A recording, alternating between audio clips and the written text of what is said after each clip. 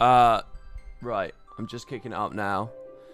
Let's put on one of these movies, I guess. Opening movie, A Realm Reborn demo and title. Or the Heavensward demo and title. I'm going to click this. Is this the thing we found on YouTube before? Let's see.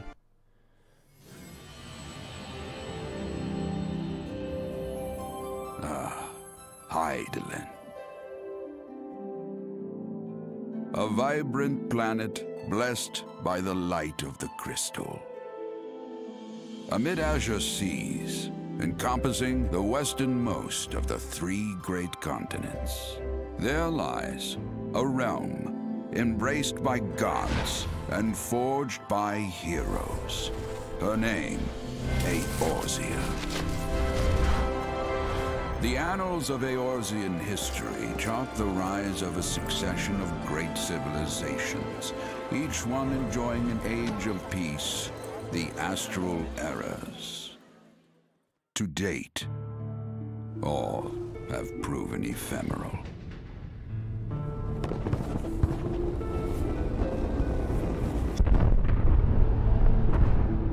In the year 1572 of the 6th and most recent Astral Era, the Northern Empire of Garlemald amassed a great army at the heart of Eorzea, seeking dominion over all. Rising in desperate resistance, the forces of the Eorzean Alliance met their would-be conquerors in the field. Yet, even as the battle raged, the lesser moon, Dalamud, was plucked from the heavens through imperial machination. From its core emerged the elder primal Bahamut, who unleashed his fury upon the realm.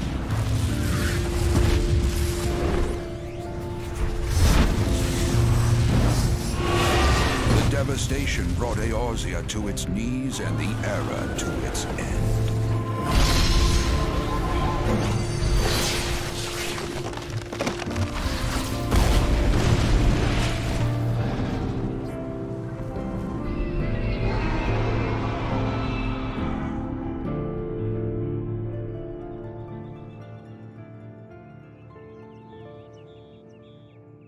5 years have come and gone. The light of life still shines upon Eorzea. Man labors tirelessly to raise himself from the calamity's ruin.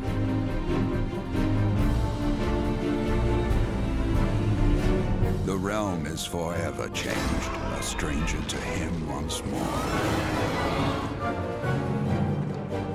Yet heedless of what lies ahead, he shall press on. Spurred by the promise of peace and prosperity. Amid this period of great change, an adventurer arrives in Eorzea, one whose tale is yet unwritten.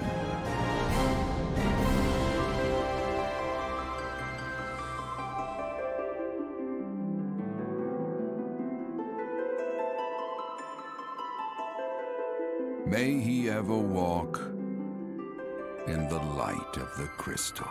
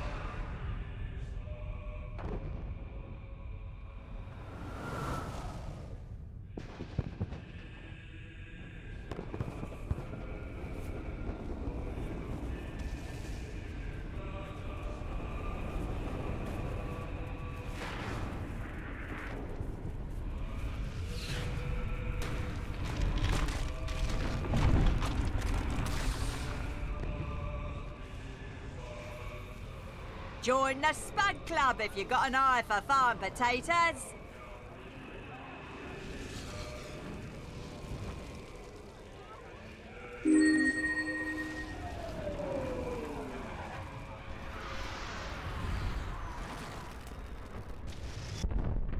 Join the Spud Club if you got an eye for farm potatoes.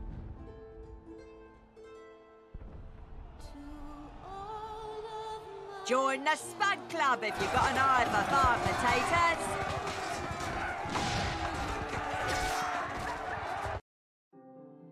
Join the Spud Club. Jesus Christ, what is this? Potatoes. Sorry guys, I'm just making coffee, letting people get into chat.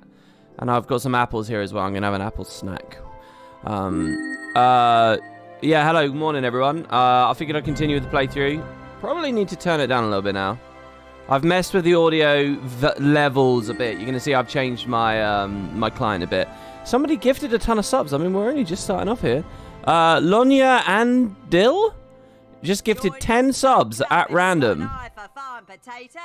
So a bunch of people just got lucky. They also have love hearts everywhere. What's the love heart thing? That's crazy. In chat, there's like 1 billion love hearts.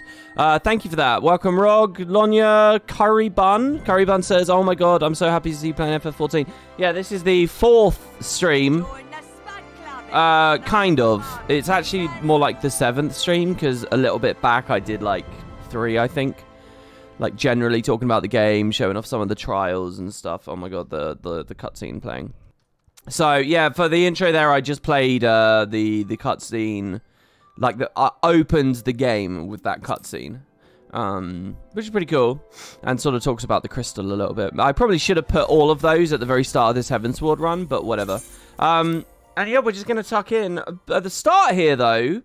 I did have some comments on Wooden Potatoes 2, or in particular, really, I had one big ass long comment that I wanted to read from WP2. And also, you'll notice, what is this? I've set my monk up now. Now, the only thing is, my potatoes are now slightly... Where do we want the potatoes? Top left? It feels weird that I spent a long time last night cleaning up my UI. And now I've just got these big-ass potatoes on the screen. They look good, though. That's my brand. That matters. Yeah, let's go over to Dark Knight real quick. This is how it's supposed to look. It looks a bit weird, don't get me wrong. It looks a bit like... Well, this is because I was messing with Monk. What I should really do is just fill in all of the skills that I'm not using.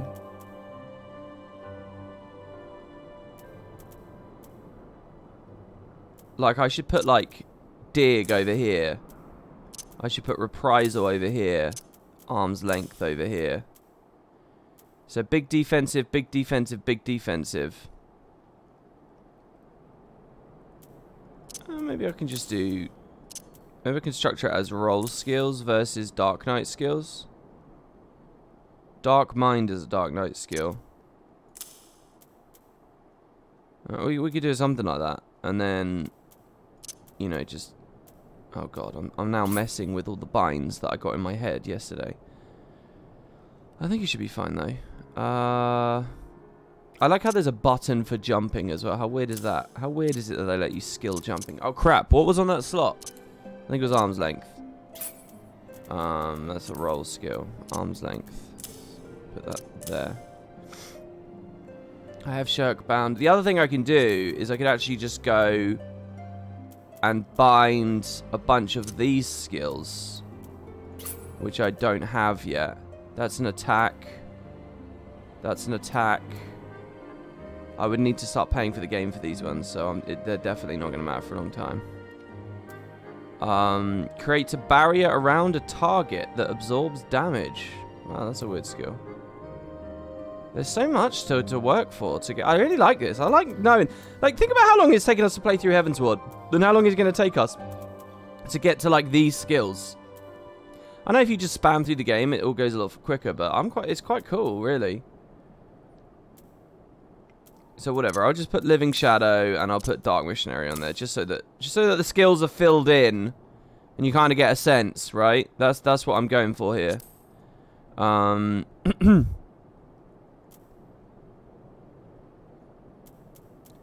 And maybe we do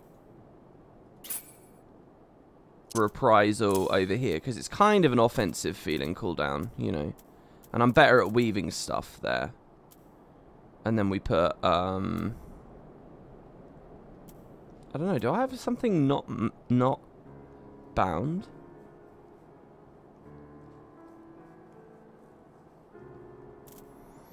No, I think they're all fine.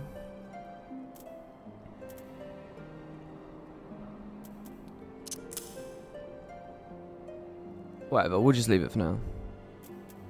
Living Dead I've still never used, even though I've got it actually unlocked now.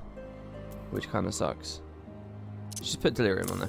Right, yeah, so anyway, I just tried to clean up the UI a bit. Sorry that took so long there. And what I wanted is this to be consistent with Monk as well. Somebody had a really good post in the Spud Discord about like how they have a whole block of skills and it scales to all professions and stuff, and it does look good. To that person in Discord, it did look good what you had set up. I will consider changing my stuff again as it goes forward, but I don't actually have that many slots just yet. And when I read that message on Discord, I'd actually already messed with this a little bit more. Same concept that I had before. I just you know, just tweaked it up a little bit. I think I changed my keybinds a little bit and just tried to get a little bit more used to like the whole weaving thing. So I think I'm going to be a little bit better at the game today. Basically, what I've got stuck in my head now is use a global cooldown skill. I'm thinking of them in pairs. So, like, I'll use the global cooldown skill and then straight away my next one. And I know you can double up, and sometimes when I'm feeling confident, I will double up. And I get the sense that I'm meant to double up more. But yeah, I shouldn't miss these things so often anymore because, like, I just think in pairs. So, like, here I'm going to use. Oh god, they're not called. It's not called Flood of Darkness. It's called Edge of Darkness, isn't it? But anyway, hopefully you guys get the sense there. Okay, I also changed float text a little bit, so you can see the skills that I use now. So there I was late, so I missed the thing. But so you can see now that looks good in 1v1s. In dungeons, it looks like a mess.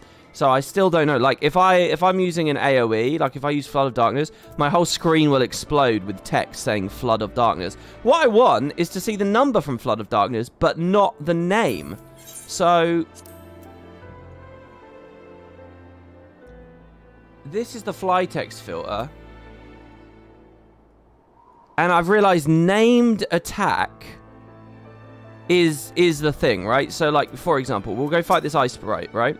So I'm going to use Hard Slash into Edge of Darkness, then Siphon Strike into Edge of Darkness, then Soul Eater into Edge of Darkness, then Hard Slash into Plunge, then Hard Slash into Blood Weapon. You won't see Blood Weapon come up, but you can see, and then Salted Earth, right? So you can see the name and then the number. Now, I actually quite like seeing the name and then the number because it's teaching me what the skills are called. So I quite like that. It just looks bad in dungeons. What I would like, if I turn off named attack there, that one there that says named attack, if I turn that off and we go fight him again,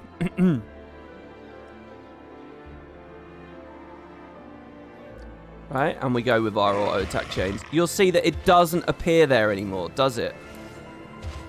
You're still seeing a number every now and then. Now, what's the number that you're seeing every now and then? That 222. That's auto attacks, 218. Now, what I would like, but all my other damage is just completely disappeared. What I would like is the way it says auto attack. I want that. I just want it to say attack, basically. So it's not the name, but it is just the attack. I want to see the attack's damage. But as I look here, there isn't a thing for that. There's one that just says named. Does that just mean just the name appears, but not... Is that the reverse of what I want? Let's have a look. It's quite deliriously messing with all of this. No, this is still only auto attacks that we're looking at here.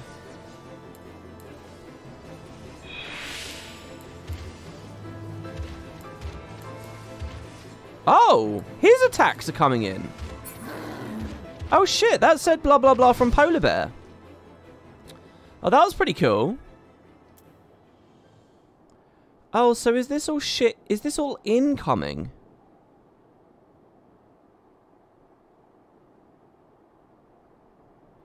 See, I just don't understand this. Named attack 3. Wait, there's just so many to test. That was quite cool, but I already knew he was a polar bear. It's not like I got the name of the attack or the icon of the attack like with the Guild Wars thing. The only other thing I can imagine is direct hit, critical hit, and critical direct hit. Does this show? No, it doesn't. It's still just auto attack. So yeah, I don't know. If anybody knows at all how to get the number but not the name of everything I do, because that would be the balance of getting to see what fucking damage I'm doing, but also not having the entire screen explode with names. Again, in dungeons. The truth is, I quite like this in sort of open world, because it gives me a sense of, like, the buttons. Anyway, yeah, I was trying, what the skill names are. I was trying to play a little bit of Monk as well yesterday. And sort of remind myself how I play Monk and set it up differently. So, and now that I know about weaving, things make a little bit more sense, you know, with the whole Monk thing. So, like, I'm alternating my main combo now with my other things. And it is apparent that Monk does a lot more damage. Like, just quick little 1k on boot shine there. But I'm not going to be playing this on this stream anyway for a bit because, well, obviously I'm out of touch with playing it, and all my keybinds are different, but also I can't even level it up, so. You hate the idea of positionals with Monk? I really like it, the left, right, left, right, left, right thing with your movement.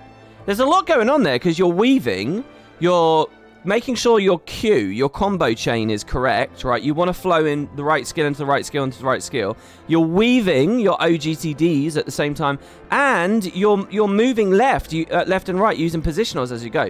But again, that's like when I have a chocobo out who's tanking, or I'm in a dungeon. When I'm not doing any of that, it's literally just try and stun them and then get a couple in.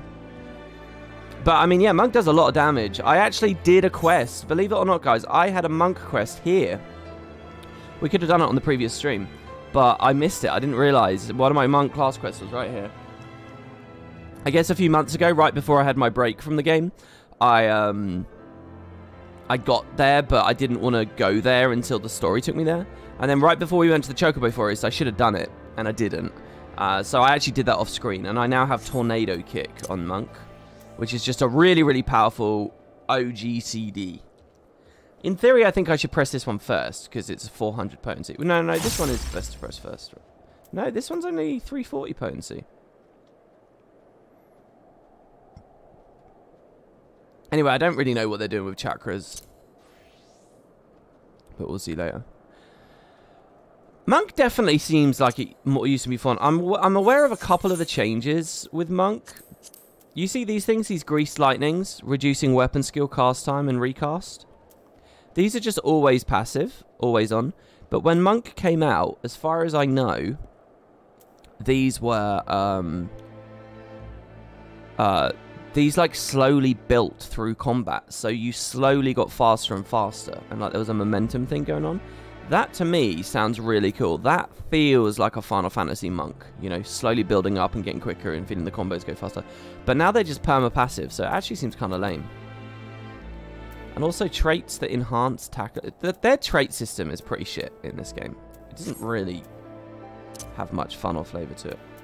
Right, okay, so now to the other thing that I wanted to highlight is some comments. So somebody called somebody, literally, in the WP2 comments, who I recognize your name, sir, and you've been subbed to Wooden Potatoes 2 for 3 years. He had a bunch of comments. I guess I won't read them all, but there was one that I thought was like a ton of comments, all time-stamped. It's an amazing message. To the guy who left that, what was it? He said that the Limsa Laminsons literally are a whole nation of outlaws. You will find out they actually often have issues with their own people who go back to their old piracy habits, and they have to have their yellow jackets handle it. I think that's like their police force. 2 of the prominent crews in Limsa actually conduct officially sanctioned pirate raids on Garlean ships, like privateers in the real-life age of sailing. To be honest, WP, your chat has a lot of misinformation, he says. So, I mean, I don't know whether I really buy that they're full-on pirate. I mean, you're not an outlaw if you're in a land with law. I mean, that's pretty obvious, right? And to be a pirate is to be an outlaw. Like, you don't get to pick and choose. But I get what you're saying, that there's a lot more, like, middle ground to all of that. They also said that it's not that sophisticated, and I'm overthinking a lot in the 3 streams about the story. So, you guys have all been encouraging me, saying I'm thinking about the right stuff. This guy says, no, you're not overthinking it. They also say, I finally found my contrarian, that Final Fantasy XIV has a fan base that just goes along with whatever bullshit Yoshida throws at them. Literally.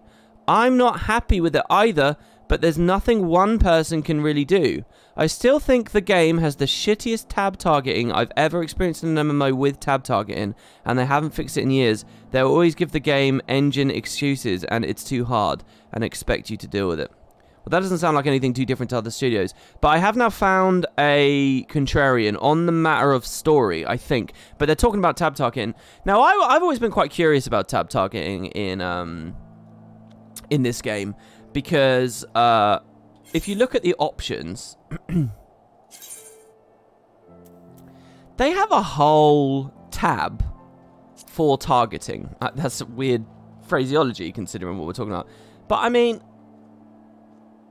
Guild Wars 1 had these. Cycle through enemies up and then down. And they had a target self. And they had target people instantly in your party. Up to 8 members. This is basically Guild Wars 1 settings right here. But then as you scroll down, I mean, this is kind of like FF12 gambits. Target the enemy attacking you. Or target the target of your target. There was lots of weird ones. This is basically like the FF12 Gambit stuff. And it just goes, and then they've got like the enmity list. Even though it's called the enemy list, by the way, which is weird. And inconsistent. And then it just goes and goes and goes. So I assume there's some kind of weird tab targeting issue. I have to say the one I use is what I stole this from Guild Wars 1. Where I learned it. I use C for closest to farthest, and it will just cycle. And this works for me. I don't know what everyone else is talking about, but this works for me. It's very reliable. Like, I just targeted that polar bear with C. And if I want to target the next polar bear, press C again, and it's going to go over there. And then it will probably go to that guy when he's remotely in range. There you go. If I look back at him, it's that. I mean, it works. I think that this works. And I'm spamming C here, but this is the only guy on the scene, and he's the closest one, so it's not doing anything. So, Big Mac says, no, enmity is FF14's word for aggro. No, I am well aware of that. I know what that is. But what that setting is referring to is the user interface element that I have here on my UI, where you can see all the targets, and there's an icon telling whether they are aggroed on you or not. It's demonstrating the enmity. But that's not called the enmity list. It's called the enemy list. It is mislabeled. I know what enmity is, and it's mislabeled in the game. There isn't an enemy list. You see here, this is called enemy list. There's no such thing here called the enmity list. And yet, in the settings, they refer to this panel as the enmity list, even though it's labeled the enemy list. Does that make sense? I know what I'm talking about on that one. And it is just mislabeled. Unless there's a whole other user interface element I've never seen. But I know that's not true, because some of these I've still never used. Like the duty special action thing. I've never played any content with it, but I can see it on screen already. Hey, did I do all the ARR extreme trials? I've done it all, but unsynced a lot of it. And my plan is to go back to... So far, the only one I've done is Garuda. I'm doing Titan next, minimum my level. I just don't know when. Probably after I finish Heavensward. Yeah, I mean, it doesn't matter. The enmity thing doesn't matter, but I mean, it's a little bit of trivia that I'm going to stand by. I do know. Tab targeting sucks. I don't think anyone defends that. It's not a huge issue. End game, since raids are all single target. Well, I've noticed I don't know about later, but so far, they have a lot of phases where lots of little enemies appear. Enmity. The special action doesn't come until Stormblood. Well, I'm happy, because I'm still just getting to grips with all the fucking buttons I've currently got, let alone not only having to bind a whole new button outside of the hotbar system, but also finding an area of the UI to have it is, like, kind of aggravating to me. But there you have it. Anyway, I collected a couple of the, what are they called? Floating shard things. I've just realised my throat's quite sore. The spirit is willing, but the flesh is weak today. So I'm gonna be kind of quiet, all right? So hopefully this is still entertaining. I did a video with Boots yesterday, and Boots had to be quiet while he was recording, and it kind of totally changed the vibe of the conversation, I feel like. But hopefully it was fun for people to watch still anyway. I'm just saying, if I sound like I'm not saying Boots sounded disinterested, because that's not what was going on yesterday. But if I sound disinterested or like low energy or whatever, I'm just trying to protect my throat.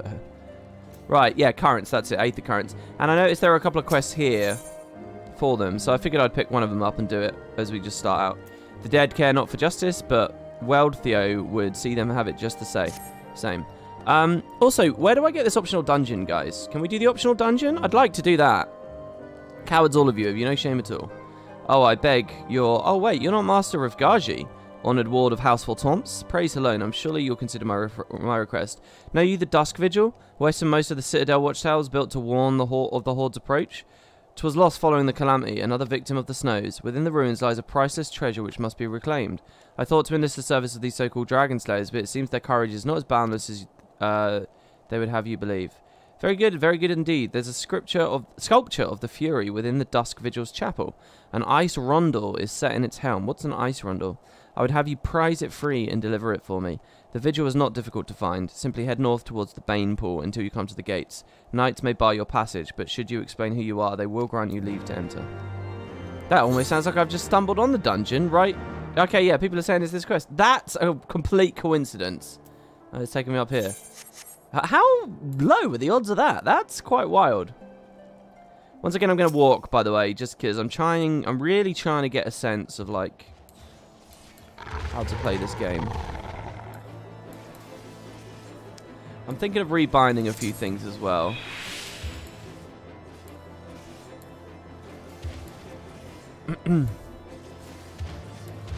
I think Dark Knight's a good place to start with all this stuff.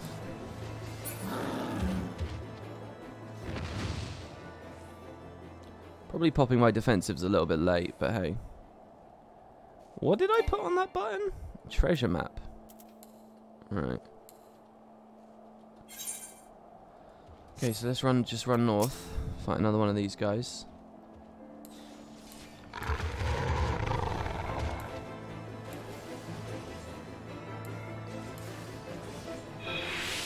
And like here, I'm being a little bit quiet, but again, it's just because I'm trying not to talk too unnecessarily.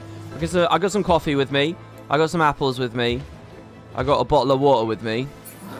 So hopefully, after a little bit, things will sort of click into place for me a bit. Let's drop down. If you want to fly in the zone, you should do any of the blue quests. Yeah, I know. I've been going with the main campaign for now because I think it's sort of a bit more fun. Hit me up if you do the extreme minor eye levels as I never did them. Yeah, well, we did one, and I want to do more. What I think I might do is beat Heavensward and my Dark Knight quests. Then do some Aether Current stuff, maybe. And then what I'd like, probably after that's a good time to do it. I also want to replay the Binding Coil of Bahamut. And I want to, which we can do at min-eye level.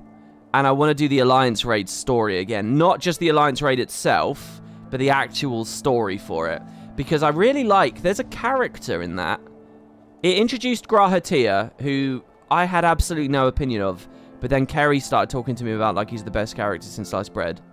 So I'm interested. So I want to refamiliar myself with that. But also, there's a character, I can't remember his name. He was sort of like an antagonist in A Realm Reborn, I think. But he got like lost in the Shadow World or whatever. He was really cool. He's a cool character. And I think he gets stuck there or something, or he becomes a hero. He's like an anti-villain. There's like an anti-villain type character in that story. And I really, really enjoyed him on screen, so I kind of want to do that again. Nero. Was it Nero? Yeah, I think that might be the guy. I really liked him. I don't know what they'll do with him in the future, and he's had nothing to do with Heavensward at all. But I really liked that, and that was the he was kind of did a lot in the Crystal Tower thing. So I think I'll New Game Plus that as well. It's a shame that it's a bit of a lazy New Game Plus in this game, as in they don't really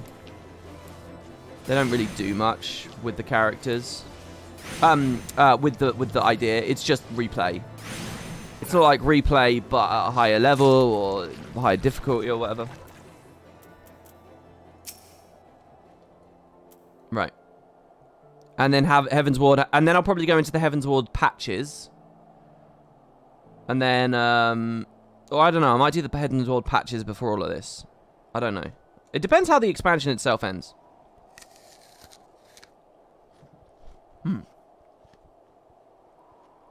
Sorry, just biting into my apple here. What is this? A ward of House Fortomps wishes to enter the Dusk Vigil. You are aware that the ruins are infested with wild beasts and gods only know what else, are you not? Why, just the other day, one of the convictors claimed to have seen a massive winged beast. Not a dragon mind, but something altogether different. But far be it from me to deny an esteemed personage the opportunity to kill himself in new and exciting ways. Pray you go on ahead. The Dusk Vigil. This is so genius. This Aether Current thing is all I need to be excited about quests. And the idea that it's my reward for doing a dungeon, I love.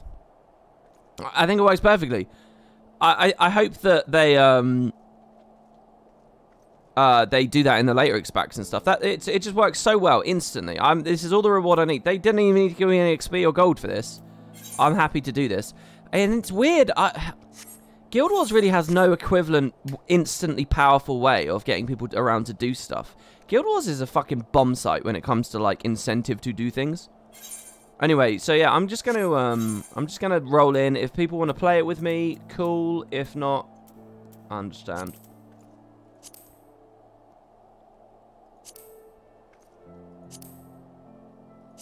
Oh, this is the first dungeon of the X-Pack. I could have done this before everything else. Yeah, mastery points are the closest, but they're not the same, are they? Because you don't need them. You could skip this mastery point and get a different one. They always give you way too many. So they just kill their own system trying to be nice to you.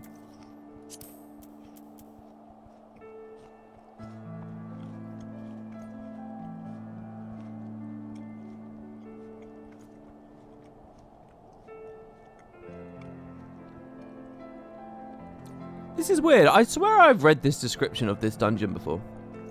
In the days following the calamity, Wes and Kurthus was abandoned by the Knights of Ishgard, save for the Dusk Vigil, whose defenders refused to withdraw.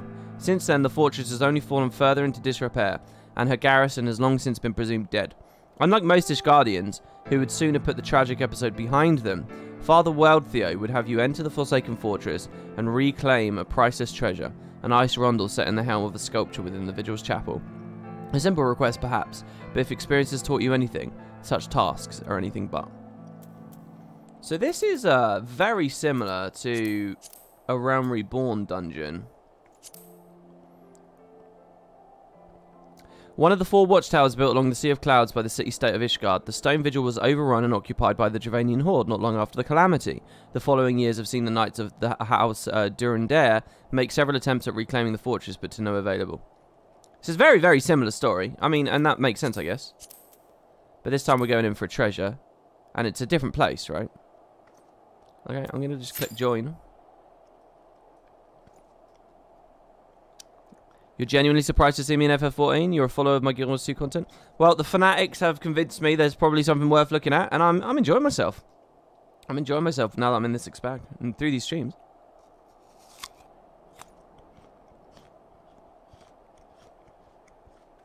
LMAO, you have an insane memory.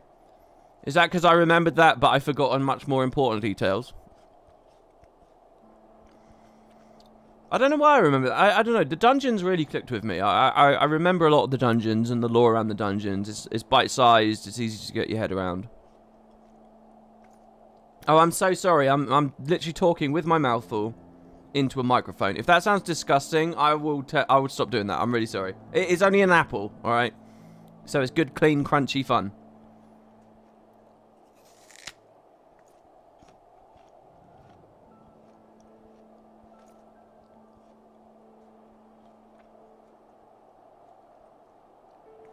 Yeah, I have to say, I can't stand the sounds of people eating.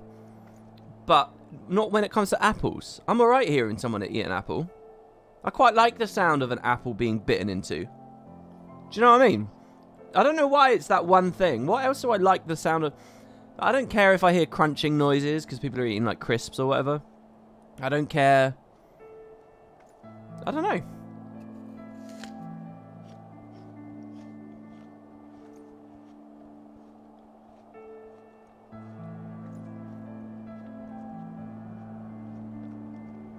Man, if I knew I'd get to the dungeon so quick, I would have done my whole UI discussion while we were in queue. What else do I have to say about what I did? My active effects are here. I moved the enemy list to the right a bit. I changed the font of the chat and made it smaller. What? Oh! You see how right now you can see all the text in the chat down there. In Guild Wars, the text fades away after a while, right? And you can toggle the whole state on or off. So your UI ends up much cleaner. It ends up looking like this, right? Essentially. Instead of like this, it goes away. It slowly fades down. Does anyone know how to replicate that in Final Fantasy? Because I'm in a weird place right now where I don't like this. I think it looks ugly as sin having all that text there. I'd rather it not be there at all. I tried to make a new tab, but I couldn't. Like, I tried to make this clean tab, but it still pumps a bunch of information in from this add-on manager. So it's just like, I don't know. If anyone knows a way to clean that up. You can hear the apple bite without issues, but the subsequent chewing you hate. Yeah, I suppose it is a difference, isn't there? Like, the chewing doesn't sound crispy anymore, does it? I tried to, like, move these buttons as well. I know there's a way you can do, like, collapsible hotbars or something. So what I'd like to do, ultimately, is set that up as a collapsible hotbar with just, like, a little arrow. I click the arrow and these all pop up. And what I could even do is have a collapsible hotbar with these things, you know?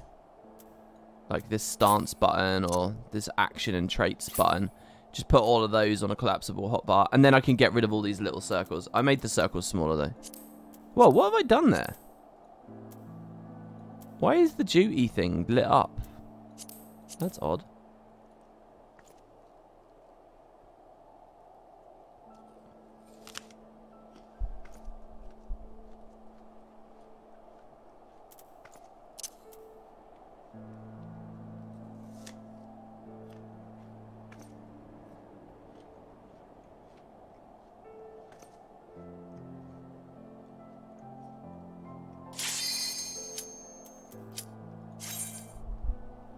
Sorry, I'm now moving the mic away while I bite and chew. Did I try using the gamepad instead? I did notice that there were some cool settings, like skills only appearing when you unsheath, that are only gamepad available, which is like so annoying. But it's not enough to convince me to do it.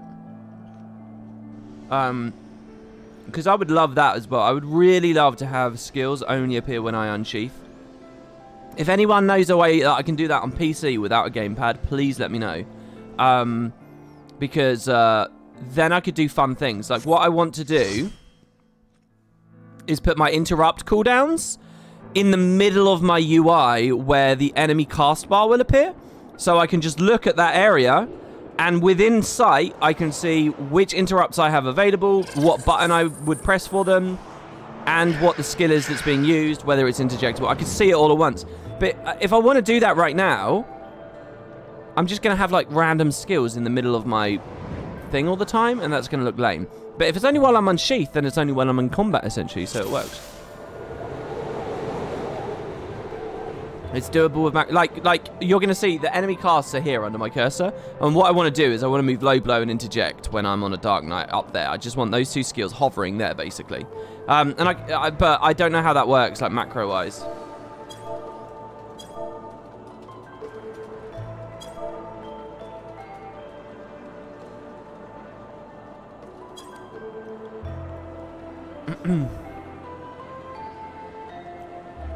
This guy's been getting this dungeon a bunch. Music here is very weird. Oh, I don't have plunge in here.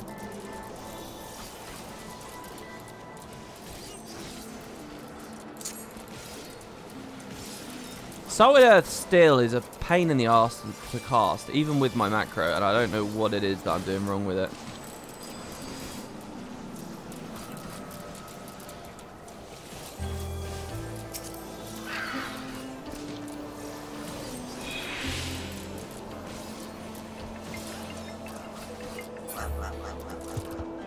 Whoa, it laughed when it died. This music's weird in here, but it's also very, very Final Fantasy music to me. Holy shit.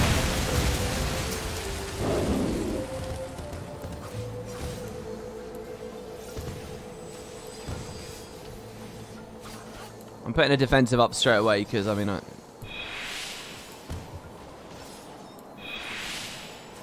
Oh, sorry. Should I point him completely away?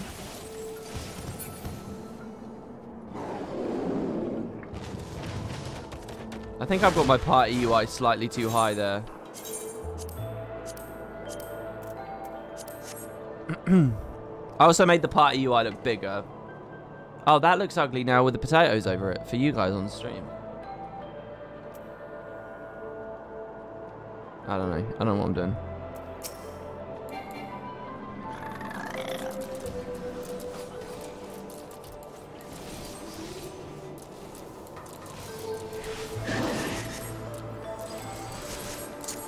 See how many times I have to press that shit?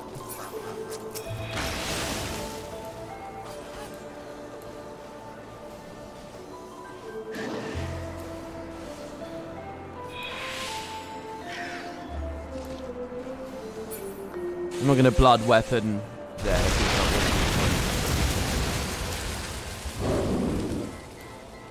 Here, I can do it though.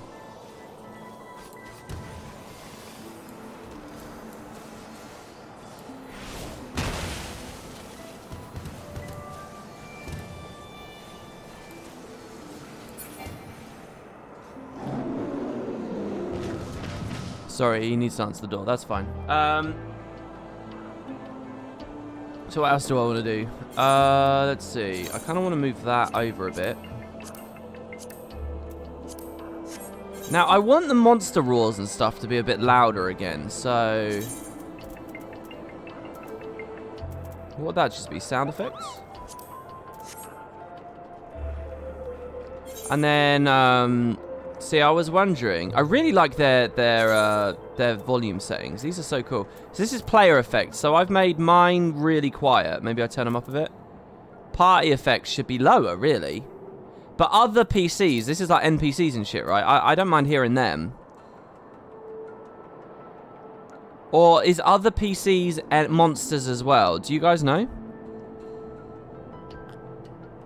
Yeah, I know I can unleash to get... unmend, you mean, right? Oh, unleash is the best? Well, I usually unmend at range and then start unleashing to tag as much stuff as possible. This is... Oh, yeah, because it's the player effect subheading. Yeah. So I'm assuming the monsters and stuff is sound effects. Also, does anyone have any opinion on this? Listening position for the camera? I mean, what a crazy option that is. If anyone has any suggestions on that, let me know. Oh, it's players that are not in your party. Oh. Well, I mean, that's fine as well. I want to hear them. Because I'll only glance them, usually, won't I? I'm guessing we can fight this, so I'm going to go ahead and try and fight this. Oh, they definitely sound louder. I can hear their footsteps. I'm doing my single target thing here right now, when what I should be doing is using Flood of Darkness, right? Oh, this is nice. Now I can actually see when Flood of Darkness is correctly hitting, because the text is appearing and the numbers are appearing. Lower that.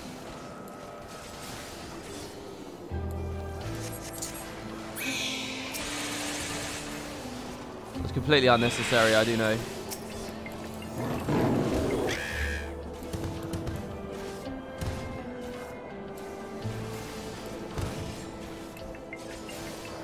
I think I want to put provoke on a better button.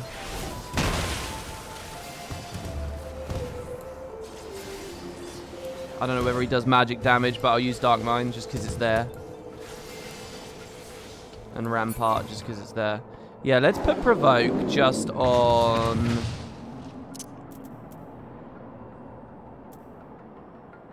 6, I guess.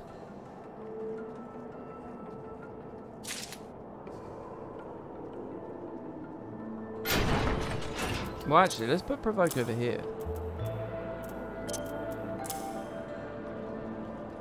Oh my god, it's a mammoth. Wow, that thing's cool. Towering. Oh, it's called an Oliphant as well. Oh, wait, Oliphant. This is one of those rarer, like, Lord of the Rings Tolkien things that people didn't take much of. Hey, WP, hey, chat. I hope you're doing well this fine morning. I've got coffee and shreddies. Oh my god, you just gave me weird nostalgia for my old streams, like 3 years ago. When I was streaming regularly, and people would talk about what they're having for breakfast and stuff. Man, I miss that. Why do I miss people talking about food more than anything else? Do you guys think we can kill this with 3 players? They're both cat girls. I like that thing on their back though. I really want to hit 60 for my new armor. I really want to hit. I'm scaled to 52 right now, but I'm 59. All right, here he is. Let's see what we got. Oh, I can't plunge.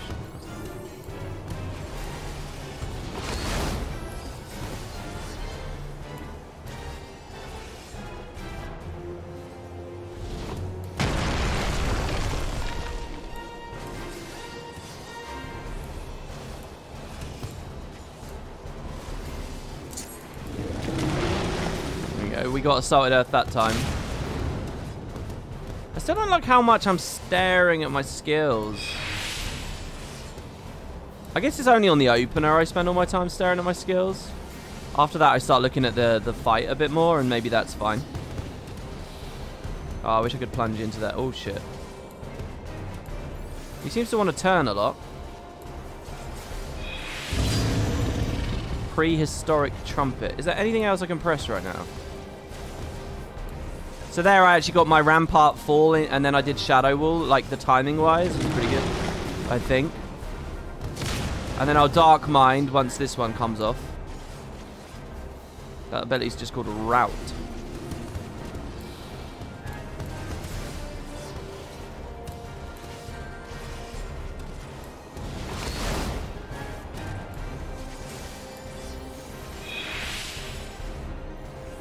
So one thing, oh yeah, okay. Sorry, I do, when it comes to those big AoEs, you know, he does a big AoE, I can just run back at the camera. I can do this. I do have like the about face thing set up. I didn't, so I can do that faster. I know some of you guys are thinking, oh, WP, change your camera settings to legacy mode, blah, blah, blah. I do have it set up. I guess in my break, I've lost my sense for muscle memory for that or whatever. Oh shit. I guess I'm going to run up and aggro a few more here. Wait, where did I put provoke? 4. Oh shit, they're not actually coming to me. I have tank stance on, don't I? Well, they're nearly dead, so whatever.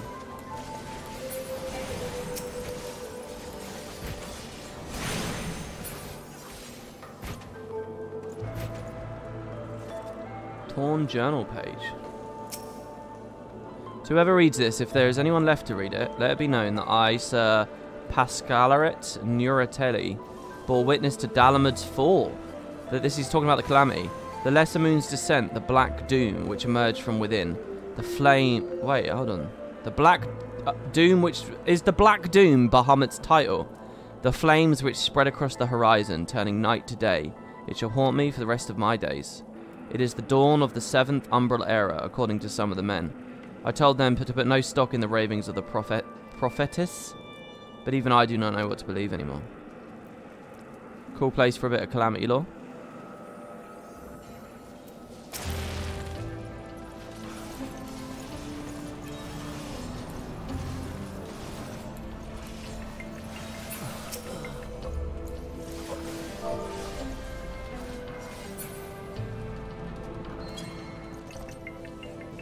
I mean, if they can kill him without me. The engineers are still surveying the damage, but anyone with eyes can tell that the Dusk Vigil is beyond repair. Some walls are hardly fit to be called as such, piles of crumbling masonry as they are. I want a better place for my potatoes. We found it. Nah, that's just gonna be annoying, isn't it? Let's put it over here, why not?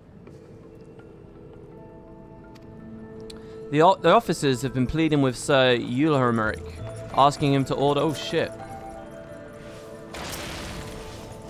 the fuck are these things?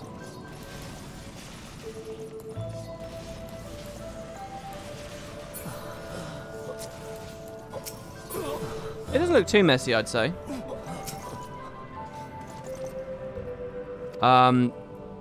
Asking him to order withdrawal. He knows our position is untenable, yet he refuses. We will hold it to the last, for the shields on the wall, the defenders of the Holy See, he says. He's a brave, pious man. Less so, we who serve under him. Oh, are they going to abandon the guy? It's very beautiful, isn't it?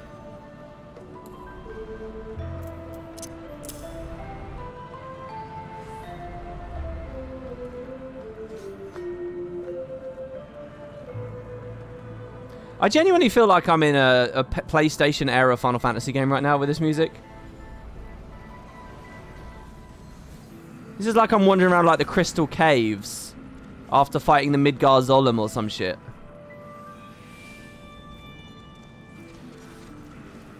I really like this vibe. I don't even know how to describe this musically. What genre would you guys say this is? Man, Unmend does so little damage. 100. Okay, there's zombies. They're all on me.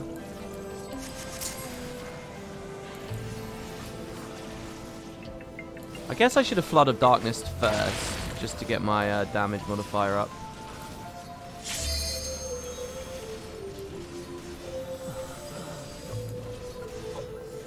I think I just collected some loot.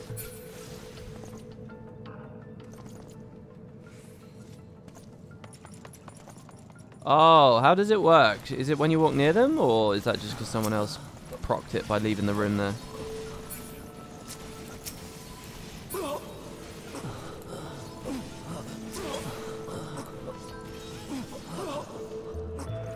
God damn. You get a Lord Commander's key. This is like the start of AC, right?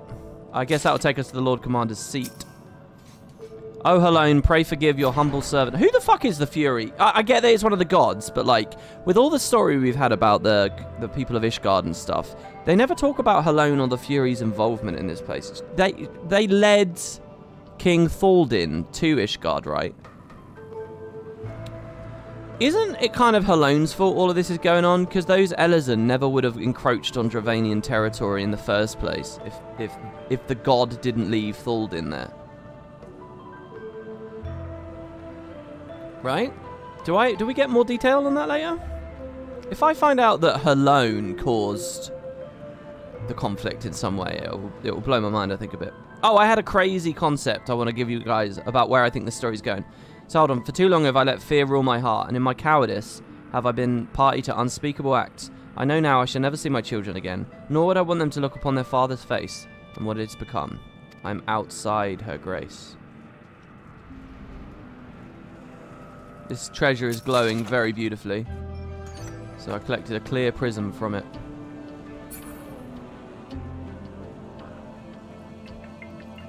Other parties by now would have kicked you, lol. Is that possible? They could kick me?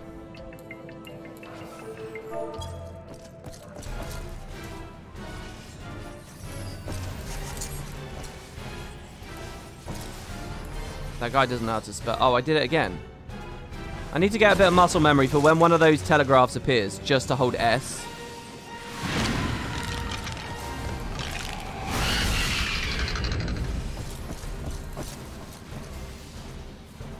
I'm very healthy. I'm not going to use any more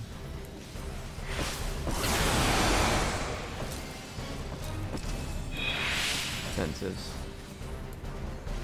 Oh, should I aggro these?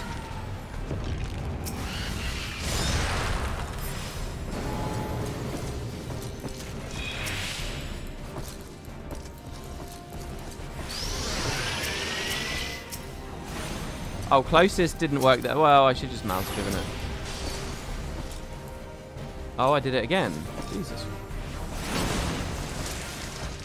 Hopefully I don't need to pull these things in, but they're chirurgeons, right? So they're just healers.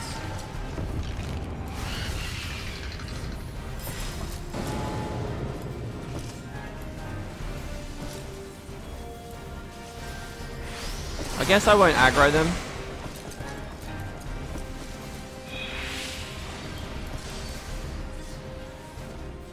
I did it! Sort of.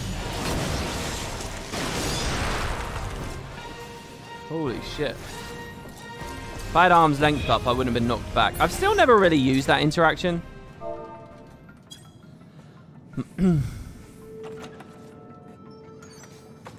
Like where you arm's length to save yourself from a knockback. Didn't I try it a little bit against Garuda? Maybe? Am I taking a break from Guild Wars 2? No. I mean, I haven't decided to take a break from the game. I haven't done this week's patch, though. And I haven't been making many videos the past 2 weeks.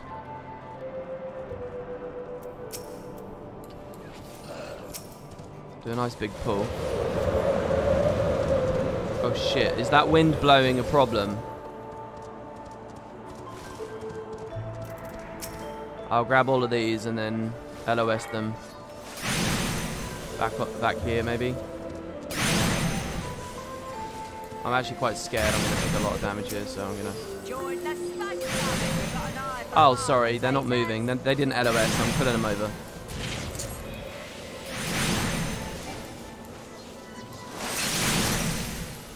I want to try and unleash everything. 4. I fucked this up. I'm dead.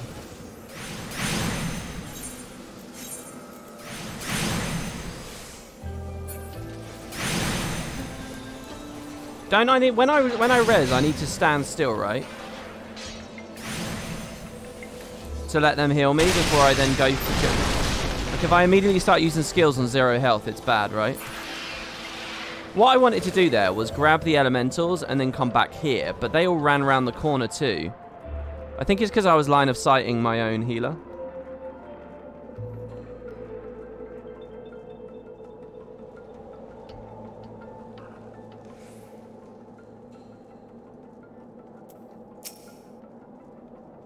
Right.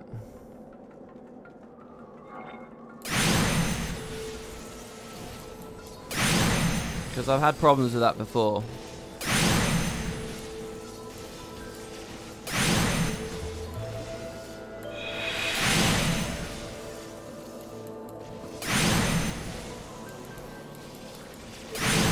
I never got it. Bring the melee to the range ones. Yeah, that's what I was trying. I was just very late with it.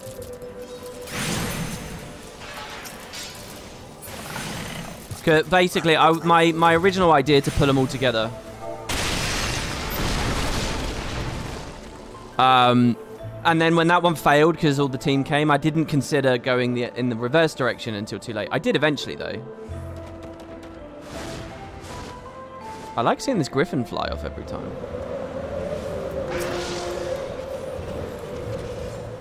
I'm going to go up and try this again.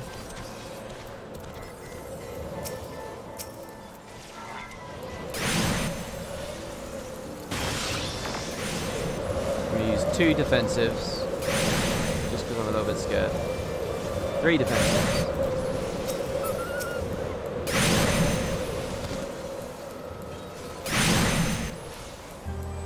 Look how good this add-on is, by the way. When I, like, debuff them, you can see the debuffs I put on the enemy list. Cool.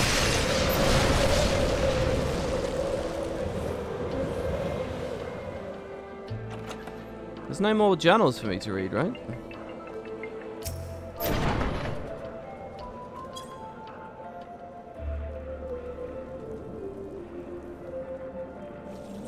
Look at this is very pretty. This is very pretty. Wow.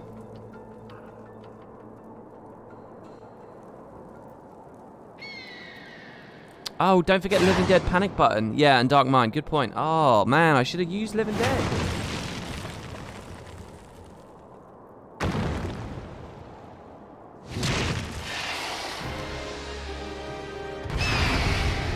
It's weird that they pick a griffin. Is a griffin technically a Dravanian? Orpinicus.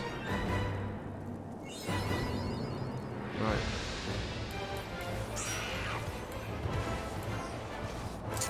We'll point him away. Get those up. Okay. I have a bit of a bad opener, but I'll iron it out.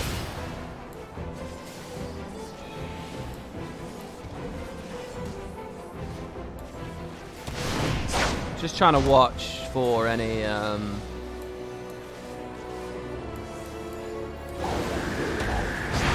guessing I don't want to stand in that. Fuck me. Fetters, unable to execute.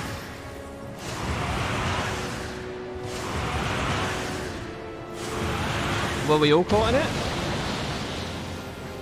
There wasn't really a telegraph there, but I'm guessing that's still my bad.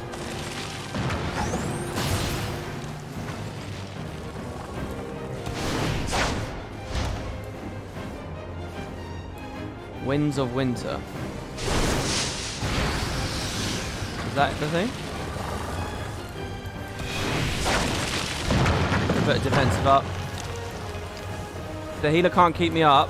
Whirling Jail, is that the thing again? Oh, it's in the middle of the room. I see. Oh, it's pulling me in a little bit. Oh!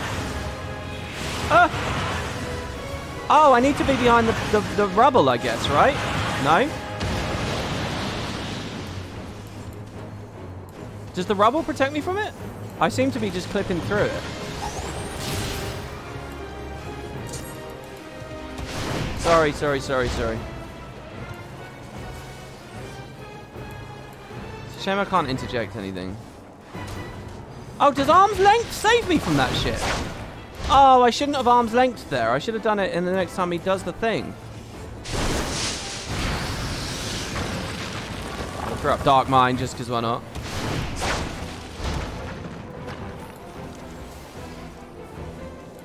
Whirling Jail, it's coming back.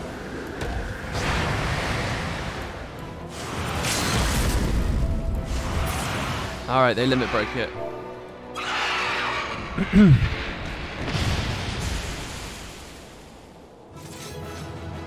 Oh, I got the right idea, but my movement bugged out. Oh, okay.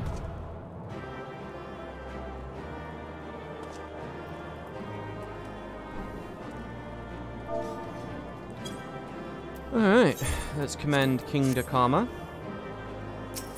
What's in here? Martial Codex. Some kind of a choker.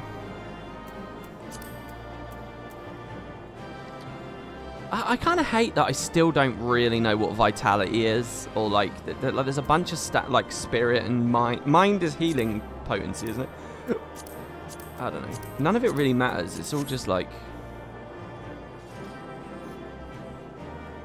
See, I can't help but wonder if a casual Guild Wars 2 player, an actual casual, doesn't really know what concentration does, for example.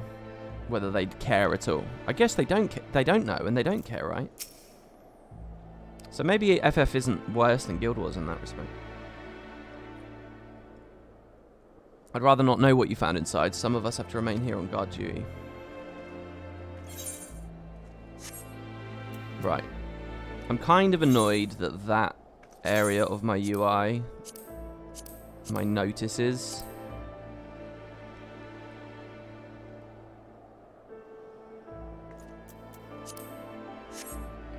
are always there, so I'm going to move that.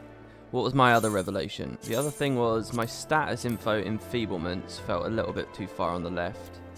So I'm going to move that there. I had a Guild Wars 1 style thing where I had my buffs on the top left earlier, and I thought it looked cool, but it's just so much for me to move with my eye distance and stuff that I just decided not to do it. Let's go on our Chocobo. I'd say most casuals don't care about the utility stats. Alright, yeah, but concentration is quite a weird stat. Let's talk about, like, toughness. Do they, as they're playing through, like, see toughness and think, okay, I'll pick that up? I don't know whether they do. Guild Wars is just as bad as Final Fantasy in all that respect. For, like, the 1 to 80 phase, if that's equivalent to me leveling in a Final Fantasy expansion. I don't know. That's just one of the big things that I think that there needs to be better tutorials for. So that when people get to, like, Verdant Brink and they see, like, cooler stat combos, they're like, oh, yeah, I'll get these. Am I going to check out New World at all? At some point, yeah. The order I would like to play MMOs in right now is when the time comes that I'm at the end of this one, you know, waiting for Endwalker or Endwalker's already out and I've beaten that, I would like to then go and look at Elder Scrolls Online. And then after that, I would probably then start thinking about New World a bit more.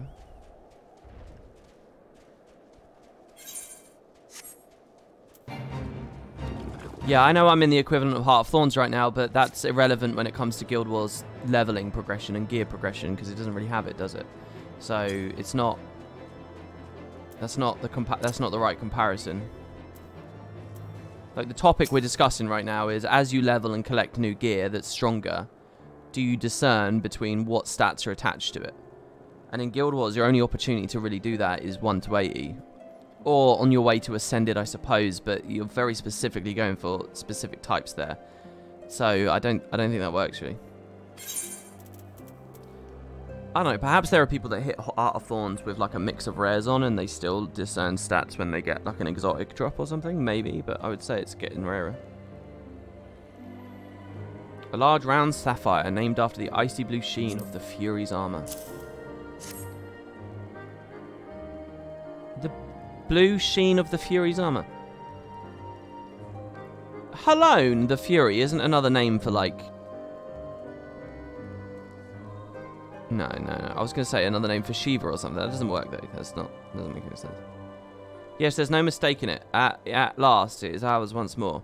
My parents presented this sapphire to me on my wedding day, as my wife and I presented it to Yuhoi Americ on his.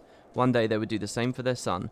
But for that disgrace of an inquisitor, suspicion of heresy, what rot. He knew what he wanted from the start.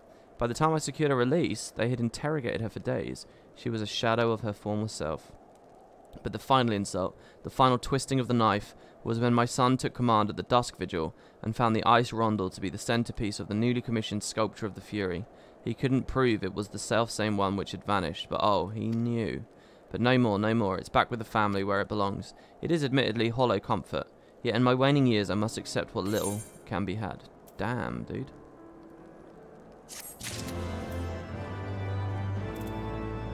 That's lovely. So we still have 2 more Aether Current quests here. I don't know whether I necessarily want to do those right now. But, Oh, I'm at level 60 Dark Knight! I'm going to go do my Dark Knight stuff now. I'm going to go do my Dark Knight stuff. Let's go to Foundation. The Sins of Antiquity. So... Does anyone in chat want to remind me what was going on with the Dark Knight story? We, as far as I remember, here was the plot. Sorry, no, Sons of Antiquity is the main story right now. But it doesn't matter anyway. Foundation is still the place to go. There was like an evil alter ego... Okay, we met a guy who turned out not to be another person at all. It was us. It was an evil alter ego of us that had, like, been summoned. And it fucked up a bunch of people in a town. But they forgave us. And then we met an actual Dark Knight who was friends with the guy. No, the guy was real. He was a real guy. Because he was buddies and he died. Oh, the guy's corpse got possessed with us. Our, like, alter ego went into the guy's corpse. Its original sins. It's at the pub. And then we met his friend, who's protecting a little girl who has Dravanian blood in her, doesn't she? Which, the main story's now revealed to me, they all do. Her. Come back soon. Sidurgu recognizes that desperate times call for desperate measures.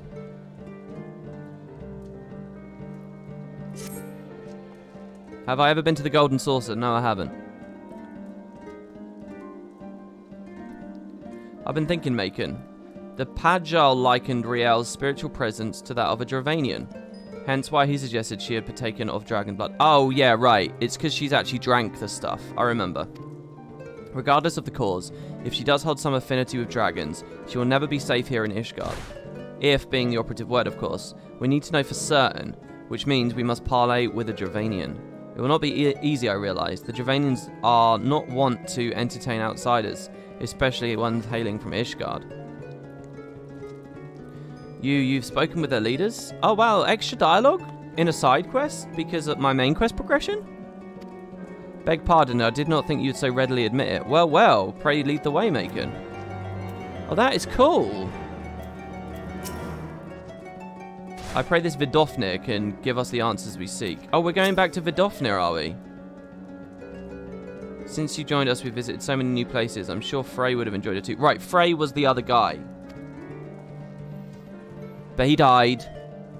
And then, like, our alter ego evil essence, like, possessed his body. What else am I missing? Someone ground this a little bit for me? What else? Dravania. How many Dravanian maps are there?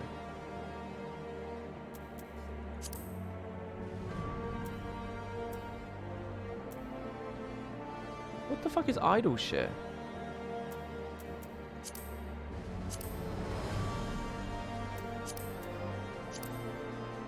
What the fuck? How many maps are there? Oh, that's just the dungeon. That's also just a dungeon. The Great Gubal Library. The Arboretum. The Anti-Tower. Saw Kai. Oh, you can see which ones are dungeons. Matoya's Relicit. What the fuck? Dravania's huge. I thought it was just like 2 maps. And it kind of is, but wow. Alright, okay.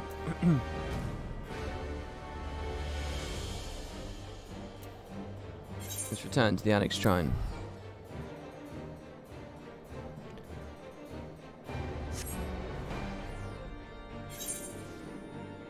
Where am I in the MSQ? Horshafont just died. That's where I am. And the Pope has fled. Oh, this place looks pretty right now. Why does the game look so pretty to me today? Right, we need to go upstairs, right?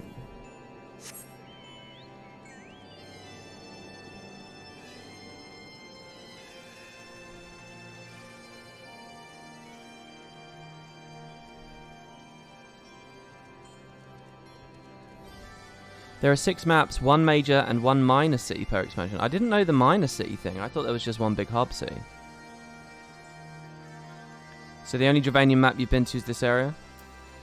Well, what about the Sea of Clouds place? Is that technically Abalathia's spine? Hello? She is rather large, isn't she? I've never seen a dragon up close before. They're so big. Hello, Vidofnir. Thou keepest curious company, mortal. Let's see. Though I trust in thy words, thy companions are unknown to me. A token, then, for them to declare their intent. I would have them gather up Gron Arm in the Avalonia Fallen and bring it to me. But where the beasts which are drawn by their fragrance? Whoops. Right then, gathering flowers for a dragon. No point in questioning it. Riel and I will search the lands north of it together. You can take the south. Okay.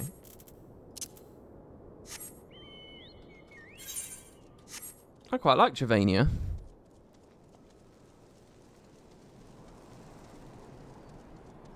I feel like this game runs the gamut between really pretty and really rough, depending on the lighting. Dude, you're absolutely right. I couldn't agree with you more.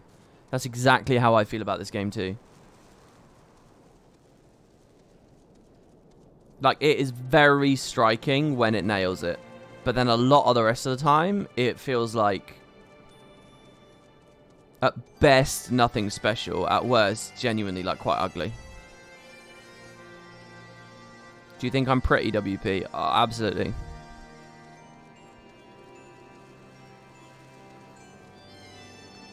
Time sync? It's just there to have fun. It's not even that serious. It's just to relax after endgame. Wait, what are you guys talking about? Which feature? You're doing content design per PlayStation 3? No, I know, but I'm not rendering it on a PlayStation 3. I'm rendering it of 2560 by 1440 and with a lot of VRAM available and stuff, and the game has been updated. They don't support PS3 anymore, so I don't really buy that as an argument too much. Also, we're talking about the lighting engine, which is sort of going to apply across all expansions. Anyway, it looks good. But again, like this is Heart of Thorns era stuff. HOT looks better a lot of the time, just not because it's actually technically more capable, but because the environment's artists were just so much more capable. This game's like very vast, but what it means is quite often you'll see stuff like that and like just a big plain old rock.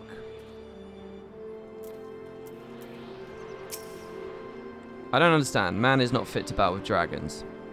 Nevertheless, I'll do further as... Wait. Is that the right quest? This is a lesson in humility. Original sins is all the way down there. So what's this quest?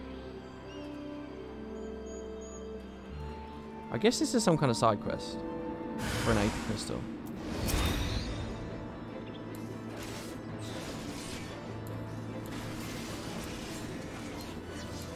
So if I can double cast, if I can Blood Weapon and Edge of Darkness straight away, it's pretty good. Oh, he died really, really, really quickly. Are you okay? How dare you do such a thing to Comgarn? You may have beaten him, but your game's end here. Okay, we're going to do Com's score now.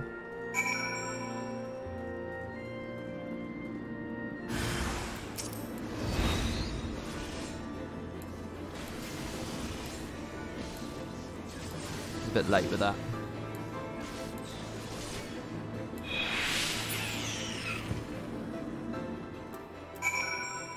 And finally, Concur. What trickery is this? I will not let you make a mockery of me and my brothers.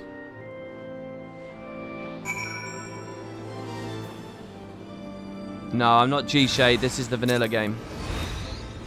In terms of, like, presentation. That was late, but that's because MP was late with it. So I don't know whether... I mean, I guess I should have decided not to go for it.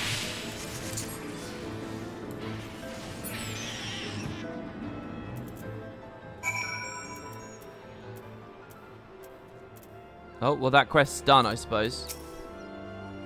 So this is the strength of man? Perhaps you've underestimated your kind. Yeah, you're all little, though, so, I mean, I don't feel too bad. It's a long way away, so let's go on Chocobo. I've actually never been to wherever this is asking me to go. Don't miss the Aether current behind the wall. Can I use my compass while I'm mounted? I can. 65 yalms to the east. Or 66. Oh, this is the map with a really nice like little noise. Is it in here? No. Southeast 63. So it's this way. Behind this wall? Aha!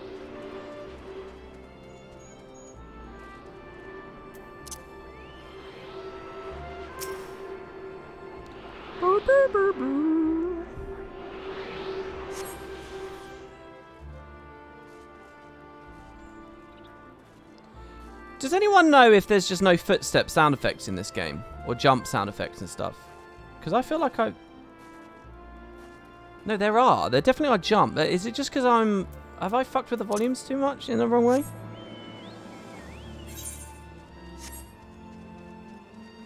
I wonder if I hit the wrong slider. I wonder if they have got the Guild Wars issue where because that's a sound effect coming from me, it's bundled therefore with combat sound effects. Shall we test that? I want to test that.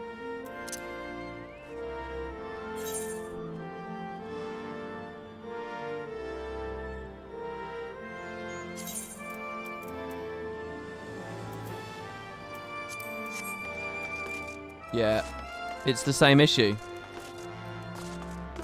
See, I want this. I want this. This sounds good. This sounds nice. This is varied. It's a bit more immersive. But to do this, we're going to explode our ears in combat.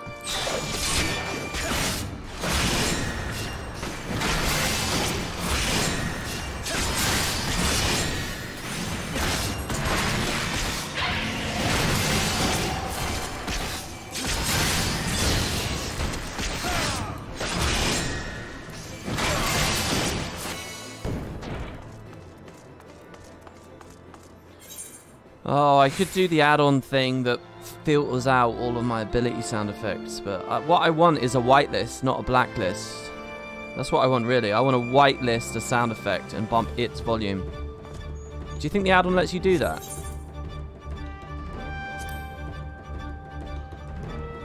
It's called, like, sounds.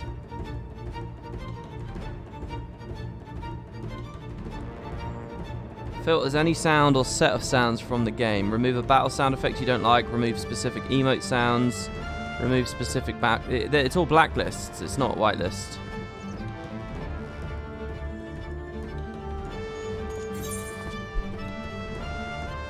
I remember when this used to be a Guild Wars 2 stream, good old days. Well, no, this was never a Guild Wars 2 stream. This stream started about an hour ago, and it's always been a Final Fantasy XIV stream.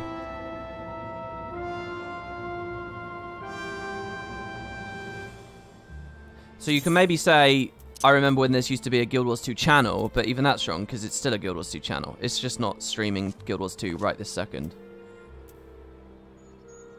Yeah, how'd you like that pedantry? How'd you like that, huh?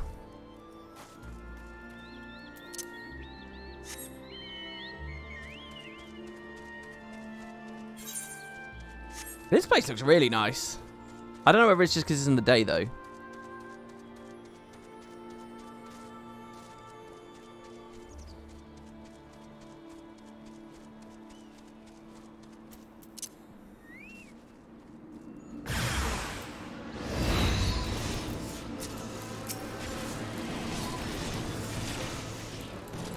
I do really like being able to actually see that my Flood of Darkness is hitting everyone.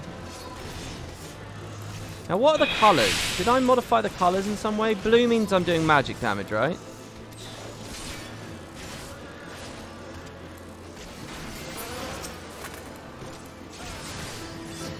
Bothered bee clouds, by the way. I didn't even really acknowledge the fact that I'm fighting bothered bee clouds.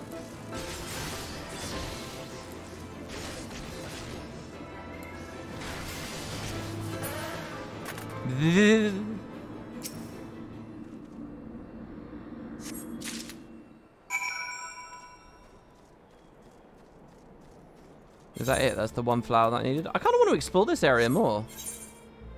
What's this Dravanian hinterlands? Can I not go through there yet? Well, I feel like I'm in the Crystal Oasis right now, looking at the entrance to the Desert Highlands. Did anybody troll WP on Cape Westwind? I don't know what Cape Westwind is, so...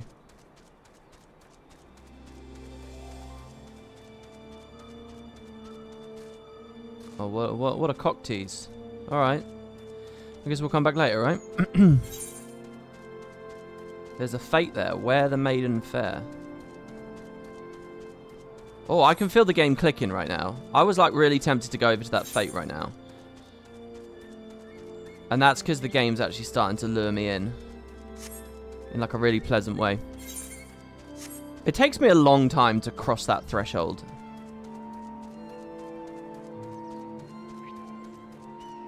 I don't think he streamed it. It's the end of 2.0 stuff, and he started streaming FF after that.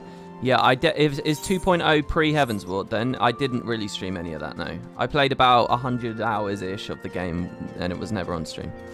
I started playing this game back in February.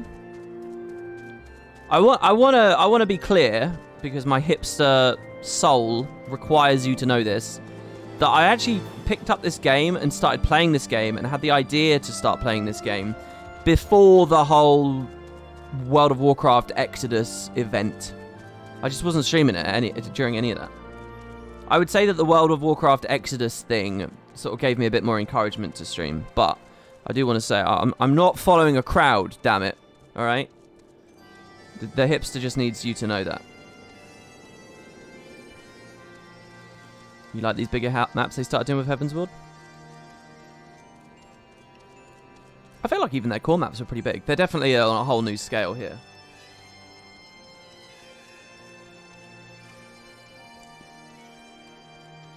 WP, you just answered mad questions for me without my asking. Thanks. Okay, sure.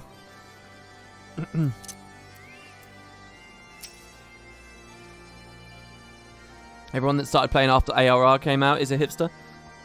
After? You mean before? After, you're just a lemming, right? The only way you're a true fan of this game is if you were playing it when it was dog shit, i.e. before the calamity.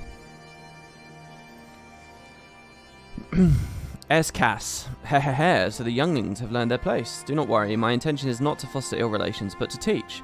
The younglings grow too prideful, doubting the strength of men. But thanks to you, they now understand. Okay. I now feel like I should pick up another class, because I'm wasting XP now, aren't I, essentially? Because I can't level any higher. This is what I did at A Realm Reborn, yeah, with The Realm Reborn as well. I just kind of like, I wasted a lot of XP. But if I was to do that, I would have to, it would start at like level 1, wouldn't it? Maybe I could pick up Black Mage.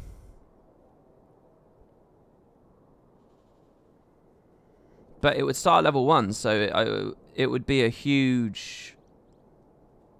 You could also buy the game. I'm not buying it until I get to a point where it says buy the game. You start at 30 for Heavensward drops. Yeah, but 30 is still too... Well, 30 is not so bad.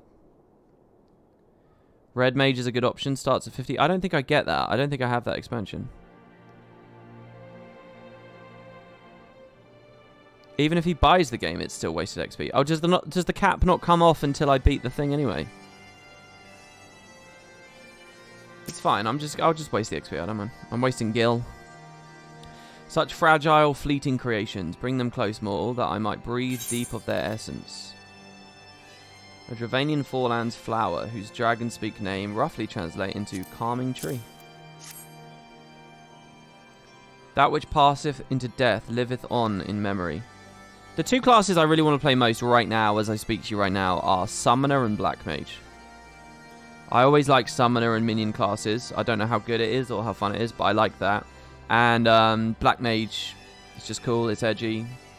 Big nuke.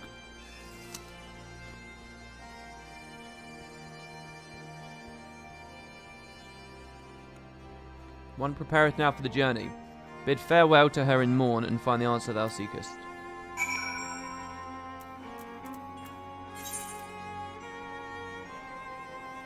I'm going to eat an apple while I walk over there, so I'll be quiet. But we'll see pretty stuff. And I am here, and I'm reading chat.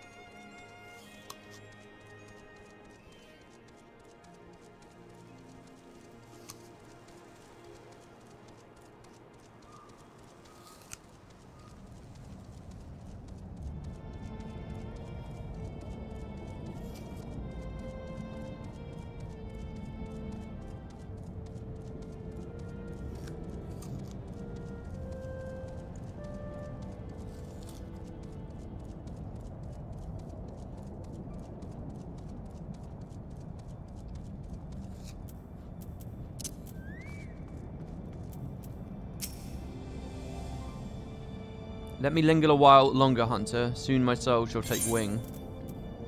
Well, here, have some lovely flowers.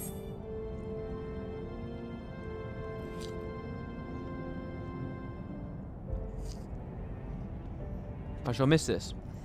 Wait, wasn't Black Mage quest Lalafell Central? Was it? I seem to have been to... I think I went to a place in Gridania filled with Black Mages and looked really cool. It was like a Mages Guild place. Vidofna bade you come to me?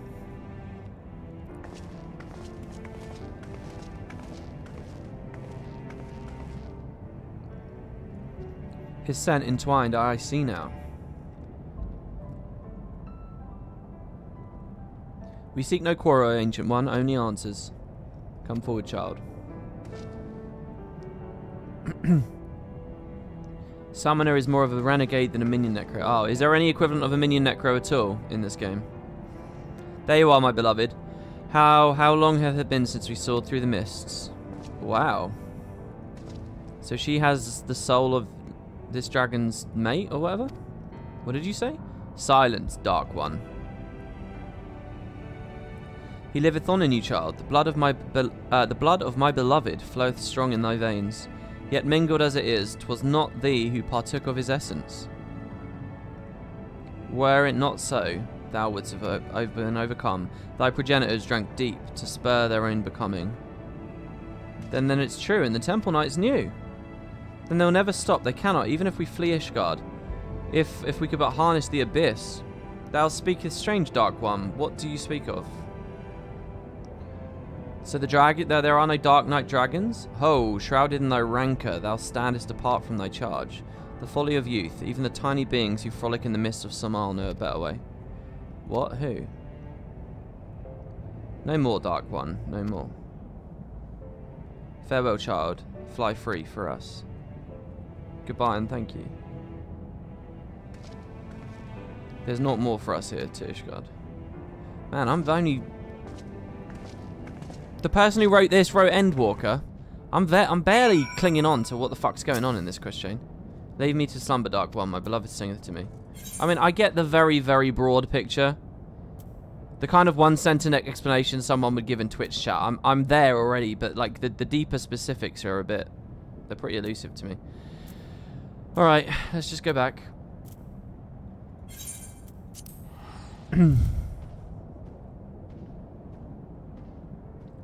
Gridania is the home to white mages, and that area is not very wise for black mages to be there beyond visiting. Oh, it was a white mage place that I was looking at?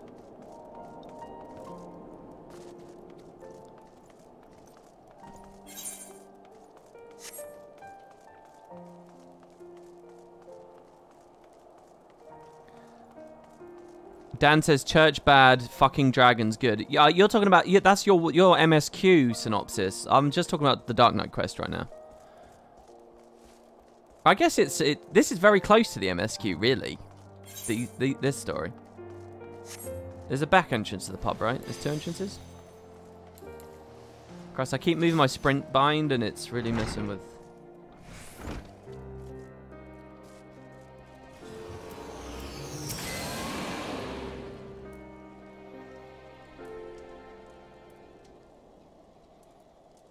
Minion AI in this game's scuffed. You wouldn't want a Necro Minions class. Yeah, I figure there's a specific reason they don't do it.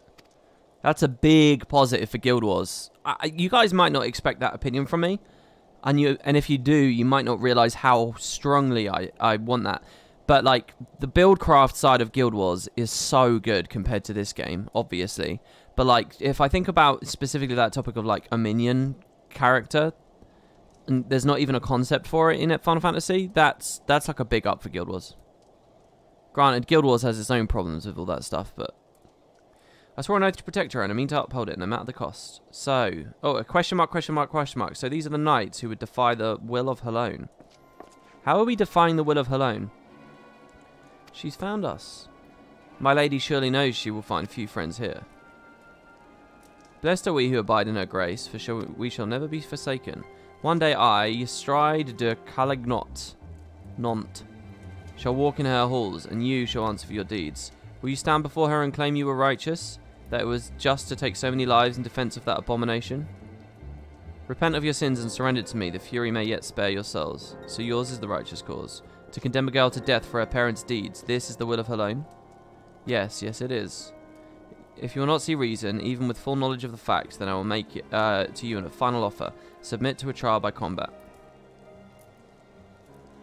Survive and you may go in peace. Fall in it is mine. Refuse and I will put this tavern to the torch and have the heads of every man, woman and child here. What? And what are they guilty of?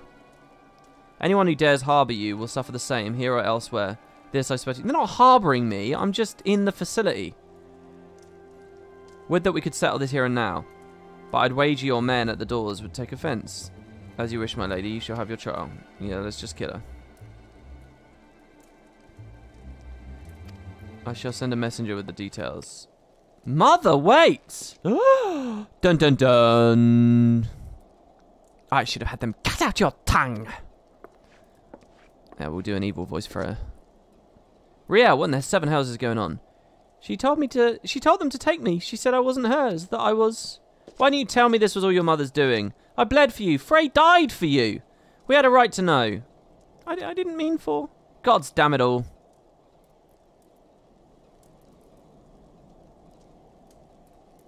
I was making. I need time to think. You don't think Final Fantasy and Guild Wars are comparable at all? They're complementary games, but they're so different. I think it's precisely because they're different they're comparable. I mean, obviously, eventually it breaks down, but they are the same genre, and they do, by and large, have many of the same ambitions. And they attain their ambitions in very different ways. So I think the comparisons are well justified. Right, we got a new skill there. This one. Unaspected damage with 200 potency to target and all enemies nearby. Additionally, it will cure me.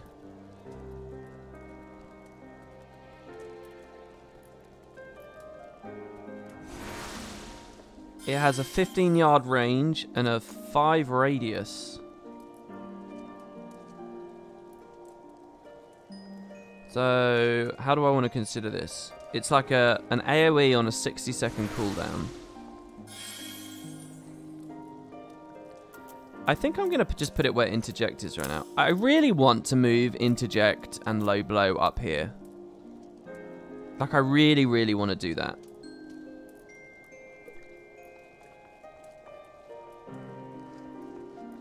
Just another random button to weave in, really, isn't it? I mean... And a tiny heal for myself. That's not good. I know that doesn't mean 200 HP, but it's not going to be a great heal, is it?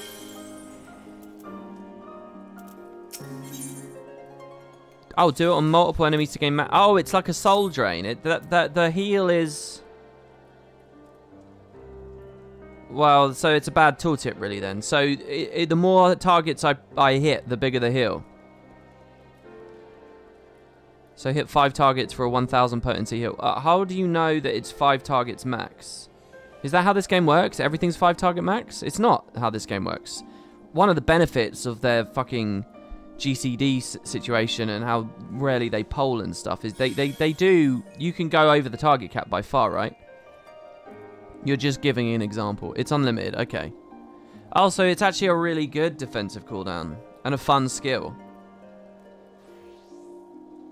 Okay, so it's like a situational defensive kind of... This kind of thing is what I want Dark Knight to be full of, to be honest. I really like this skill now. I think I'm going to put it... It's kind of a bit like an old shit button.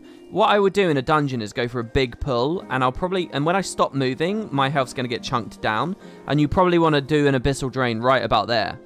Because there's going to be loads of targets around you, so you get lots of value out of it, and it's going to be at a really crucial moment where it's worthwhile. So it's something you do right as you've finished the LOS, for example.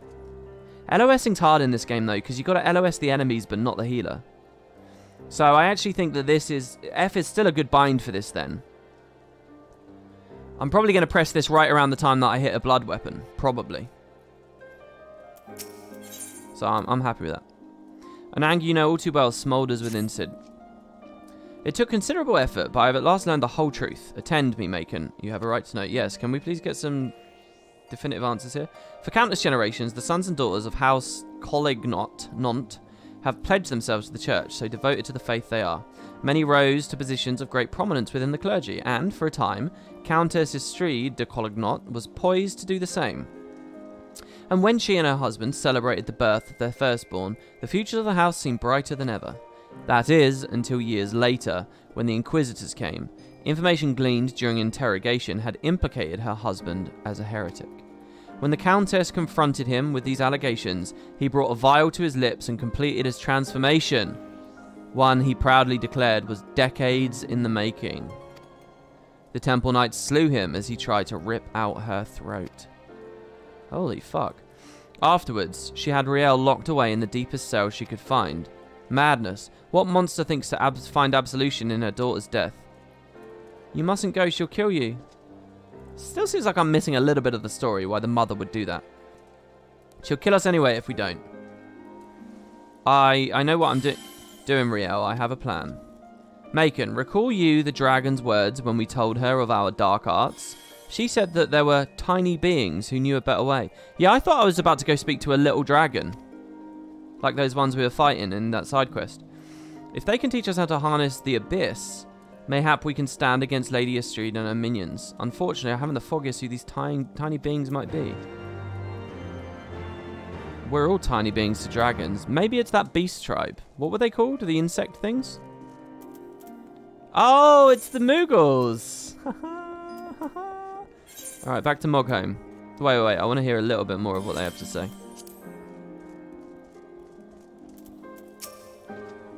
I shall make inquiries, but do not expect to learn much. If you uncover aught of interest, pray and send word. Right then, a plan. I like this. Macon's quite smart. He figured out the Moogles straight away. If this was me, if I was Macon, I'd be trying to speak with the hive mind.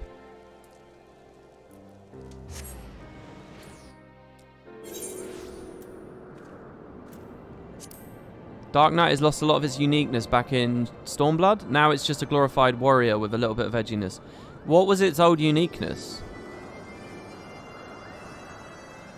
You can hit 5,000 targets if you can pull them all and sustain their damage to get off. Probably also crash the server.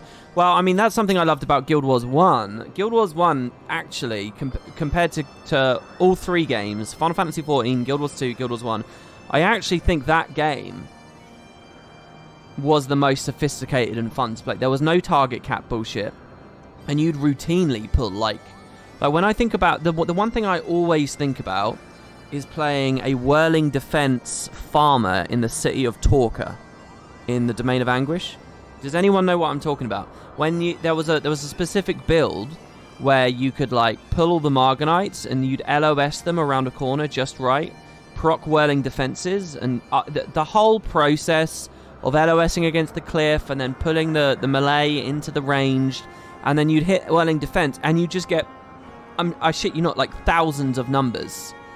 Because you could hit the whole group and you'd blow them up. And it was so good. And the whole thing, not just that specific, that's what always comes to my mind, but the whole process of like 600 smite farming or 600 smite famine farming, and how many ticks you'd get on like Holy Wrath and Retribution, and how many ticks you'd get from like the Spirit of Famine blowing people up, and Edge of Extinction bombs. I mean, honestly, all that shit is so cool. The beauty of like the combat being like, it's not really action combat in Guild Wars 1, but the build craft and the skill interactions.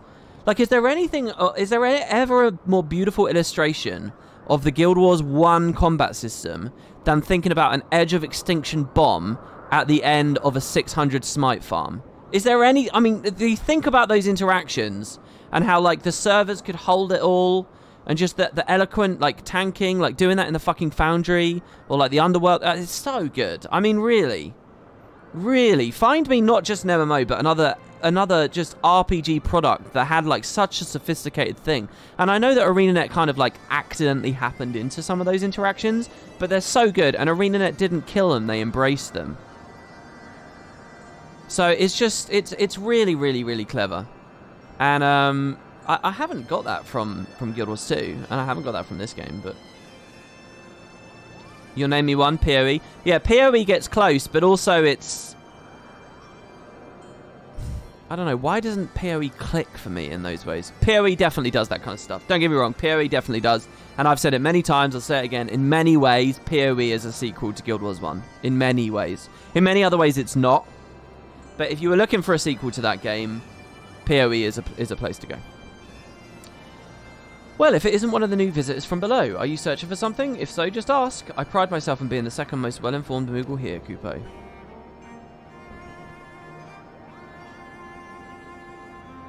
My, that is a rather grim way of living, isn't it? I can't say I've ever heard of knights so infatuated with darkness. However, I think I might know why she bade you visit us. Go and fetch your friends. We have an awful lot to talk about, Kupo. Okay, Moggy.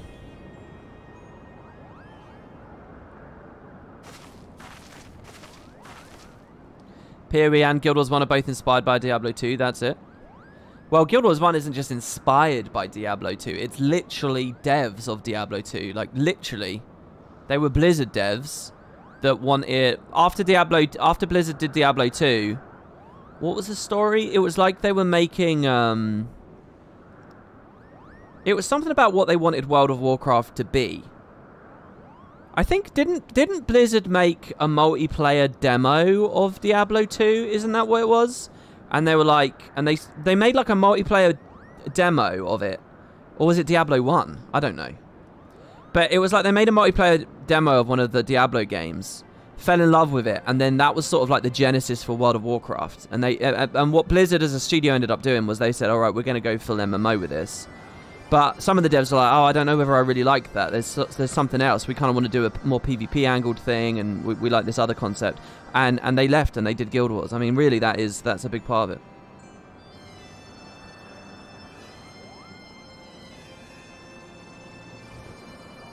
I'm definitely fucking that story up in the retelling. There's definitely some Chinese whispers going on there, but the gist of that is the story.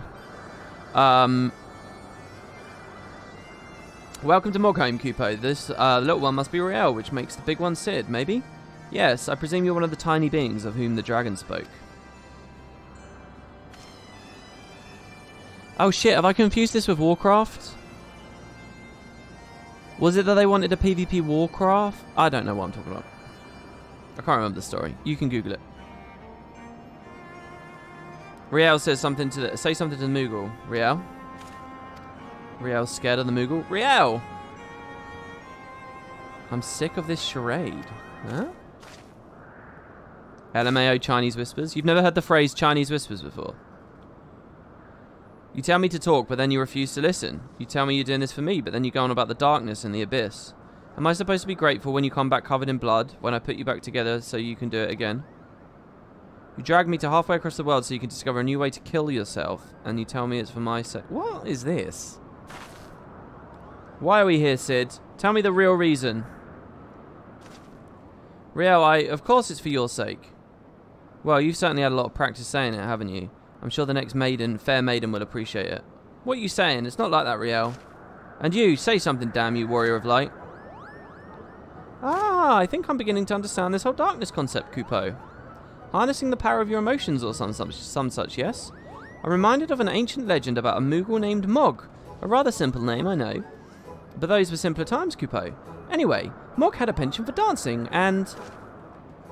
Wait, what does dancing have to do with the dark arts? Yeah, it's kind of funny they're doing a dark arts storyline, and they have the Moogles be a key character in the story. Everything, Kupo, everything! The point is, your master was absolutely right when he told you to submit to the flame. You just never figured out what he meant by it. But better late than never, Kupo. Master Moggy will show you the way.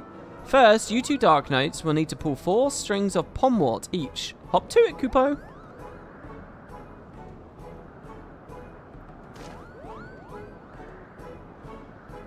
I failed to see what purpose this serves, but fine, you'll have your precious pomwort.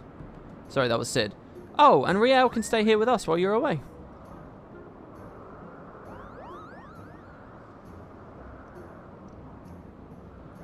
Let's go, Macon.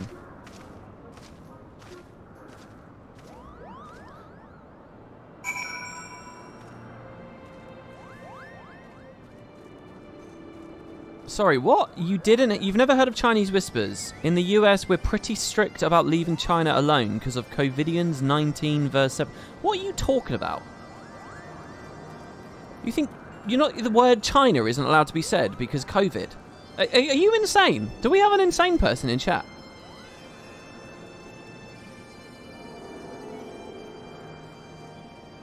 Right, let's gather pomwort. Unfortunately, it's night time, and I like this area in the day.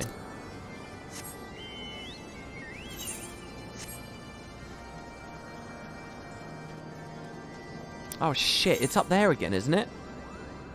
Oh, they're all quite high. They're not going to ask me to do the Aether Currents for... Oh, wait. I remember, though. It's just in the other side of the cave, isn't it? Hold on, let me go out the other side of the cave first.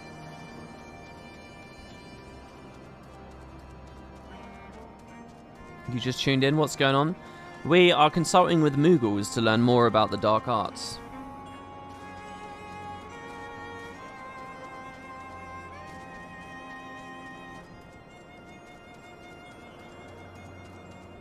But yeah, it's a game where, like someone said in chat, is it just an English game? Is Chinese Whispers just an English game? It's, someone whispers in your ear a piece of... You get a bunch of people, usually children, just sit in a... It's weird that it's a children's game, because the truth is, it's actually a really valuable lesson, I think. Like a genuine lesson. Hello, Sid. Strength is pain, strength is suffering, strength is sacrifice. Gah, sod this. You get a bunch of children to sit in a circle, and then like the adult in the room whispers something into the child's ear, one of the children's ear, and it might be a word. It should make complete sense. It will be like a phrase like "read the book." That's it. That's the phrase. Read the book, or it might even make even more sense. It's not just like a contextless phrase. It's like, okay, there's a sweetie under the table or something. And then the children whisper that what they heard into the next ear and the next ear, so everyone's whispering to each other. And when it gets back to the original child, or the penultimate child, that child then says it out loud, and it won't sound anything like read the book. It will be like put the headphones on or something. It will be like completely different. It will make absolutely no sense. And it's quite fascinating because the chain can be very small, and there's differences very fast. It falls out of control incredibly fast. And you know, it kind of shows the unreliability of word of mouth testimony over, you know, not just many people, but much time and so on. You know, it speaks a lot to, you know, because we communicate. The way in which we communicate and pass down stories and knowledge and facts, it's all incredibly important. And it's all much more malleable than you think. You think you get a fact out there and that's just the fact forever, and it's not. I think people think about, like, a lot of people have this, like, quite foolish, like, shallow black and white understanding of, like, evil people manipulate history deliberately. You know, and everyone's deliberately tampering with stuff, and evil corporations deliberately affect your perception of their brand and stuff. And it's true to a certain degree, but a lot of shit is just happening by accident, and they're just like almost like chaotic social forces that just like push and pull shit. And it's not like there's not intent behind it. You know, it's like people who don't understand the concept of evolution because they think there's an intent to evolution, and it's the same sort of thing, but it happens like on social matters and conversational matters quite often too. Anyway.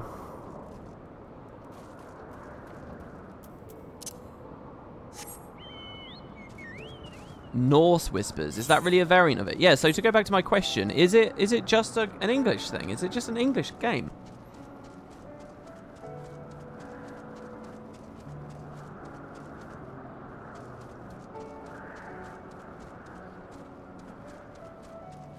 Where the fuck is the cave? I don't know where... Okay, hold on. I'm going to try and learn something here. Instantly teleport to any aetheryte which you have previously attuned. Oh my god, this isn't better. Well, it's kind of better. I've never teleported while on a chocobo. It's called telephone where I'm from. Oh, okay. I don't know why we call it Chinese whispers in the UK. I would be curious to hear where the Chinese got attached to it. There you are, darkest one of the dark. Have you... This is quite cute. There you are, darkest one of the dark. Have you brought my pomwort? A common weed whose dry seeds rattle inside their pom like pods when dried. Very nice, Kupo. That must have kept you busy for a while. For your next trial, you must call Tuli hands, Kupo. Cull. Rather, a lot of them have been sighted up on the road to Asar. If you wait there long enough, they're sure to show up, Kupo. It is a bit racist. How is it racist? It's just Chinese.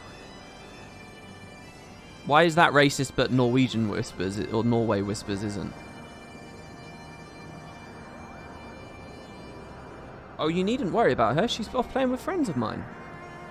Just focus on the trial and wait for me in Asar when you're finished.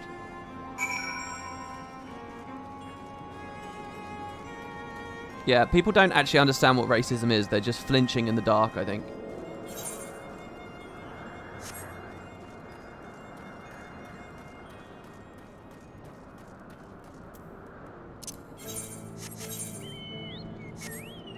If I'd called that game English Whispers, would it be racist? That's racist. You can't say English.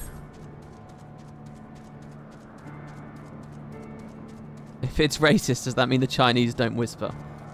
No, it's racist because the Chinese don't play that game. And you're ascribing a behavior to them implicitly that you really shouldn't do, you know? You've got to be more careful with your language, guys.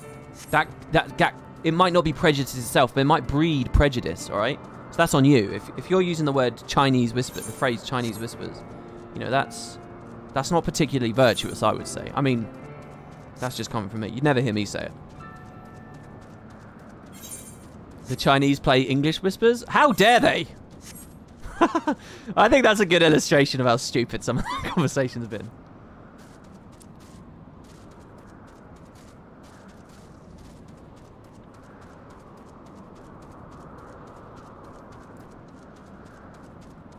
Alright, here we are.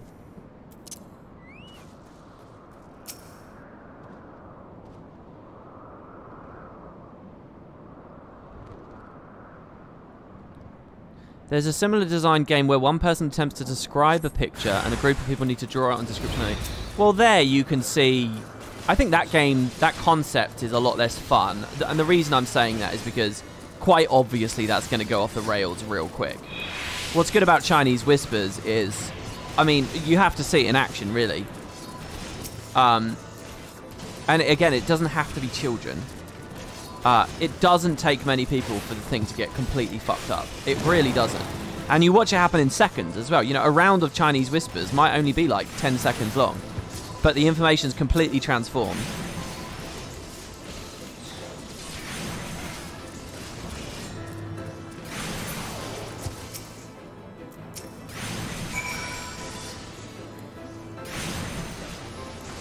So anyway, yeah, my little story about what Jeff and Mo, an early ArenaNet did. What's the other guy? Pat? At Blizzard's. That's Chinese Whispers. Because I've got like badly remembered information that now I'm telling you, and then if anyone actually took me at my word, then when they badly repeat it, it's going to get even worse.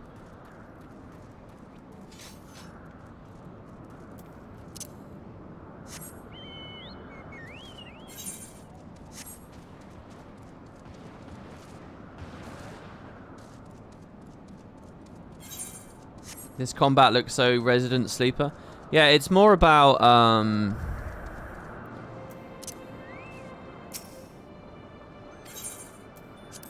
it's not great. It's taken me a long time to click with it, to be honest. It's not great. It's much closer to normal MMO combat. It can't compete with Guild Wars. But in team scenarios, it actually becomes quite fun, and everyone has clearer roles, and I don't know. It plays better than it looks. I'll describe it that way. It plays better than it looks, and I do mean that. I'm very critical of this game, but I'll give it that for sure.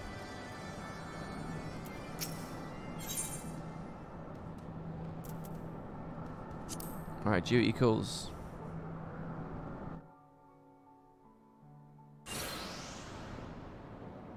There's a whole Red Dwarf scene, is there? What did they do in Red Dwarf about it? What the hell are we doing, Macon? What could Moogles possibly know about mastering the dark arts? Mwah, foolish fools.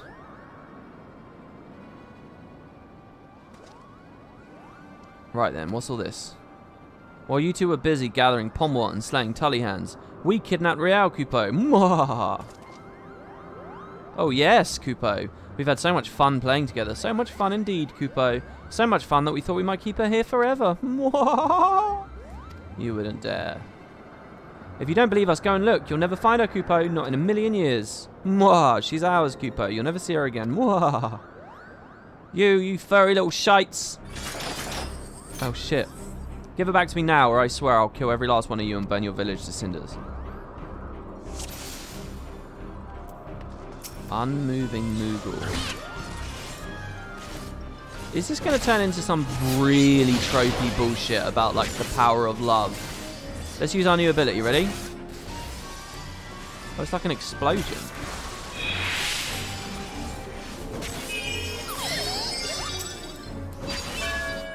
To experience true pain, you need to experience love first. You have grown to love Rial as a daughter.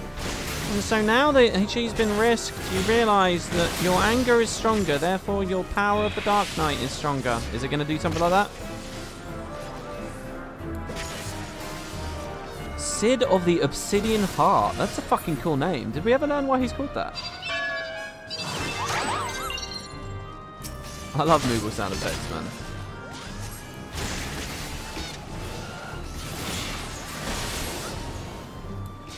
Is there any reason to ever jump in combat in this game?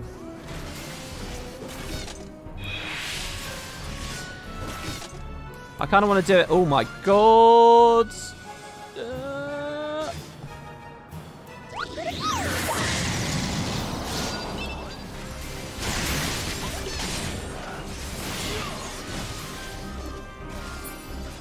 I should have at least hit him once so I could see what that spell was. Maybe it was interjectable. It is interjectable! Where did I find it, though? There. Get fucked.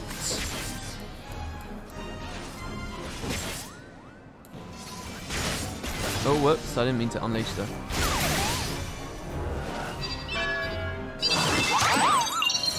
We're going to AoE now.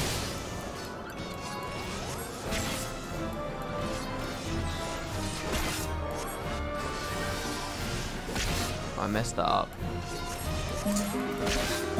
I don't know what that is. I'm going to interrupt it.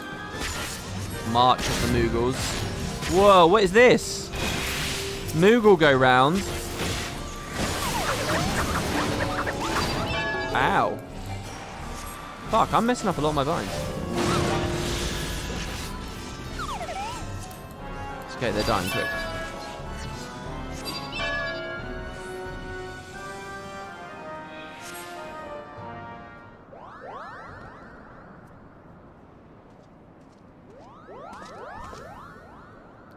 Youch, you could really hurt someone carrying on like that, Kupo. That's the bloody point. Now tell me where she is if you want to live. Wait, wait. The unmoving Moogle is moving.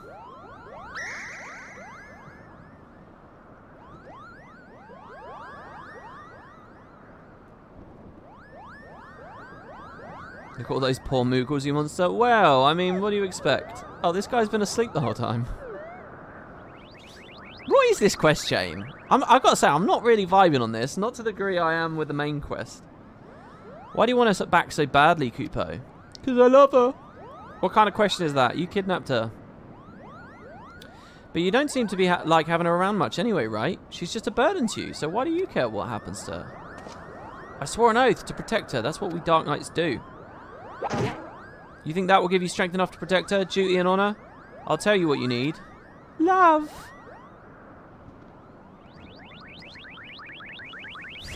That's very cute. That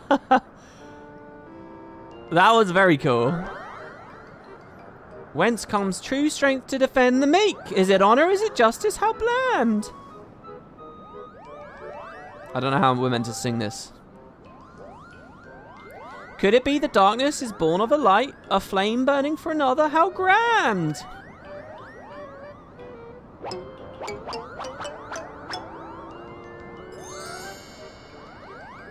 "'Tis love, all-powerful shining love."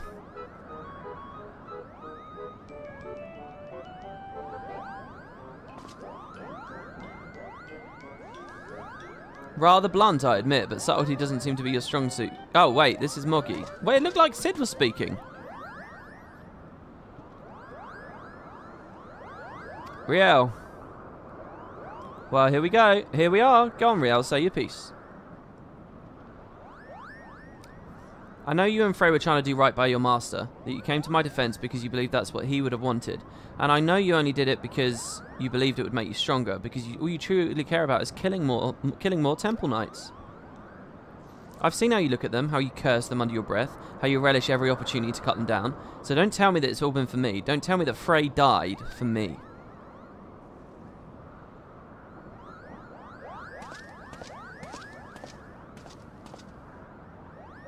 So what, she's just got survivor's guilt. Everything I've done for my mother and my father. For my master, and yes, most of all, for me.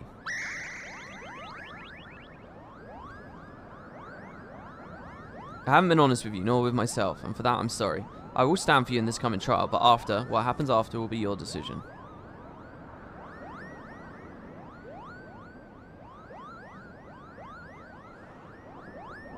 I keep thinking of his horns as a part of his outfit, but they're not, they're just horns. Good, that's a promise. I'm not enjoying this story too much. I feel like it's trying to tell a story that it's not emotionally earned, and it's delivered it in such a disjointed way. I hardly even can track how each character feels, let alone then be invested in their like little tiff. Very little bastards at us full day. Shame that their wisdom is bollocks. I mean, really now, love. That's what you need to harness the abyss. I mean, I suppose there's something to be said for caring deeply for your charge, but no, I will not give these cretins even a sliver of credit. This was an utter waste of time, and that's that. Still, I am glad to have come to an understanding with Riel. We should return to Ishgard. The hour of our trial draws close. Come along, Riel. Well, at least there's a character in universe that's just as bored by the concept of that arc as I was. Back to the pub. Am I going to get my armor now? Have one trial of combat and then get my armor? They're actually ears, not horn?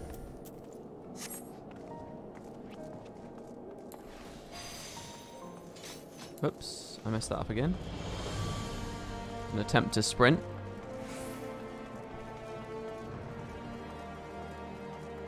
Oh, don't forget to use the Aethernet. Yeah, you're saying that once I get here, I should Aethernet immediately into the pub instead of walking. I could have TP'd to that crystal, couldn't I? Well, whatever. I feel that. I like the level 30 to 50 story rather than the 50 to 60 for Dark Knight. Yeah, the previous bit was really good. And I was really excited to meet an actual Dark Knight in the context of how the story had opened. But, I don't know. This could be good. There's nothing wrong with the concept. It's just how they've done it, I think. It's just... Or it might just be because I did a bunch of the quests and then I stopped and now I'm coming back and sort of forgotten. I was about Riel's age when I came to Ishgard. My parents, they said we'd find a better life here. When the Temple Knights we had shown mercy returned, they let us choose the order in which we would die. That would be their mercy to us, they declared. I watched my parents kneel in the dirt. Look away, they said, but I could not. At last, when it was my turn, I knelt and prepared to follow them into death. I closed my eyes, but when I opened them, a man in black stood before me, hand outstretched. And so I took it. I like this. This is cool. Defend the meek, punish the wicked. Mayhap it was all but a convenient excuse to indulge in his own vengeance. She deserves better than me, but there is no one else. One more battle making, and let us sit down. Cool. So we're going to learn a bit more about his master, right? Mayhap in this final battle I can serve as my master intended. I want to meet his master. I want to meet this badass Dark Knight that saved him. Oh, my mic was cutting in and out there again, was it? Sorry about that, guys. It's because I moved the boom arm. Alright, we get carve and spit now. We'll read about that in a second. He seems strangely at peace. Countess Istrid's missive arrived while you were away. We're to meet her in the Western Highlands, away from prying eyes. She's gone to great lengths to conceal her husband's deeds, so it comes as no surprise that she'd prefer to settle this in secret. Macon, I don't know what's waiting for us out there, but if what should happen to me, pray keep Riel safe. Right then, I believe she wanted a word with you before we left. We wouldn't have made it this far without you, Macon. I want you to know that I'm truly grateful for the time we shared. You, Sid, and Frey taught me so much about the world, about what it means to fight for another, about what it means to fight for yourself. We're going to finish this together, the three of us. No what else to say, really. To Twin Pools, then. Let us not keep the Countess waiting. Twin Pools. Have I been there yet? My worry is they're going to throw me deeper into the expansion where I haven't done MSQ yet. I guess I've been there. What the fuck is this map?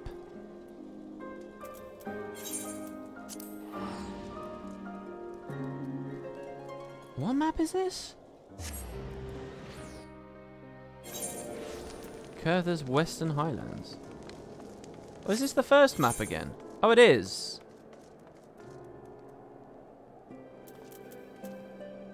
Right, yeah, this is near where my last monk quest was. Okay. So, hold on, did I just get a new skill or not? Was it? No.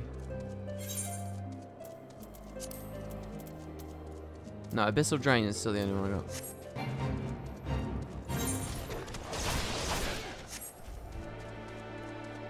Carve and spit is nice. Yeah, let's read about it, I guess, as we go. Where is it? Carve and spit. Delivers a threefold attack with potency of 450. Okay, what does that mean? 450 times 3 or just 450? 450 is quite high. Oh, and it gives me MP. Oh, that's a good thing to weave as well. I've already got it bound on T. I guess I'll keep it there. That's good. I like that. That's a cool skill. So, how much MP though? I wonder if I need to start thinking about how I want to open up now. I definitely want to Edge of Darkness super quick and Blood Weapon super quick and Carve and Spit fairly quick. I don't know. I just want to drain my MP and use the cooldowns that give me MP back fast as well. Shit. I don't remember this cliff being so high. Didn't I just drop down this casually earlier? Literally today? It's 600 MP. Right. That's not much.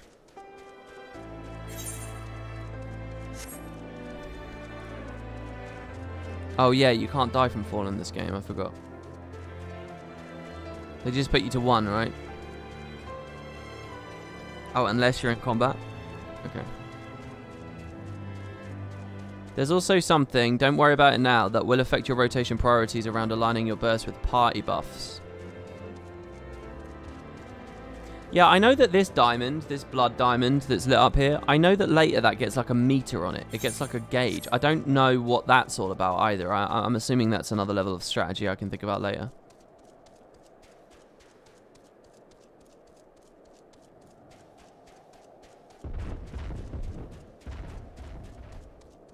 Wow, they sounded like cannons, didn't they? I like those yaks. They look cool. I don't know if I've ever killed one. It's called Dark Side. Yeah, that's it. The Dark Side gauge. I don't really know what's going on there. This mechanic here, where it's like you get 60 seconds of a 10% buff, is boring, and it's really easy to do, so.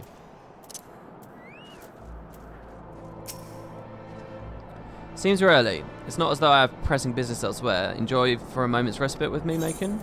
Sure.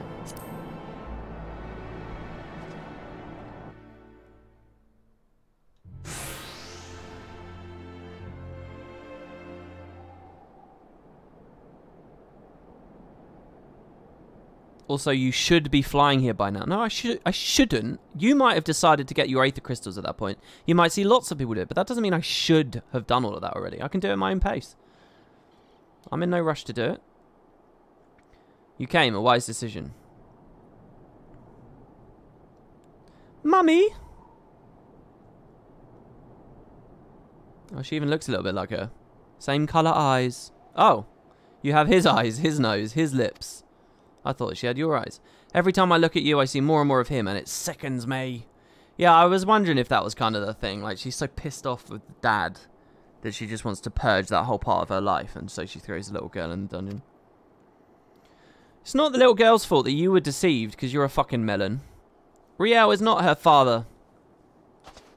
You had no right to punish her for what he did. Who are you to stand in judgment of me? I have every right. I bore that monster into this world, and by the Fury I shall send it to the 7th hell. If you're so bloody fond of it, you can follow it there. It's just us now, no one else, remember. Remember Frey's conjury.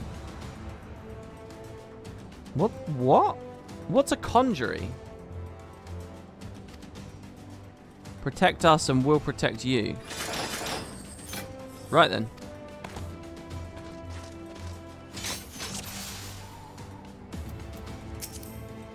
Right, well.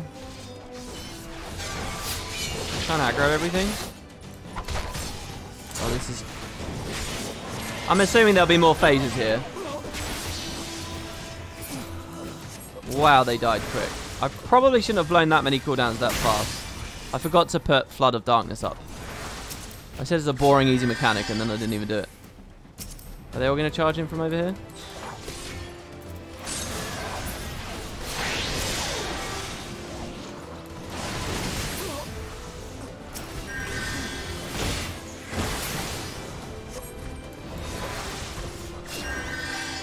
Oh, shit. Grab them all, baby. Trying to tag the archer. Miss? Why did that miss? Oh, was it that he missed me? How does missing work in this game?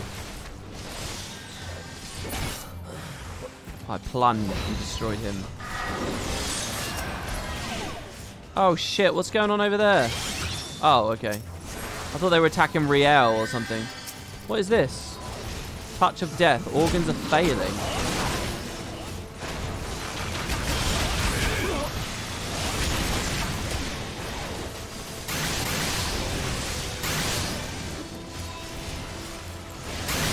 Those guys aren't doing anything, so I'm just going to stay here for a second.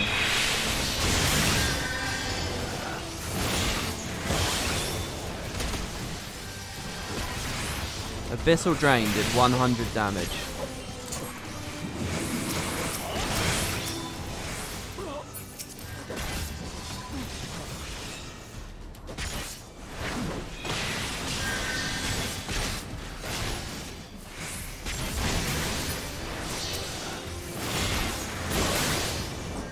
My lady. Where's the big bitch? Can I pull him over to her?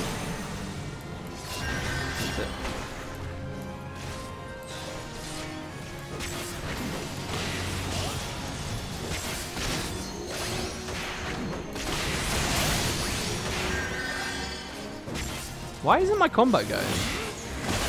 Oh, because I'm blind. Lowering accuracy. There's a whole accuracy mechanic in the game?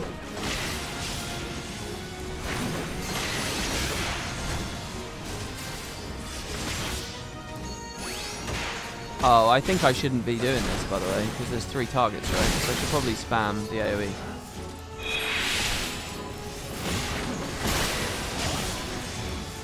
God, the combat looks so messy. Even just me. These are only my animations. Maybe I should look at the effects culling settings a little bit more again. Is that Temple Knight going to die to one of my friends? Fine, I'll kill him. Alright, there you go.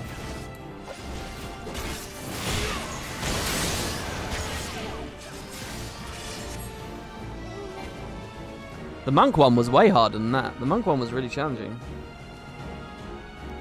Accuracy used to be a stat you actually spec'd for. It comes up a lot with trash pulls and dungeons, but not bosses. If you disable party effects, you should be fine. No, I already have them disabled. All you're looking at on screen is just my abilities, and they're huge. Maybe it's not too messy. Damn you, get away from me.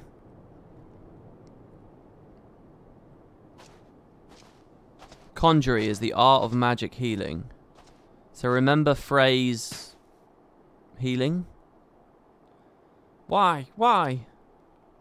Why do you care so much about what happens to it? Your baby, it. You're not the first person to ask me that. Once, you might have understood.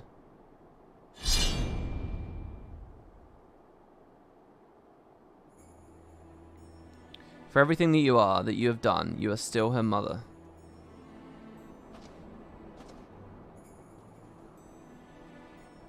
Go, we shall not meet again. What? This doesn't make any sense. She's fucking crazy. So you're happy to kill all the poor peons that have to, through the chain of command, fight alongside her, but you're not gonna do anything to her? Oh, we will, I promise you that. I will follow you to the end of the worlds if I must. As long as so long as it lives, I must. Don't you see, you fool? The Fury wills it. The Fury wills it!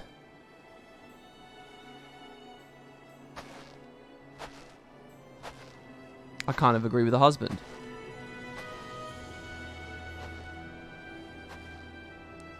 Riel? How great your love for her. Far greater than any you ever bore me. For a long time, I prayed for forgiveness. I prayed you would take me in your arms and hold me as you did before. But I know now that she'll never come to pass. I will pray for you, Mother, that you might find peace in her halls.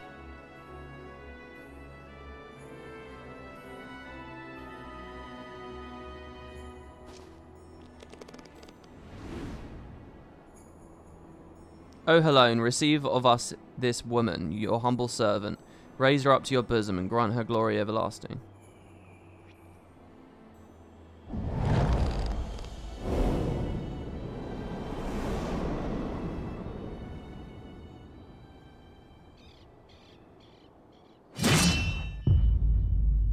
Oh, cinematic end, but fuck me, Sid's a moron.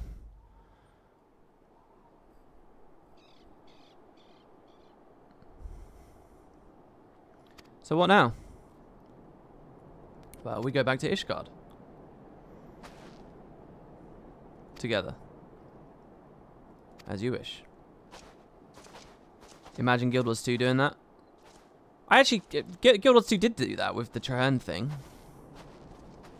Sort of. I mean, they had to gear a whole expansion around the one moment. They wouldn't just do something like that in a little side quest. They're too timid for that. But yeah, they do stuff like that.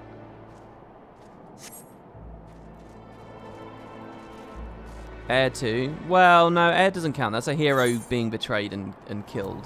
I don't think the Heir thing... I mean, how vague... What is this conversation? Imagine Guild Wars 2 killing a character. I mean, that's a pretty boring conversation. Obviously, that happens a lot.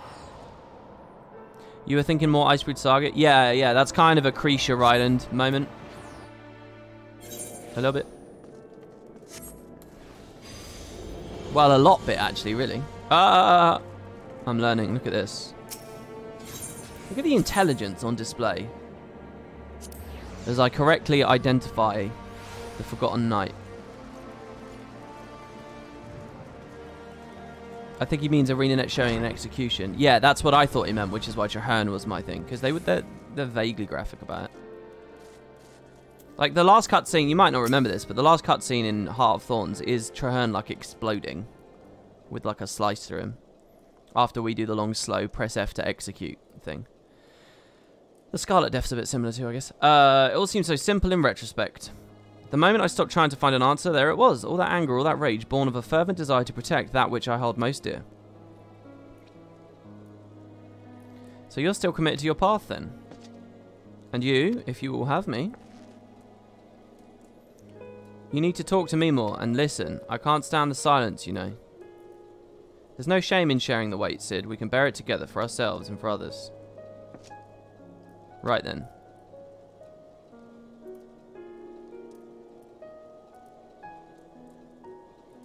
The two of us will manage on our own, Macon. There may be others who know of Riel's heritage, but if they come, we'll be ready. Granted, we could simply leave Ishgard, but that would leave the people at the mercy of the powers that be. I cannot do that now, and neither can Riel, I think. We all need a cause, Macon, so what will yours be? For whom will you stand?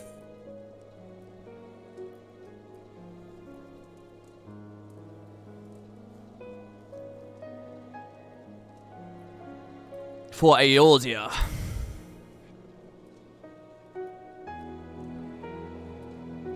And so you shall. I kind of think by saying for Eorzea is missing the whole point. The idea is to have a specific, significant emotional connection to something that you're defending. Saying just the world is like a cop-out, really. Because that's not a specific emotional connection to the whole fucking world. That's like a broad sense of compassion, which is not really what the Dark Knight storyline is trying to be all about. And for myself is to completely miss the point, I think. Or to just show such staggering narcissism and ego. But to say friends is cringy, and to be honest, I don't really care about my friends that much in this game. But we'll never lose sight of why we choose to walk it. If it said for Hydaelyn, I think that would have been the best answer. That's why I kind of think the world is sort of close. For Hydaelyn is my best answer right now. And I get that it might turn out Hydaelyn's a bitch. But whatever. Gods help me, those Mughals were onto something, weren't they? Eorzea is only the continent. True enough, I'm misspeaking there, but my point stands.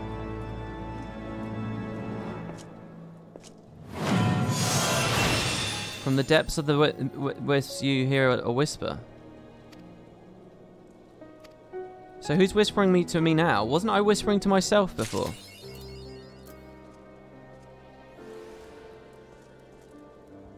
In most cases, the power of friendship is pretty much the power of teamwork, anyway.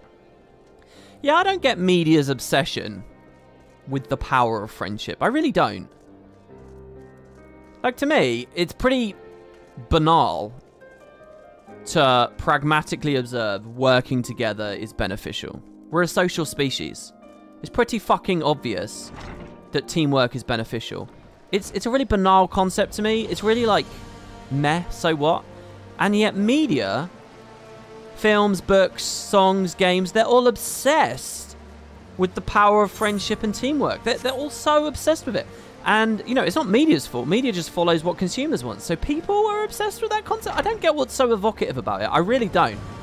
I really don't. It's kind of like how in music, so many songs are obsessed with, like, love. Like, they're obsessed with, like, relationships. It's like...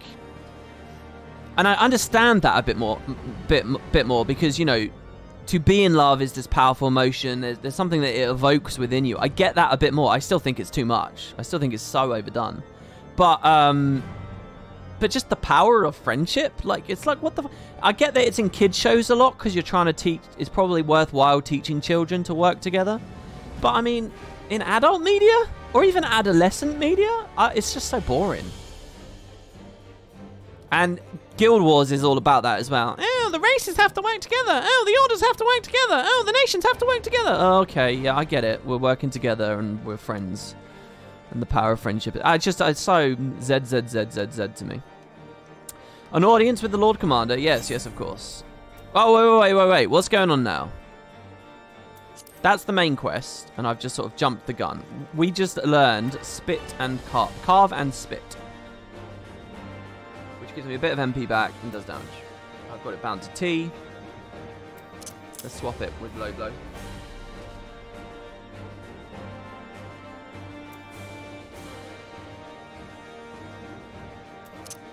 Let's swap that as well. These are like some of the biggest ones I want to weave in first on these 3 slots. And these obviously as well. Provoked possibly a little bit misplaced here. Or whatever. Okay. Sorry, I'm eating with an apple in my mouth again. Sorry, everybody. Sorry.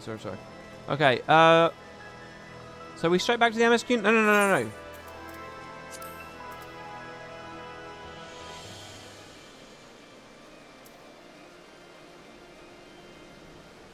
So this is my new monk armor I got last night, and this is my new dark knight armor, right? Oh, yeah. Oh, yeah. Is it stronger too? It is stronger. Wow, it's way stronger. What the fuck? Yeah, so like gearing is just not a thing in this game.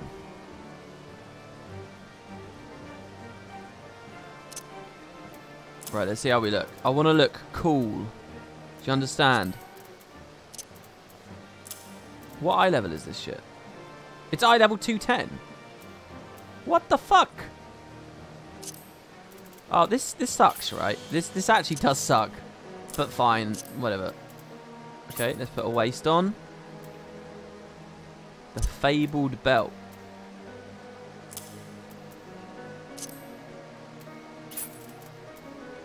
Oh, I look good. I look good, baby. Oh, I look so good. Does it give me, like, earrings and shit? No. So we'll leave all that stuff. Weapon? Do you give me a weapon? Oh, they didn't give me a weapon. So what's a badass looking claymore? Oh, yeah. I want a new weapon, though. Does anyone know a better, like, Dark Knight? The dyes are good as well. I was about to ask you guys how dyes work and stuff, but...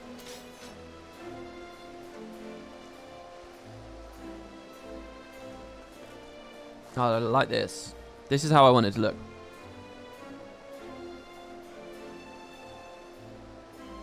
Gearing does matter during the level, to be honest. Only endgame? You mean doesn't? Well, first of all, I wish it mattered. Second of all, I wish it was like a slow, steady drip instead of just randomly throwing infinitely better stuff at me. This is your favourite armour? Oh, so the ones in the later expansions aren't that good? I like this a lot. It matches my sword finally too, without that ugly blue stuff. Also, how does the thing work? I need to update gear set. And I want to rename it as well.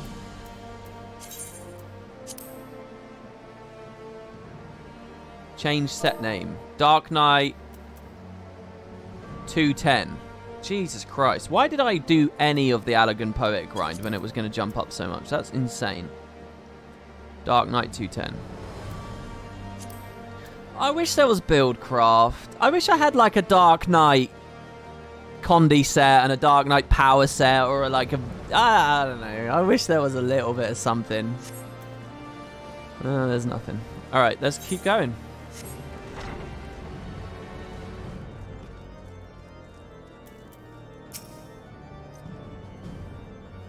An audience with the Lord Commander. Yes, yes, of course. The gear they just gave you is actually barely enough to tackle all the 60 content you face. Well, I mean, that's the patches after the expansion's out, and I'm assuming I'd want tomestones at that point. Right, I don't think I'm forgetting anything. Let's go.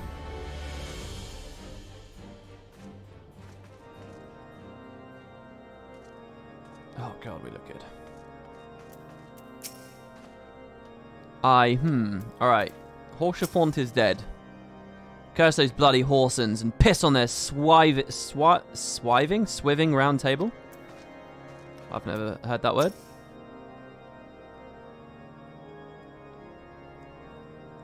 Sir Amaric. How you doing, dude? We've saved you, but Horsefont has died. Hopefully this is voice acted so I can eat an apple during it. My friends, I am in your debt. Sorted. Think nothing of it. Your wounds are healing well, I trust.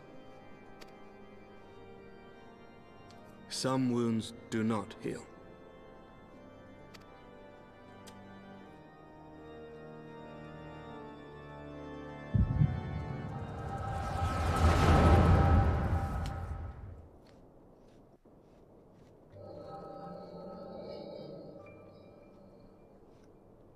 The founding. The scriptures, 1,000 years of lies, all to deceive the common man. Nay, our own brothers and sisters. For the blood of the Knights 12 flows within all our veins. You knew this to be true. You knew, and you concealed it.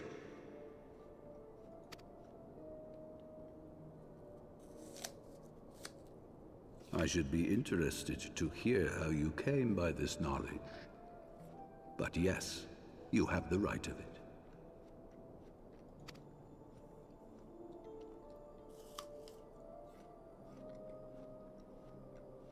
The architects of Ishgard, King Thordan and his Knights 12, entrapped and butchered the great worm, Ratatoskr, that they might partake of her eyes and thereby transcend their mortal limits. But why? Why did they do that?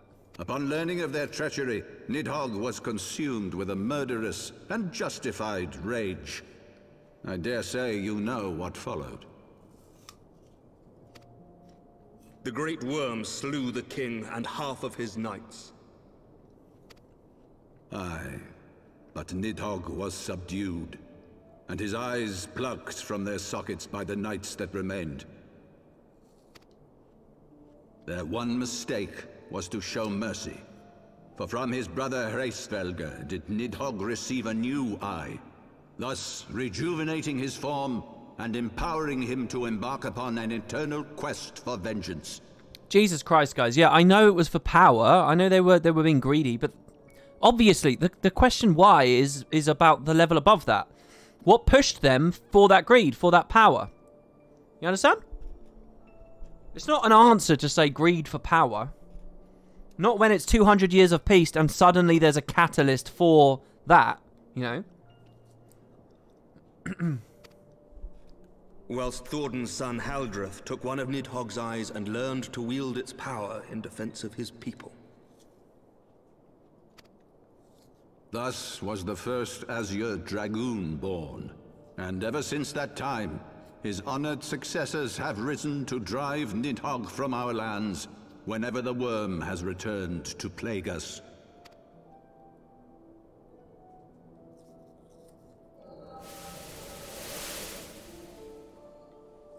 I ask you, my son, will you answer for my sins? Will your son and his son answer for me as well? Yeah, people told me yesterday you don't get that answer until the end of the Dragoon storyline. What do you mean? If a man cannot atone for his sins in the course of his all-too-fleeting life, must his progeny then be held to account? Must every subsequent generation be judged as well? Exactly, Thordan's right. Thorin's betrayal of Ratatoskr was an unconscionable, unforgivable sin. Should we then, as his descendants, meekly surrender ourselves to an eternity of punishment? Nay, say I. I would not see our children sacrificed in a vain attempt to appease an implacable foe. Dragons are not like us, my son. To they who live forever, the wrongs of antiquity are as those of yesterday. No reparations shall ever suffice. This fact alone should serve as ample justification for our actions. Yet some refuse to see it as such. For men like you, who yearn to commit themselves to a nobler cause, a more compelling narrative is required. This is your solution. This is how you protect our people. You have given us a lost cause, a death sentence. With your compelling narrative, you but doom our countrymen to give their lives for a lie. And they do so gladly. Highborn and lowborn alike are proud to serve, to fight and die for their country. And what would you say to them? What would you tell the wives who have lost their husbands? The mothers who have lost their sons? That their loved ones died for naught?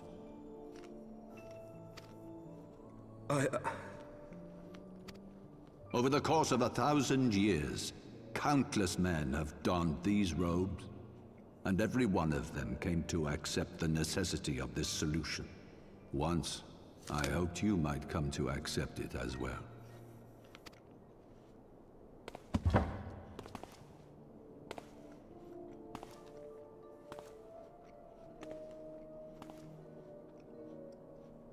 Do not despair, my son. Soon I shall free us from the sins of antiquity. And What? Did I just skip some dialogue?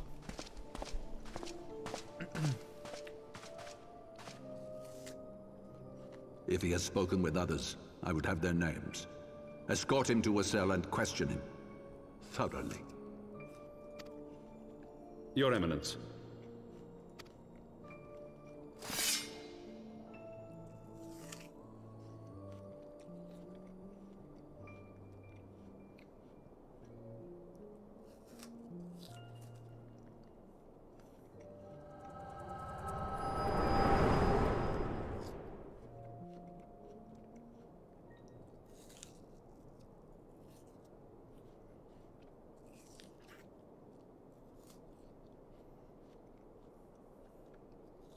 You saw something, did you not?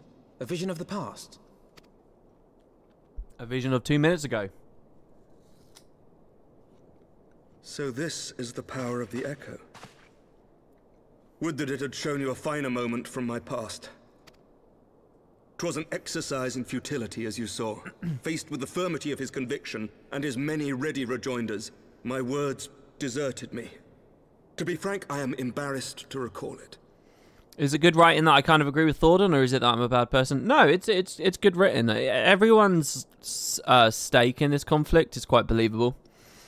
And yeah, no, I think Thordan there has been very pragmatic and realistic about the situation. The game is in his methodology of resolution, right? Which we're still not too sure about right now. How nefarious he's about to be or has been.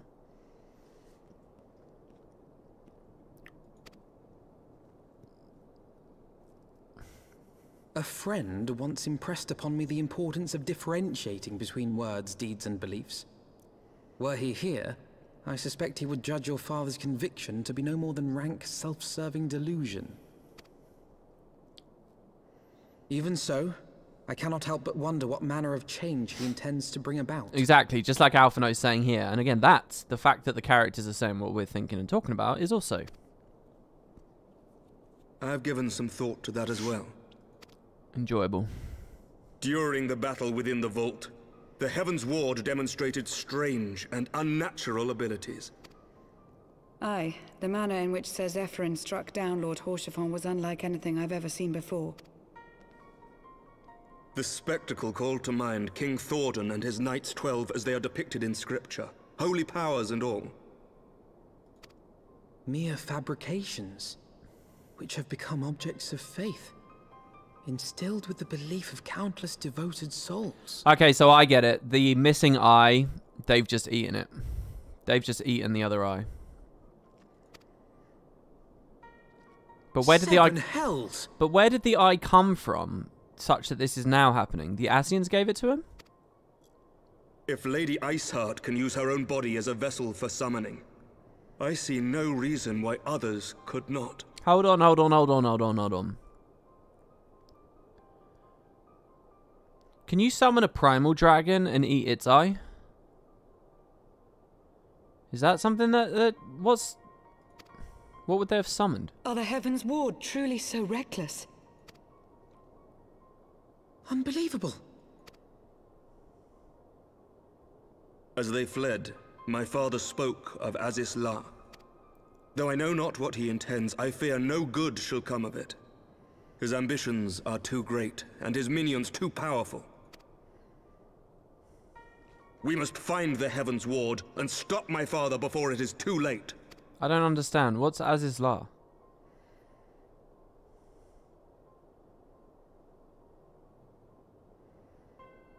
God, I look good next to the Azure Dragoon.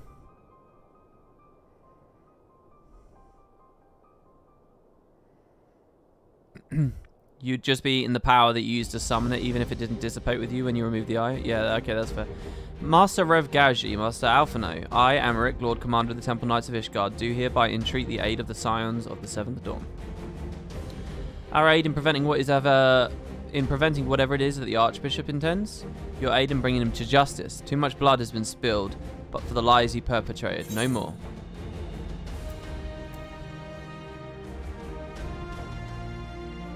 I'm not going to say either of those. I make no claim to know the turmoil in your soul, but I implore you, Macon, in this darkest hours of hours, pray lend us your strength. Much has changed since our order's founding, but our duty to combat the primal threat has not.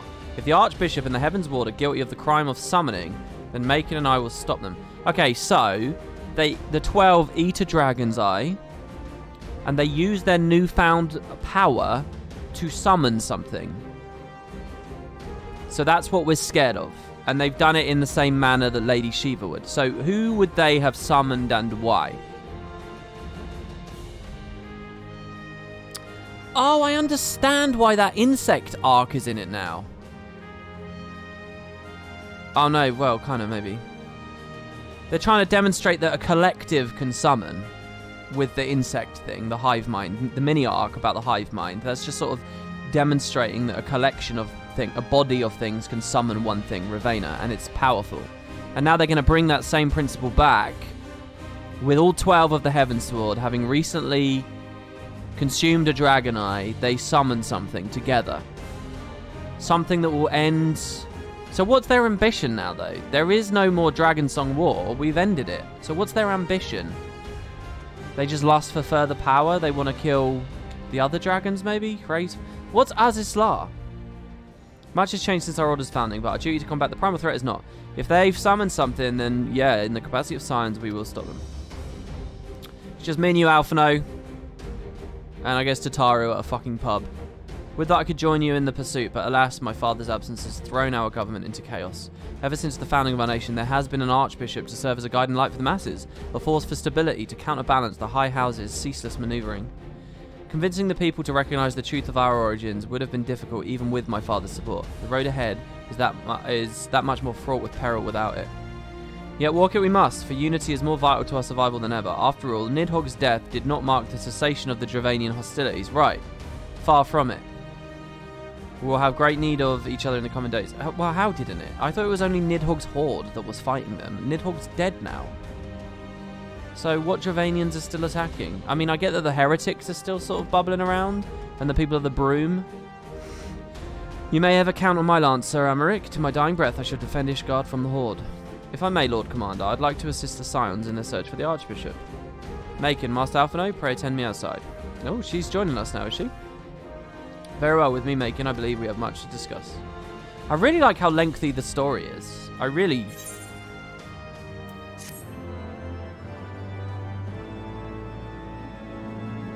It's so nice to play this. In Guild Wars, I've always got like this fucking fear that it's about to end. And I can never really sink in and enjoy it. Because it's like, oh, is this happening just so they can get to the end? Oh, we're near the end, aren't we? Like, I'm just always thinking that with Guild Wars. And it's so nice to just be free of that. This will just go as long as they want it to, and it needs to be. The Soleil was an eastward bound. Sorry, the Soleil? What is that, an airship? Was eastward bound, so I sent word to Camp Cloudtop on the off chance of the airship passed nearby. Sure enough, Lady Laniate informed me that it had been sighted by her scouts.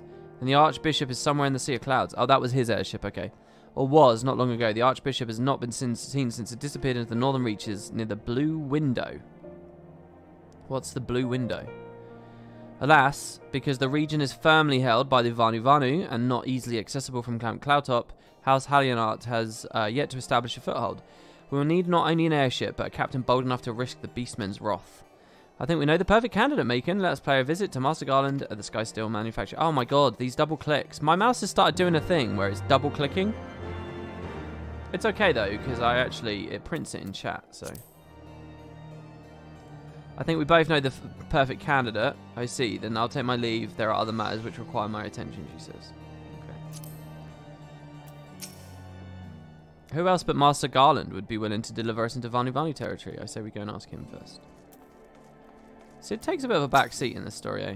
The heretics wreak the greatest havoc in Foundation. In war is inevitably weak and powerless, who are made to suffer the most of all.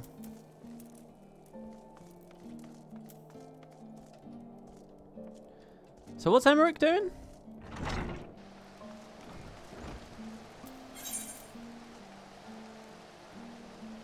So there is an Aethernet over there.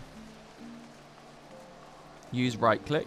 Does right click progress dialogue in cutscenes? I don't know if I've ever tried right clicking. The G600, yeah, yours has also started double clicking. Oh, it's not just me. Does that mean it's a common issue? And does that therefore mean that there's Google results that will help me with that? All my G600s have always been good forever, basically. Except one that ended up having a weird rubber issue, but I think that was more me more than anything else. I would say the one I'm holding right now is about 4 years old. Maybe 5. Ah, the Dastardly Duo. What mischief have you two been getting up to recently? Well, a lot. You haven't heard, have you? I hardly know where to start.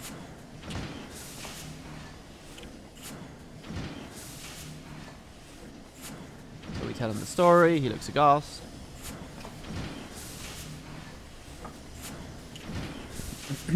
He was a good man. Porchapont is dead. Sid, have you ever heard of Azislar? The Archbishop spoke of it before he fled.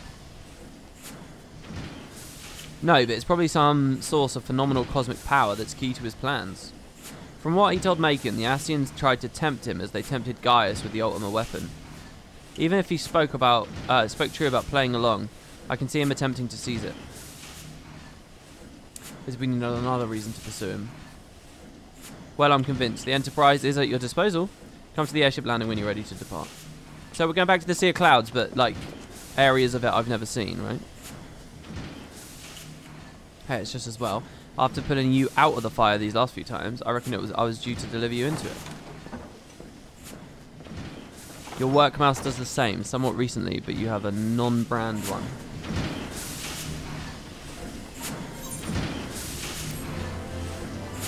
Yeah, I've been wondering about going wireless, or I was wondering about going wireless. I feel like I'd get annoyed with the whole battery thing though. Alphino must see to one last thing before he departs. Into the fire, is it? In that case, I should inform Tataru of our plans. Pray go ahead to the landing, I'll join you in on.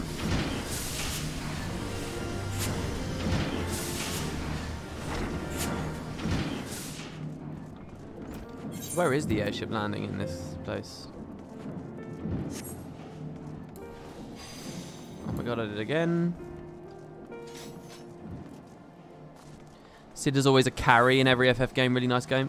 Guy. Because he's the airship captain, so he carries you around, right? Like, literally, that's what you're saying, right? Right? Intentional pun? Wordplay?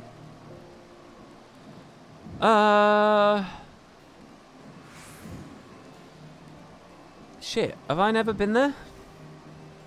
I don't know what... Oh, the Astrologicum. Sid was a bad guy in 12. Sid was actually 2 guys in 12, and one of the guys was a good guy. But he didn't do much, because the whole Rosaria arc in that game clearly got cut out. 12 is a lot like 15. In that they have like a whole other continent, a whole nation, and a whole like thing going on. And then development constraints cause them to just cut the whole fucking thing out. The boys have been hard at work preparing for our flight, and I'm pleased to say we are ready to depart.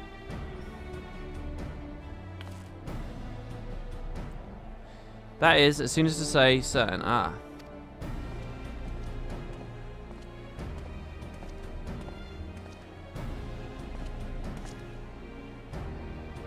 Pray forgive my lateness. Tataru and I had much to discuss. We still have no news of the missing scions, but she assures me that Urianger and Rio are pursuing promising leads. Am I going to find out there's been a really cool story going on with Minfilia and co?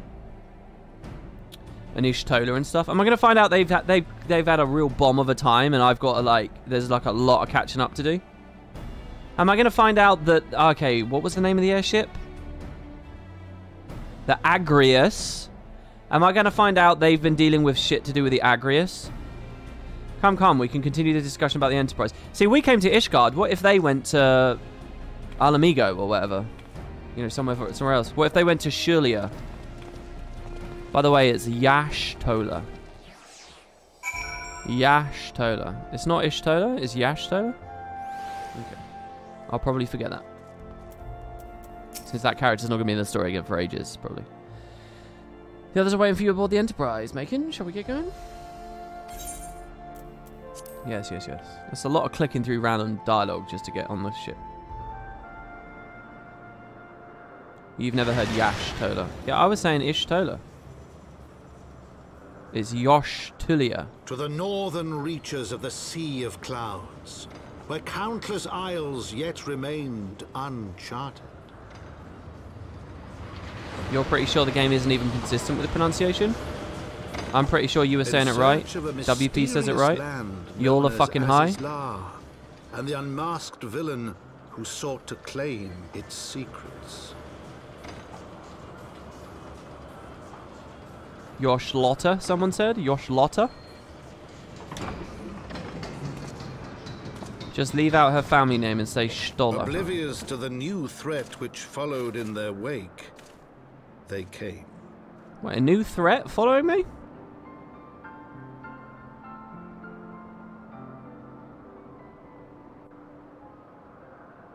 Urianger says Yashtola, but he's a nerd, so everyone else might just be saying it wrong. Each accent calls them differently. So it's you guys being overly dogmatic and descriptive about something that doesn't matter much, which the internet always is with pronunciation. I don't get that about people. If you understand the word that I said, why are you being a pedant about the way in which I say it? Do you know what I mean? I don't mind at all when someone mispronounces something. I really don't. Or if I do mention it, it's because, you know, if someone says you're, but they type it you are, you know, I might point out in like a cheeky way, but it doesn't really matter. I get the sense, though, that most people on planet Earth really give a massive shit about that stuff, and I don't know what it is exactly. Is it people's upbringing and the way that they're treated at school? They think that they think there has to be right and wrong about all this shit that there really doesn't have to be. I don't get it. I really don't. Anyway, from here, Camp Cloudtop looks rather far. Be on your guard, Macon. The Vanu could be anywhere, even watching us as we speak. Okay, he has a mind to start searching the blue window. I want it to be day. Assuming the Soleil is here, the airship, I doubt she'll come to us. We should begin searching the Isles in earnest. Of course, we must remain vigilant for Vanu's scouts as well. I'd rather avoid needless bloodshed. Like, I'll ask about pronunciation and I'll make an effort to do the right one, and I'm interested in the right one. But not out of my own nature. I'm only interested in that out of social conformity and the fact that I'm putting on a show for you guys and I don't want to aggravate people. But that aggravation, that initial aggravation from others is what I don't get. We'll keep the Enterprise here for now, but if you need to head back to Ishgard, you can use that standard to signal to an Ironworks airship. Don't worry, we charted a route safe outside for others to fly, unless that primal shows up. But what are the odds of that, eh?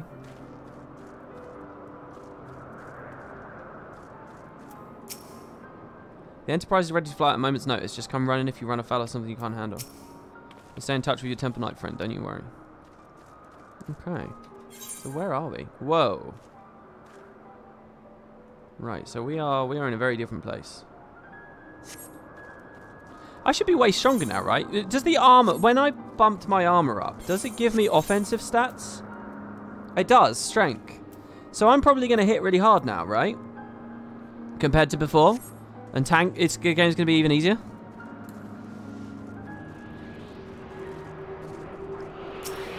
Yes, okay, cool. I remember when I was last here, there was talk of a big dragon flying around here or something. Wasn't there? I swear there was. Or some big creature.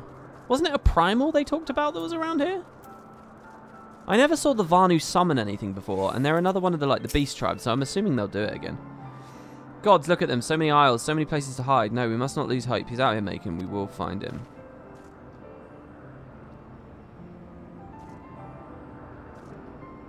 Kind of ruins the illusion a little bit that I can see the other area of the map right there. I don't remember if it was a side quest or what. What's going on here?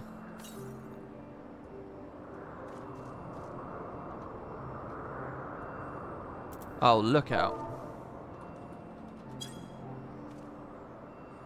I did that. I just didn't make Macon do it. Oh, it double clicked there, so I didn't get to read that.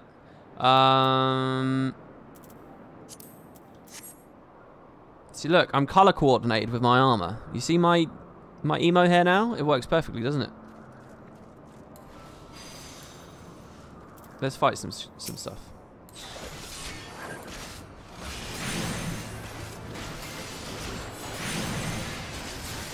Okay, I did spit and carve there really early. And it was fine. It wasn't a waste. I did it almost at the start of the whole goddamn thing.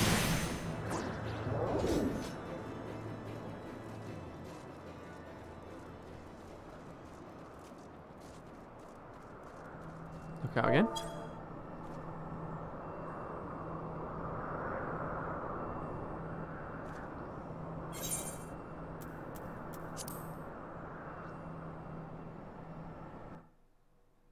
There's an add-on that will dynamically bring your visor down when you unsheath and bring it back up when you thingy. I think trying to learn the pronunciation of a person's name in real life is just good manners. For fictional stuff, though, I don't know why people get so uptight. Oh, I think you might be right, actually. Maybe it's just a name thing. Well, no, I mispronounce, Leviathan or Leviathan or Behemoth and shit, and people lose their minds. Or, Bahamut. That's it's a name of a creature. They're names of creatures. Is that it? It's just names of things? People don't like proper. Is it a proper noun issue? Is that what it is? Mayhap this effort was doomed to failure. Begs mercy of Netherlings. Does not fight. Does not wish to die. Was that a Vanu being attacked? But by whom? I might have missed it. Did WP at least try to buy a new weapon? Actually, no, you didn't miss it. I didn't do it. Good point. I don't know, where could I buy it? Over there. Imperial troops. Imperials are in this expansion. What the fuck? Ishgardians? Seize them. They'll know where the Archbishop is. Wait, the Agrius isn't a part of the Heavensward story, is it? The enemy of my enemy. We have no choice. With me, Macon. Protect the Vanu. The enemy of my enemy is my friend. Put tank stance on. Holy shit. How many of them are there?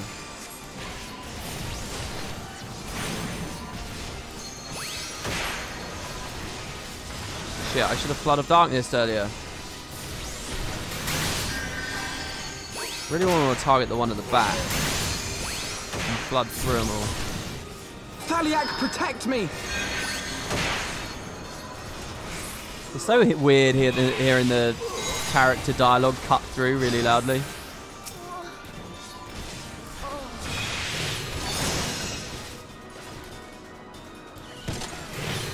Spirits without. Whoa, what the fuck? The gunship. Dagger everything.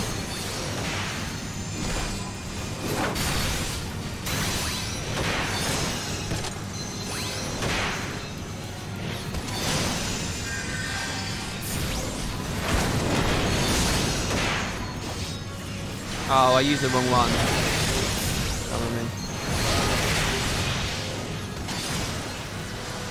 Whoa, what happened there?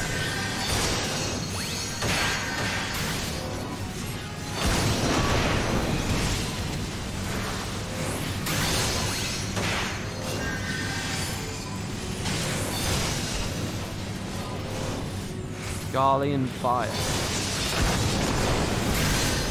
Oh, I never aggroed these ones. I'm sorry, Vanu. Fucking hell, these knockbacks. Come here.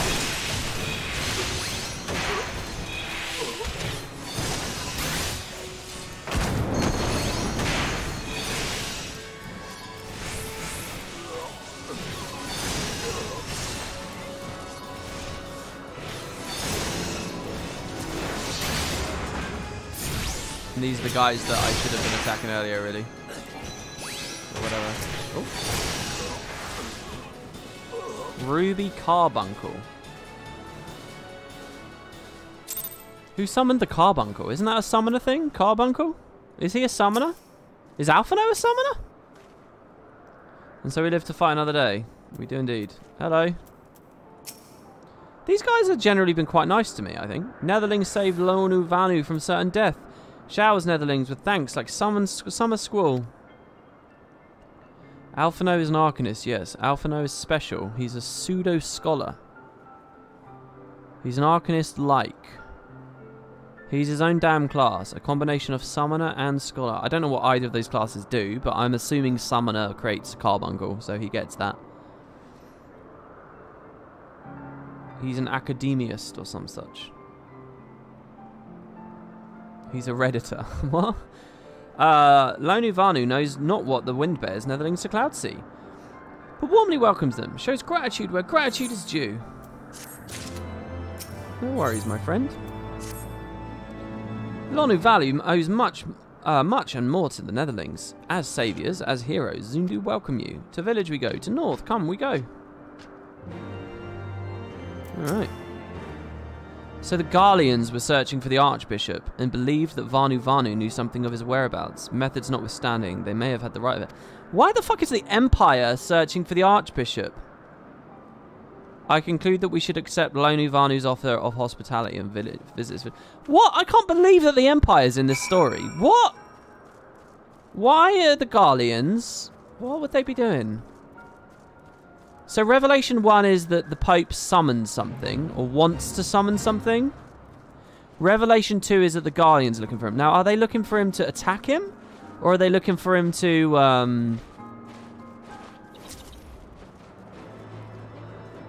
Oh, he's a fate event, and he's aggroed on me.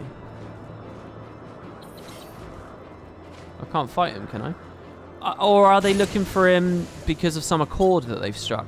Now, if I remember rightly... Ishgard stayed out of the conflicts with the Garleans, didn't it? Didn't Ishgard remain neutral? They never helped the Grand Companies. They weren't there with the big Midgardsormr fighting the original Agrius thing. They weren't there at the Battle of Cartano and the Calamity. They stepped out, didn't they? So that doesn't mean that they're enemies. It doesn't mean Ishgard hates the Empire, but the Empire has no interest in Ishgard just yet. The idea is they'd probably conquer them all if they could eventually. I'm gonna guess it would be very exciting if the Empire is trying to attack the Pope. That would be very interesting to me. If there's like a whole other layer of some part of his scheme involved pissing off the Empire, I think that then becomes so layered and interesting. Because then he's like the enemy of my enemy. That would be very, very interesting. But my gut says that they're allies. Because that's a lot cleaner.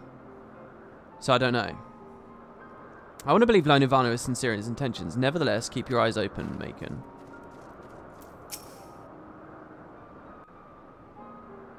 And I wonder if this does connect to the Agrius in some way. The Agrius 2.0. Like breeze guides leaves to rest, come and lie down your burdens, Netherling. Lone Ivano throws wide arms in greeting. Behold, OK Zundu. This is your little town place? I think it's day now, but it's a misty, horrible day. A far warmer welcome than the one you received from the Vundu, I think. Ha, Vundu bluster and blow hither upon and yon. Sound and fury like aimless gale. Ere what unseen lightning begets such thunderous report. Some kind of airship fight. There you are, did you see it? It's that damned flying whale again. The Imperials are after it. What? I remember the whale. I remember being told about the flying whale. And I think I was told it was a primal. But I don't remember who summoned it or why or... And then we just moved on. The white?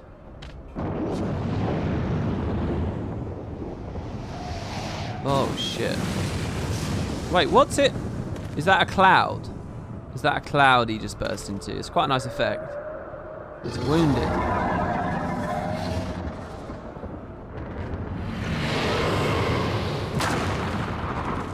Holy shit. Oh, it's eating the crystals that are in the islands. Did it just eat the island? Oh, insatiable why, oh devourer of worlds, why must you torment us? Bah, Lone Ivano wastes no more words on his unfathomable deeds. Come, Netherlings, come and break words with Chief of Zundu. Alright, so it's sort of... Maybe whoever summoned it's gone, but it's gone rogue, and it's just eating the stuff. Wouldn't it be trying to temper everyone around here, though? Maybe it never gets close enough? Maybe it does, but they're just not... Those who are tempered are not doing too much. Oh, he's level 59. If Netherling is ever in need of succor, I drive away beast with blows furious as summer squall. Oh, this guy's fishing over the edge. Now that's cool. Hello. What are you fishing in? The cloud? Fish in sea are like stars in heavens, ever bountiful. So you've got a rope that goes all the way down there, do you? Gonavanu. Sky. Rain. Netherling comes at perfect time. Watches young Vanu dance thunderously as soaring Sinuwa. Okay, Zundu culture is rich as soil after summer rains. Is there more Netherling would know? What do you do? Oh shit, double click.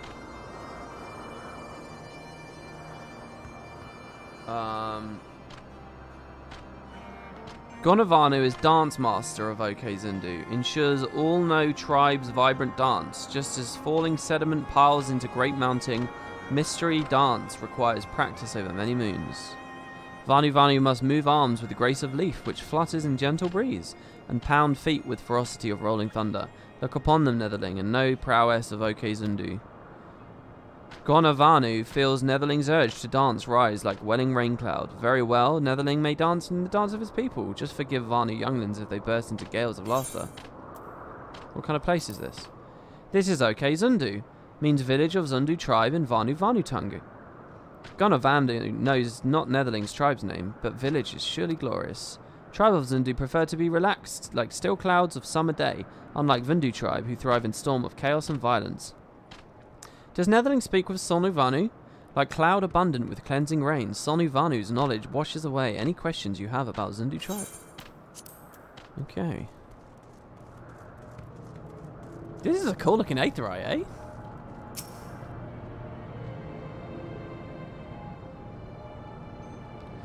Is it a coincidence that the aetherytes look a bit like the crystal of Hydaelyn? Oh, I'll tell you guys my theory. You know this whole thing about in the future we go to like an alternate reality or whatever, blah blah blah. And people are like, just play, it's not really an alternate reality, or like they're being vague to me about it. Here's my new theory about why everyone's vague about what it is that I go to. I wonder if that whole dimension, or that whole world or whatever, is a primal. I wonder if we end up going to a story where, like, someone's like, I'll save the day. I'll just summon a world where we won. And that's where we go to. And that's my big theory now. That's what I thought of last night. Because I'm just thinking of how many different weird ways in which they can play and expand the idea of, like, primal and wish fulfillment. And so that's what I think that reality is now. I think someone just creates it. Someone just wishes it into being with, like, crazy power. I don't know who or why or when, or I don't know anything else. But that's my new theory about what the Shadowbringer... That's it, right? Shadowbringer? That's what I think Shadowbringers is. Maybe. With wisdom deep as nethers and eyes clear as cloudless blue, Sonu Vanu speaks for Zundu. Hearken to his words. Am I supposed to be singing what these guys say? By the way, I'm not looking at chat through that whole observation because I'm fairly confident in it, and I don't want anyone to tip me off on that one. I'd like to see if I'm right about that just through playing through. Maybe I can see in my peripheral that chat's moving, but I'm not reading what you guys are saying on that specific one. Netherlings deliver Lonu Vanu from claws of steel-shod fiends and prove nobility. He knows not to ignore Zephyr winds and brings before you all with haste. I'm going to sound like such an arrogant dick there if my idea is completely stupid and everyone's just laughing at me, but there you have it. Soft rains to soothe the heart and sunshine to warm. Gratitude of Sonu, Chief of Zundu, is boundless. We're honoured to meet you, Chief. I'm Alphino, and these are my companions, Macon and Sid. We've come in search of an airship, a flying vessel of the Nethers, which we believe is somewhere in the Cloud Sea. Ah, like to black steel-shod contraption from which you saved Lonu Vanu. Alas, no, that ship belongs to the Garlean Empire, an old enemy of ours, though not the enemy we're looking for at present. The men we seek wear armour of purest white and are led by an older man in white robes. Wait, Lonu Vanu, hear tell of these Netherlings. You do, are you certain? As sun rises and falls and returns, we are certain. Zundu scouts can testify to words of Lonu Vanu. Aye, aye, winds carry purpose of Netherlings to our ears as well. Netherlings seek key to Azizlar. Alright, tell me what Azizlar is.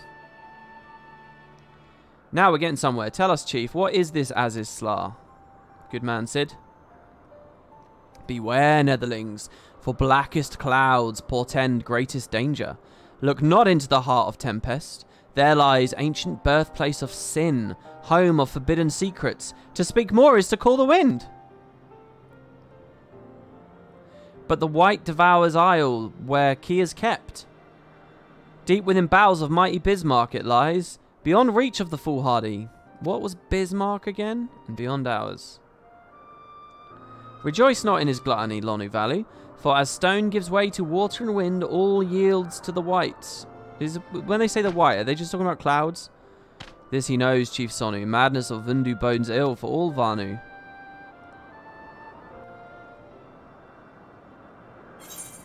Okay, so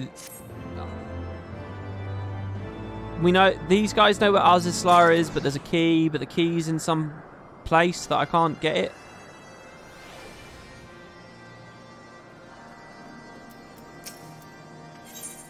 Alphino has that familiar look in his eyes, which can mean only one thing. So, Azizlar is home to forbidden secrets, accessible only to the bearer of a key, which the Archbishop covets. Much as I would like to believe it's safe within the belly of Bismarck. Oh, is Bismarck the whale? Oh, the whale ate the island with a key on it, so it's in him. Much as I would like to believe it is safe within the belly of Bismarck, the Knights of the Heavensward wield primal powers. If we do not slay the whale and claim the key first, they surely will. Quite how we will go about it is another matter. As was the case in our battle with Leviathan, we are out of our element, and this time we have far fewer allies to call upon. Be that as it may, our customary approach still holds true. We must begin by learning more about the white. Ketracel white? It's a drug that's used to keep the Jem'Hadar, bred for war, at bay. It keeps them subservient to the greater powers of the Dominion, the founders, of course, but in particular, fuck, who are they? Who are all the aliens played by the same guy? Shit, I've forgotten their name. Anyway, the residents. Someone tell me that in chat. Residents of the village. Then regroup and share our findings anon. Bismarck is the name of every whale summon in other Final Fantasies. Really? I've never played a Final Fantasy with a Bismarck whale summon. Oh, there's no Star Trek fans in chat. No one knows what the fuck I'm talking about, do they? If Netherlings seek knowledge of the White, then speak with the Kunu Vali, foremost keeper of tales. But neglect not to present self with humility and respect. As sun yields to moon and moon to sun, Netherlings must greet Kunu Vali with a bow.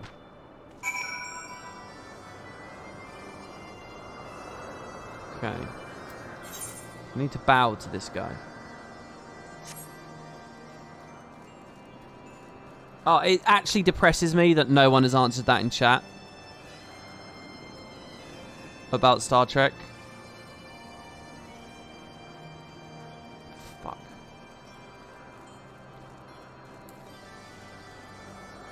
All I can hope is that someone watching the VOD is crying with me. Alright, Kunu Vali is over here.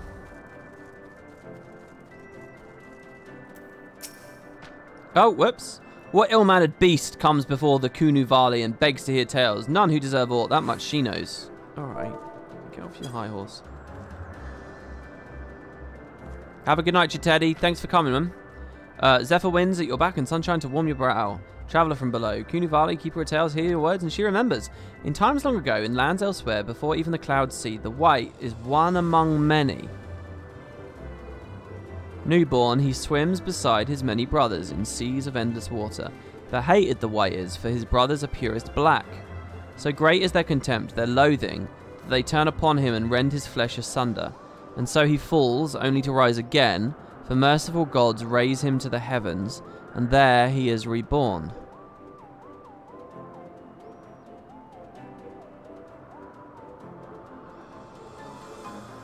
Right. The White still longs for the sea to which he cannot return, but in rebirth a splinter of the divine is shared. And so he opens his maw, from whence come the clouds. And a new sea is born, home to him alone. Content he gazes below and sees others who are as he, hated and hunted. He weeps, and in his benevolence he raises up the isles of earth and guides these people to the cloud sea. Such is the tale of his rebirth and the salvation of the Vanu. May it never be forgotten. So this is like some creation myth about this collection of floating islands. But this demon which menaces the cloud sea, his rage is that of the Vundu, his hunger that of a wild beast. The isles are his gift to us, yet now he must consume them? Kunu Vali knows no tales like this. Right. Hopefully Alphino's got some concepts from that. Oh, there you go. Someone at least knows what I'm talking about. You don't remember Wayun's race? Yeah, why can't I remember Wayun's race?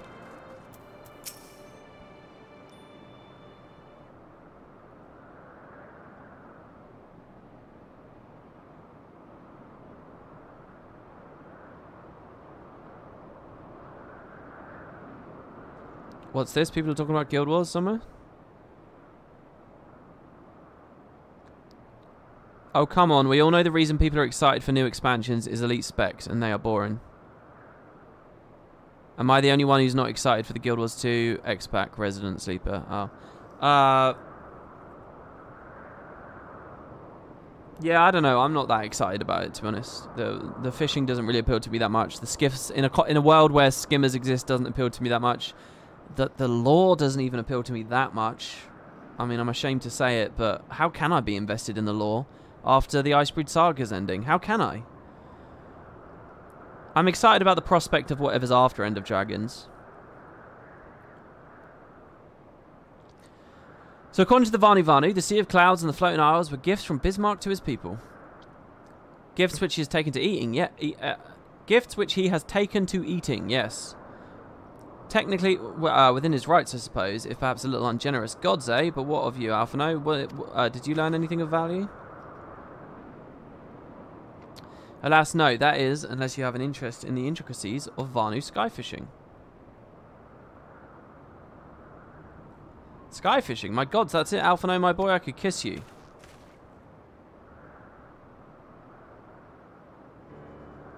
From what we've observed, Bismarck is a creature of pure instinct, driven primarily by hunger. When wounded by the Imperials, it fled, but not before devouring another island to restore its strength. What I propose is this. We tow a suitably appetizing island through the Sea of Clouds, in essence fishing for a flying whale. Once we draw Bismarck out of hiding, we shall use dragon killers to fire the grapnels into the beast's hide and then reel it in close, enabling our resident Icon Slayer to engage a Icon? What's this term? I vaguely remember reading this. Is Icon another word for primal? Chat, I'm asking you. Anybody know? Icon Slayer? A bold plan, Master Garland, but an exceedingly dangerous one. Should make him fail to subdue the creature, he would almost certainly be eaten along with the rest of your appetizing island. Oh, it's the Garlean word for primal. Oh, it's an old Allegan term for primal? Oh, why is it that they have like a separate phrase that's specifically done in the story? I mean, I get there's some authenticity to that. That's quite interesting. And Sid is from Garlemald then, is he? Is Sid a Garlemaldian? An ex-Garlemaldian? A bold plan, Master Garland, but an exceedingly dangerous one. Should make him fail to subdue the creature, he'd almost certainly be eaten along with the rest of the appetizing island. So am I going to be fighting it on the inside? Oh, he won't fail. And if anything does go wrong, I'll be at the helm of the Enterprise, ready to tow him out of trouble. I wouldn't entrust a task like this to anyone else. Nor I. I trust you have no objections to my joining you as well. Not at all, the more the merrier. Right then, it seems the boys and I have a lot of work to do if the Enterprise is to be ready for our fishing trip, while you two need to find me some bait. And not just any island of mine, I want a mouthful at most. Okay. So we're going whaling.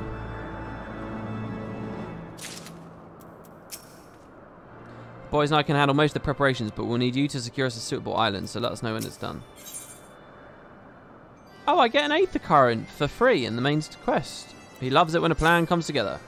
Well, you heard Sid, we need an island to bait the hook. By way of a first step, I propose we speak with Chief Sonu. If the Zundu is concerned by Bismarck's behaviour, as they have given us to believe, they may well be supportive of our efforts to slay him. What if they're not happy, though?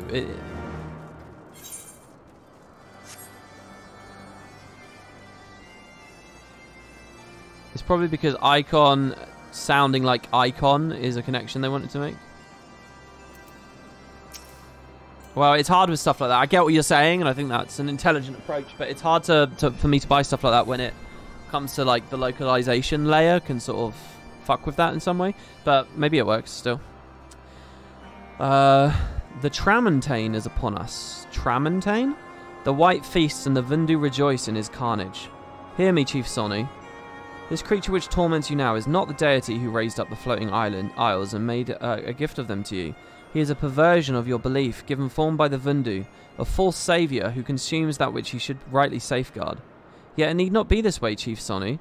We have the power to strike down this impostor, but we must beg of you an island to see it done. Moats against the tempest, in vain do they struggle. Yet who is Sonu to speak of what may be? Perhaps even the Tramontane can turn to the Ponent? What the fuck are these words? Teach me. Tramontane?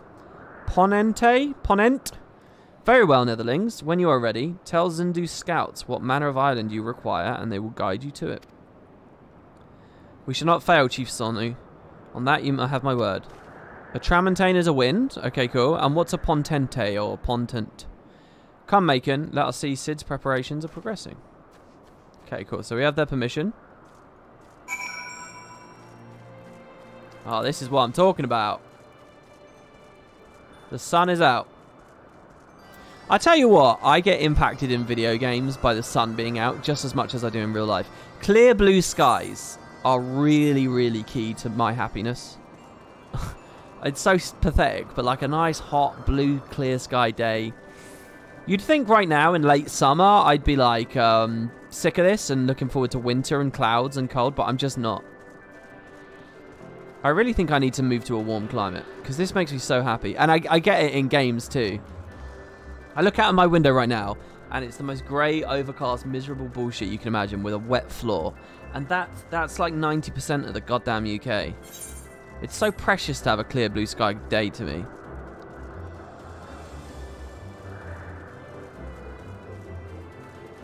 But I have a friend from Nicaragua who says he's the reverse. He'd much rather the climate that I'm in. And it's like, well, I just can't. There's no way, man. I feel like I'm in the right here because there's actually a physiological thing going on with vitamin D. So, you know. Come down to Australia. You know, if I ever, like, had enough money for it, and at the rate I'm going through life, it will never, ever, ever happen. I would love to have a place in Australia or New Zealand, and a place up here, and I would rotate every 6 months. I'm not joking. I would adore doing that. I don't even know whether that's possible with visas and shit, but that would be awesome. Just so I can forever avoid the winter. I mean, how good would that be? People talk about buying like really expensive houses and shit. I wouldn't do that. I wouldn't buy a really expensive house. I'd have 2 cheap, chitty places, but that are mine and are on opposite hemispheres.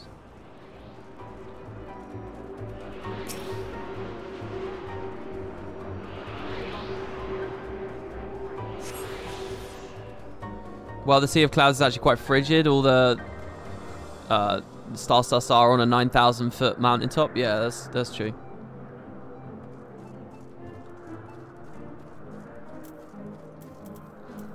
The only problem with that is the flight as well, by the way. So maybe you would pick, maybe like having an Italy place or something's better because it's a lot closer, but the climate's brilliant there anyway, right? I'm pretty sure he just said 2 sheep chitty places. Indeed. We can't have swearing. Our Ishgardian friends have furnished us with dragon killers and ammunition, and I've taken the liberty of procuring a Magitech field generator as well. Rest assured, we've chains to spare, every link forged by the manufactory's master craftsmen. If you have any lingering doubts as to their strength, know that they were originally intended to bind dragons and were not found wanting. It pleases me to inform you that the Vanu Vanu have agreed to furnish us with an island of our choosing. Then all that remains is to confirm the readiness of the poor buggers who will actually be doing the fighting. Macon, let Wedge know when your party is assembled. Oh, this is it! Wow, I thought I was going to do a whole thing where I like almost tediously have to find a place. I probably shouldn't be telling you this, but I don't like this plan. I don't like it one little bit, but I can't help but being excited all the same. So tell me, Macon, are you ready to hunt the white whale? Alright then, all aboard. The Limitless Blue, hard mode. Oh, damn. Alright, chat. If anyone wants to do this with me, just enter the roulette, the duty finder. Inspiration often finds us in surprising ways. So it was that a casual mention of sky fishing helped Sid Garland conceive of a plan to lure out Bismarck, the Lord of the Mists, by using the Enterprise to tow an island through the Sea of Clouds. After binding the beast with chains fired from dragon killers, he hopes you can engage it in the traditional fashion. Though the plan is somewhat sound in theory, there is no telling how effective it will be in practice. Nevertheless, the engineer has seen you through many dangerous situations in the past, so at least the odds are in his favour.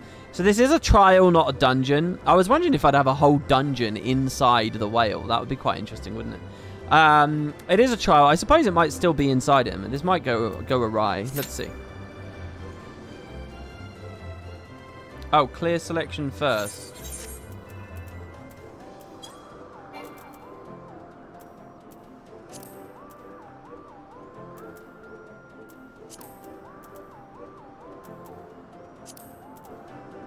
Turn off the Dusk Vigil.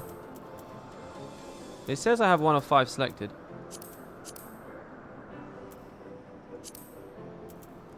The Limitless Blue. Oh, chat, I also had another request. I asked in Discord about doing a green screen, because I'd love to put Macon on screen. On the UI. But they said that I needed to go to someone's house who has one. Either that or I do this whole thing called G-Pose. I don't know what G-Pose is. I don't know how complicated it is. I don't know what I have to do for it, and I also don't have a house with a green screen. So if anyone's got any advice either about G-Pose or can offer a house with a green screen, I'd be very, very grateful. We can put Monkey Man on screen. You just type /G pose. Oh really? I thought it was like a whole other client. Use the following commands to access the setting menu. Whoa, why is he attacking? What the fuck is this?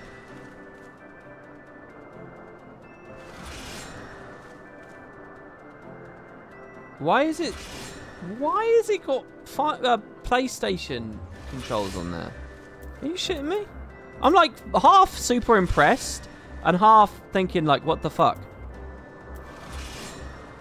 It repeats the last move you do. It's annoying. So if I like jump, is there no way to turn that off? Toggle battle effect off.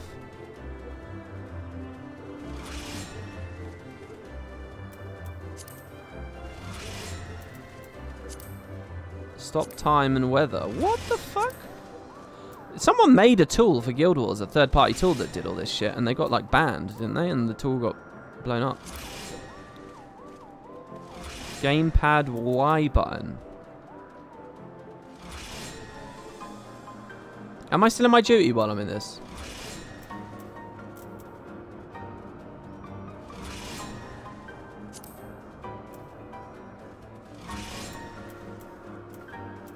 That's weird. That's an FOV mover. Called camera position. Can I not enter numerically?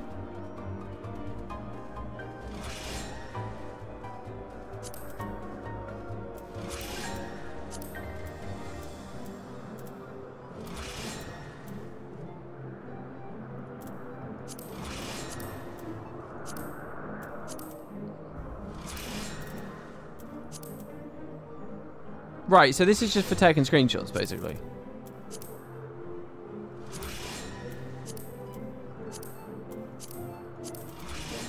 Or little videos. So there's a green screen background thing, is there?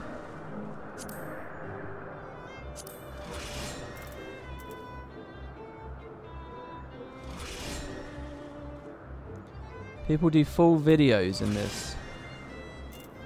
G-pose equals group pose. It's for screenshots.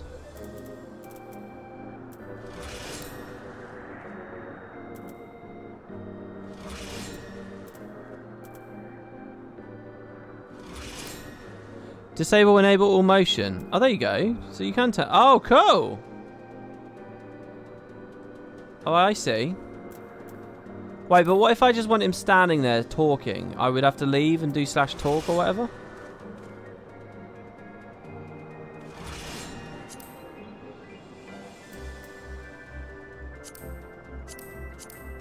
Enable camera lighting. Oh, this is like there's a light on the camera shining. Okay, I get you.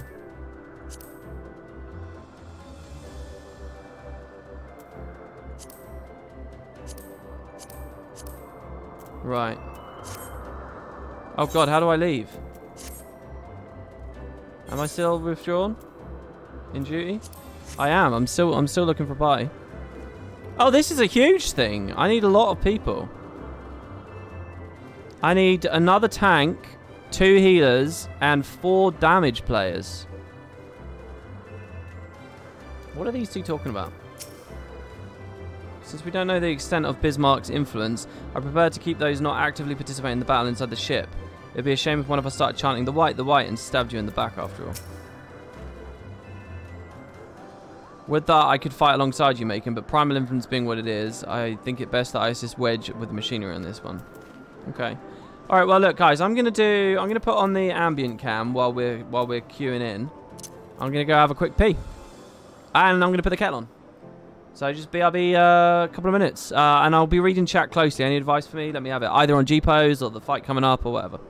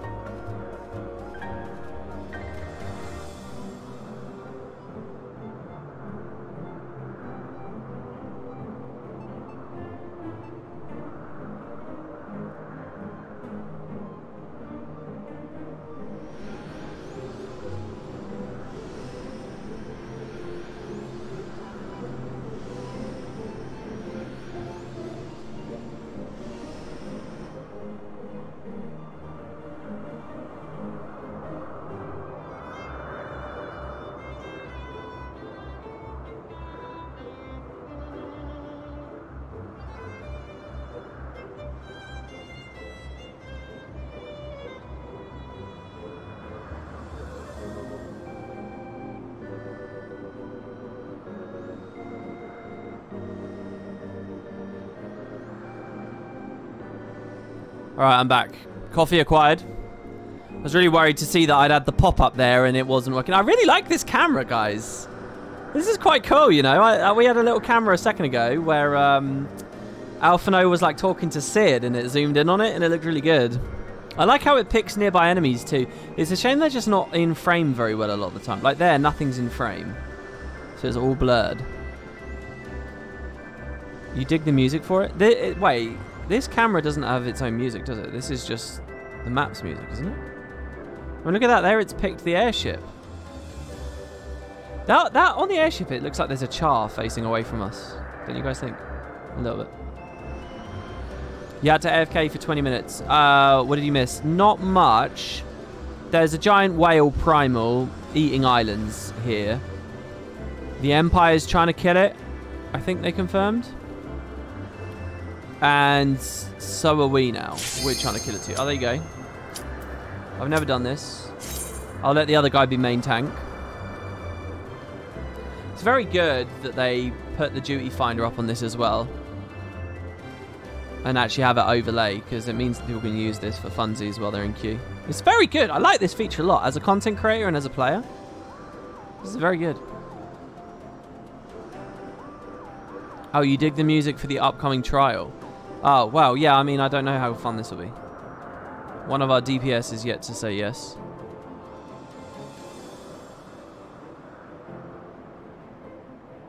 Just be careful, you have to take aggro of an ad at one point. 2 big ads will pop. The party member's withdrawn. Okay. A party member's withdrawn. Oh, there we go.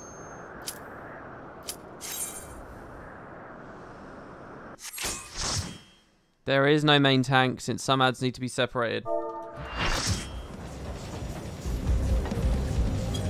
He said, good morning, ladies and gentlemen. Hello, hello, hey. I said, I'm 100% new, bear with me. Oh, this is cool. Hey, this one is easy peasy.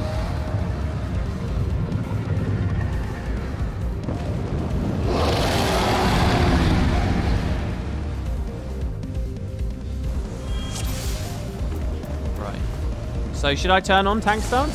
I guess I should. Don't fall off and separate the ads. All good.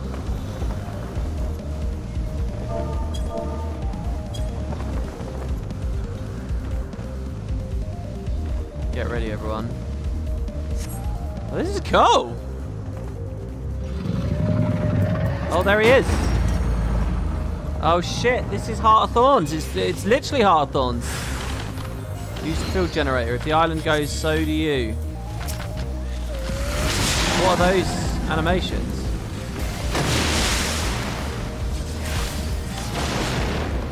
Should I aggro everything or just the one thing? Do I want to keep the Vindu apart?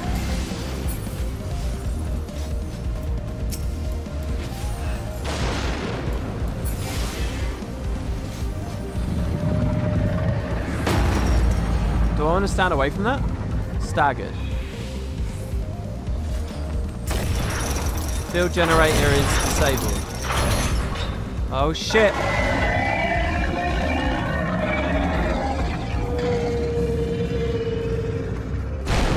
Oh shit!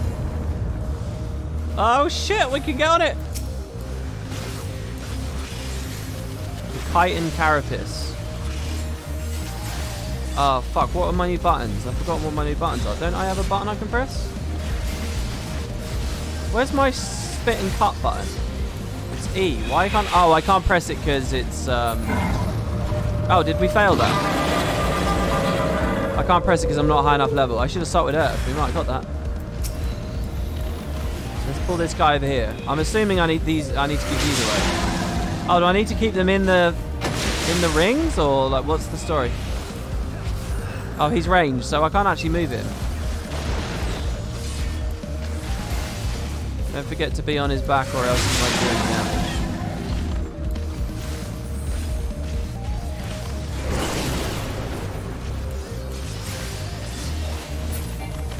Maybe I should have blood weapon. What's this? The balance. Damage dealt is increased. Oh, are we right clicking that?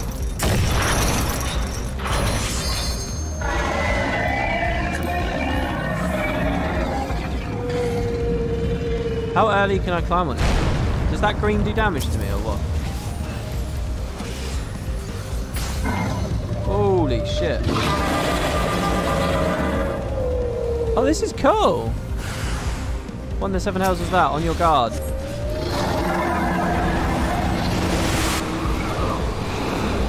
What is the jeopardy here? What am I...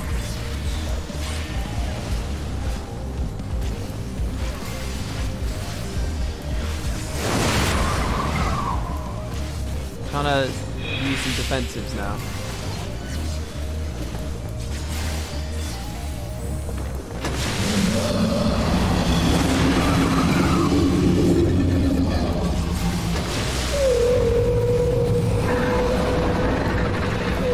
Oh God, brace yourself.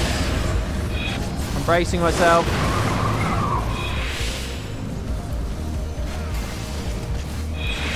Oh, I plunged too late there. Silly. Can I go behind these chains, or are the chains on the ground for a reason? I have to assume that they are. I'm trying to keep it facing away. Do we need to sync kill them, or like what? What's the story?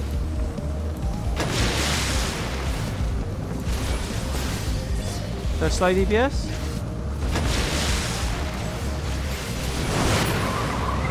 Oh, he's dead. I'll unmend it until it looks like it's going to lose aggro, and then I'll... Oh, I can just go in though, can't I? Why wouldn't I go in? The chains are just for show, okay. Oh shit, what is this? Whoa.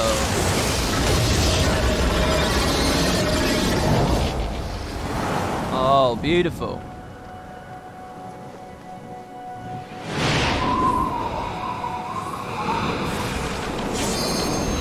Oh. Come over here. Come over here. Should I get two of them? I got... Oh, fuck. Fuck. He knocked me into this one. Oh. Was there a chance I was going to go over the edge there? I got wombo comboed there. Oh, the music's picking up. Getting out of that.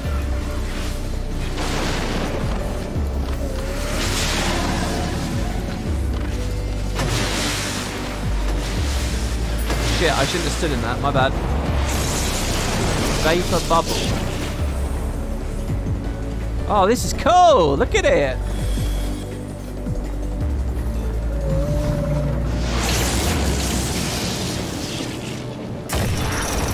I don't like how big the party thing is. I'm going to shrink it a bit.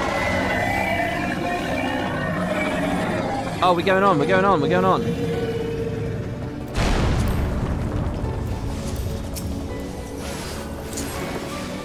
I think it's called a Corona. This is just like the Sin battle, isn't it, really?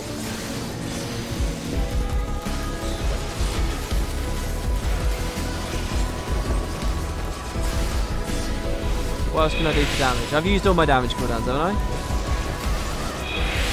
Get another one of those. Oh, we got it, right? Because we got launched on. Maybe not. Are people expecting one burns and I'm failing it for us? What could I have done better there? If the chains are just for show, then I will...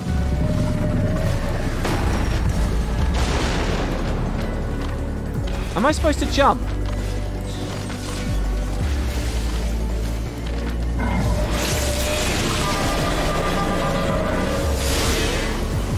Holy shit. Sorry team, sorry. I'll pull that one over. Shall we hit in the bubbles?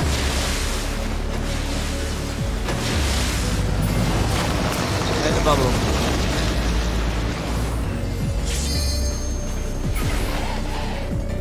Where did the bubbles come from? Are they after these things die?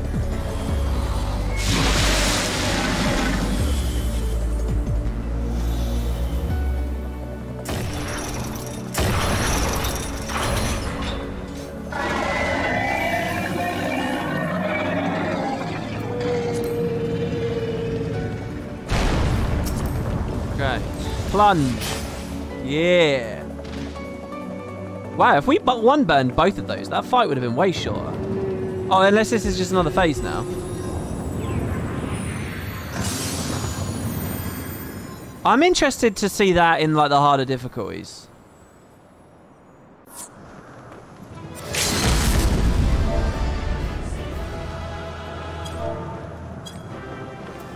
How do I know if I get commended? I think I don't ever get commended. Thank you to the healer.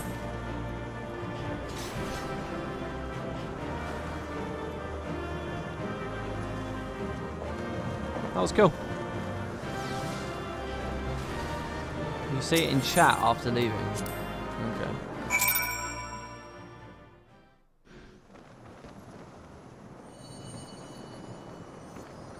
I don't know what the limit break does.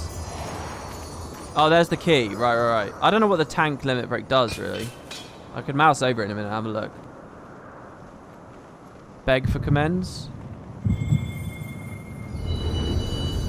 Oh, I had another question for you guys. I have a question. Well, once we're done with the cutscene.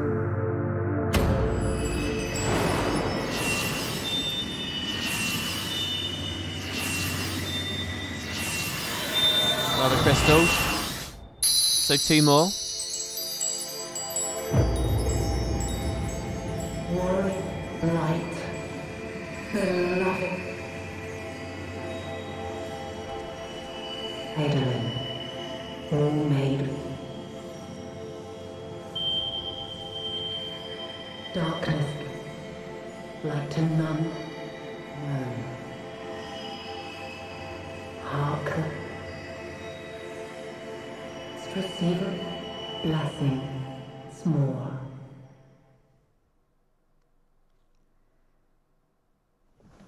Okay, it's the whole party gets 90% damage reduction. Oh, okay, that's cool.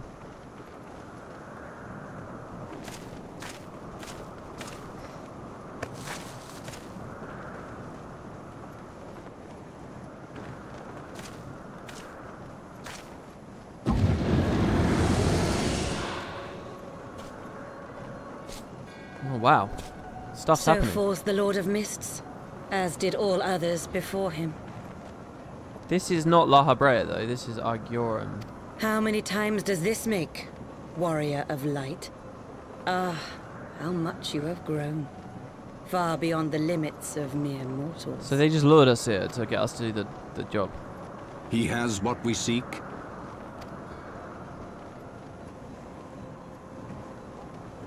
That he does. The key to Azizla and the secrets of Alag.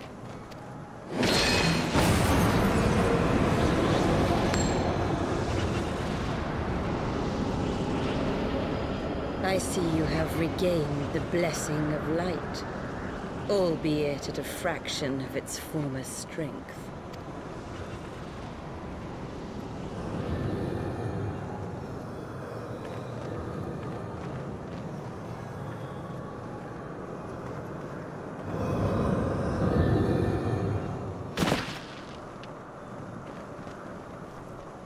My thanks to you, Asian. And to you as well, Warrior of Light, for saving us the effort of slaying Bismarck.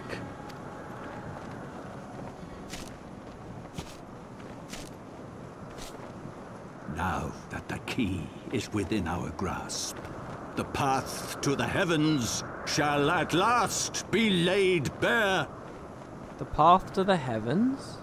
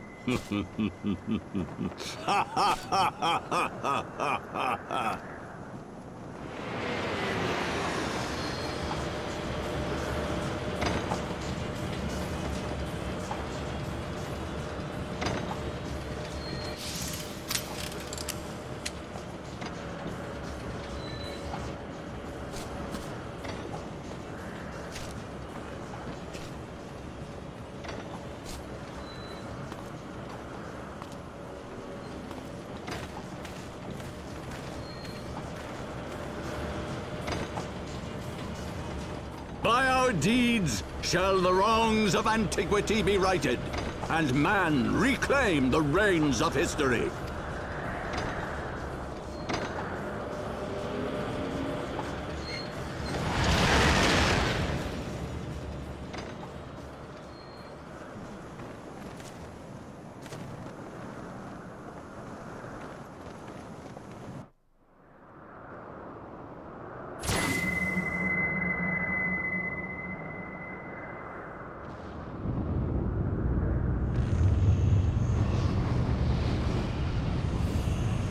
There's some Allagan fortress in the sky.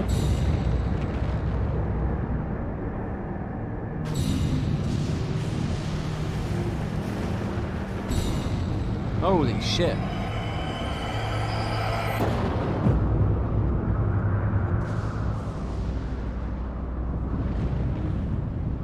And the key is just a device to find it.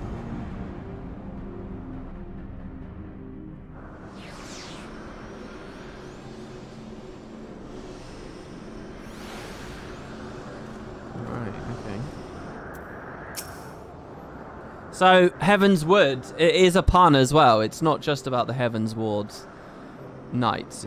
It is a pun to the fact that we go Heavensward in the game. But as in into the sky, not as in into another reality. In retrospect, we probably should have seen that coming. Still, you thought, well, making better than that. Chin up, eh? Right, my question. Completely unrelated to the story right now. If you watch the stream, if I right-click...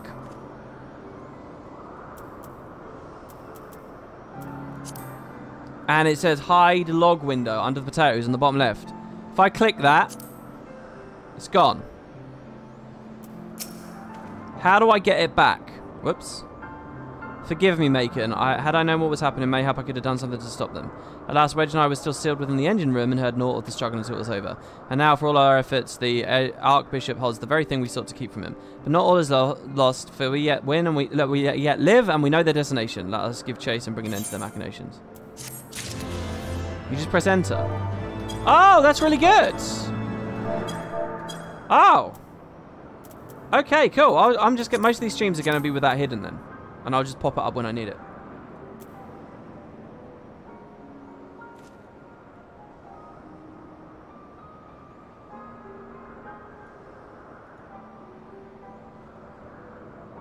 Let's put those up there. Let's go here. Drop that to 80%. And have it below the potatoes. This thing, I don't know what I want to do with it. It would look a lot cleaner if that wasn't there. I know I can do the collapsible thing. Maybe I just make it as small as possible. But it's still kind of just a mess, because it's like an element that's there, you know? It's like an element on screen. I don't know. Oh, I got an idea.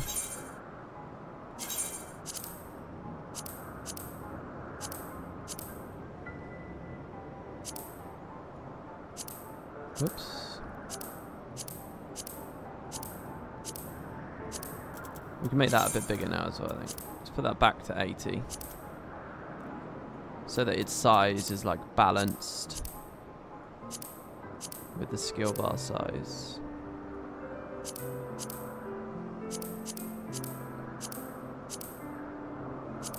And we'll do that. Oh. Do something like that. And then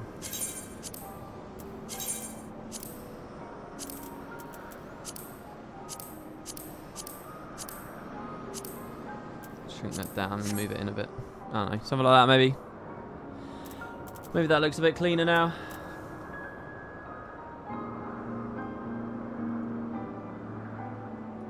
Alright.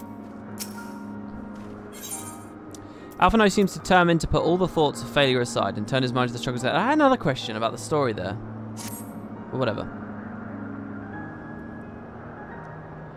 Though we failed to secure the key, we must not forget that we succeeded in ridding the realm of another primal and prevented the Vanu Vanu lands from being consumed in doing so. The Zundu at least shall be glad of our deeds this day. Let's go and inform them. Sid and the others will need a moment to tend to the Enterprise anyway. Alright.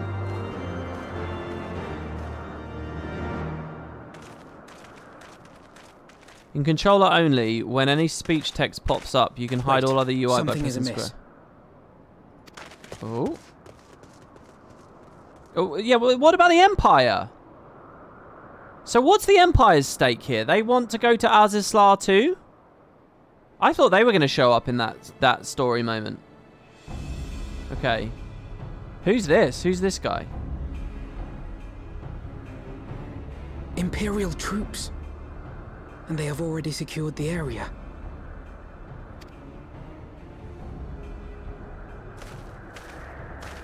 Reveal yourselves at once! Regular Van Hydrus.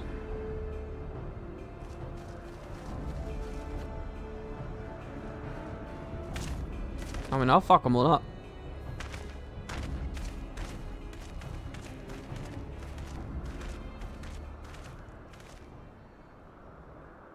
And there I was, expecting more beastmen. Who are you? Oh, he sounds amenable. I thought Ishgardians responsible for the disappearance of our scouts, but I see now that I was mistaken. Varizul Galvus. So, does the Agrius 2.0 need something from Azizlar? And that's why they're here? Just as Wire observed. The Warrior of Light is wont to appear at the most inopportune times.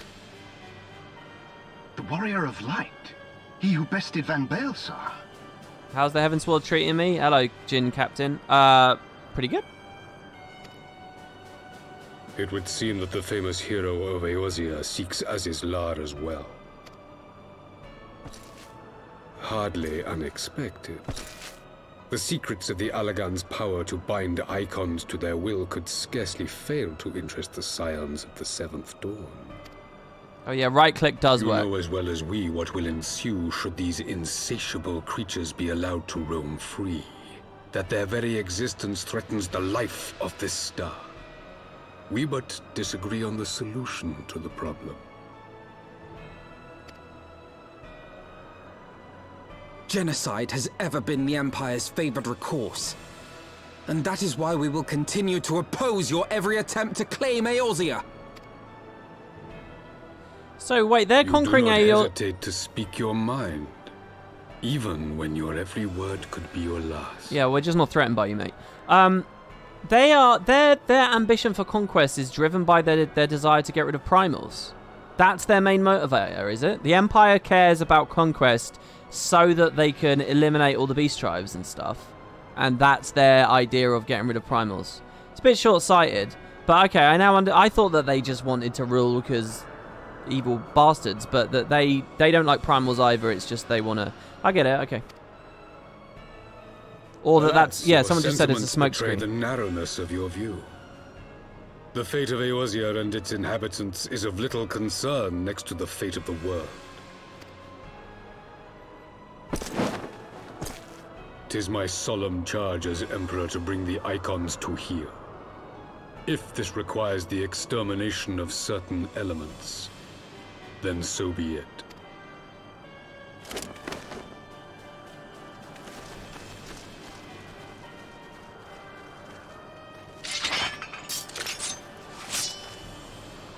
No, don't! They are not his thralls!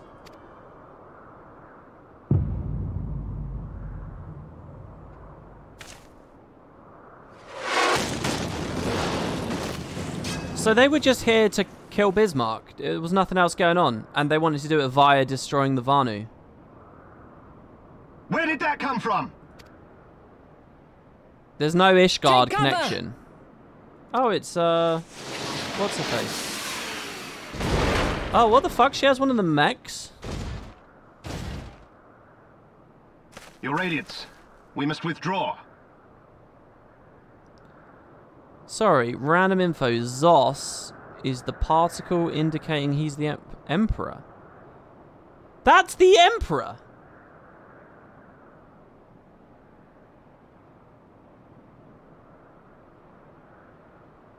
Are you telling me that guy's the Emperor? The Emperor?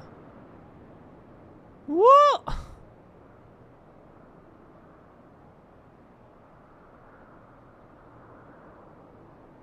Yeah, the actual Emperor is casually here.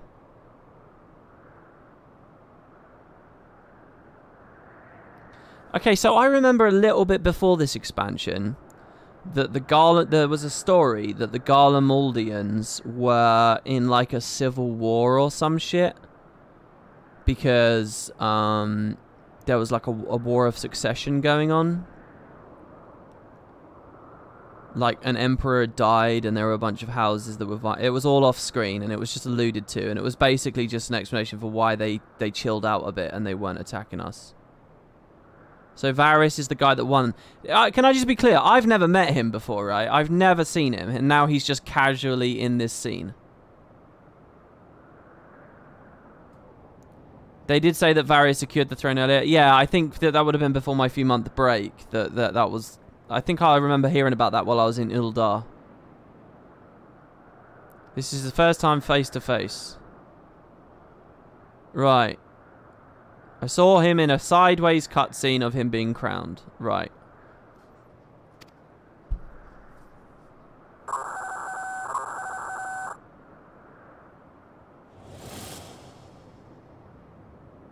Oh, I take the threat of it might be your last word a little bit more seriously now.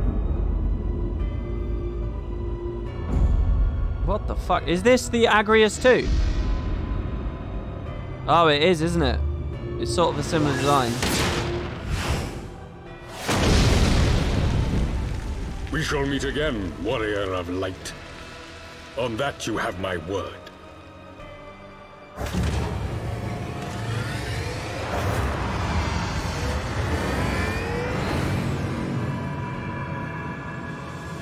So I'm guessing they want to go to Azizlar to get some Agrian... So Garlemald too has designs on Azizlar. But why would the Emperor himself elect to lead the expedition? Oh, good. Oh, thank you. The game knows that it's absurd the Emperor's there, and that's a part of the story. Oh. Almost every time I'm like, this is not well written. They embrace it. Okay, good. So they are acknowledging how farcical that is. Saved, exactly. They have acknowledged that.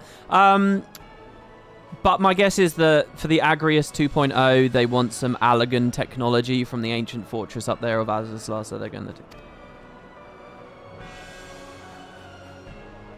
Now the question is, are they collaborating or competing with the Pope? Again, I think it's much more interesting if they're competing, but who knows. Never in my wildest dreams did I think I would stand less than 20 paces from the Emperor. I assume the commander that accompanied him must be the legatus of whom the Centurion spoke. Ah, forgive me, this is neither the time or the place for such idle speculation. There's always the time and place, baby. Oh yeah, baby!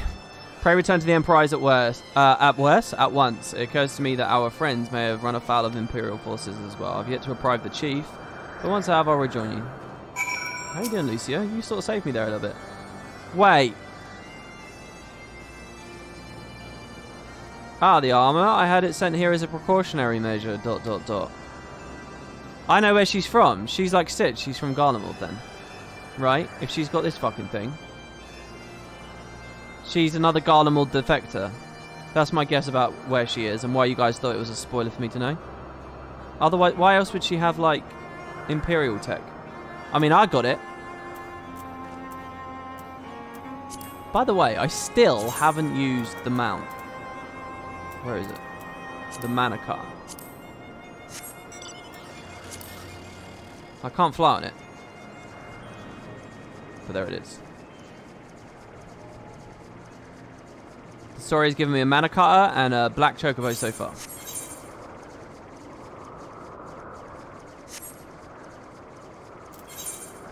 Big brain ding ding ding. Thank you guys. Thank you for confirming that. The thing is though, why are you all so antsy about that being a spoiler?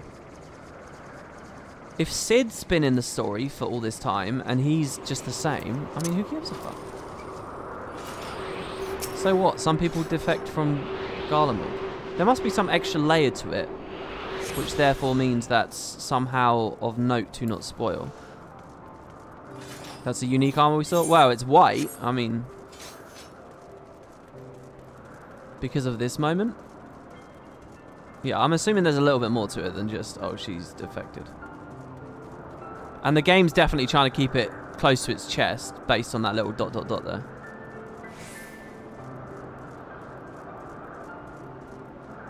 You don't have the same appreciation from finding that by yourself versus getting it spoiled to you? Well, I just mean there's lots of things we can guess at and talk about, but I mean, it's not... All I'm saying is yesterday when I mentioned that in chat, people were freaking out like it was like a big spoiler to know where she's from. But now it doesn't even seem like a fact of consequence. Don't forget to use your compass to find all the other Aether currents so you can fly. Yeah, I'll probably do that later. I know I could be more efficient, but who gives a fuck about playing efficient? It's not a job. I need to have fun, baby. Need to have fun and chew bubblegum. Oh, I'm messing it up. I'm not weaving correctly. So I need to spit and carve. Plunge. Edge of Darkness. Soul Eater.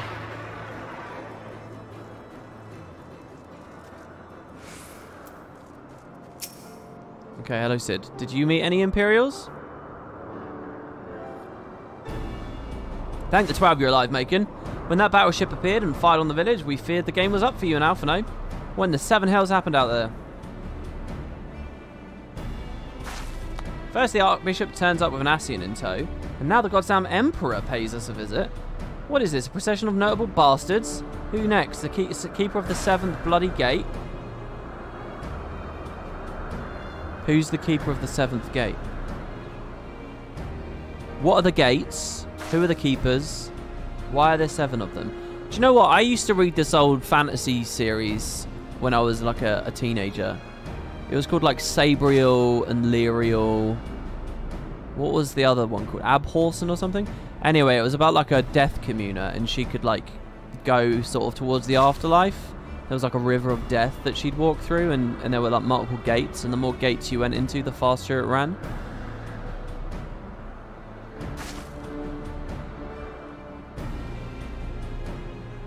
As in 7th Gate of Hell.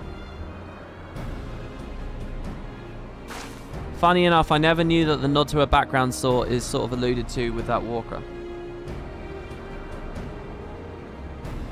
There's 7 hells in some myth in this. Okay, anyone got anything more substantive about that? Alright.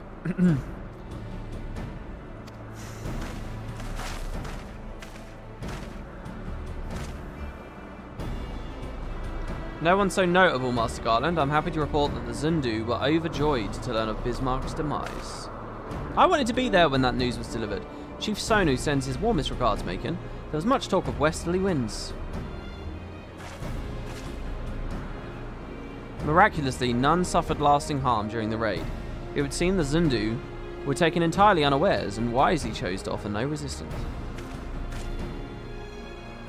Since they have no more to fear from the Empire, for the present at least, had the Emperor truly been intent on their extermination, OK Zundu would have already been levelled.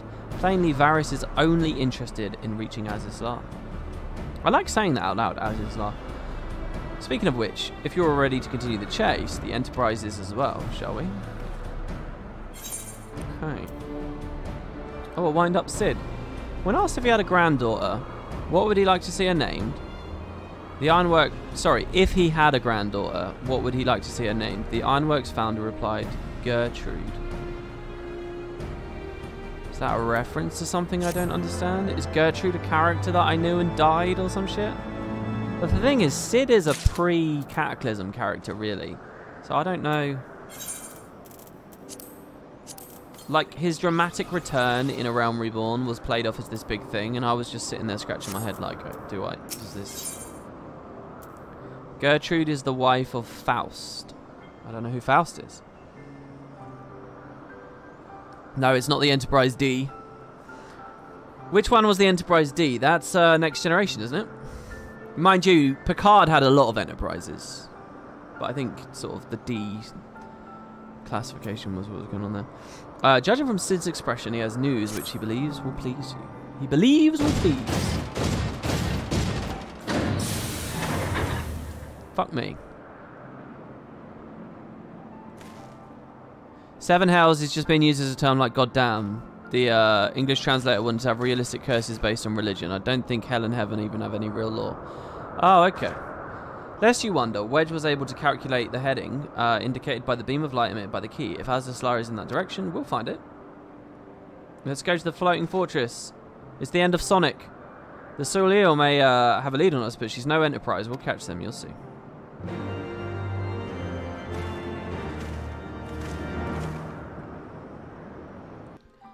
Can anyone tell me if Ragnarok is in this game? I think the Ragnarok is the name of the airship in 8. And it's some cool items in other ones, cool weapons. It's a cool piece of anthology. I don't remember ever seeing Ragnarok in 14. So I'm hoping it's in a later expansion. I did not think that I would ever have occasion to pilot a suit of Magitech armor again. Least of all under these circumstances. There we go. Again, she says. Not yet. There's no Ragnarok yet. I love that word. Wait, my full name is Lucia Go Junius, and I was born a citizen of Garlemald. What's that on her head? Ah, that explains it. When we first met in Ishgard, I very nearly called you Livia.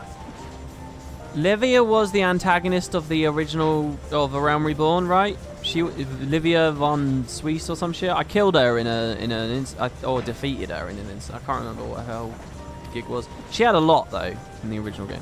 Livia? Livia Sasjunius? The tribunus who served under Gaius van Baelsar?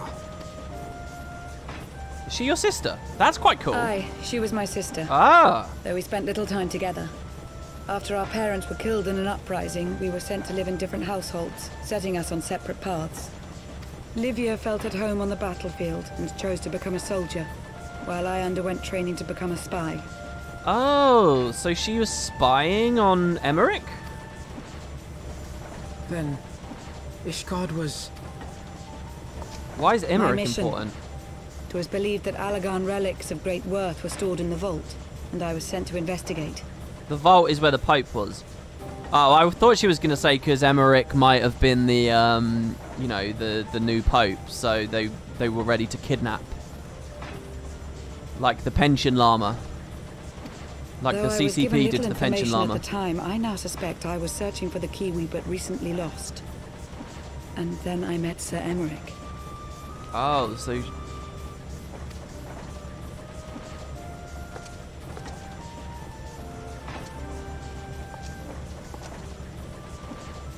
Twas his usefulness to my mission which prompted me to approach him. But I soon found myself drawn to him for other reasons. She's always been very stoic and very loyal. Finding out she's a spy is kind of cool. Because she's like seemed to have been one of the most like steadfast, dutiful people in the story. But she was a fucking spy. That's cool. He too was a prisoner of his past, judged for his heritage as a bastard son of the Archbishop. Yet unlike my sister and I, he did not curse his fate. He simply rose above it. In time, I came to realize that I had found a man worth following, and a new home besides. And when I subsequently confessed all to Sir Emmerich, he was good enough to accept me into his service. Oh my god, he knew! I do not question your loyalty to Sir Emmerich. It is your loyalty to your sister which concerns me. Is Livia dead or did she just leave? I can't remember. Did I kill Livia? I have long been of the opinion that those who dwell in the past risk losing sight of their future. I like the Garleans, man. I quite like all the Garlemald stuff. Because that other guy, that I was talking about earlier that got lost in the Shadow Realm or whatever during the Crystal Tower story, he's cool as fuck too. And he was a Garlean, wasn't he? My sister fought for her convictions and for those she held dear. So do I. So must we all. She is dead. Yeah, Nero, that's it. Well, I, for one, am happy to welcome a fellow Garlean to our merry band. Especially one who can make Magitech armor sing. Yeah, let's watch these two bond. They're both Garlean defectors. That's cool. Let's see them chat with each other. Okay, so Livia's dead. You know, that's quite insane, really. Does she know that we did it? I mean, when I first entered that office and met her and Emmerich, does she know I fucking killed her sister? I mean, that's pretty nuts.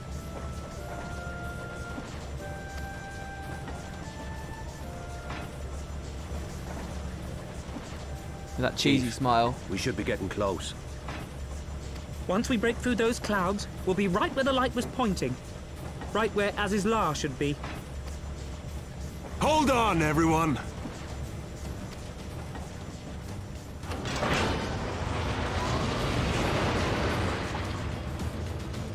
Nero's great and he looks like Spike from Buffy the Vampire Slayer.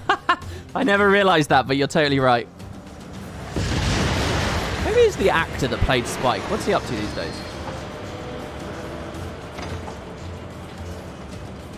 Wait, by the way, every Garlean has a third eye. That's why it was irrelevant.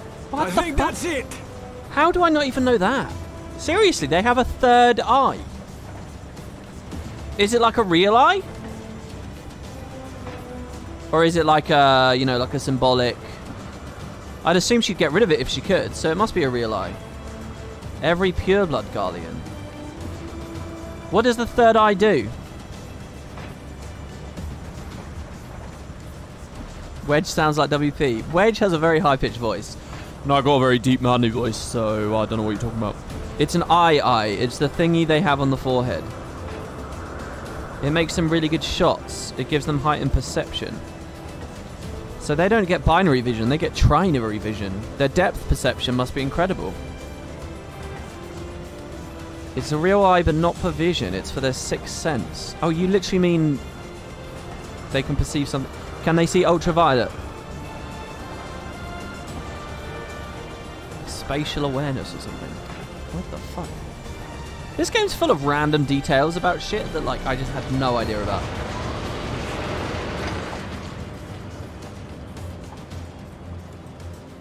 Don't you guys have eyes? Chief, is that Allegan? Aye. There's no mistaking their handiwork. Trinary is a word. Of course trinary is a word. Are you crazy? In exchange, they can't use magic. Oh, they can't use magic.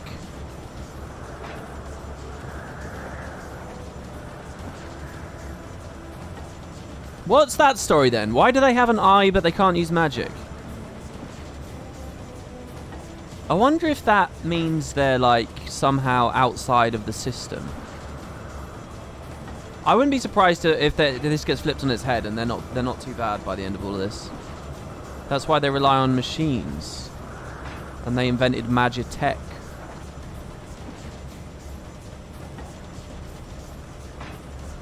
It's just a trait of their race. I thought they were just humans. I just thought they were people. Right, Allegan, there's no mistaking for their handiwork.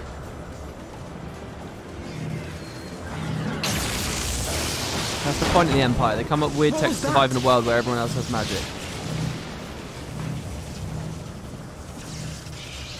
Some sort of barrier. So where's Sid Third Eye? He's not pure blood? She won't hold, Chief! She's breaking up! I've lost the auxiliary propeller! Sid, it's no use! We must return to Ishgard and find another way! Someone tell me something fun about the Frankenstein people. I never think about the Frankenstein people, and there's basically none of them in the story. I mean, really? There's, like, Biggs. Who else? Like, I've seen almost none of them. What's cool about them? God damn it all! Why do the Allegans always have to make everything so bloody complicated? Because they were badasses, bro.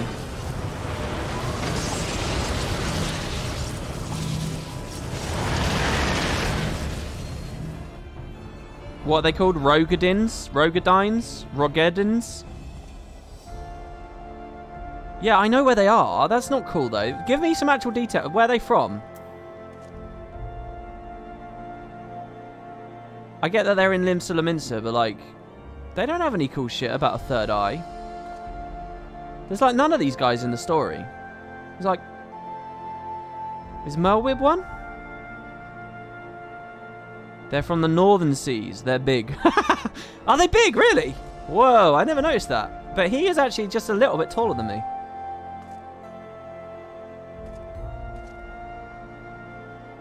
Sid's third eye does exist, but it's behind his goggles. Oh, what a loser. He's ashamed of it, is he? They're just a basic race. Well, okay. Gods, just thinking about the repairs we have to do is giving me a bleeding headache. What could be out there that could warrant the personal attention of the Emperor himself? I quite like the cast at the moment. I like Lucia. I like Biggs and Wedge. I like Alphino. I like Sid.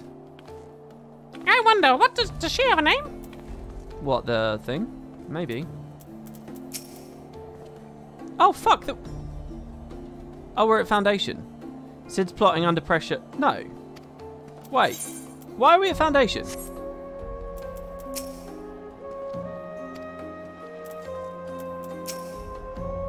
I honestly thought I was on an airship landing at the place, and then I saw like a crest over there, and I was like, oh no. We barely be finished repairing the damage incurred during our sky fishing trip. On the other hand, any landing you can walk away from, as they say. I can only presume the Soleil passed through the barrier unscathed. That would certainly explain why the Vanu called it a key. Oh, so it doesn't just show you the place, it actually helps you get in. The faith that drives us. Alphino appears relieved to be standing on solid ground once more. Assuming Sid's correct, and I have no reason to think he's not, the Vanu's key is required to pass through the barrier, protecting it as a slot. Oh, right, yeah, we hit the barrier and we left. Right. But even without it, we must find a way to reach the Isle. I thought we just had like a rough landing. I was just completely distracted thinking about the third eye, I think, there. I shall have everyone convene at the seat of the Lord Commander, that we might discuss best how to proceed. As before, make yourself known to the guardsmen when you arrive, and we will show you in.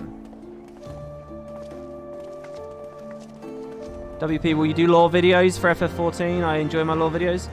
I have very little energy or desire or enthusiasm or passion for scripted, edited products at this point.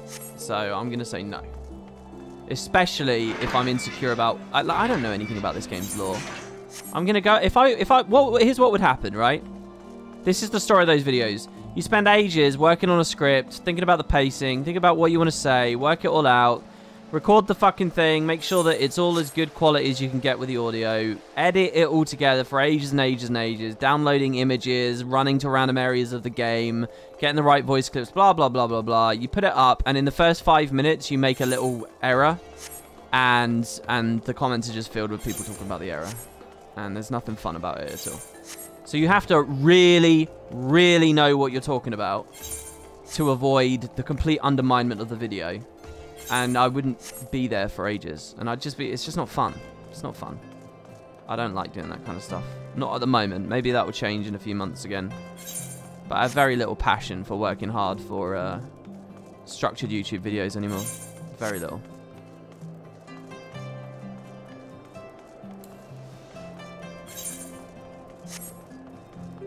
After 10 years of it. And by the way, I am at 10 years by the end of this month. Or next month. I don't know. I'm just a bit drained. And even if you do manage to nail it, it's not that many views, really. And it's not going to stand out amongst the tons of other people who have already made Final Fantasy stuff. It's not special. It's not anything. So...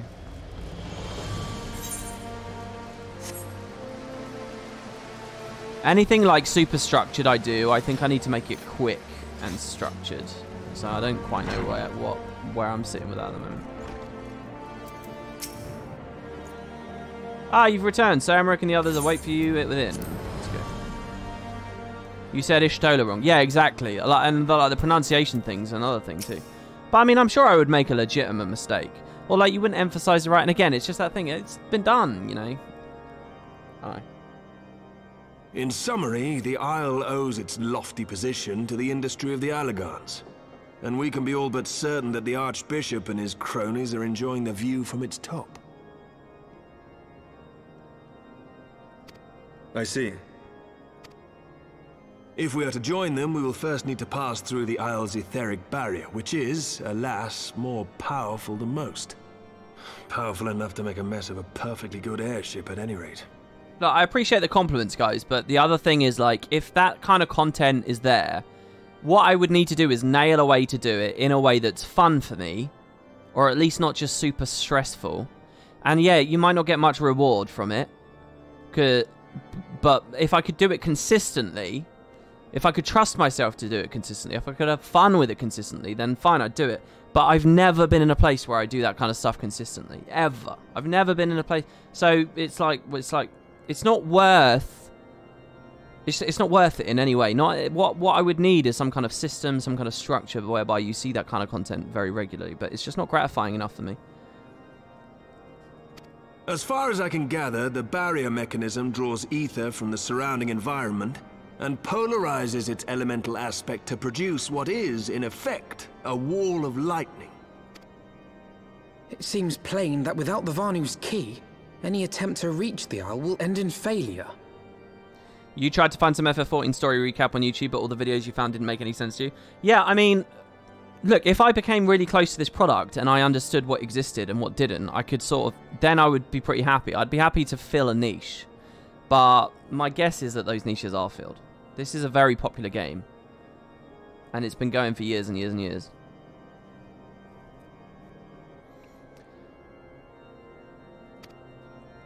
Alas, the key was careless enough to leave without us, and I don't think the Vanu keep a spare. One thing I kind of like the idea of is like streaming a game, and then at the end, I give myself an hour on stream to figure out, like the game is you give yourself an hour to like figure out all the main points I want to say, and it's like a bit of a collaborative thing with chat as well. Like, okay, this is a big topic, this is a big topic, this is a big topic. So I've got like a huge list of bullet points. Not fully scripted, but I've got a huge list of my most important talking points that I know I want to talk about. And then make a video out of that, and you call it a 1 hour review. The review itself would end up much longer than an hour, but you just go through the bullet points, and it would be a bit more freeform. And I think that might be a nice way to get a balance of something constructive, but also it's not something you've agonized over. I think, and that kind of thing I think I might be able to do consistently. Like, I quite like the idea of ending Heavensward and doing like a Heavensward review that's that. You know, and like the gimmick is like you've limited yourself, so people don't expect perfection. You know, Because that's the other thing. I always like hoist this expectation of something that's way too good on myself. Master Garland, based on your experience, is there no other way that we might breach the barrier? Oh, sorry, yeah, 11 years, not 10 years. 11 years.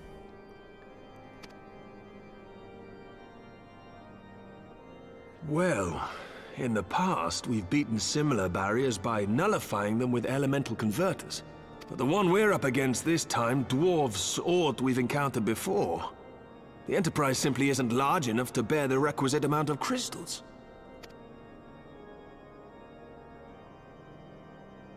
I'm reminded of the quantity needed to nullify Leviathan's command of the sea.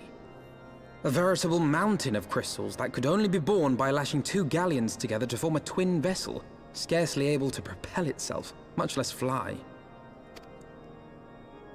That said, we're not without options. If it isn't feasible to nullify the barrier, we might try piercing it. How? We create a ram of condensed ether and mount it on my ship. There's just one problem. I don't have the faintest idea how to build one. It's going to take a true authority in the field, I reckon. Would that the Archons were still with us. Archons? But yesterday evening, I chanced to find Mistress Tataru in unusually high spirits. Assuming I understood her excited ramblings correctly, she has acquired a clue, pointing to the whereabouts of one such individual. What, who are the Archons again? Oh, they're the elite Scions, so like Minfilia. Oh, are we about to... Are they going to come back? An Archon? Truly? Archons are the original Scions, the disciples of Louis Soir. Archon is a title from Shalia. Most of the members of the Scions are Archons. Are these characters I know? Or are there... Hey, are there Scions that I've never met? I thought I met all the Scions. I thought I basically built them up through the main game. Are there Scions I've never even met? No, I have met them all. So someone's coming back. Ha! Fortune favors the righteous, eh? Well then, let's not waste any time. While you go and look for our missing friend, I'll work on modifying the Enterprise.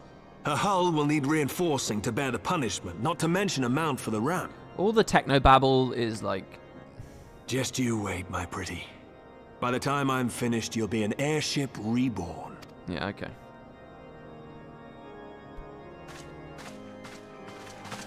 Minfilia is not an Archon. I thought Minfilia was like Scion Supreme, though. I thought she was the shit.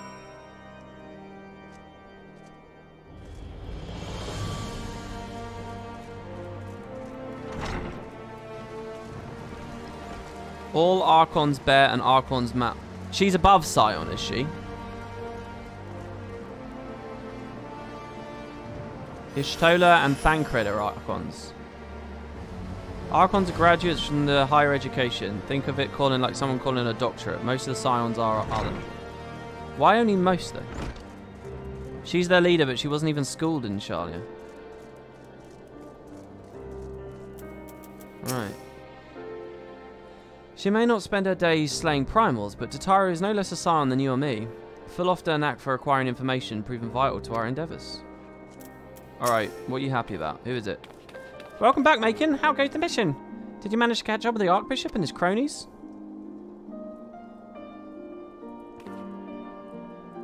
Who is Sharlian?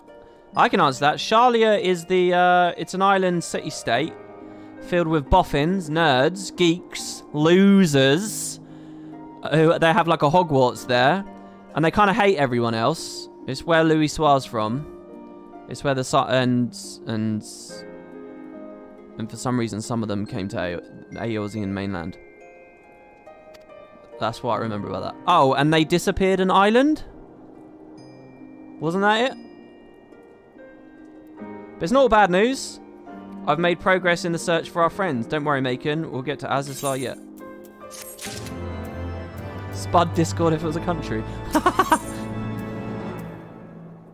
Tataru is eager to share her progress in the search for the missing islands. When you fled the Victory Feast, you used the ancient watercourse beneath the city, right? Yes. Well, shortly after things went back to normal in Nudar. I asked Marshal Tarapin to have the tunnels searched. A logical place to look. It was there that you lost contact with Minfilia, Thancred, and Y'shtola, was it not? It was. Dare I ask what the Marshal found? Very often this game is more organic than I expect it to be. Like, my whole impression of it has been, well, this expansion is an expansion in which we're separated.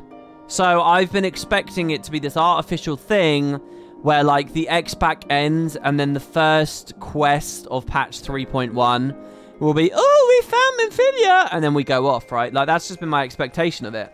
And then they do something like this, and it's like, no, it's much more organic than that. In the middle of the expansion, they start coming back into it. Like, and I'm really pleased to see that every time. It's not... You think there's a formula, or I expect there to be a formula, and forever they break that, and in a very, very pleasing way. I don't know. Pippin's message just said that there had been a discovery, and that we were to come to the Hall of Flames at our... Who the fuck's Pippin? At our earliest convenience. I dare not think where might be. We shall depart at once. Tataru? Urianger will know to join us in Uldar, who wish to be present as well. Yes, sir.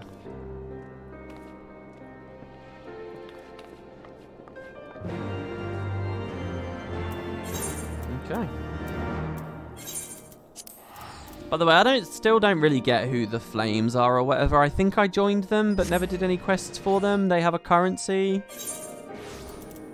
Pippin is Rabon's adopted son. Maybe Boots will hear Urianger for the first time.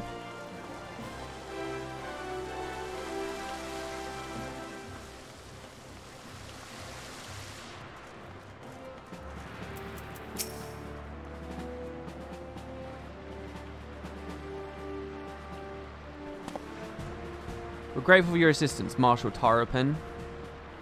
You saved her grace and father both. It is the least I can do to repay you. Forgive me my impatience, Marshal, but your missive mentioned a discovery. Yes, of course. As per your request, I had my men scour the waterways. Almost immediately, we encountered a difficulty. An entire section of the tunnel had collapsed. I thought I saw that in the cutscene. With the Mineral Concerns Corporation, however, we were able to remove the rubble, which yielded the battered bodies of a dozen Crystal Braves. Go on. Poor Alphino. Be at ease, Master Alphino. Your friends were not among the deceased. That alone's cause for hope. And then there's this. That's Y'shtola's wand. Thank you for the one viewer host to Silver Solar. Much appreciated. I assume you are the one. I'd assumed as much. If I may, Marshal.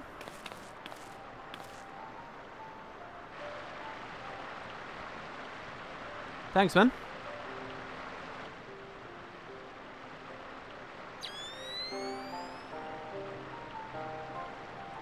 Tis as I did surmise, judging by the etheric imprint that lingereth yet upon this wand, it hath assuredly been employed in the casting of a most uncommon magic. Namely, the very first that man did conceive to traverse great distances, and the ancient precursor to all methods of travel that utilize the life stream.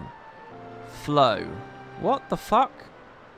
As soon as Urianger starts speaking, he just breaks my brain.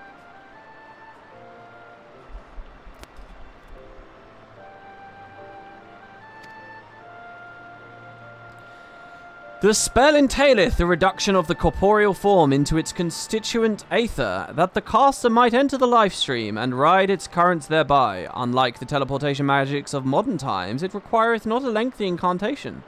That Y'shtola should choose to employ such a spell bespeaketh the need for haste. Okay, so she hack TP'd away. All of which suggests she escaped.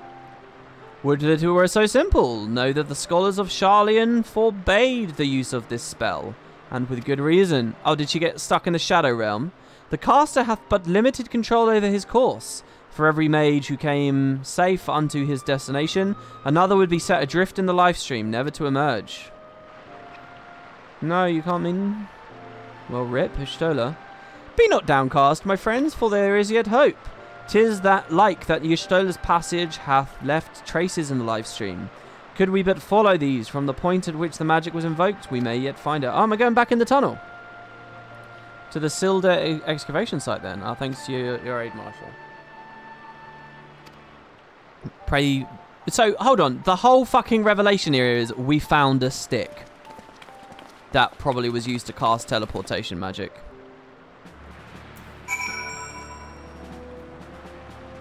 Right, well.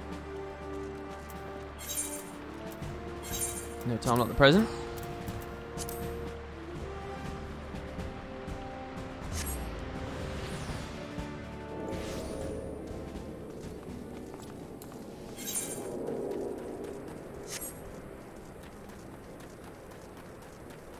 Can I just plunge and auto-kill these things at this point? Yeah, get fucked.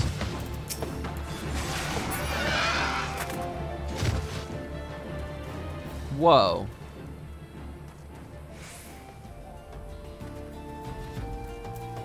I think... Okay, listen carefully, guys. I think that the death sounds of the Hammerbeak comes from a sound library that they've just licensed out sound effects from. And I think it's a very old sound library, and I've heard it in other games and other places. Okay, listen to the death sound of this Hammerbeak. Ready?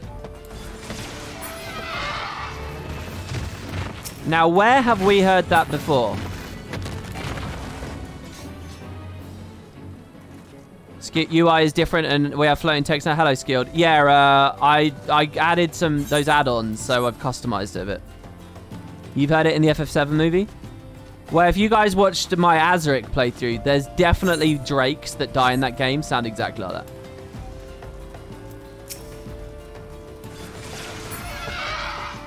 Listen to that shit. And it's not just there. I think I've heard that in a ton of places. Oh, yeah. Arena had it. Arena had it. Yeah, I remember talking about it in Arena. The old Heretic game. I've never played that. I don't know what that is. Right. Should we just mount up? No, I want to go into the... This is crazy. One of the first side quests I ever did was outside this tunnel. Maybe not Arena, but Daggerfall. I'm pretty sure I mentioned something like that in Arena, so I think you're right. Oh, what the fuck? Hello, everybody. Evidence of Y'shtola's passage will have been made faint by time, but mayhap some few scant traces yet remain to guide our steps. Okay. He will spend like 3 sentences saying like something someone else would say in like 3 words. Let's have a look. That's all he had to say there. Crabworms in Borderlands make that noise. Sounds like a pterodactyl. Yeah, it could be like a pterodactyl from Turok or some shit. Evidence of Y'shtola's passage, huh? Disgusting.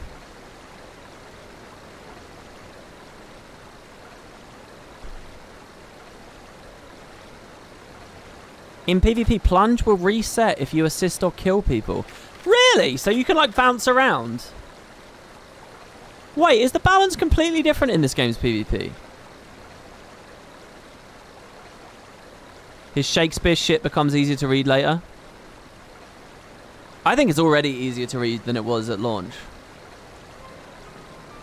I noticed when I played Monk in PvP, that the only time I ever went there was like a quest that made me go there. It looked insane. It looked completely bonkers. The trail leadeth to the north and the east, unto the bosom of the 12's wood. Are you saying? Aye, there's no mistake. Thither hath Y'shtola journeyed. Thither? I've never read that word in my life. And yet the Gridanians have reported no sightings. We must take this to mean she's still adrift.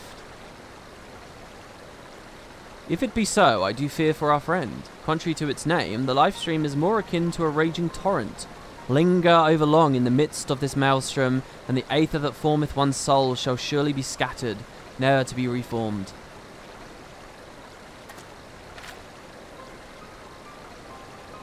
We have no time to waste. Urianger, pray explore all the possible options for reversing the effects of this forbidden magic. Maken, Tataru, we, 3, shall press on to Gridania and petition the Elder Seedseer's aid. Well, this is fucking bullshit, okay? If I go to her and say, yo, have you seen Ishtola? And she's like, yeah, I had a cup of tea with her 3 weeks ago. I'm going to be like, why the fuck didn't you mention that when you came with the Mughals before? You literally came... We were hanging out with you for ages. You didn't think that was relevant information. She had best say, I don't know what you're talking about. If it turns out she's seen her, well, okay, if Ishtola appeared between the two events, then that's also fine. But I'm going to be really mad if she's like... Oh, yeah. And I'm going to be even more... It'll be okay if Macon's pissed off about that. But if the game just ignores that that was a thing, I'm going to be furious. I'm going to be furious, and this is officially worse than Dragonstorm.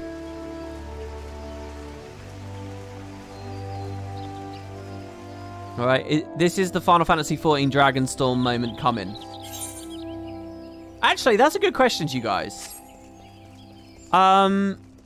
This place is pretty. What is the Final Fantasy XIV Dragonstorm moment? Would I appreciate it?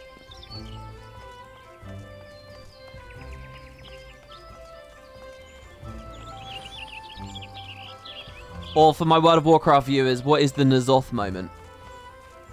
There is none. Launch. Praetorium. Praetorium wasn't a bad story. It was just long. That doesn't count. It's not the same at all. You have 5k hours in Guild Wars 2 and you never heard of Dragonstorm? I think that depresses me possibly even more than the circumstance of Dragonstorm itself.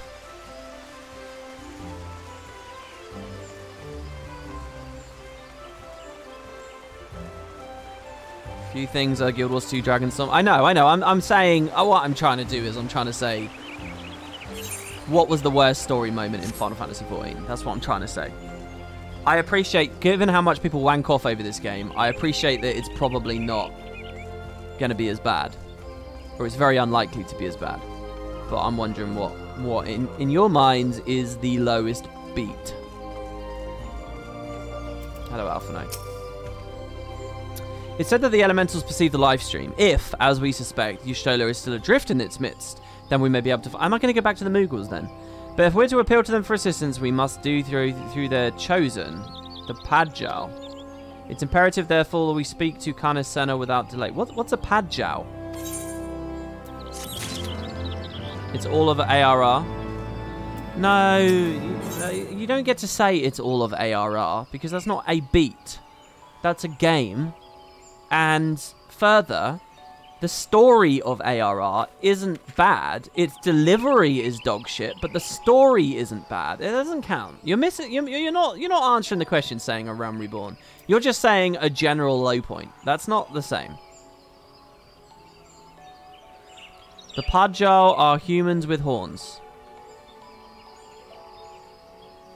I think they're immortal children, like Canis Senna. Oh, the Seed is immortal, is she?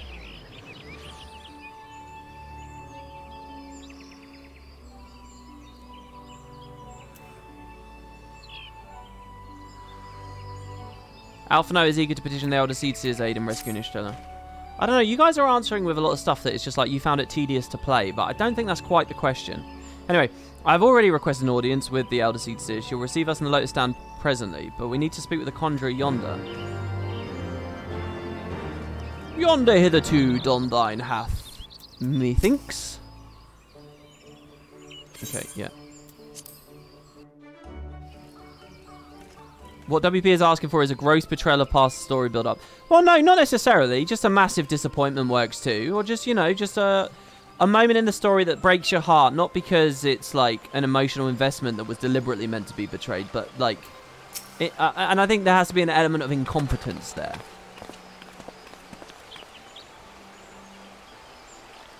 Be welcome, my friends, and speak freely. I gather your suit will admit no delay.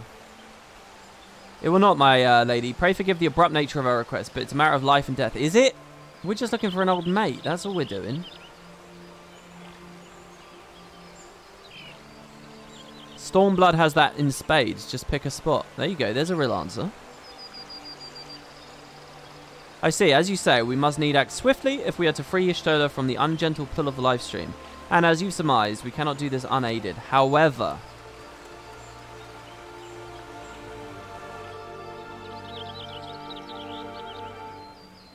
Oh, so we're not asking if they've seen her. We're asking for her help to pull her out.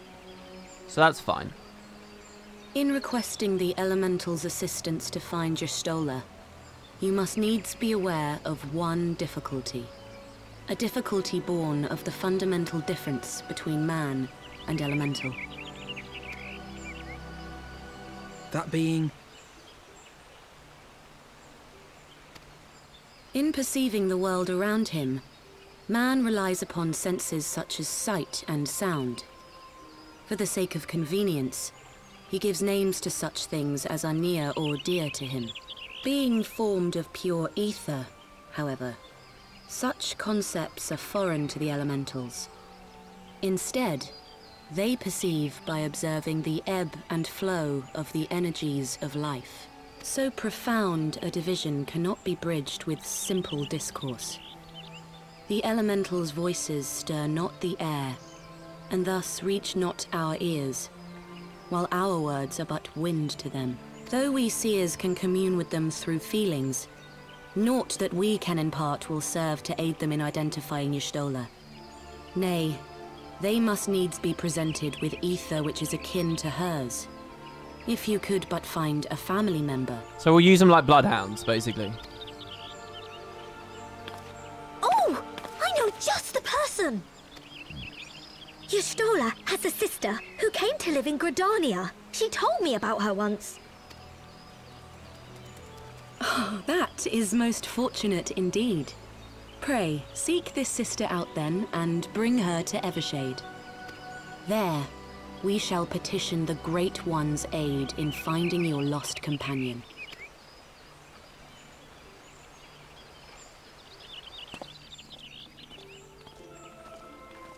Someone had a good way of phrasing it as well in chat. Let me scroll up. What WP asks about is, did Final Fantasy XIV ever get the opportunity mid-story to do something else, and then they crashed and burned their current story for the new one? So that's an interesting thought as well. Maybe Final Fantasy transparently did that. But that to me isn't a Dragonstorm thing. That's an End of Dragons thing, actually. Dragonstorm is the consequence of a decision to crash everything and burn it all into one final expansion with End of Dragons. So Dragonstorm's like the symptom, not the cause on that one.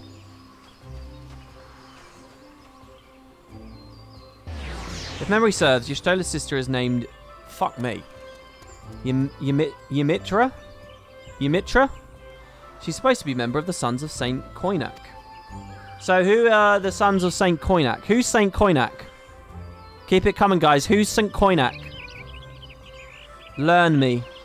Anyway, she spends most of her time around Apkalu Falls, what I recall. Let's go look for her there. See, I found this cool because if Ymitra is here, the summoner questline given her. She knows you already if you've done them. They don't just pick her out of thin air. Oh, this is another thing like Estinian, is it?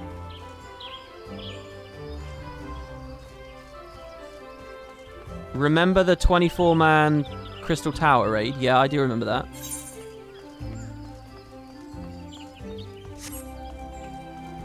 The Sons of St. Koinak are a group of Sharlayans dedicated specifically to search for Allagan technology. Sons of St. Koinak are Sharlayan researchers who realized that Allag was real. So what are they doing here?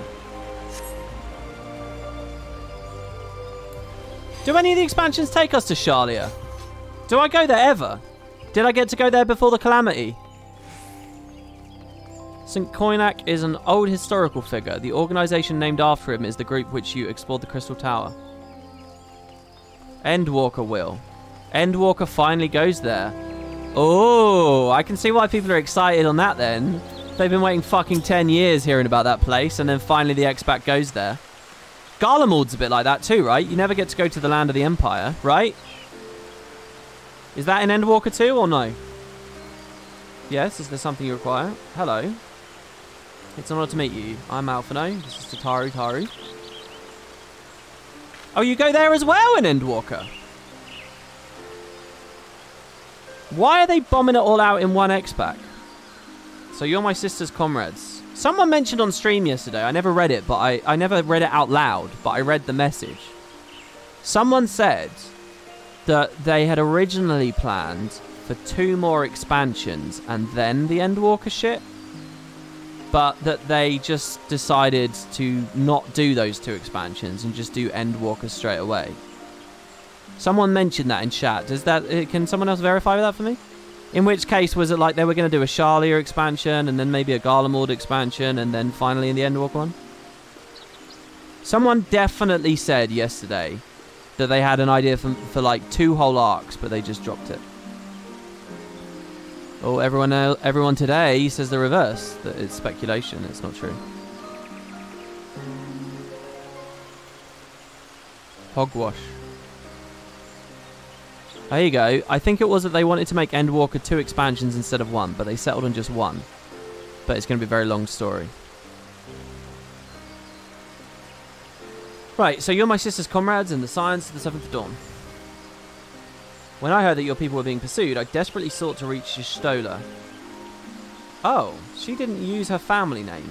Is that because she is family, so she just skips that bit? But all my efforts were to no avail. Now I know why. A forbidden spell of all things, that she should be so reckless. But what's done is done. I thank you for bringing... She was about to die! Needless to say, I should be glad to help. Though we were born of different mothers, our veins course with the same father. I hope that this will be enough for the elementals. Come, let us make for the Evershade at once. So their daddy was like sleeping around, was he? It's a waterfall.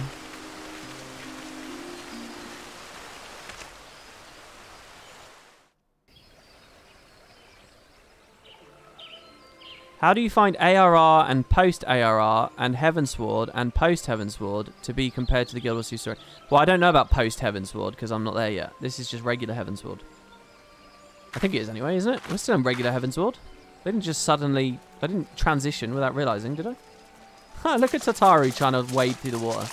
Maybe that's just the normal animation, actually.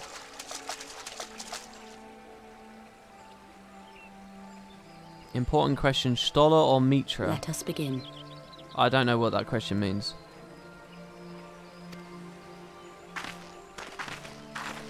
Raya O, Arun, if you would. They have a patriarchal tribal society. One kitty dad sleeps with all the females of the tribe. So they're polyamorous, are they? Who is hotter? I don't know who the characters really are. Aren't they both cat people?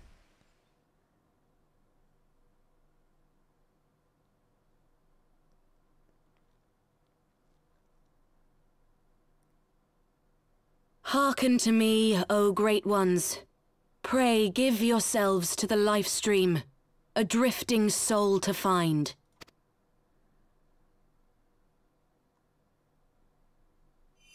Wait, have I met this sister already then? In the Crystal Tower story?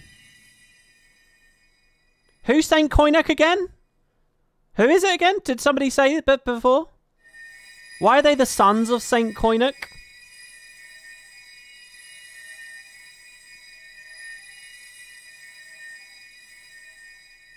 Please, Y'shtola. Please come back to us.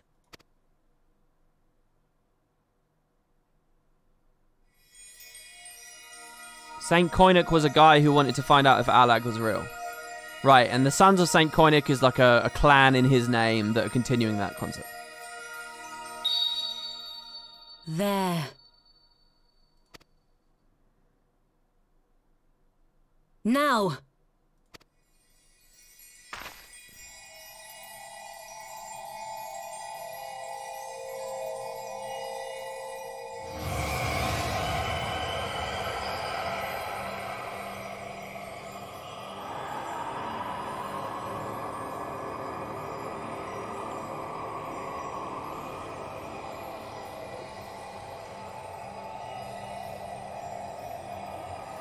This is quite cool too. I expected to find the other Scions just like all together, but it looks like they're going to slowly trickle back into the story, and they've all got their own different reason for why they've been away, which is even cooler.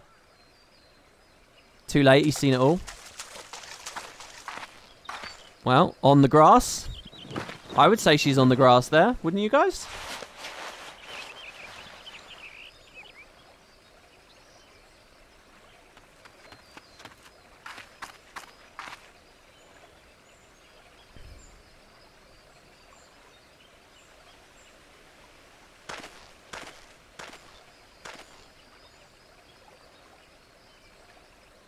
Yeesh-Lotta.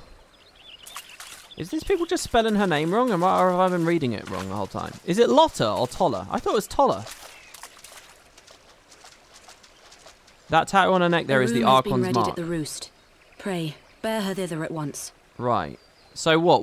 So is the idea you join the Scions, you fight Primals, and eventually Minfilia says, "You're a badass, here's a tattoo"? Or what?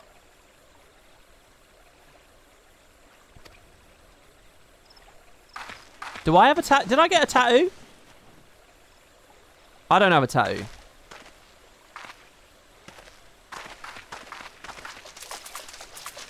Archon's mark is like a doctorate mark for Shalia.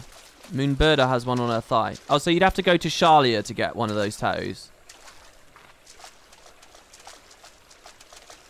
You get a dope tattoo for being a PhD from Shalia. All that remains is to pray, my friends. Right. So you could be an Archon, but not a Scion. Could you be one, but not the other?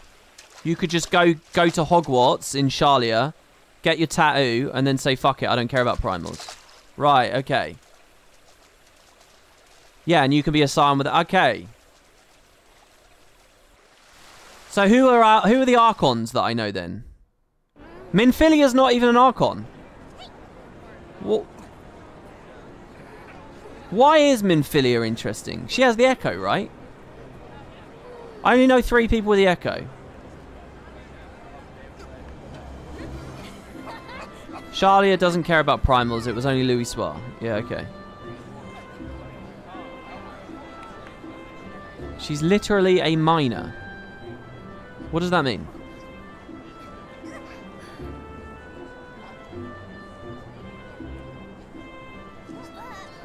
The Archons are Urianger, Thancred, Papalimo, Graha, Y'shtola. Wait, Graha Tia, the guy from the Crystal Tower story. He was an Archon? I just knew him as a random guy with one eye of each color, and then we did the story and he had both of his eyes the right color. Graha is not an Archon. No, he's not. Yeah, I didn't know there was anything special about him except the fact he had the Allergan eye or whatever. Yeah, he's a cat guy. He is. He has the tattoos. He is what the fuck he has a tattoo. Oh, I don't know who to believe. I don't know who to believe. Graha is an Archon. He has a tattoo on his neck. He's an example of an Archon who's not a Scion. That makes sense. Her class is... Okay, let's go back to Minfilia. Let's go back to Minfilia.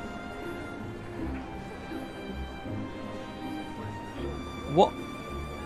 She's from Alamigo, which doesn't exist anymore. How did she come to be in charge of the Scions? Did she know Louis Soir? What the fuck does minor mean? What are you talking about? I've never seen her with a pickaxe. I've never seen her with a shovel. Yeah, alright, fine. It exists, but the Empire owns it. Whatever. Yeah, but you get what I mean. But who... Why is she in the Scion? Was this all pre-Calamity? She made the Scions. Her job was a minor before Indeed, before 2.0 and A Realm Reborn.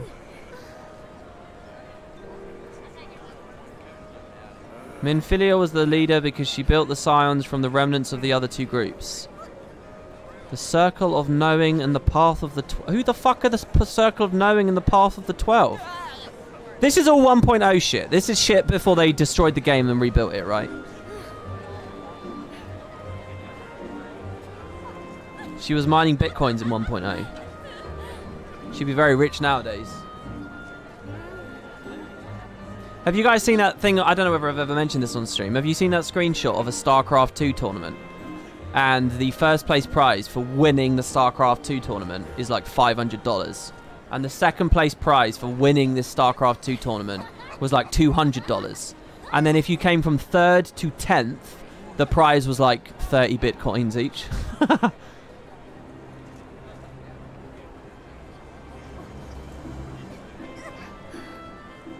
The Circle of Knowing were Louis Soir's students.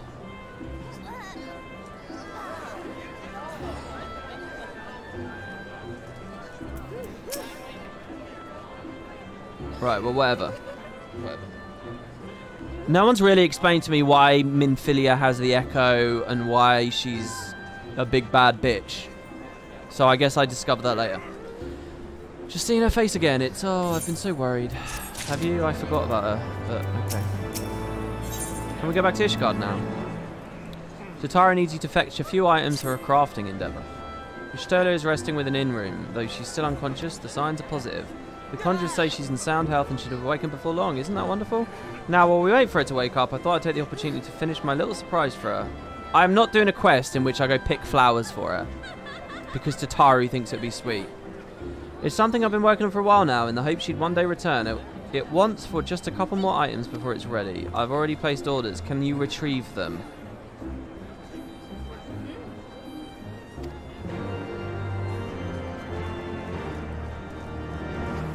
I don't like Tataru. Let's go fuck some dragons or something. Do you know what I mean? Fuck up some dragons. Or deal with some big ticket items. The Pope is in Azizla as we speak. And what am I doing? Easy there, Shiva.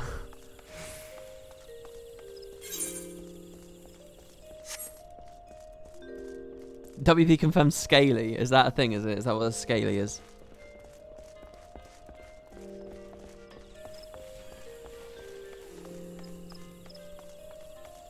When the Ascian attacked you in the waking sand, he explained Minfilia. Oh, if there was stuff explained and I've forgotten, do tell.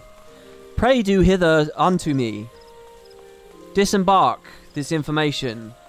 Doth mine own requireth. From thou stist lips. Yeah, I know I can use the Aethernet. Well, if it isn't Macon looking for some hides to tan, mayhap. Here to retrieve an order from Tataru. Payment settled. However did that girl come by chimerical hide anyway? You need either balls of steel or a bottomless coin purse, and it seemed to me she had neither. Am I going to find out in practice she's been learning black mage shit and she's killed a chimera?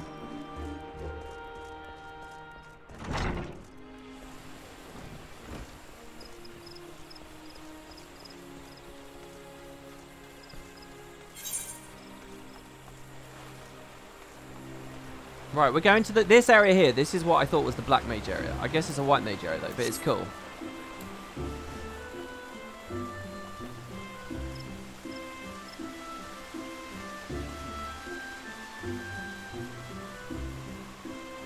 Elizabeth said that criteria for Echo is remembering final days. Who's Elizabeth? Elizabeth. I recognise the name. Who's that?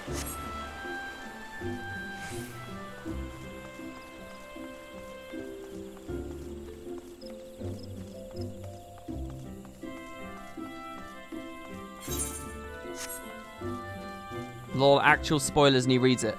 Well, I have no context for that, so hopefully I forget what you're talking about. But can I just say to all the morons that just scream spoilers, you do realise if none of you screamed spoilers, I wouldn't have had a clue what you were talking about. I would have moved on. Do you realise, can you fathom your stupidity? Everyone who screams spoilers in all caps. You do get, like, how few, like, you literally caused the problem, right? It does nothing constructive to scream spoilers in all caps. But don't worry, I genuinely don't know what you're talking about. It's zero context spoiler, yeah. And as far as I believe, it's probably not even a big one. So how are you? Been thinking of watching your playthrough of Grimrock 2? Oh, that's cool, man. I'd love to hear something else from Almost Human. I'm good, thank you. Right, look at how cool this place is. They're all in black robes. You're telling me there's a white mages?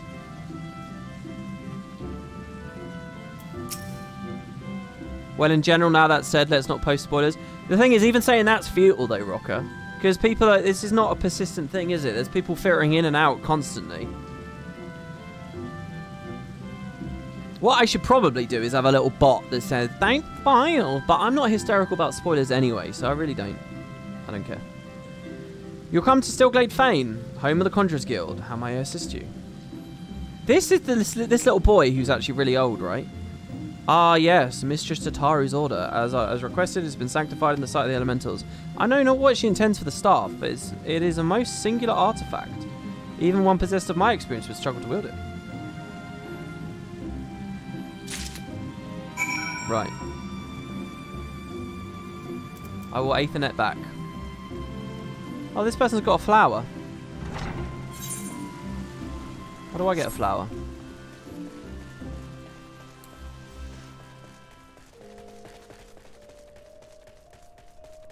I can put a tag up for first time playthrough. The thing is, though, with the way my commentary goes, I'm always like wondering aloud shit that will stray into spoiler territory. All it takes is a random person who's knowledgeable to filter into the stream. And the thing is, this is the problem with the Aethernet. I never know the name of the place that I'm going to. I guess the closest one is the main one. All it takes is someone to just come in and interpret some of my my wondering as a sincere question, request for info, and they'll answer it, you know, and then it happens, you know. So it's really not something to obsess over. The way these go, you know.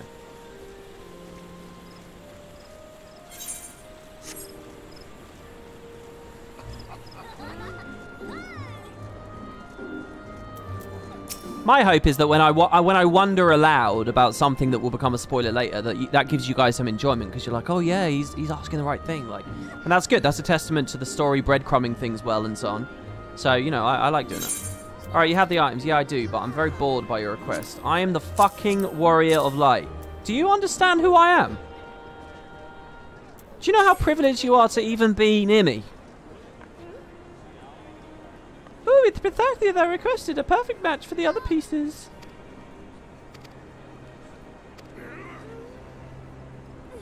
Right, yeah, let's go.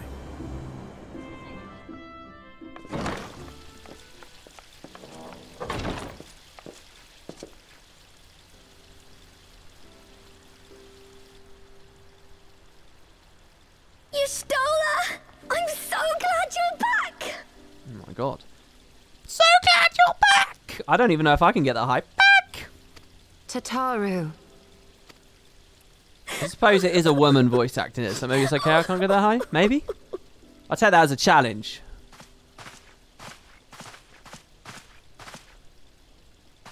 You are safe. Thank the 12. Something has changed about you, Alphino. Or mayhap the change is with me. I seem to sense the ether around me more keenly than before. I am pleased to see you well again. Do you feel strong enough to talk? Well, what info she got for us? She didn't do fuck all. Worry not. I am well enough. She just vanished. She's not going to have any info, is she? Tell us then, what befell you after you fled the feast? We were told that there had been a tunnel collapse. Yeah, her eyes are looking weird. Is she blind now then, is she? That was my doing. I brought the tunnel down that you and Minfidia might escape. At the last moment, I invoked a teleportation magic, in hopes of spiriting Thancred away at least. Needless to say, it did not go quite as planned, and I found myself adrift in the life stream. The others? Where are they? Did they not escape? I'm very curious about where Thancred went. For. You were the only one we have been able to find. I'm really excited to see where Thancred went, and I'm really excited to see where Minfidia went. What adventures they went on. I'm truly sorry. It was the Crystal Braves who pursued you that day. My hubris that led to our undoing. No apologies are necessary, Alphino. You are not to blame for what occurred. Know that were our comrades here, they would commend you for keeping the light of hope alive. I apologise for how flowery this language is going to sound, but I just shivered a bit, and it's like the first chill of autumn. Genuinely, today's fucking miserable, and it's a little bit cold in my house now, and that is definitely summer's leaving us. Don't worry. The others are alive and well, I'm sure of it. We just need to find them. You need to stop speaking. Indeed, Tataru. Let us find our friends and rebuild the Scions. Ha! There is the Alphino I remember. And I feel much the better for his return. I have no time for this optimistic... That reminds me. I have a change of clothes for you. I don't like to boast, but I made them myself. I learned how to weave while we're in Ishgard, you see.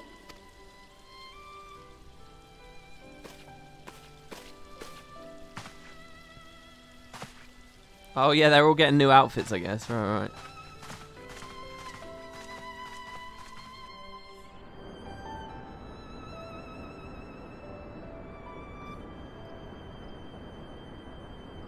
This I've got to say, I've not said much along these lines.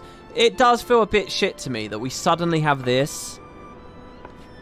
I thought it was really important we would go to Azizlar at the moment. I guess because the airship's being retrofitted, we've got the time to kill anyway, so whatever. This does feel like a very sudden, long departure from a story which has some momentum to it at the moment. So it does feel a bit odd, but... Tataru has apprised me of all that took place in the aftermath of the assassination plot. It would seem I have been away for some while. I guess if we have to wait anyway, then yeah. Yes, much and more happened during your absence. At present, we seek to follow the Archbishop to Azizlar. And I guess I'm just trying to assume Azizlar is massive. For some manner of etheric ram to pierce the floating isle's protective barrier. Oh, she's pretty clued in. We do. Might you be able to furnish us with one? Like, maybe we don't have to worry that the Pope's there already because, you know, it's a huge place and he's got to look for months anyway, or weeks, or days, or whatever.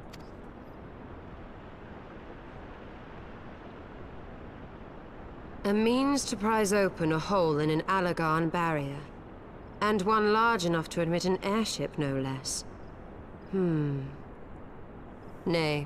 I lack the knowledge to devise such a weapon. Are we not going to learn more about the Tataru's gift?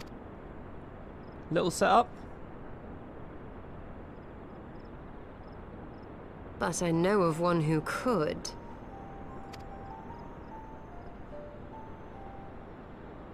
A leading figure in the field of etheric research, and one of the finest scholars ever to grace Sharlayan. Matoya, my former master. Oh, the gift is just the outfit. Sorry, I thought it was like two things. I thought there was like some setup of like some artifact that she was being given. And specifically there was then the clothes that she'd weaved in Ishgard, perhaps.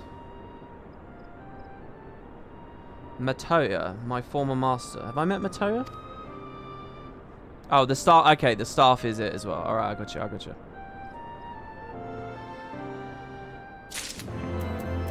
I thought she was like a martial art character. Am I confusing her with another cat girl with white hair that's been in the Scions? I didn't know she was like a powerful caster that used staves and spells. I thought she was like a martial art-y kind of... Oh, that's Ida. I'm getting them confused. That's Ida, who is not a cat girl. Who, was she in the tunnel as well?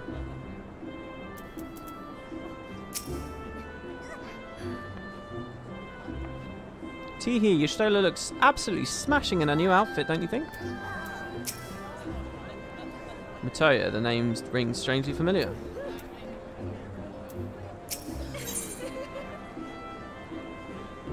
No, she and Papaliamo were in the corridors before the tunnels. Oh yeah, I remember. She was with a little Lalafell. I remember. Are they missing as well, though?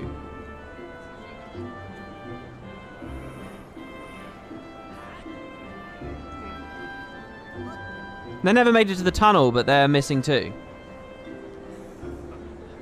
Hold on, couldn't I have just asked Lolorito? You know, earlier when I was with Lolorito, couldn't I have said, yo, where the fuck are my allies? I was under the assumption they'd all scattered and ran in the tunnels. But if some were just upstairs still... Oh wait, didn't they teleport away? Wasn't there a moment where they TP'd? And we just don't know where they TP'd to? It wasn't that they were apprehended. Why would he know? Well, because they might have been apprehended.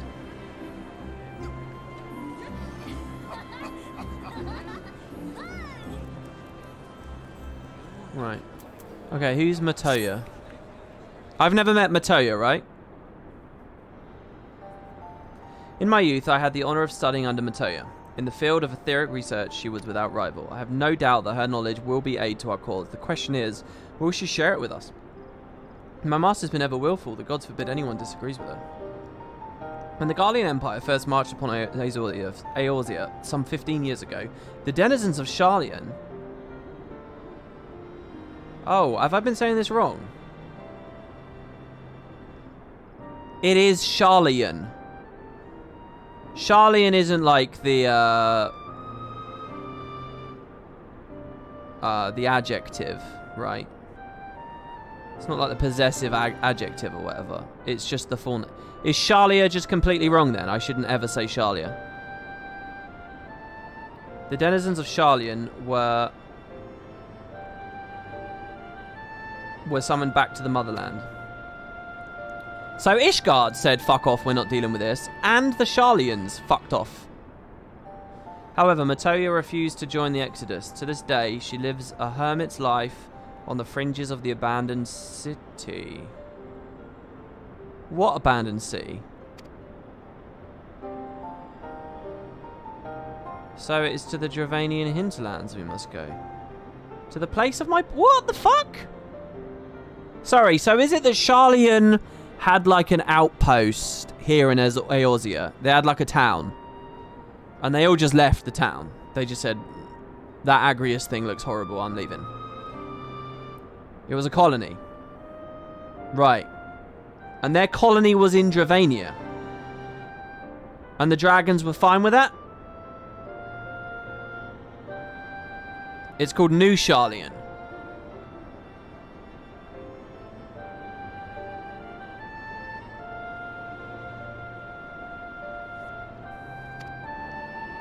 Why? Okay. Though Alice and I were born in Sharlayan, our days there were short. We remained only until the Exodus, and have not returned since.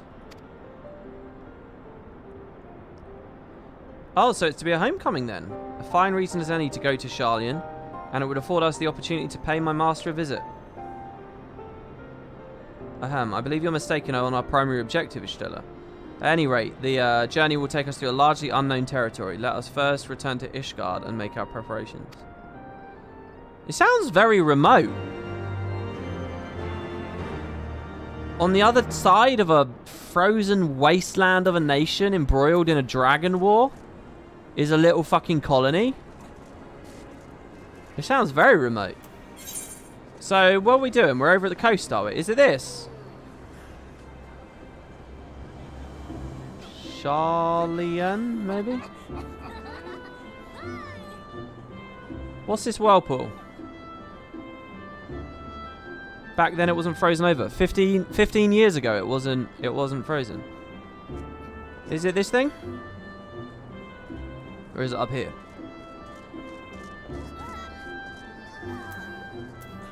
Remember the zone you got stopped at attempt to go into? Oh yeah, I remember. Earlier on the stream. The calamity caused Kurthus to be frozen. Oh. Lots of empty, and New Sharlayan was on the other side of the mountain. So, but is it this, or is...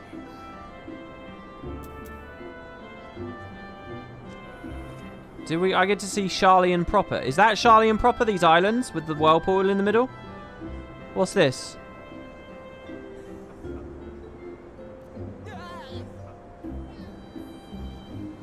And who...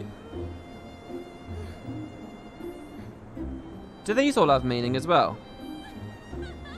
I get that these definitely do. That's Limsa Laminsa. That's Thanalan. Ishgard is this one. That's the 4 houses. That's Ishgard. So that means this has to be Gridania. Why is Gridania 2 snakes? What's that all about? So then what would these be? What are these ones scratched off? Why are these 2 separate? Order of the Twin Adder is their grand company. Okay, but still, the question's the same. Why Twin Adders? 2 snakes for Haya and Elazan. So, like, they're 2 patron gods? Oh, no, no, no. Elephant, that's human and elf. Why are snakes representing human and elf?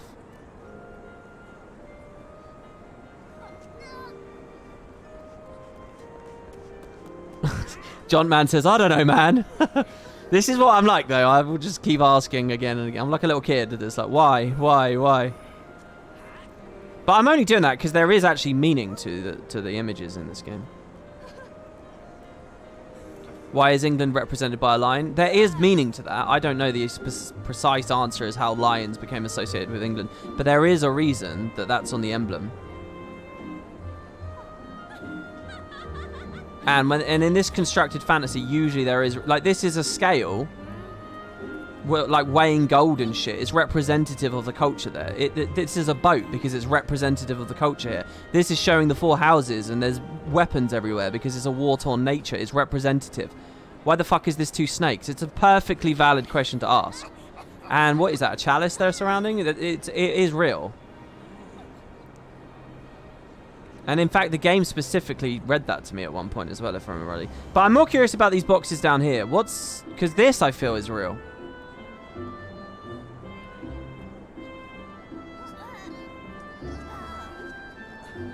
What's this? Oh, that's just the cardinal thing.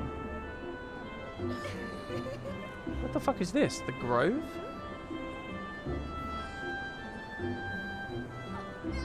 What's all these areas then?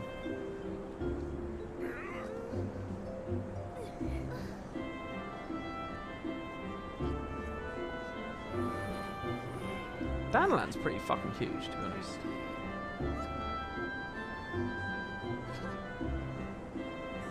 Because the elemental / nature is a bit of a bitch and really emotional, so if you agitate them even a bit, they'll bite you or something. Is that a snake-like characteristic? Not sure about the below boxes. Oh, it's that Greek thing, isn't it? What's the word for it? I know what you're talking about. And it's because the healing thing? What's the word for that? I can't remember. It's like a real-life Greek thing. Someone might have said it in chat and I missed it.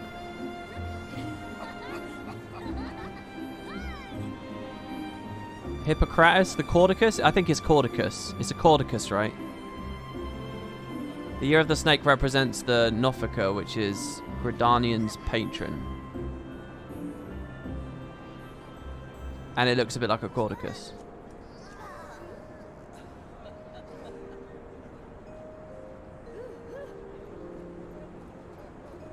Here's a transcript of the Gridanian's flag from the Eorzea Encyclopedia.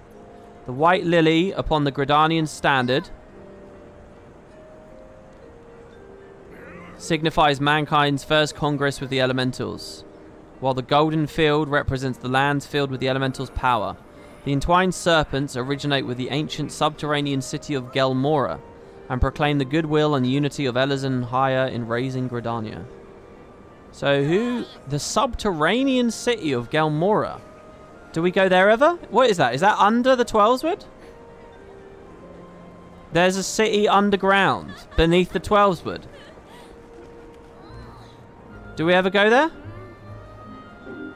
The world map evolves as you go through the expansion. It evolves? Well, I know there's other ones.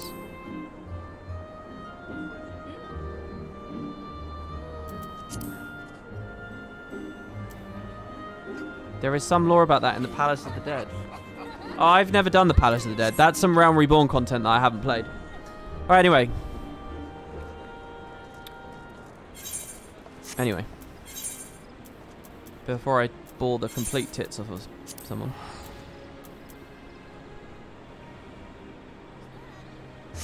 The Tamtara, Deepcroft, Toto Rack, and Palace are all Gelmora. So who lived there?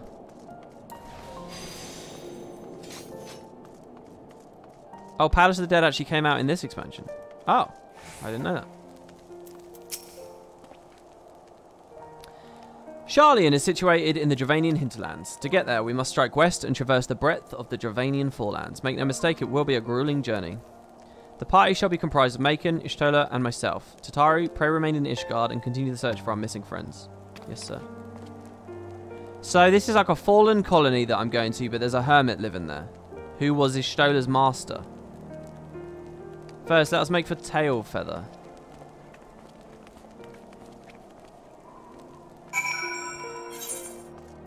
Palace of the Dead was released with the patch you joined on. As far as I know, Palace of the Dead is like fractals, kind of, isn't it? It's like infinitely scaling, you go down.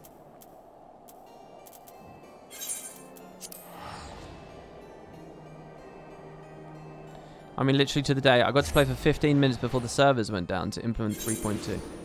Oh, it's not infinite? Well, fractals aren't infinite either, but that's sort of the way they sell it, right?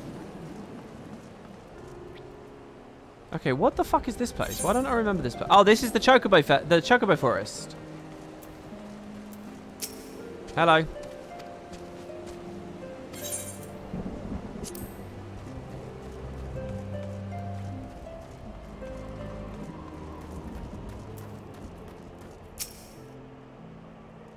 A long soak in the live stream followed by a long journey. I would not recommend it to anyone, but rest assured my strength is returning to me. I shall be back to my former self ere long. So is she her? Are her eyes different? Weren't her pupils black before? I'm just obsessed with eyes now since all the shit with Hraesvelgr and like dragon lore. Y'shtola is ready to press on westward into the hinterlands. Piety material. Her eyes are different. Okay. I believe I'm sufficiently rested. Let us continue west to Sharlayan. Once we descend the mountain path, we'll arrive at the Dravanian hinterlands. From there, it's but a short distance to the city. Be warned, we shall be passing through the Nath territory. We must needs be wary of them and the dragons both. Okay. So, Alphino's like been here before. Oh yeah, we're going there now. I'm going to ride a porter. I haven't ridden one this expansion yet, and I think it works here. So, Alphino's been through this way. Was he, like, carried by his mum or his dad? Who is his mum and dad? Because I know his granddad's Louis Soir. Does it matter? Hire a Chocobo porter. I don't know which one we're going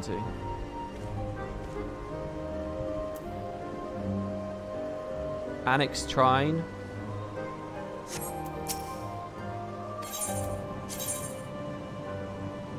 I'm going to say it's the Falcon's Nest. Go, baby, go. Oh, they're black. Oh, he's flying. All right, BRB, I'm having a quick whiz.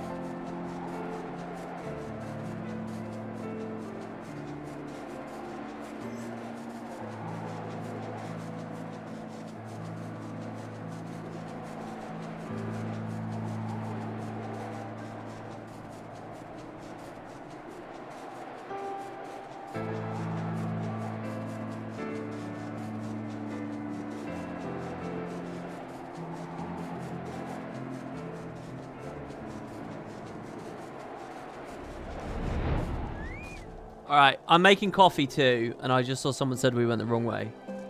I didn't realise... This is a totally separate map, isn't it? So I need to go to... the Convictory. Is it the Convictory I need to go to?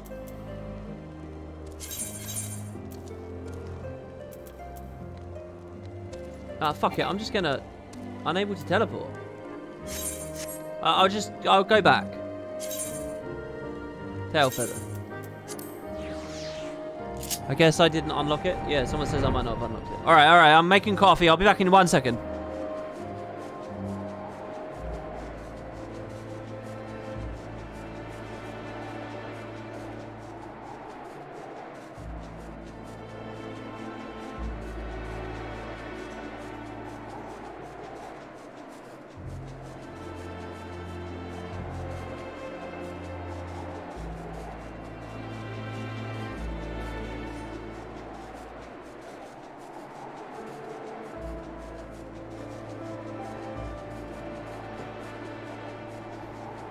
Alright, I'm here. Okay, so, yeah, where can I buy a weapon, by the way? Can I get a badass weapon at this point? Dark Knight-y looking weapon? Anything like that? What is this UI? What do you mean? Are you just trying to insult me? It works for me. I don't know what else to say.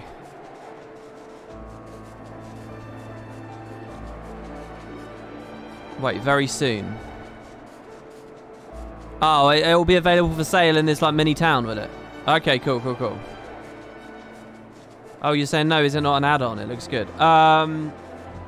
It's just the normal UI, but I've tweaked it a little bit because like I took some detail away from the compass. I do appreciate it. It looks a bit weird having 3 blocks of skills, but I don't know. I think it works. But yeah, you can move UI elements around and resize them and stuff. This is just sort of what I've landed on. Probably the most interesting thing I customized is this here. This is my MP bar. But I took the MP text away. I took the HP bar away. Oh my god, there's a flight point in the middle of the sky. That's cool as fuck. Seeing Horde weapon. Clean look. I don't know what Seeing Horde weapon means. You like that the FF14 UI is so customizable like the Guild Wars 1.1 was? Yeah, me too. I think having a solid UI, though, that they don't budge on in Guild Wars 2 has actually been of benefit to the game. I think it's actually affected its design and cascaded through how it's been treated over the years. I actually think it's been good. There's quite a lot of customization and investment that they ask from you in this game, I think. I swear I could just TP there. This must not be what I think it is. I thought that that place there is where, No, there is one there. Would someone remind me to grab this porter when I get outside?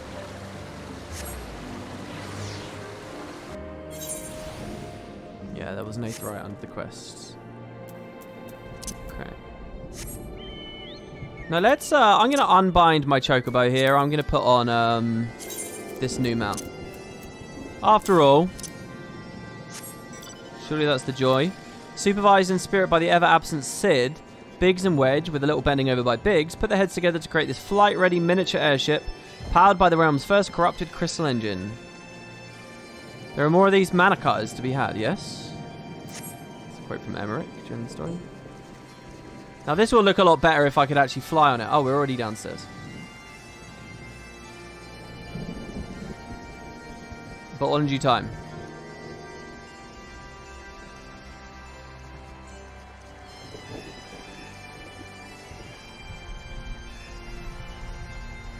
Damn, it's very moody and ambient here today. If anyone has any other cool suggestions for like presentation, audio, user interface, let me have it, because it affects every second of the content, doesn't it really? So if anyone has any thoughts, like that thing we were talking about last time we were here with the footstep sound effects and shit, just let me know, because I really want the soundscape that the game has given you and the way it looks to be as clean and good and like immersive and variant as possible, you know. It's actually a thunderstorm going on in game, yeah.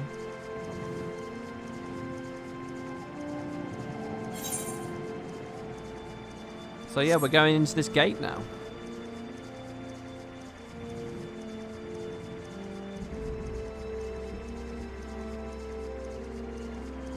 Have you done the Aether feature on this map? No, that's why I'm not flying. Oh, the door's just straight up open now. That's interesting.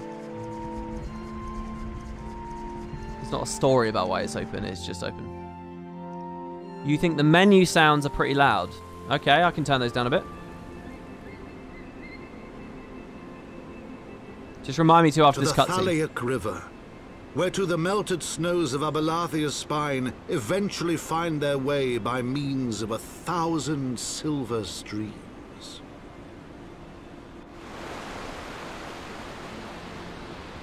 Whose waters have long nourished the Travanian hinterlands, and so provided for a settlement of learned souls from across the northern seas.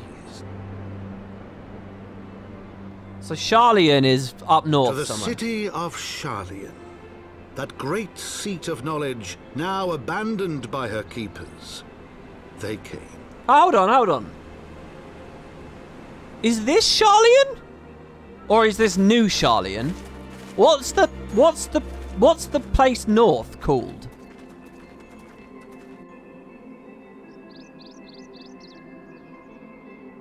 This is new Sharlayan. That cutscene did not phrase it that way. But okay. Materia dwells on the far side of the Thaliac River. Let us search for a crossing. Oh, it's Old Sharlayan and Sharlayan. Oh, I see. That's how it works.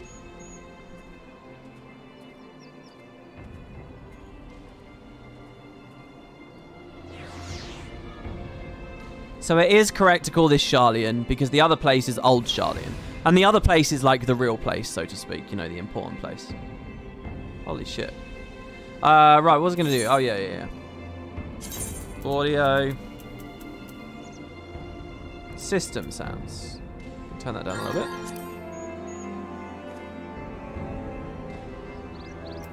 I really want these to be louder, but combat to be quieter.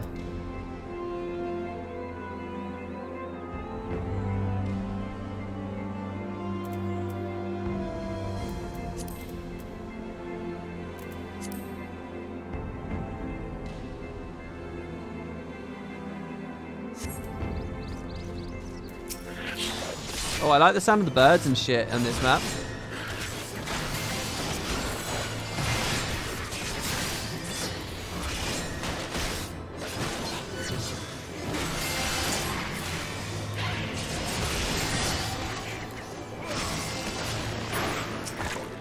Okay, feels good.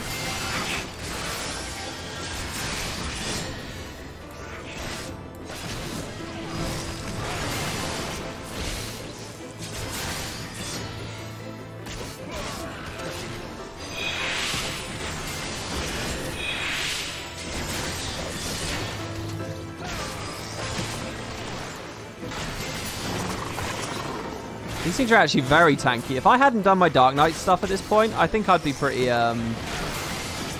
What's this debuff? Vulnerability up. Damage taken is increased.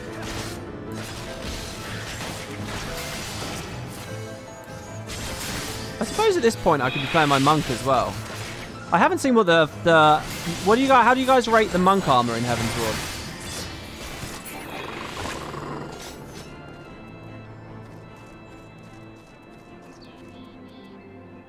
When Heavensward came out, these specific enemies were bugged and swarmed everyone entering the zone. Killed so many. Oh, that's interesting. Wow, this place is pretty though, guys. I quite like this. Someone said they don't like the music here. Is that really true? So what shall we be doing? Just rushing towards the thing? This isn't like in Guild Wars where you go to a map and it's like...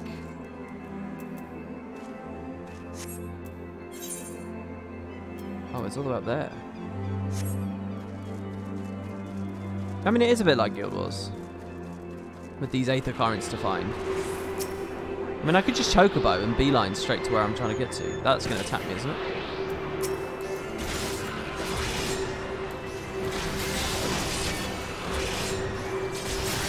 Yeah, plunge is a bit rough. It's kind of hard to squeeze a plunge in, isn't it? I am seeing that.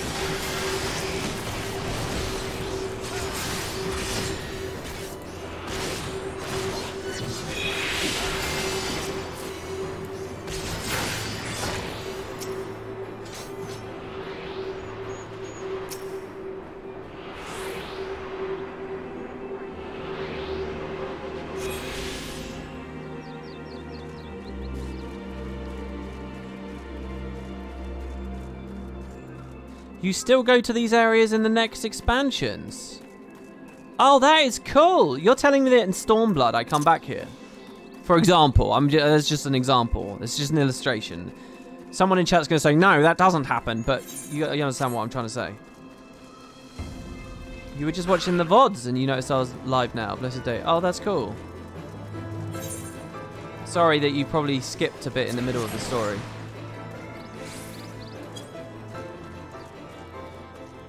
Do you know what I want to use more of still? I used to use it all the time, but I've like just been forgetting to. It's like the lock-on thing, this. I love this on Monk. This is so cool. Really useful. Or so I think. But I've stopped doing it, and now I just don't think about it anymore. It's a cool feature though, isn't it, maybe? I'm guessing it's for like PlayStation. Shit.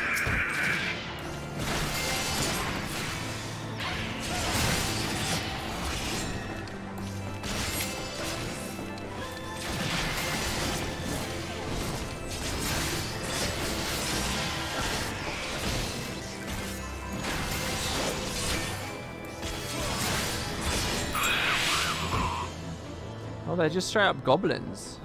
Do I want to be exploring these places? The Architecton. I like the look of this road.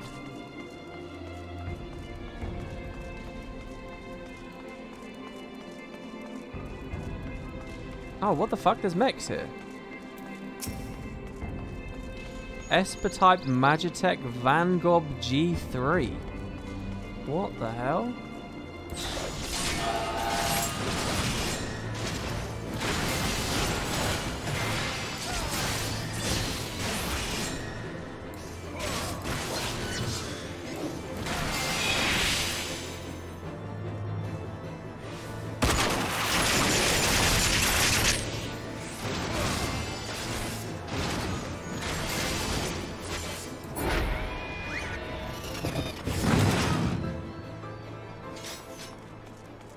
I think it's this sucks. It's it's still too quiet. We're not getting the ambient value from it, and it's just made combat sound too loud.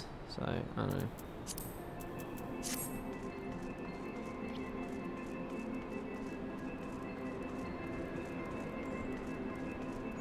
By the way, I was doing some quick DPS calculations in my head while we were doing the dungeon yesterday, and I thought I'd let you know you're already doing pretty well in the DPS department. Well, it's just a matter of gear, isn't it, at this point in the game? I appreciate that, though. Thank you. Well, I think all I'd need to do is, like, just get a little bit more used to the weaving thing. Figure out what I want to prioritize at the start a little bit more logically.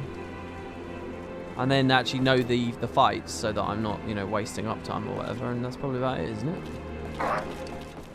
Goblin Brandisher. Not all of it's good.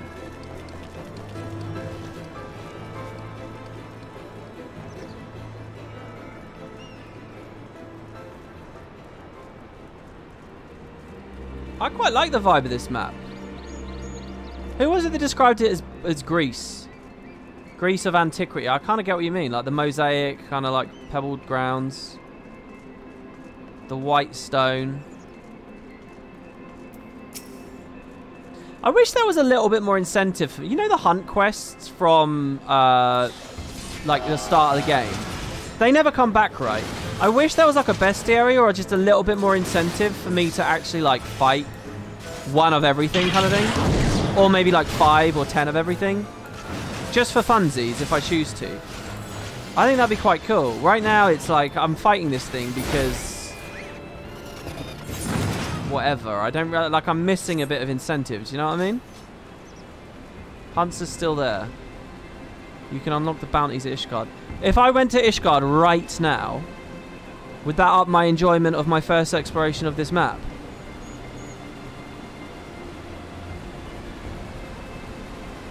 I don't want like a Guild Wars 2 style bounty system. I want like a hunt log bounty thing, like I was doing before.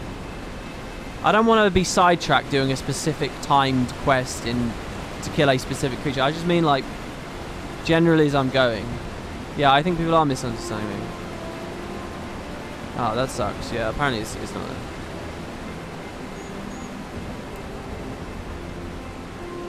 Like, you understand my bestiary example there, you know, like kill 10 enemies to unlock a model viewer or unlock a loot drop thing. Oh shit, I forgot about the chocobo porter.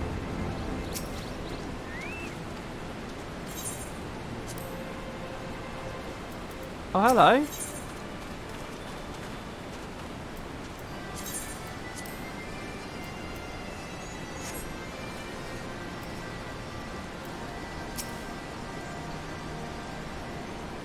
This is an important place. We watch for nasty monsters and evil Illuminati.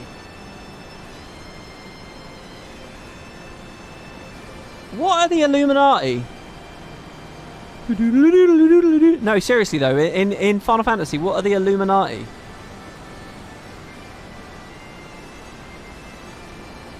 What is this?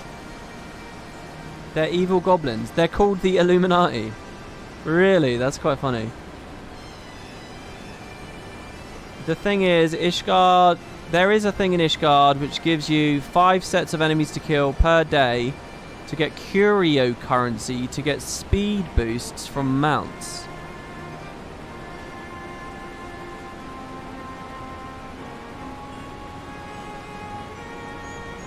Right. WP asking the dangerous questions, yeah. So should I be collecting curios as I go along? Should I be prioritizing curios? Do you think my enjoyment would go up if I was going for that? Pushkar, Batrix is keeper of knowings and data, but Batrix has nothing to teach Uplander this day.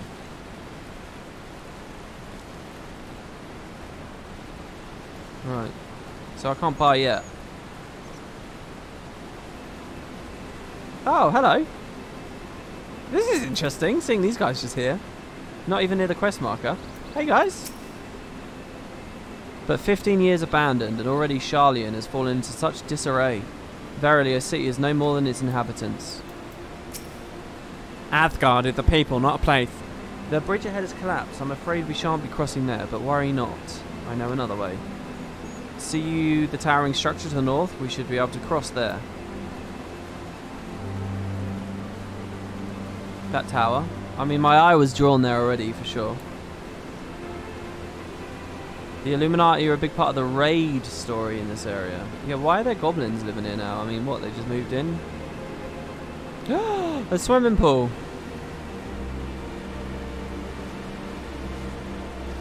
Feel like I'm at Thebes.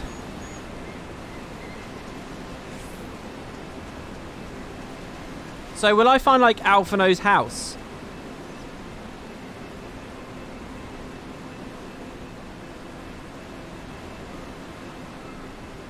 Can't enter any of these buildings, unfortunately. Yeah, it is a very shallow pool, that's true. But the game doesn't have swimming, so they can't do a deep one.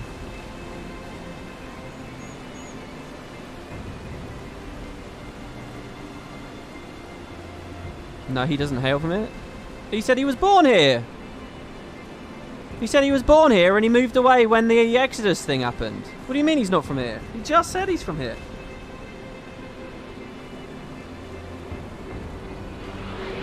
Oh, he's from Old Sharlayan. But hold on, I swear to God a second ago he said I'm going back to my birthplace. It does have swimming, but only later. Oh, really? Is the swimming good in this game? Wow, they expansion locked it. Yes, he was born here. See, people are saying that he's born here. He did say that. I'm pretty sure chat is mentoring you. No, Kek W.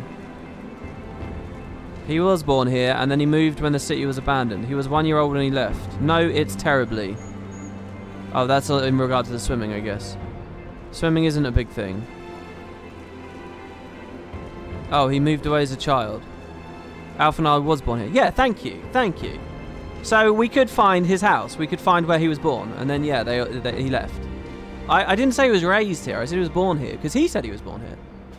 He wasn't born in Old Sharlayan. He was born here. Just to get that just right. But we can't find the house anyway. Do we find his mum or his dad here? I don't think he has any idea which house. Yeah, I mean he wouldn't, right, if it was only one.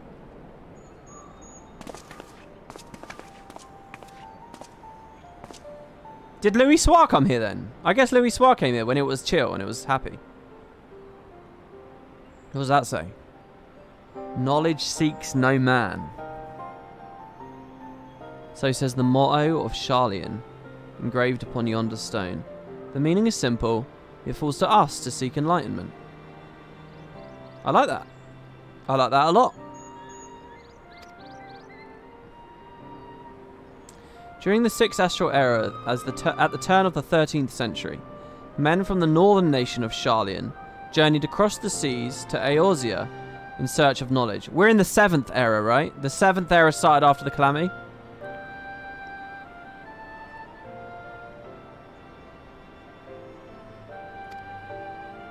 Upon arriving at these shores, they established a camp for their scholarly endeavours. Over time, this camp grew into a settlement, and the settlement prospered, and so much so that it came to be counted amongst Eorzea's great city-states. Alas, those glory days are now but a fading memory. With her keepers lost to her, Sharlayan has become an empty husk of her former self. Because so can I just be clear on this? The Garleans came with a fuck-off airship called the Agrius.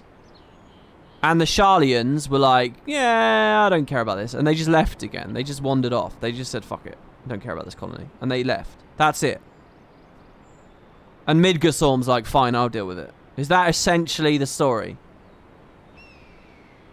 Okay. So then Midgardsorm deals with it. And then how long later is the Calamity?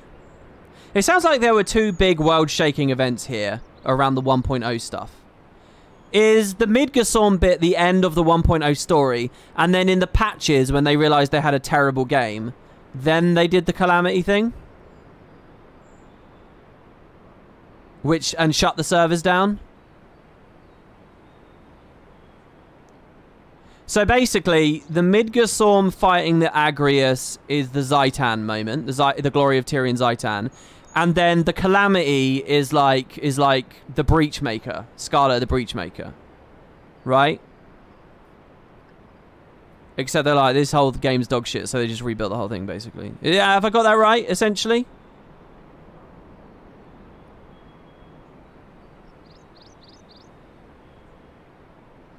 Or is the Midgardsorm Agrius thing like the Great Collapse? That happened before the game. Was that always just back? What I'm asking is, was the 1.0 story about... Did the 1.0 story lead up to Midgardsorm / Agrius? Or did the Agrius / Midgardsorm catalyze the story at 1.0? Was 1.0 after the event or leading into the event?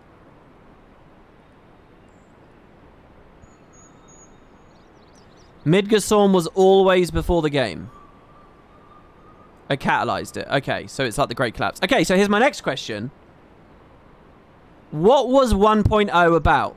Because presumably 1.0 was not initially about the Calamity. The Calamity was a U-turn decision by the studio when they realized they'd made a terrible game and they had to rebuild the whole thing. So they concocted the idea of the Calamity to justify bringing the servers down and rebooting it. So the Calamity wasn't the original plan for 1.0. So then my question is, what was the story of 1.0? It's release day for Final Fantasy XIV. I have a story to play. The story kicks off with the Midgardsorm Agrius thing. What is the story, though? It can't have been leading to the Calamity always, because the idea of introducing a story-based apocalypse was only a U-turn decision after they screwed the pooch. So what was the 1.0 story about?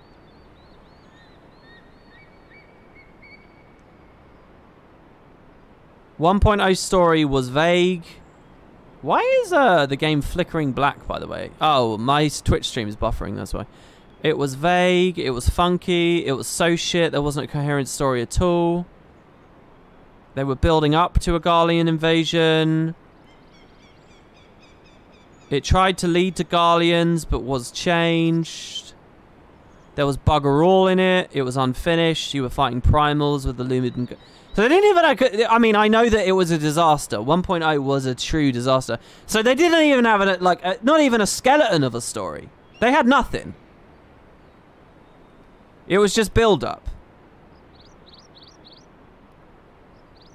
It really wasn't long before they U-turned and did the Calamity. Oh. Sounds like maybe they were going for a slightly more sandboxy approach without a structured narrative. Yeah, it was really that bad. Oh man, I trust you guys a lot in chat right now. I like how much expertise chat has here. You are indulging me in like questions about a game that didn't exist for long, years ago.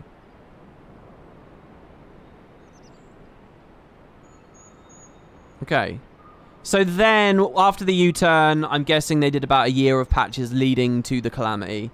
Then there was the Calamity, and then there was the... So it's still kind of two big events. I know some things about how 1.0 went, about how bad it was.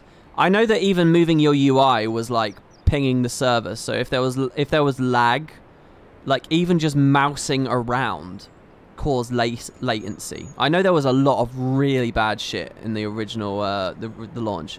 I remember watching reviews of the game when it came out and how badly people absolutely shat all over it. I know it was terrible, like the worst MMO launch you can imagine for the budget it had. Like really bad. But I didn't know story stuff was also bad.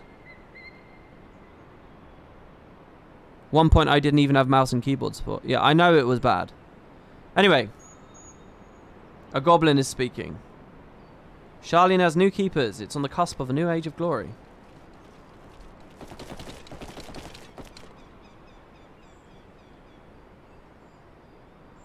There was a ton of stuff that seemed sandbox, like how the quests were the guild levs and retainers had to stand around for people to buy. Yeah, I was thinking that trailer we watched yesterday where they have all the cards. If the game was much more about like that dynamic levs thing, I get why they might have not had a truly structured narrative to complement that, because they thought it was all going to be about the guild levs. Therefore, there's not much of a story. There's just vague tidings of an evil empire, and then they do the U-turn and the Calamity. But I'm guessing Louis Soir was always a thing. I'm guessing fighting primals was always a thing. Surely fighting primals was the story. Okay, let me ask. Did 1.0 have an Ifrit fight? It must have had like an Ifrit fight and shit. It must have had primals in that story. Sid was in that story, right? Because in A Realm Reborn, post-Calamity, they do a lot of nods back to it. You can feel it. I didn't even play it, but I can feel that they're nodding and alluding back to shit that I didn't experience. They had 3 primals. There was an Ifrit 1.0. It was Ifrit, Titan, Garuda. Oh, but they were all a part of the U-turn. Oh, were they?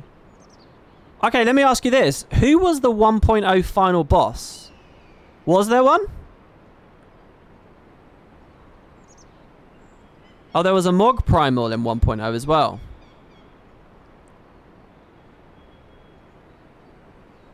I assume Bahamut was the Calamity final boss. But what about before that? What about the original one? It was Nail, a Garlean.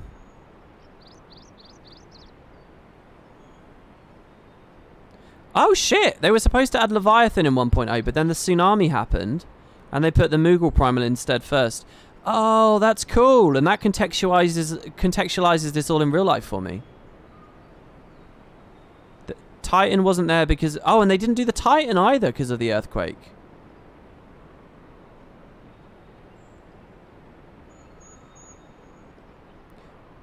Bahamut just killed the servers. It wasn't ever actually a boss. I see. I see.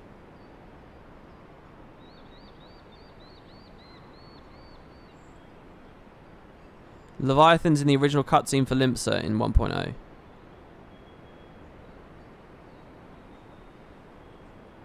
Right, I'm starting to get a grip on everything now. I'm starting to get a grip. Midgosoma Agrius is just background. All was always background. Calamity swapped from 1.0 to 2.0. And I've been able to follow everything else.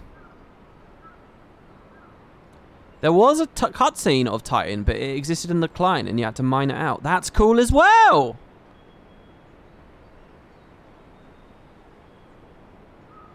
How big was... When Bahamut blew up the game and the Calamity happened and everything went to a Realm Reborn, in real life, how long was that?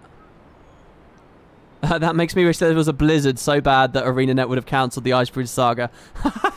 That's fantastic. No, it's actually fine, because look, everything wrong with the Icebridge Saga is like, it's business decisions and shit.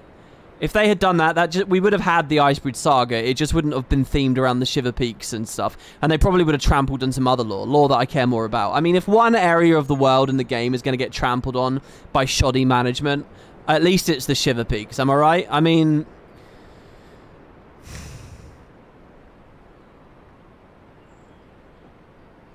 On the other hand, I do love the Char, and I am sad the Norn have never risen to the heights they should have had. Yeah, so what's the gap? What's the gap between the Calamity and the servers shutting off and a Realm Reborn?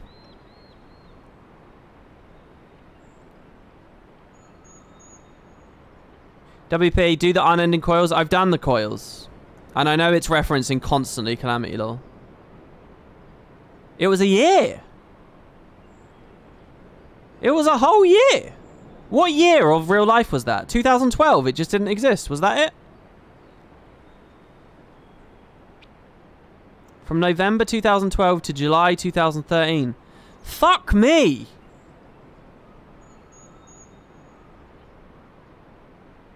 Oh my god, I didn't even realise that. So when we're talking about Guild Wars 2 versus Final Fantasy 14, and we're comparing all of their Living World shit to Guild Wars 2's Living World shit, I've been oblivious to the fact that Final Fantasy didn't even exist for one of those years. Oh my god, they've worked a lot harder than I thought they did. I thought Guild Wars 2 was smashing them. I thought ArenaNet was putting out a lot more content. But they kind of weren't, because the game wasn't even getting the game didn't even exist. I mean, it depends how you value it. Basically, I'm looking at that like Guild Wars and ArenaNet had a whole year's extra time that Final Fantasy didn't. But it was all squandered on Living World Season 1 development. It's almost unbelievable they pulled off ARR. I don't know. Money, man. Big enough marketing budget. Attached to a franchise filled with fanboys that will give it a shot. I'm not that surprised.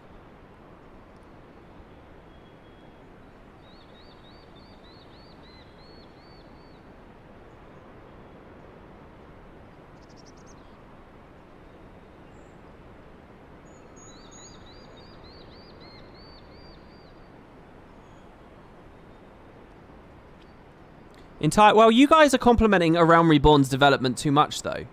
Because the entirety of A Realm Reborn was not built under 2 years, was it? That's not true. They will have inherited a fuck ton of stuff from 1.0. Assets.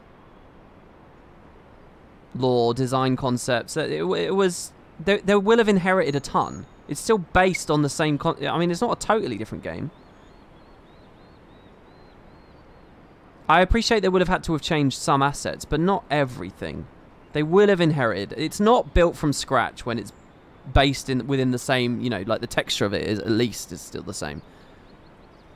In terms of like the universe and the lore and all that kind of stuff.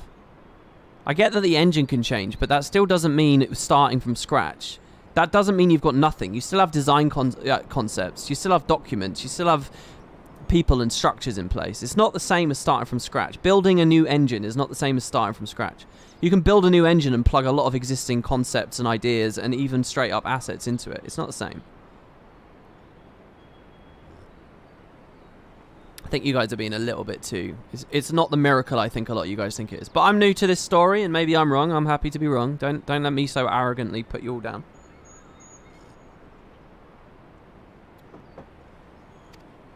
Right, goblins here to plunder the city. Uplander is mistaken muchly. We're not thieves. This place is our home. And by the way, I'm cynical of a documentary that wants to sell you a miracle because then, you know, that's a more interesting product for the entertainment of it. I would assume they have a bias in favor of painting it miraculously. Your home? When last I looked, it was mine and Alphino's. We were born here. It's not really your home if you don't live there anymore, though. Push. When Uplanders abandoned the city, Uplanders gave up claim. Born here or no, Uplanders are trespassers. I appreciate, guys, I haven't seen the documentary. I don't know what I'm talking about. You should disregard my opinion on it, because I would easily disregard my own. So don't get too uppity about this. You are cynical at everything? Yeah, I think it's healthy to be cynical as an initial stance. My friends, please, we did not come to dispute your claim to this land. Our purpose here is peaceful. We desire but to cross the river. Be calm, I beg you, and let us speak like civilized folk that we are. Surely we can come to a mutual understanding.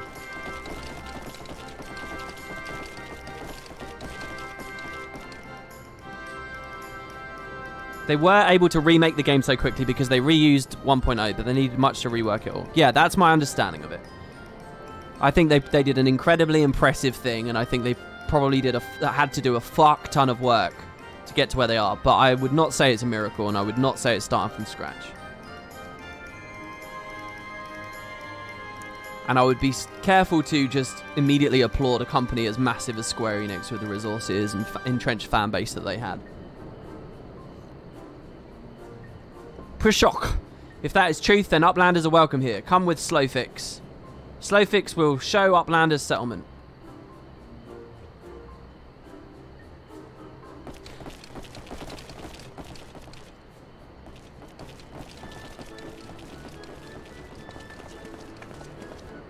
Oh yeah, they did redid the world maps. Yeah, I remember another thing about the original game just copy-pasted areas, didn't it? I remember that in a review I watched. 1.0, it would have like...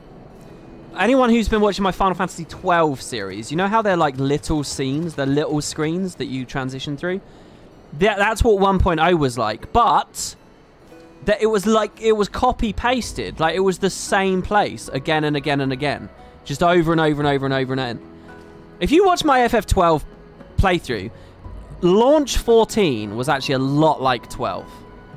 But like super, like overly expanded. I think I remember a lot of criticisms of grind in it as well. Hello, Woolnix. Woolnix is standing guide, keeping idle shit safe for Gobbykin. I don't know whether I'm kicking myself for not looking at this game and taking it more seriously with A Realm Reborn. Do you guys think I should have taken it more seriously? I was just so done with Final Fantasy at that point, and so blind to the idea that it might have been really worth it now. I thought, well, they botched it before, they'll botch it again. From Goblin's perspective, such a well-appointed city is certainly an attractive proposition. I mean, I don't know if I'm kicking myself because I was very, very no sub fee at that point in my life. I was very much against them. I was very much on the ArenaNet fanboy train, in as much as they had talked a lot about how like unnecessary sub fees had been, and I'd really come to believe that, and I just wasn't. I wouldn't acknowledge any other MMO that can pay a sub for one. Things are a bit different for me now, especially after a decade of the gem store. I suppose it's only to be expected that others would come and occupy Sharlayan. Nonetheless, it feels akin to having strangers take over your home in your absence. I don't buy any of this. Fuck off. You don't live here.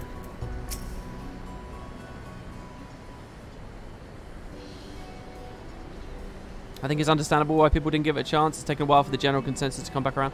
Well, I mean, and don't forget, this was in an era where Versus 13 was in development hell. Where 13 itself had bored me silly. Where I hadn't played 11 and footage of it had looked rubbish, so I'd already sort of just put MMOs to the side of my mind. Where tonally 10-2 had bored me. Tonally, the Charlie's Angel kind of hee-hee girl power vibe had bored me. since then, and now after my full LP, I've come to appreciate that side of the game a lot more. But that had bored me, and mechanically, 12 hadn't really done much for me. So just the whole franchise really had just been miss since the merger of Enix and Squaresoft. So, and I was satisfied by and large in terms of MMO with Guild Wars. And we're talking about a period of time where it's like early days for Season 1, so you never knew if it was going somewhere big. Greetings to you, I'm Alpha Node Levelier. How do I say his second name? Levelier. And may I introduce my companions? Making a Revgaji and Yushtolo. We've journeyed far in search of a friend and seek to cross the river. But finding the main bridge collapsed, you went looking for a detour and ended up stumbling into Slowfix and his crew, is that right? That is the short of it, aye. This place, Idleshire, I came expecting a ghost town. Suffice to say, I'm surprised to find it so alive. Well, with all them precious artifacts lying about, 'twas only a matter of time before treasure hunters like me moved in. But we weren't the first to arrive neither. By then, Slowfix and his gobby friends were already settled. What made me decide to start playing 14? There's like 5 reasons. At first, gobbies and hunters disliked each other, but understanding came, then friendship. New gobbies and hunters have joined hands to build a great new nation. Leveilleur. Okay. Leveilleur. So that's what happened after we Charlians departed. Oh, so you're locals. No hard feelings, I hope. All these nice buildings, but no one to live in them. Felt like a waste, you know? We've been trying... You would have thought the Ishgardians would be here. Oh! What if it's one of those extra Ishgardian houses? That would come to live here. Oh, no. My timeline's completely... Ignore me on that. Well, it kind of works, maybe, but not really. We've been trying to put the place to rights and seeing things going well for the most part, but it ain't all smooth sailing. Not to sound ungrateful, but the traps you people left lying around are a bloody nuisance. And there's the Illuminati harrying us. I can't believe they're called the Illuminati. Slowfix is a bright idea. Uplanders desire mutual understanding, yes? Best way to understanding is helping one another. Help citizens of Idleshire. And Uplanders can be citizens too. Citizens are free to cross river. Well, I'm not aware of a quicker way to reach our destination. That's a system. Okay. They can't be here because there's a lot of angry dragons between here and Ishgard. Well, we just got through. I think in 15 years, people might slowly be able to trickle their way. So here's the question. Do the Dravanians hate Ishgardians? Or Ishgardians within Dravania? Because there is a distinction.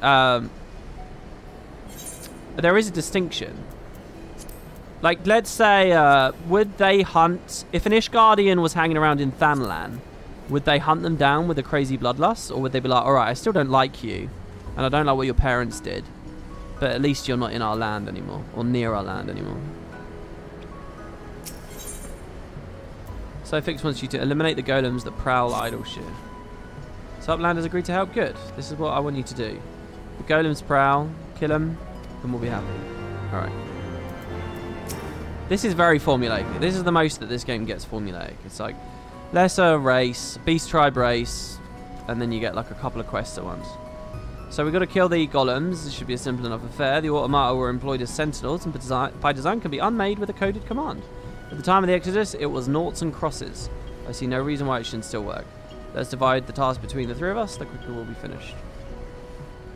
With the chat in say, use your keyboard or software keyboard to enter the coded command noughts and crosses to unmake a golem.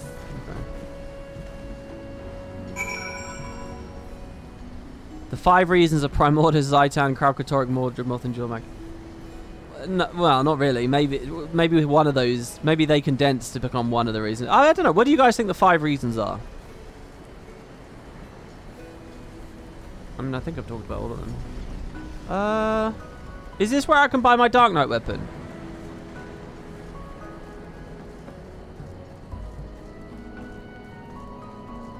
Dragonstorm is one of them. Well, look, let's be clear.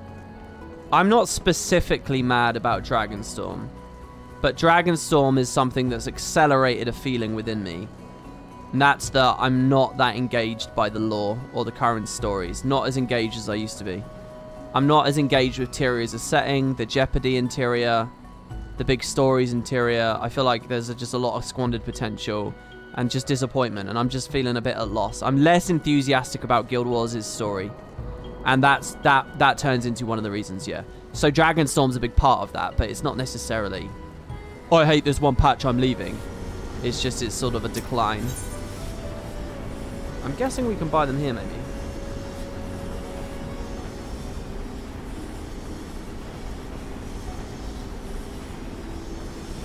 Gear augmentation. Oh, this is augmentation. Come back later. Okay. Let's have a small talk with him.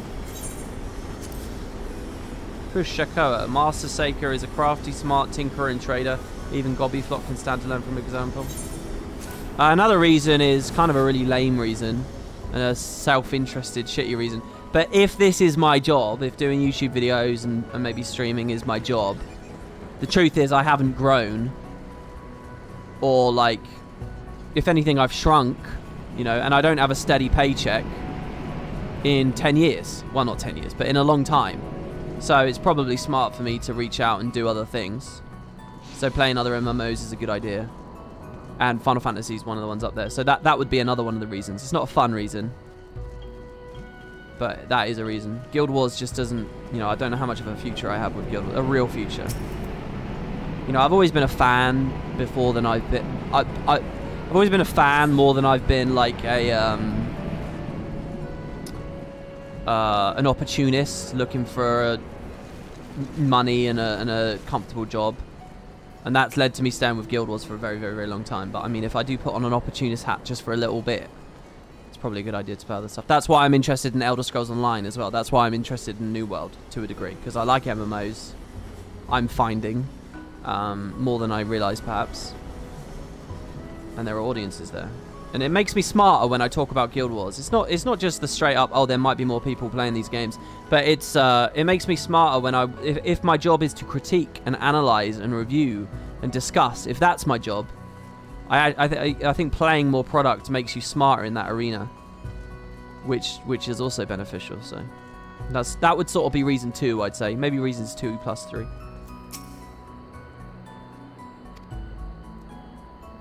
Okay. I thought they were going to be mechanical golems, but they're like earthy golems. Can summoners summon these things? WP goes through the same phase as the streamer Pyromancer, just on a slow burn. And with less lawsuits. Hell, who the hell is Pyromancer, and how would they get a lawsuit?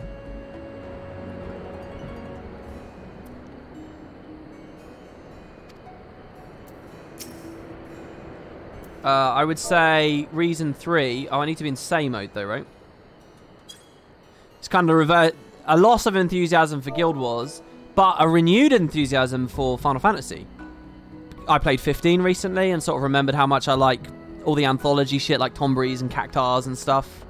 And I've always been a fan of Final Fantasy, so that's why, like, of all the MMOs, there's a reason that Final Fantasy's on top of my list. Elder Scrolls isn't on the top of my list. It was very close. New World isn't on top of my list. RuneScape isn't on top of my list. MapleStory isn't on top of my list. None of the old MMOs that I played or whatever. This is on top of my list because I'm a Final Fantasy fan. Noughts and crosses.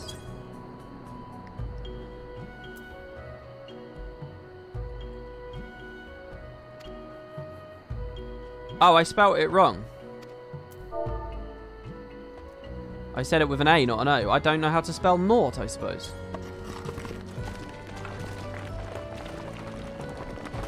Pyromancer is an ex-WoW lore and story streamer who quit WoW. He had a very memorable rant stream the other day in which he cleaned out his entire streaming room of WoW stuff and replaced it with other game stuff. That's quite cool. So what, you think there'll be a day where I do a stream with my Guild Wars skill pins and I throw them all in the bin? I'll always respect and always love Guild Wars. I mean, we're talking like I've moved on from Guild Wars. That's not really true. Like in any sense, really. But maybe in like 10 years. I'll do a video of me burning my Guild Wars 2 Collector's Edition. Unopened, still in the box, wrapped in cellophane, collector's item. I'll burn it. In front of everyone?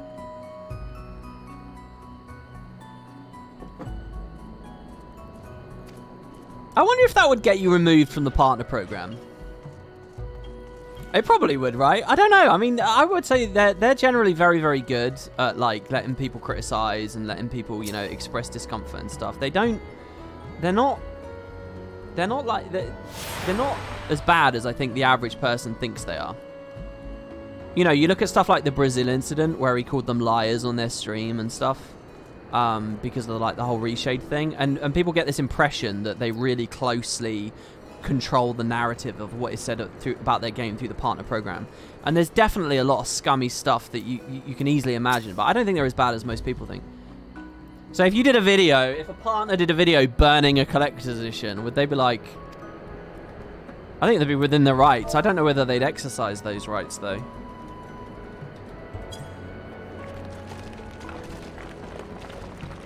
They've removed Guild Gen for less. Who's that and what did they do? Publicly burning their products might cross the line. Yeah. Well, I know Tekkit was removed because he'd said all that horrendous stuff. What's interesting to me about that, though, is he said that ages ago, and they've only just decided to do something about it.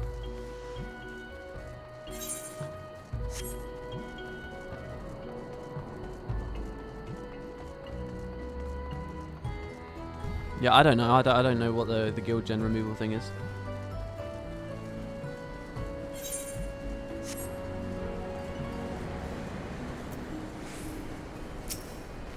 Slow fix. Golems are no more. Wonderful. Now we can expand.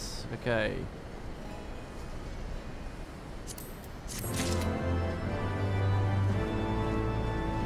Guild Gen had called someone an ape, and that guy happened to be black. She didn't know. That's it. Oh, really? It's a very similar story then, really.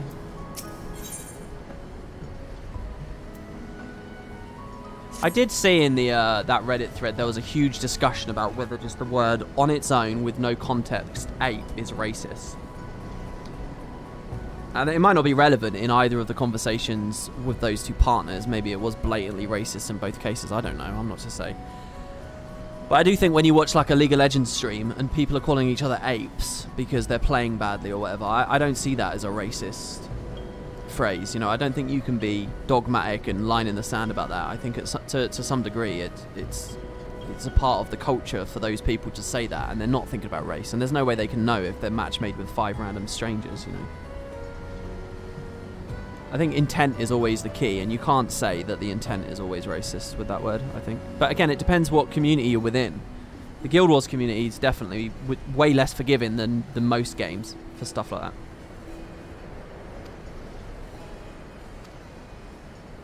I mean, you look at a toxic game like League, there's an expectation that that kind of language is there all the time, and nobody seems to do anything. Short time ago, dear friend of Slowfix ventured into Illuminati territory. Illuminati nasty goblins show no mercy even towards gobby kin. Slowfix fears for a friend's life. Please find him before the Illuminati do. Okay, you show us again a sense of foreboding. It's such a rain. Be that as may, we cannot turn a blind eye. Let us make haste and find Slowfix's friend. We aren't apes, we have a common ancestor. Yeah, apes are not our, like... They're not above us evolutionary. They're not older than us evolutionary. We're divergent branches. Cousin is a great way to think of it.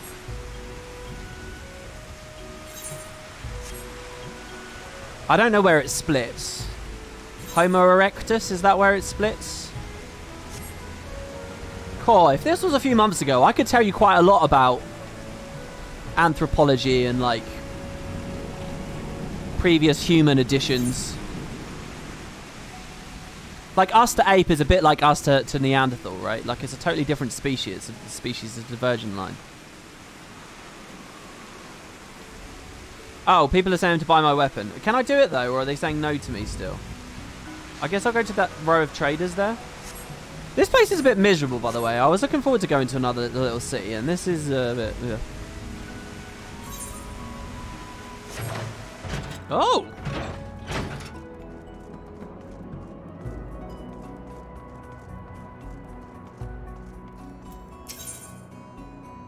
Primal gear. Expanse totem. Carved in the likeness of primal Bismarck, used by the Vanu priests during summoning ceremonies. The Expanse Greatsword. Whoa! Is this like rare loot that could have dropped from the Bismarck fight? WP is Homo erectus for banger. I am pretty Homo erectus for banger. Australopithecus? Which is first, Homo erectus or Australopithecus? It's from Extreme Trials. It looks cool.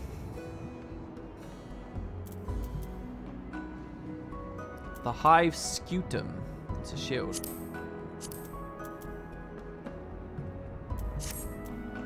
There's a really low frame rate in their preview windows. Have you guys noticed that? What else do they have? Primal Gear 2. Sword of the Heavens.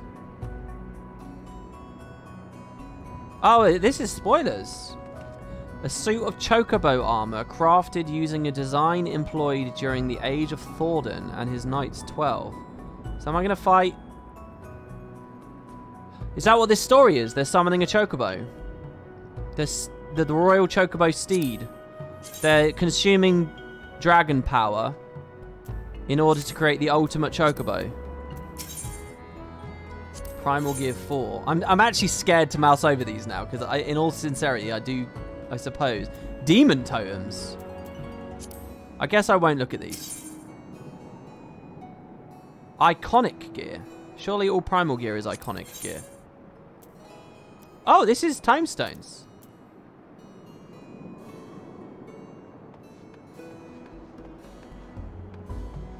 Oh, there's a new monk.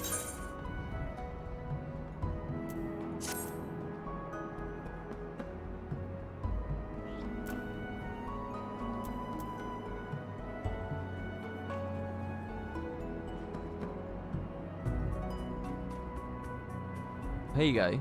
Dark Knight. The Hellfire Guillotine. Holy shit! Unfortunately with this game, they all look like blunt plastic toys. Nothing looks sharp, but hey. So we'll go for this. It's only plus 23 damage. It's not that much better. I want Shire gear.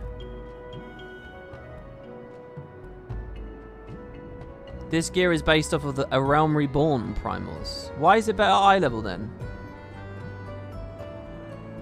You want eye level 120. What's this one? I don't even know where the eye level is listed on that. Oh, there it is, 240. That's double then. Oh, I want 270. So it's from the Shire? I hate this. This is really bad about this game, by the way. Alexander. I don't remember fighting Alexander. Is he a primal? I think I've heard... Didn't someone mention the tank... The tank limit break is good in that fight? Uncanny knickknacks. What the fuck is all of this? Is this also available in Mordona? Because Mordona's a clusterfuck of random stuff like this.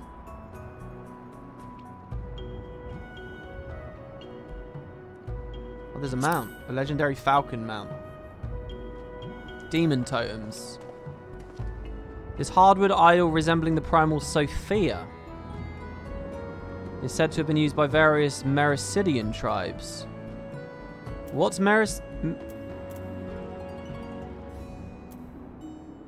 God, I don't know. I think this is probably spoiler territory, isn't it? Shire. So, can someone in a clear way explain to me why Shire is different to Iconic?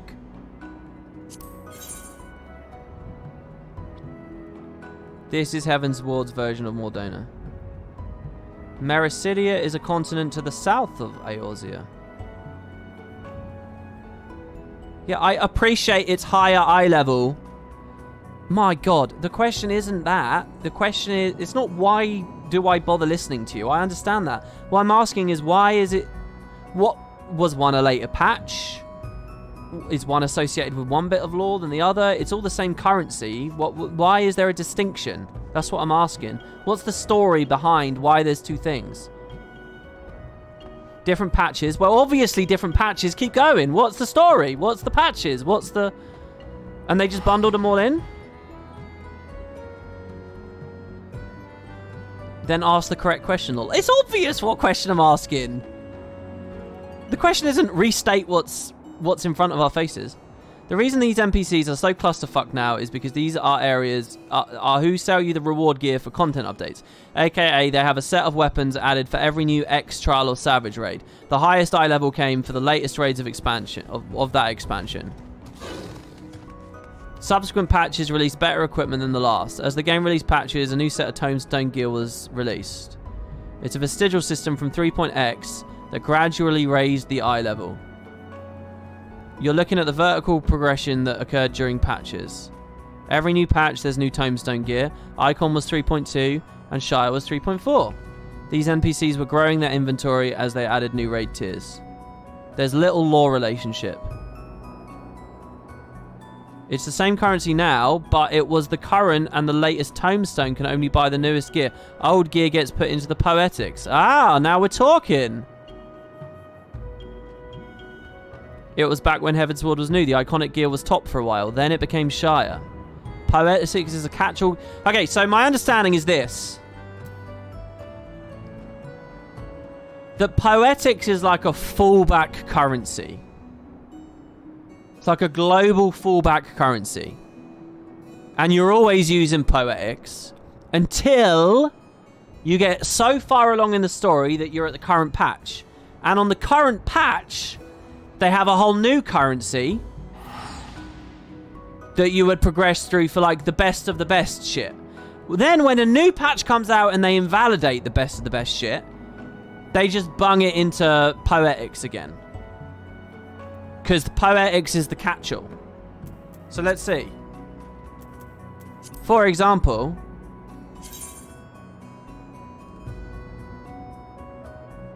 Allegan Tombstone of Phantasmagoria is discontinued. I don't know why that's discontinued. But like, I'm guessing right now is Revelation. There's also Allegory. Maybe there's like a tier system. So the best of the best of the best in the game right now is probably Revelation. When Endwalker comes out, all the shit that I'd be buying with Revelations, they'll just throw that into Poetics. Or maybe Allegories. Maybe it like tiers down. Am I right? And the result is a clusterfuck of shit. So is this like patch 3.1 and then 3.2 and then 3.3 and 3.4?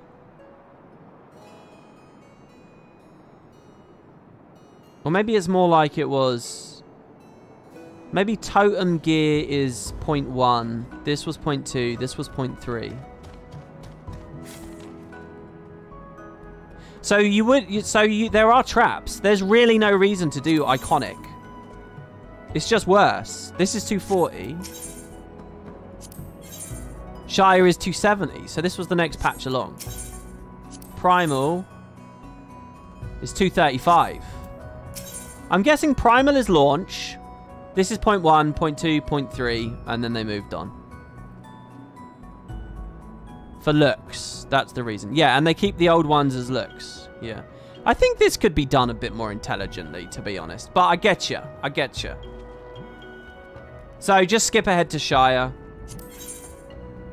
It would have been a mistake to go earlier unless I really loved the skin. Okay, is there anything wrong with my understanding there? You guys did brilliantly. That was amazing. You guys explained that perfectly, in my opinion, when we got there. This does not look as cool.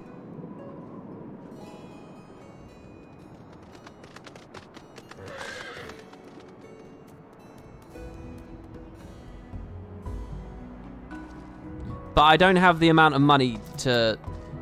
Is there a really cool looking one? Would you guys hate the idea of me buying a lower thing if it looked cooler? We already saw the Expanse Greatsword. It's with the Claymore of the Heavens. Meh. Do they have any Greatswords that look sharp? The Horde Guillotine. Now that looks cool. I don't even have the currency for that, though. The Horde Guillotine looks cool.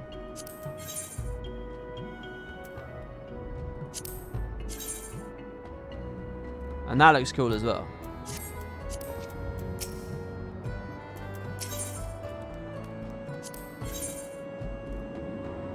What the fuck is all this? Whoa! Is that a greatsword? No, it's probably a lance, isn't it? Yeah.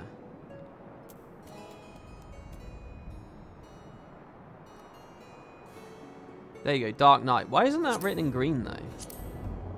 Whoa, that's pretty cool. That's like a white Dark Knight. Oh my god, that's level 475. That's way later, then. Ultimate No-Thung. Advanced Melding Forbidden. I don't know what melding is yet. That's crazy, by the way, that thing. That's for ultimate. Right, well. Let's get this then. Oh, he sells armor as well. No. No, no. Oh, I could filter like this as well. Okay, so I'm going for it, yeah? The Shire Greatswords. Best stats I can get. Any complaints?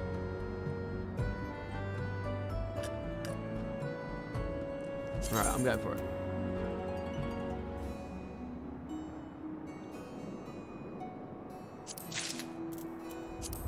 Okay.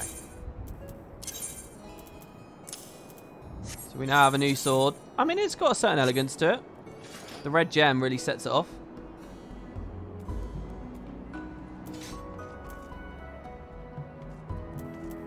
And you're an armor person, right? D-O-W? D-O-M. Discipline of war? Discipline of magic?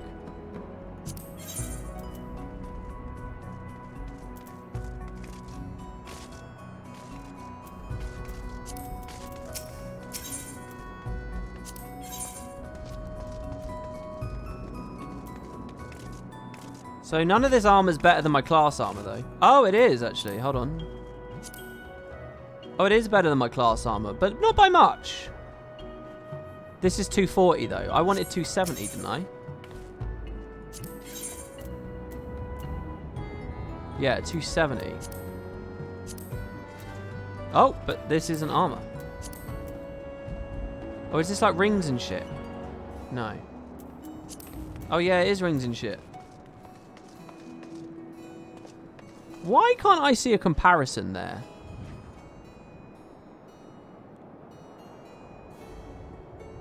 Oh, because I'm looking at caster. What does DOW and D...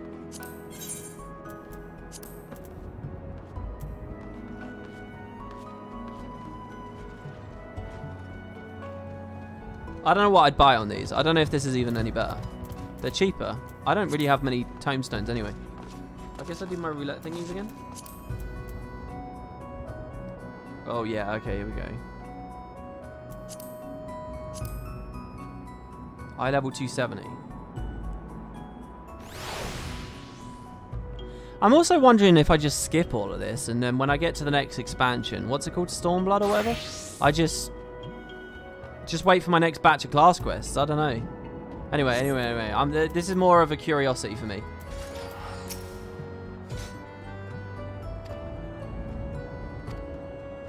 Oh, hold on. She's from Revenant's Toll? Right, okay. So yeah, this really is just the new Mordona. Story always gives you good enough gear. Someone else says that I'll be underpowered. Rogalicious says I won't be. The poetics aren't useful for anything else. Well, I mean, yeah, but I'm not doing roulettes, am I? I'm just logging in and playing and talking about the story with you guys. Right, let's move on because I feel like since we hit this map, I've been standing around talking to you guys in chat like a lot. Let's get on our airship.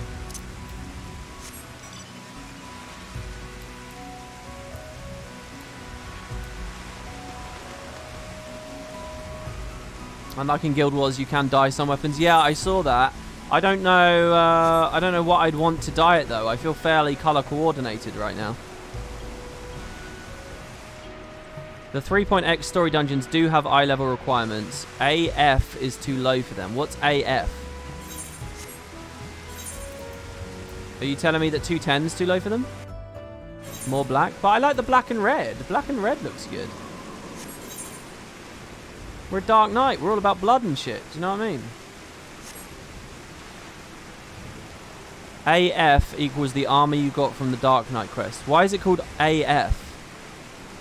AF equals artifact gear. Why is it called artifact gear? WP, if you look under where it reads item level on the gear, it will tell you what classes can equip the items. Yeah, I know that. That's what I've been doing. As you do dungeons, you should open your character menu and there's an icon over your character image that will put the best gear. Yeah, I used to do that as well, but... Oh, there's actually a better ring I have now. That's funny.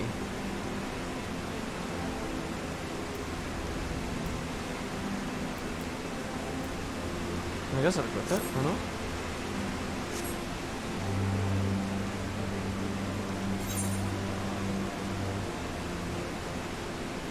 This mount doesn't feel very fast. This feels like just walking speed. Is it just because I'm really big, though? Artifacts are the gear you get from job quests, which is worn by jobs in the trailers and promotional art. No, I understand all of that now. I get all of that, but I'm just why is it termed artifact? Oh, there's the answer. Artifact gear is what it was called in FF11, and it crossed over to this. Ah, that's interesting. The term comes from FF11.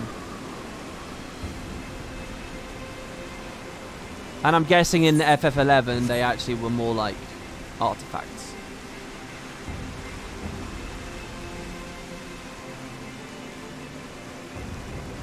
Yeah, get in the habit of changing my template. Yeah, I get it. So why was it called artifact in FF11? Well, I'm assuming it's because they look like artifacts. At that point, I'll stop screaming "why" at you. Are there any other examples of FF11 nomenclature or like tradition coming over into this game?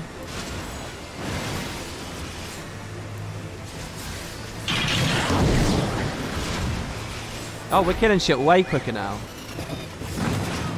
This sword is serving me well. Why was it called FF11 though? Oh, I can tell you that because it was the 11th installment, major installment in the Final Fantasy franchise. Search for his friend. You're not his friend, are you? Look at this. Look at I probably have to spam Salted Earth to try and get it to calm down.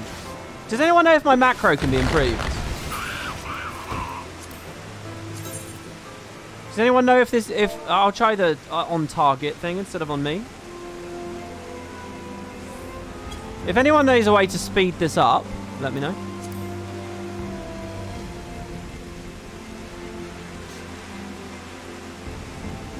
WP is killing dogs. Yeah, it did sound like a dog, didn't it? I know macros are clunky to queue into. I know that. Copy paste the AC line several times and it does make it more reliable. You can put the AC line in the macro like 20 times. Does that really work?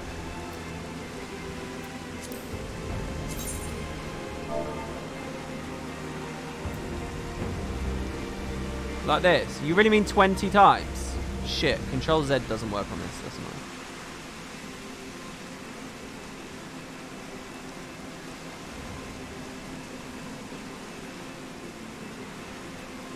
Sorry, I had to go for a few minutes. There's a wiki link. Thank you for the tomestones. Whoops. That's as many lines as it'll take.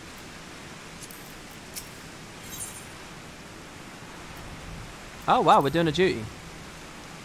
Why is it called Guild Wars 2 if there's no Guild Wars? It inherits it from the first game in which Guild Wars feature as a function of the lore, but the real reason is that the original idea for the game was very PvP based and Guild versus Guild was the main competitive format. So you go. I know your answer in that game. I can tell you things about that franchise. What else would you like to hear about Guild Wars? Goodly Uplander. Long time no eye catch. Does the Uplander have lust eyes for junk or Brayflocks? I did a dungeon called Brayflox's Long Stop before. I can't really remember. Oh, this is him. I think he was looking for food before. I think I did a whole dungeon just to get him some cheese. Forgive us for interrupting your work, but Captain Weisgate gave me to understand that you are marked by the Illuminati. This happens to be Illuminati-held territory. Is it wise to be here? Brayflox eat Illuminati for synopsis. Oh, it's a she, is it? Who eats for synopsis? What? Whoa, they look cool. Goblin names ending with ox are female, ix is male. Okay. So quick thinks all thoughts. What gender is that? Brayflox all talks. Unwise you are to come here after dirty talking secret knowings of cheese make from a... Oh, they're talking about the cheese again. Brayflox did no one right. Cheese recipe is gobby birthright. Save tongue flaps for trading in Death Pit.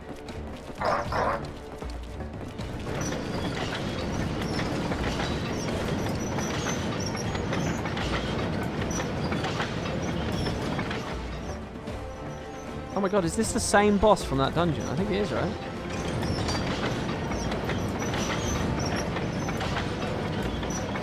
Okay, we have no choice.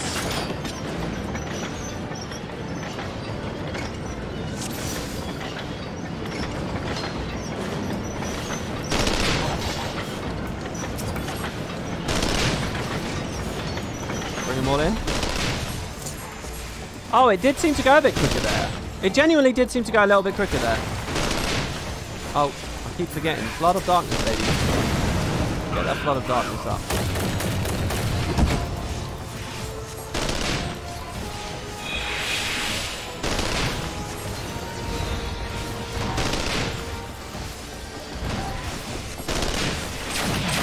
Oh, shit.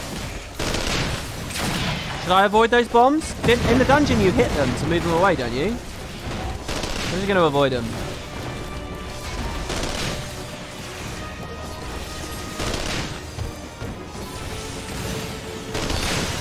I'm going to aggro these.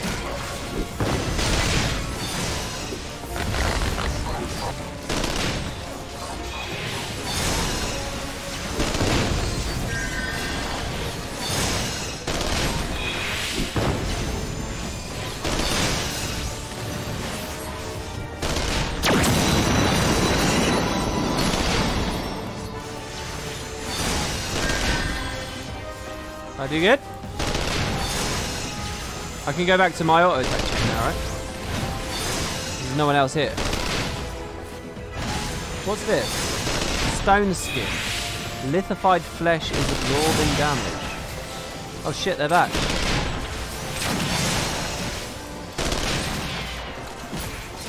Ha! Okay, it's dead. Ether! To me. Oh, it triggered way better. The Salted Earth macro works really well now. Have at you.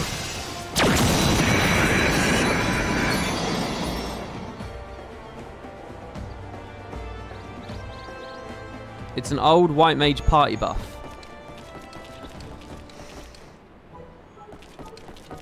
Pishi! Illuminati, no match for furious gobfists of Brayflox. More junk is awaiting Brayflox muchly. Brayflox is taking the leave of the Uplanders.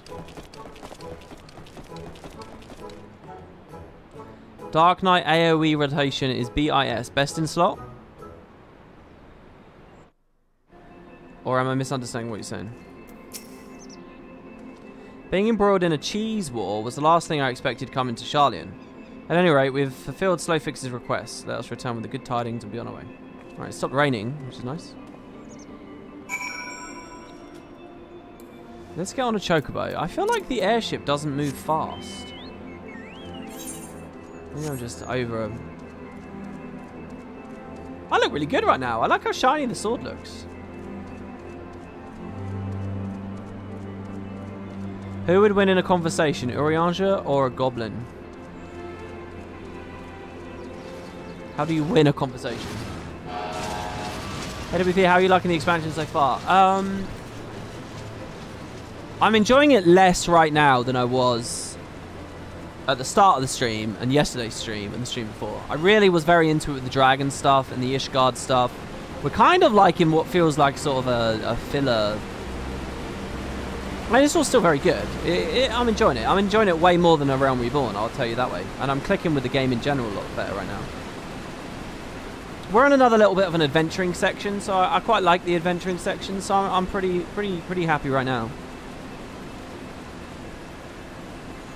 But, you know, there is this kind of formulaic, like, oh, here's some beast tribe, help them out, they'll summon a primal, move on kind of thing. Which, this is now the third time I'm doing. I did this with the, what are they called, the gnats or something? I did it with some hive mind insect things. And then I did it, no, sorry, I did it with some no, I did it with the hive mind insect things. Then I did it with the Moogles. Then I did it with the bird people. And now I'm doing it again with these goblins. But, I mean, it's not that it's bad. It's just, you know.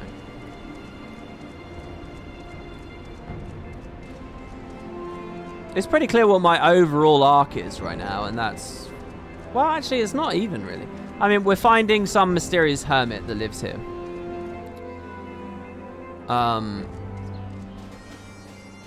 Who might be able to help us get to an Allagan floating fortress in the sky.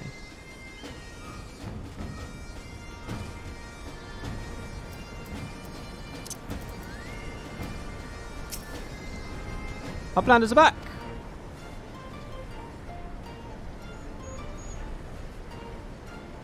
Whoa. Time has not cured recklessness of Brayflocks. Without help from Uplanders, Brayflocks would be quite dead now, Gobby. Slowfix owes one Uplanders a debt of gratitude. Slowfix and Brayflocks are joined by an unseverable Gobby bond. If Slowfix had known that Uplanders are friends of Brayflocks, Slowfix would have welcomed Uplanders to Gobbyflock first meeting. Why ain't that a paddling?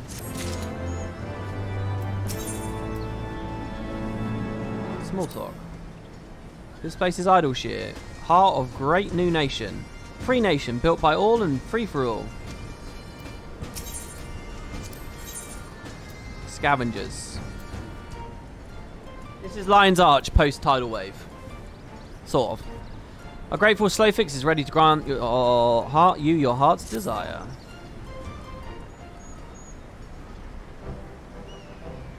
Sure, Uplanders have upheld bargain most highly. As promised, Slowfix makes Uplanders honoured citizens of Idleshire. Free to cross river at will. Though Uplanders must leave for now, Slowfix hopes the Uplanders will pay many visits and help build great new nation. You are most kind, my friend. You may be certain that we will return. I must confess, at first it upset me to learn that my home had been occupied by others, but I see now that it is in good hands. Under your care, I look forward to seeing Sharlayan thrive once more, to become a home to people of all races and creeds. Is it really Sharlayan if it's made up by completely different people of different ambition? Slowfix has already ordered the Godwatch to let Uplanders through. Safe travels. Alphano Macon, shall we then?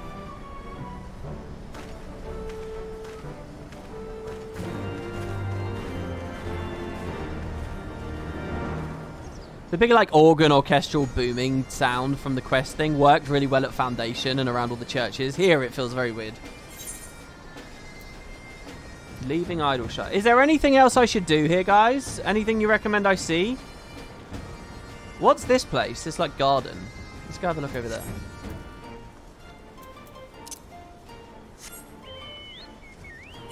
What does summoning bells do again?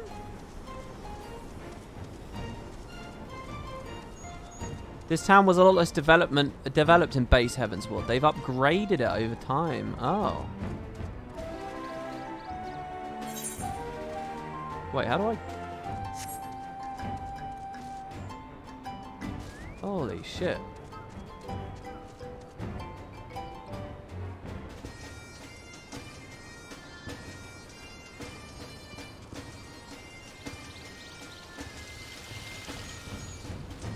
Is this an interior? Oh, it is. The hard place.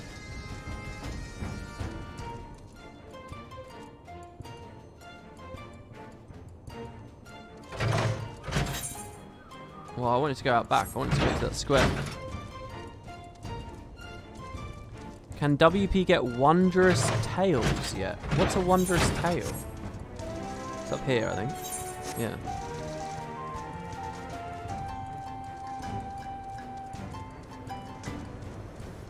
Oh, I thought it was going to be like a garden. Aren't these guys like materia melders or something? It was like a whole feature that I didn't get to play with because it was like deprecated.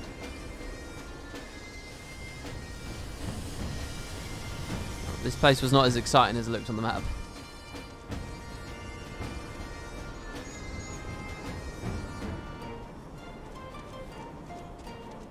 Oh. Have I not collected this? Oh no, I have.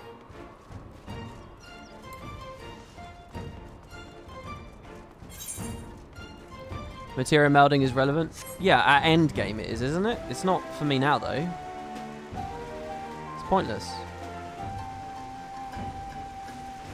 You can't even complete most wondrous tales.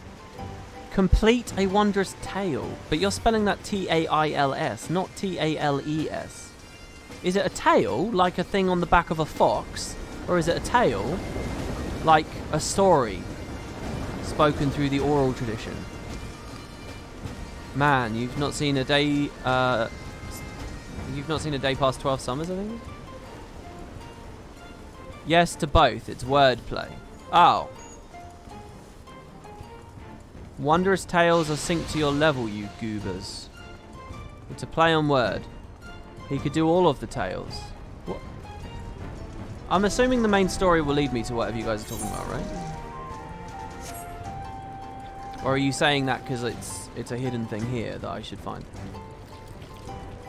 It's a pun because it's a cat girl that gives it to you. Ah.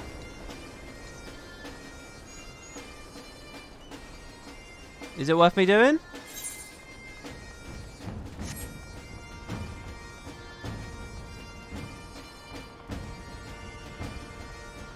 Not right now. Okay.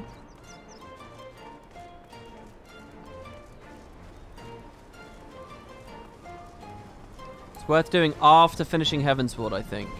Come back to it later. I have a character at the exact same level as him on Crystal. It's just cosmetics, mostly skippable. Okay, alright, let's just go on. So we want to cross this gap to get to the Hermit's house. It's basically weeklies, for instances. So it's like a roulette thing, is it?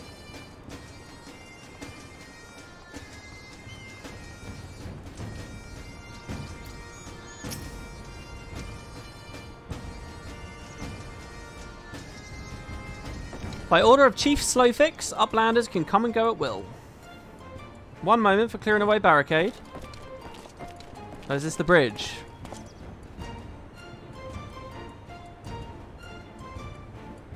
Finally, we can continue our journey. Is following Guild Wars 2 for Final Fantasy players this confusing? I assume it is.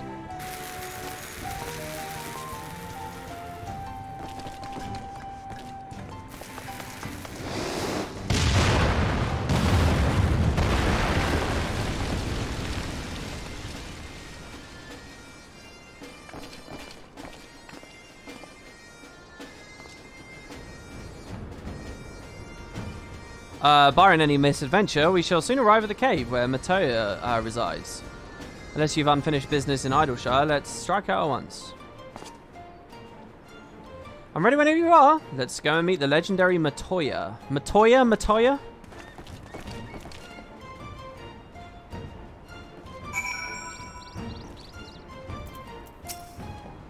I'm ready whenever you are. Let's go meet them. Ahead lies the Answering Quarter, where the scholars of Sharlayan gathered to hone their knowledge. Even from this distance, 'tis plain that much of it has been given back to the wilderness. You now have Aethernet access to this place. Ishtola is ready to lead you to Matoya's cave. The cave in which Matoya resides is situated on the southern edge of the hinterlands. In choosing the spot, my master desired privacy above all else. As such, the cave is extremely well hidden. You'll not find it unless you know how to look for it. We shall follow the road south until we reach a bridge. Rather than cross it, however, we shall ford the stream it spans, thence head straight until we arrive at the base of a bluff. It's weird. I'm looking forward to getting swimming. I know you guys are speaking derisively about it, but I'm looking forward to that. Holy shit, what is this? This is some Eggman shit right here. I did say Sonic, right? Oh, it looks different from the front. Oh, it's Rocker. Oh, that's funny. Well, I appreciate this is probably a multiplayer mount and he wants me to get in it. I also kind of want to go on the adventure on my own, though. I'll try, though. Mount seat 1. Yeah, there we go. Oh! Oh, shit, he can fly me in the sky.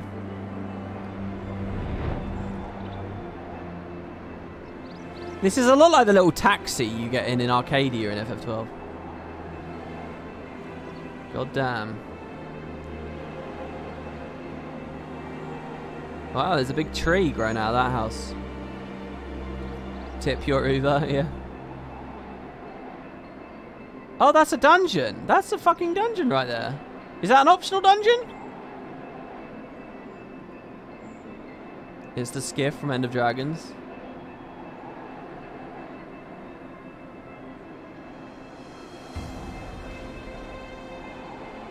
You mean the glorified multiplayer skimmer? That's going to be so transparent when we're also riding around on Siege Turtles together. Okay, thank you for the drop-off. That was quite cool. I quite liked having a little bit of an adventure there. And you think this one is the library?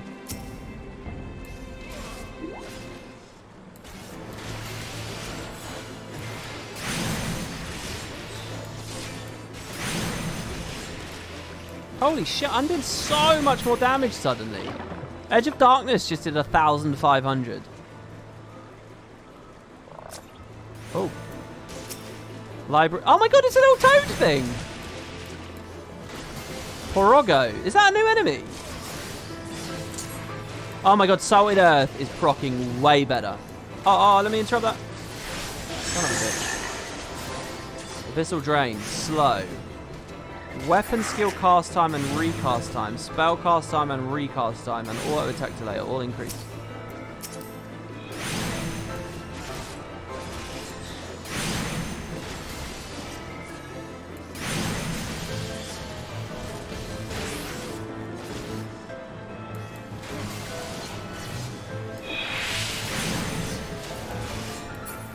I queued that one a little bit early. I'm amazed how much more damage you're doing. Oh yeah, so what's this all about, by the way? These crystals I keep getting? Where are they? Oh, they're not here. They're in the inventory. This? What is this? I've played a lot of this game now, I would say, and I still don't know what any of this is for or why it exists. I have 90 ice ones. I don't have any clusters. They're crafter mats. They're generic crafting mats. Do I get more? Do they expand on this each X-Pack? Could I already have clusters? Right. Porogo. This is all quite pretty, this area.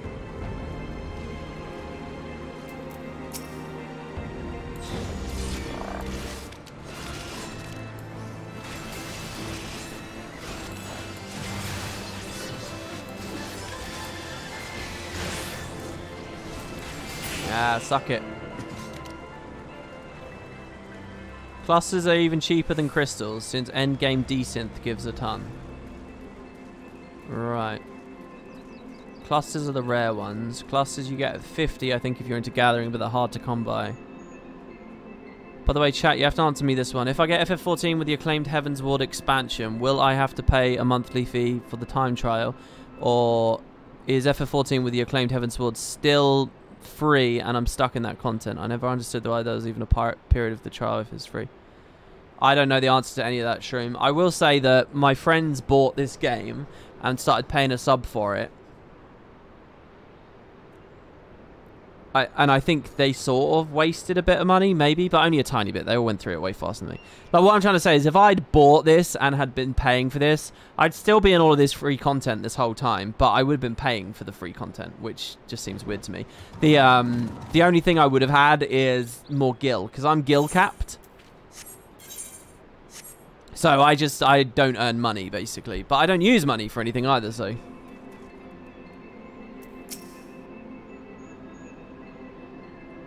This is the entrance. You seem unconvinced, Macon. Well, that will only add to the surprise. A word of warning before we proceed. Stubborn geniuses make poor hosts, and time will have done naught to improve my master's temperament. Doubt not that there will be sentinels and traps, both to deter unwanted guests, but will not be deterred, will we? Go on and touch the wall yonder. You want to have your weapon near at hand. I love how long this is.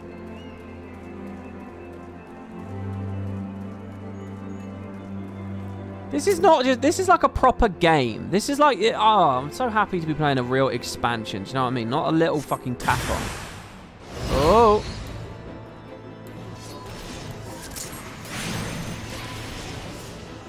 Oh, my problem now is that it's only on target. Should I move out of that, do you think?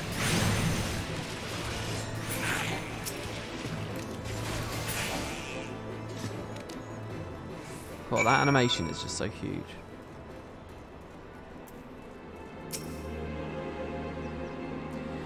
Those sentinels may suffice to discover the average trespasser, but not the warrior of light. The way should be clear now. Come, let's go and see my master.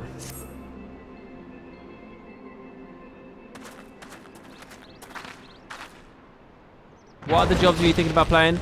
Black Mage, and I don't remember the Summoner. Reaper when I get there and it releases.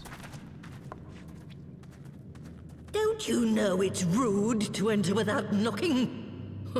The youth of today. No manners at all. Oh, this is good. She's a good voice actress.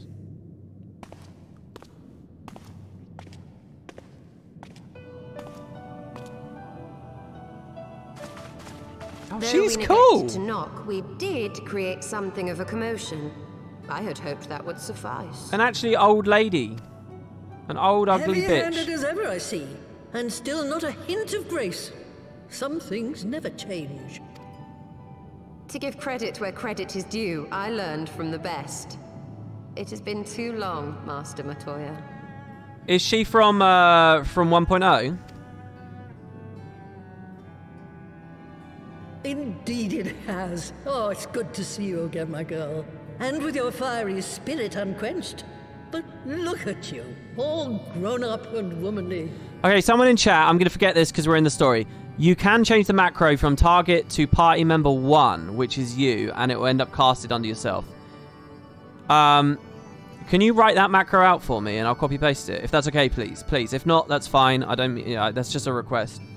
Not a command or anything. But yeah, because I don't know how to type that one. That's Louis Soir's granddaughter, I take it? Grandson, begging your pardons. You knew my grandfather, my lady. This is her debut. No, she's a reference to FF1. She's a reference to FF1? Who's Matoya in FF1? Just change the T to P1? Okay, thank you. I don't remember a Matoya from FF1. Just some random NPC you meet at some point, is it? WP just missed Matoya's first dunk on Alphino. I'll read it when we get out of the thing. Knew him? Ha! We were constantly at each other's throats. Like rabid dogs we were. Oh, he was a stubborn bugger, was your grandfather. Never a dull moment when he was around, though, I'll give him that. As for you, boy, I've known you since you were a rosy-cheeked babe at the teat. And my sister too, I gather.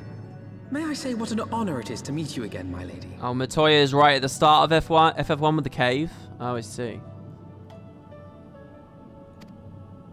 Spare me the hollow pleasantries, boy. I'll wager my remaining good teeth you didn't come to a forgotten corner of Eorzea to flirt with a wrinkly old woman. Now out with it. What is it you need of me? I get the worrying impression from someone in chat a second ago who said she's from FF1. My question was she in 1.0? And they said, no, she's from FF1. I get the impression from that person that they don't understand that's just like an anthology reference. They literally think it's the same.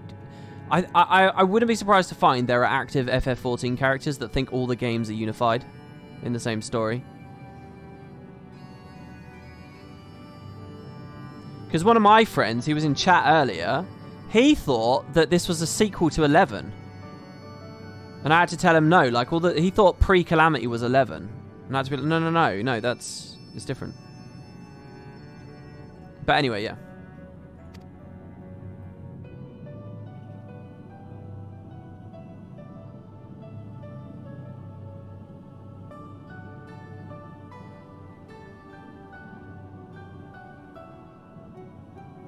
To be fair, with the Vieira and the Bunny Girls, it's confusing. I never thought I'd hear that name again. Well, kind of. I get why you might think... Well, look, Rabanasta as a city getting added to this game definitely starts crossing that line to me. But Vieira, it's like, yeah, all right, fine. You've only seen them in Evilist before, but to me, it's kind of like having Moogles in multiple games. It's, you know, it's a Final Fantasy race that... You are familiar with it? As familiar as one can get from poring over musty old tomes. The Allegons set the Isle afloat not long before the sun set on their empire. Old Louisoix and I often talked about it. The place is home to a research facility dedicated to finding ways of mastering mighty beings, such as primals and dragons. And find ways it did too. Frightening ones. Such as they then employed against Bahamut. Okay, so let's think about the Pope again.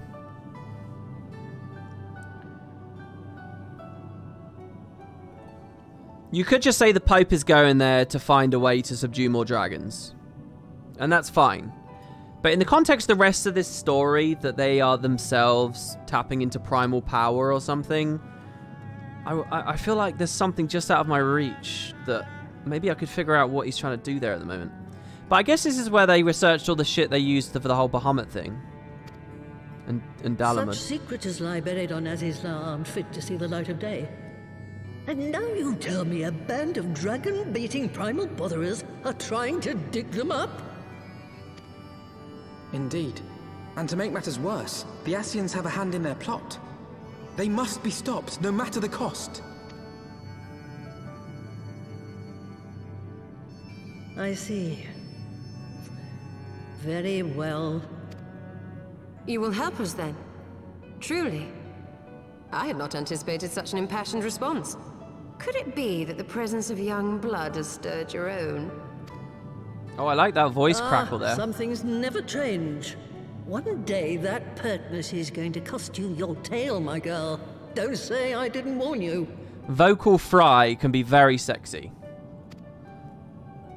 I guess I'm into cat girls now.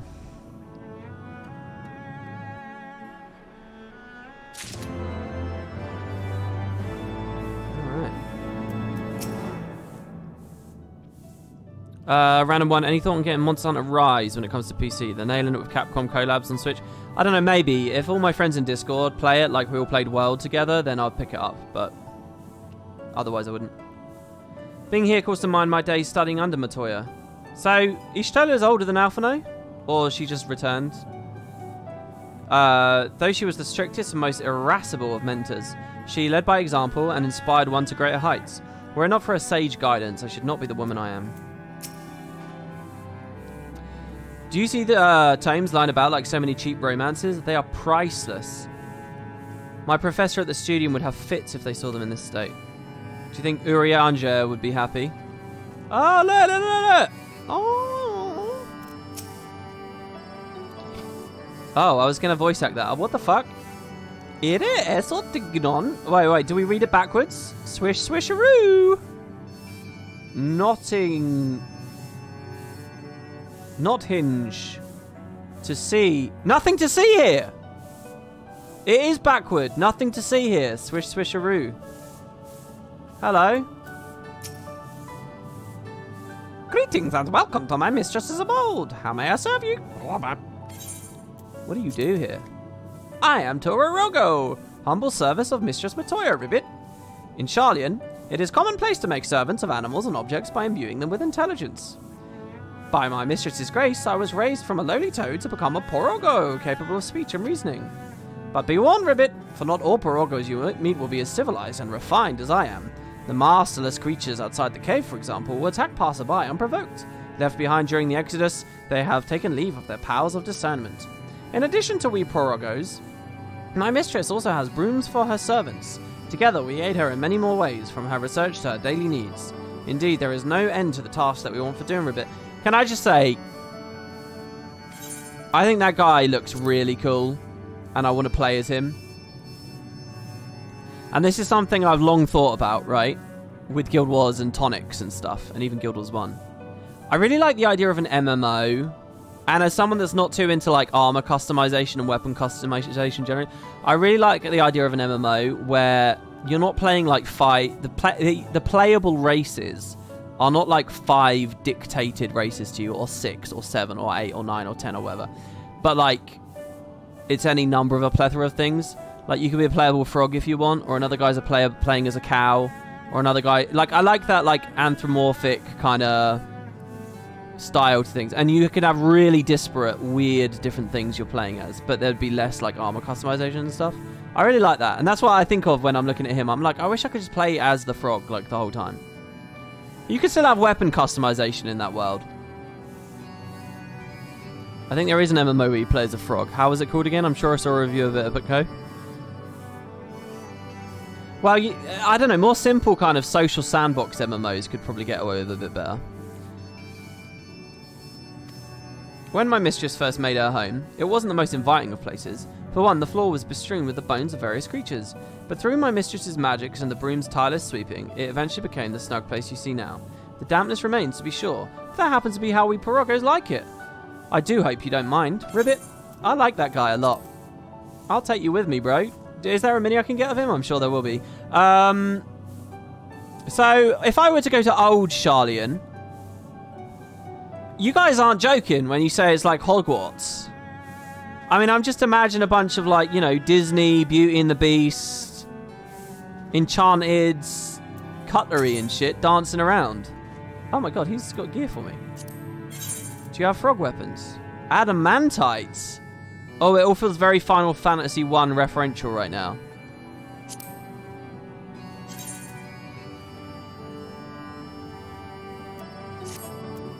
What's a scutum? I keep reading that shit and thinking it means scrotum, and it's weirding me out. Fear my adamantium scrotum. My adamantium scrot. To contain my orichalcum balls. Matoya is in a mood to reminisce. Please, do go ahead.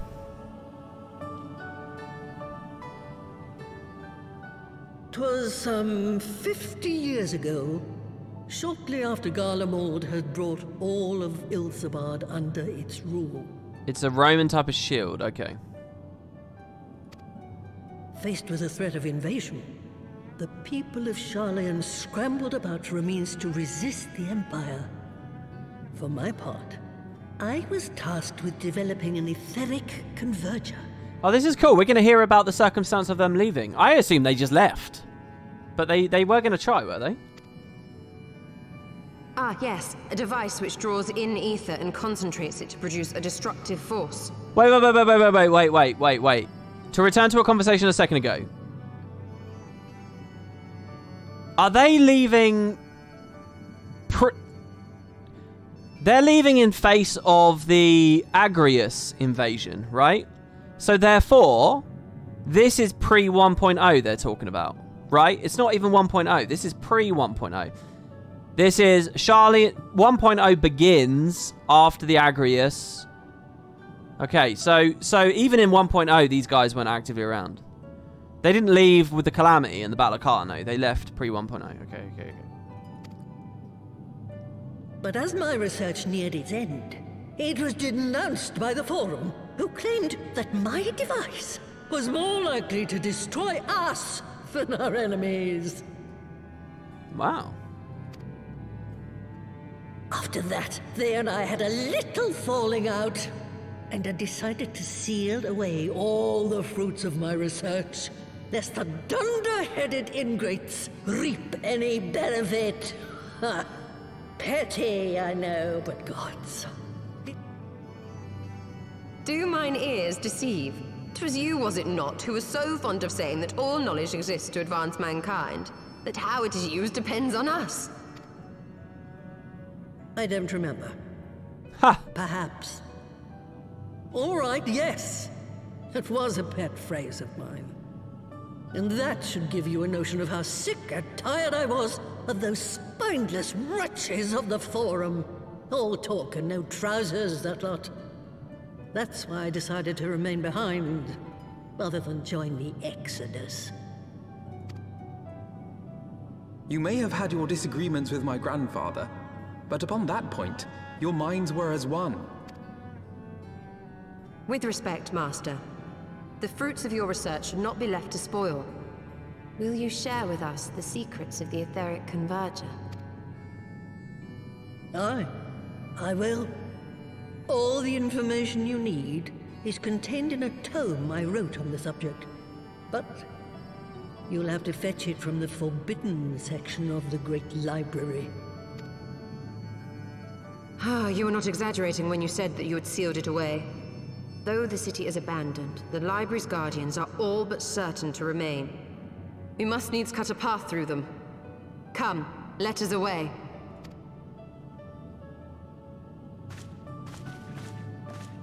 Not so fast, you lot. Stola and the boy are staying with me.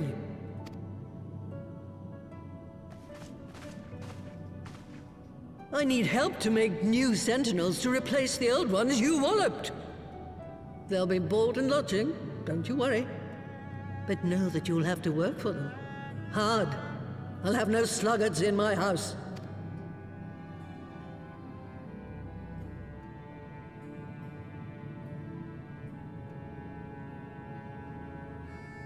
It's interesting, us being silent, they very often ignore us in the cutscenes, but because we also kind of feel like a badass, it sort of plays into their hand. It's like she doesn't talk to us because she's like almost intimidated by us or something, I don't know. Or like she reveres us to a degree. Oh, the Great Library's guardian shouldn't pose any difficulty for a hero like you. You'll hardly notice Stoller's absence, and the girl, boy, whatever, would only get in your way. So what, is she just a bitch to Alphino?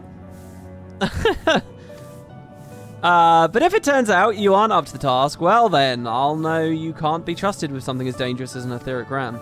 Now, the library's entrance is locked tight. I'll loan you one of my servants to open it, the broom yonder. Well, what are you waiting for? Introduce yourself, boy.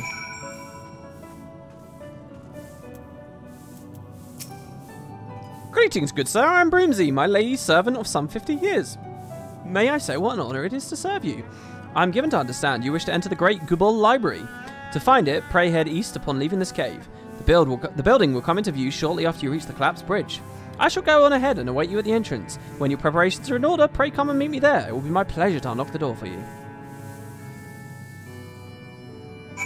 Oh my god, there's a blue quest in it. Maybe I should collect this one. He's a picture of nervous energy. It's an Aether Crystal. For later. The Great Library was more than just a repository for tomes. It also served as a centre of research for countless fields of study. Fields such as the development of arcane entities, the fruits of which were employed as the library's sentinels. Be ever on your guard, Macon. Would that I could accompany you to the Great Library, but I sense it would be unwise to go against my lady's wishes. Rest assured, I mean to use my time here proactively, gleaning all that I can learn of the host. I can't imagine rushing through this game, not paying any attention to this. This game must feel so tedious if you're not paying any attention to any of this. It's just like one long process of zigzagging backwards and forwards until you open the duty finder. There's so little there.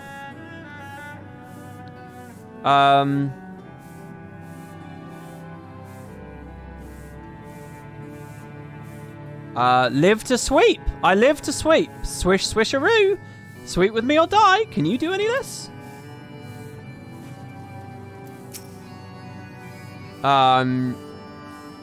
None shall bite the dust. Swish swisharoo. On my way, out of my way, adventurer. This is no place for adventuring. Very sweet.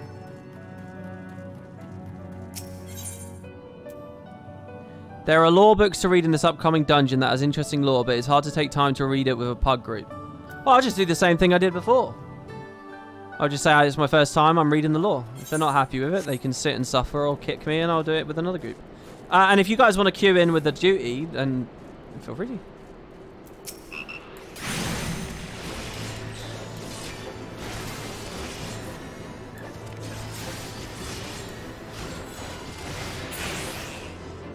Damn.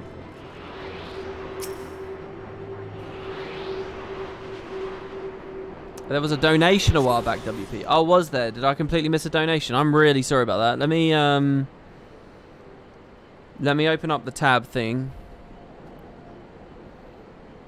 What does a while back mean? Recently? Oh, I see it. Shown Fob tipped £14. Thank you so much, man. You're going to watch part 4 before watching this, but here's some money to help with the sub fee when you get there. Thank you. Thanks very much, man. I really appreciate that. I guess they're not in chat anymore.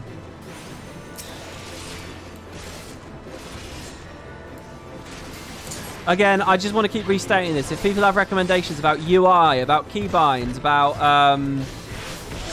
you know, like targeting, about combat flow, about, you know, any of that shit that will improve my enjoyment, my understanding, or just make the footage look better, make the footage sound better, just give it to me. I want it all. I haven't figured everything out. There's a lot I don't know. Any advice you've got, especially if you leave it on the VODs on Win Potatoes 2, because I'll definitely see it there and be able to act on it as well.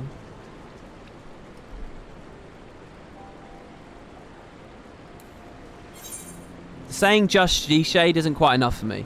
If someone says, okay, G-Shade, here's a preset for G-Shade that very much is in line with the dev's aesthetic, it just enhances things, then I'll be all over it. But generally speaking, as much as it can be dev's done, the better.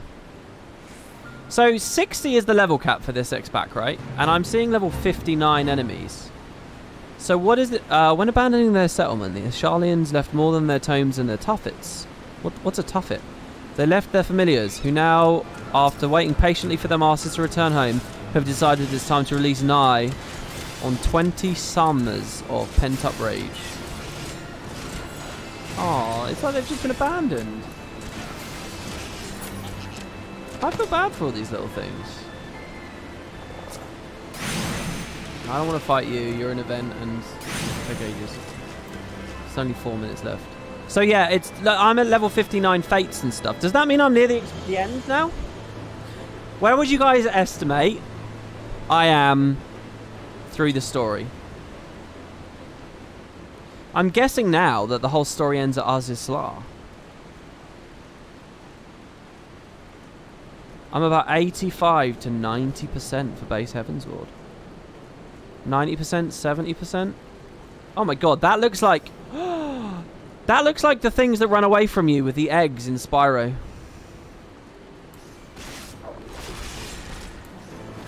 Five out of 6. You still have one zone left, 85%.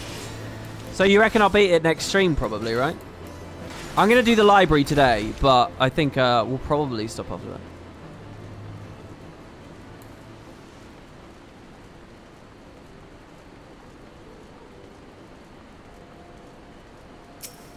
Yeah, I'll be in next stream.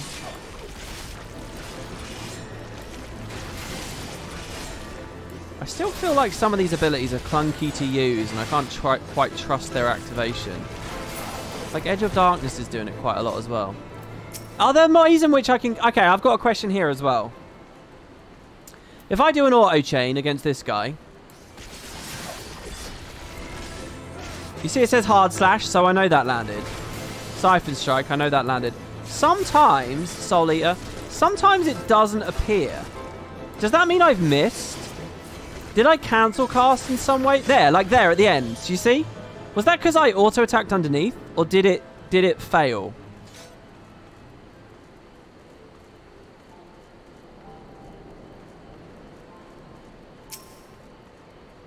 No. It's not just when they die, though. Sometimes it just, like, happens. I feel like sometimes it misses, and I don't know whether I've still done the damage or what. Like there, you did not see hard slash go through. Did you see that? I mean, I assume it landed because the combo kept rolling.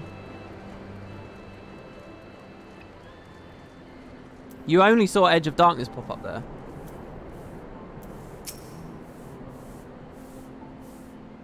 I know that there's like the accuracy missing, but I'm talking about like cancel casting or like animation overlapping so it breaks or some shit.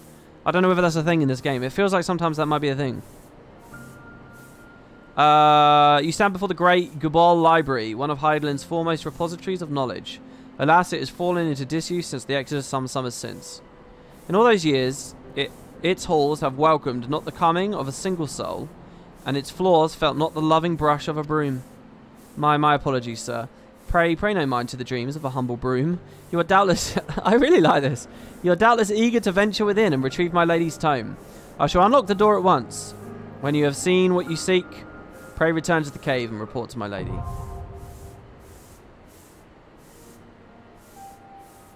Alright, a dungeon. I wish you good fortune in your search. When you have what you seek, pray return to the cave and report to my lady. I'm imagining it in there to be like that, the library, the lost library in Avatar, you know, sunk below the sands. It says I have 2 out of 5 selected because I have a trial on, I think. Built by the learned men and women of Sharlayan, the Great Gubal Library is the grandest repository of knowledge in all of Eorzea. Lining its towering shelves are tomes beyond count, gathered from the furthest reaches of the realm. Like the city-state, however, the library was abandoned by its caretakers when they fled to their motherland in the face of a Garlean invasion. And now, 15 years since its doors were sealed, you will be the first soul to set foot within its halls. Your destination is the forbidden section deep within the library, where lies your objective, the fruits of Matoya's research on the etheric converger. Only a party leader may register for duty.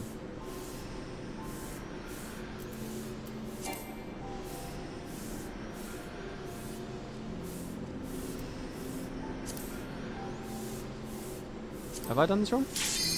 Oh! Well, it worked out.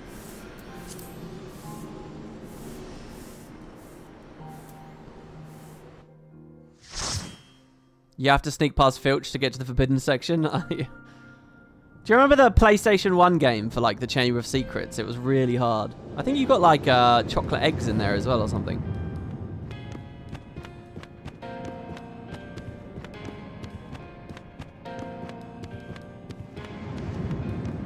Oh, it's because I was in a party with Rocker. Why wasn't my party list up then?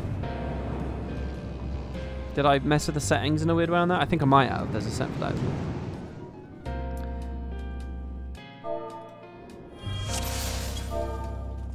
Oh, I need to party.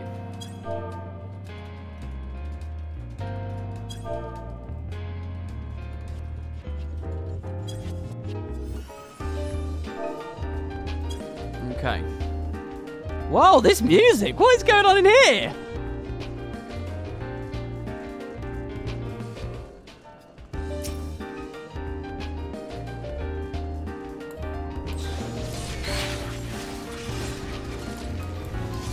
Meganura, that's all that matters, right?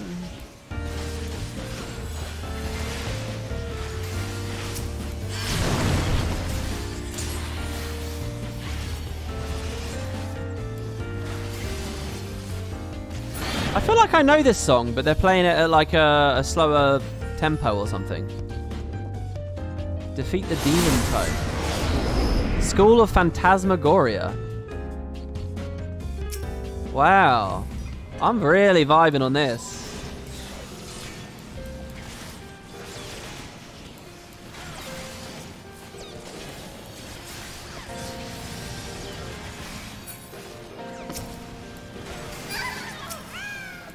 Oh, that sounds so cute.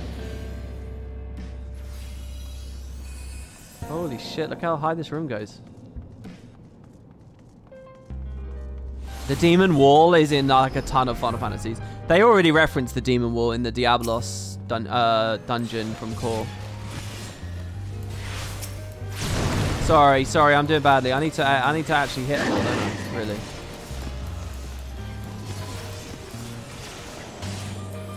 Pull them all away, maybe? Sorry, team. Why aren't any of my abilities triggering? Oh, because I'm too far away, maybe?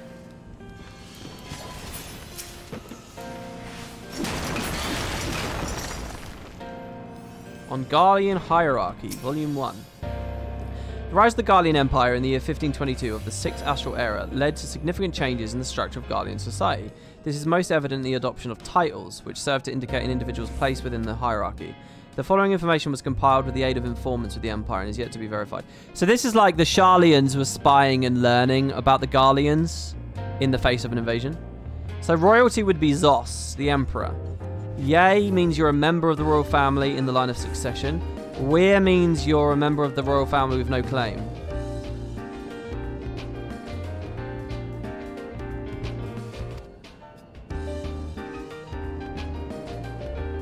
Alright. That one's not worth reading every little bit. It's just a bunch of minutiae that's going to go in one ear and out the other. I'll try to remember Zos means you're the Emperor, though, and Yay means you're in the line. That sounds like it's actually meaningfully important. That was cool, by the way. Did I actually physically descend with the bridge there?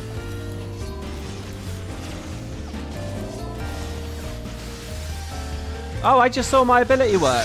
Abyssal Drain. Did you guys see that? I actually Abyssal Drained quite well there. Oh, and Flood of Darkness is good as like a thing to use when you're out of the AoE.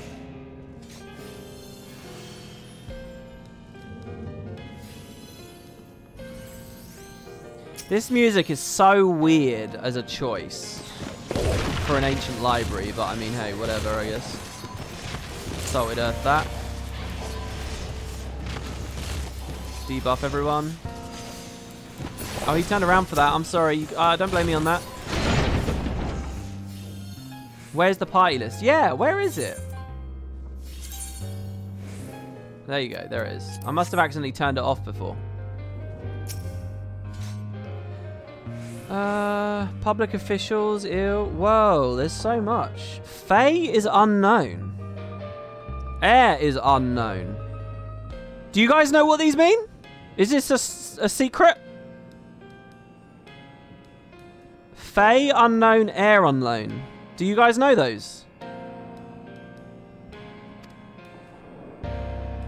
Sick, you have corn tortilla in your party. Who's corn tortilla? Sorry, tortilla.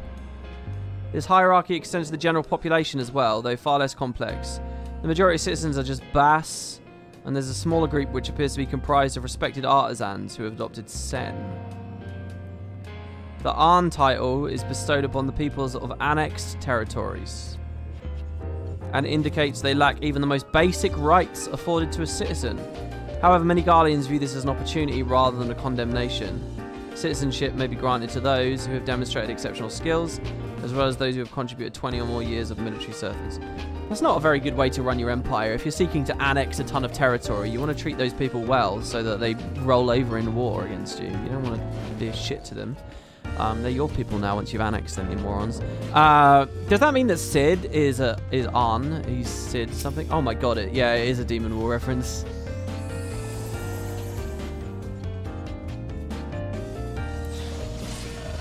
I'm going for it. I don't know whether I should be, but I'm going for it.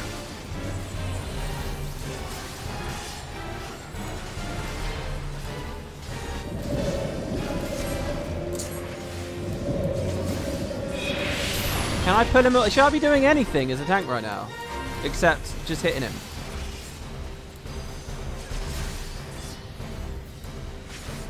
I think I'm out of cooldowns now.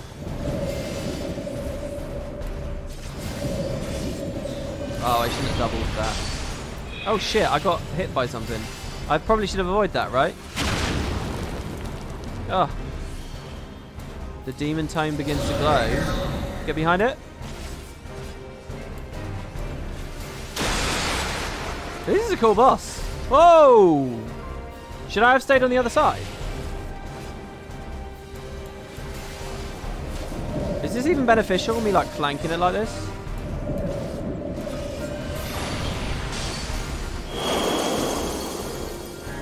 No, I got hit again.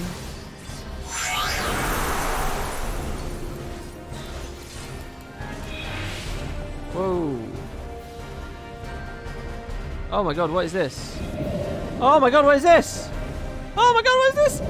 I was like sliding around and I had like an icy boot debuff on me. Is there like a slippy? Oh shit, that's gonna be. I quite like this.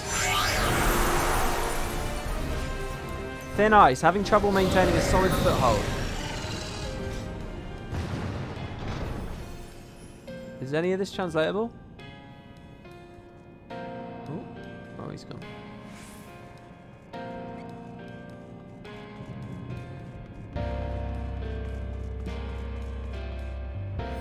Good DPS skip the hard phases. Are you saying that's what we did, or is that what you're saying we failed to do? I don't mind slow DPS, so if I can appreciate the whole thing. What is this? Misery. Damage taken is increased. Ugh.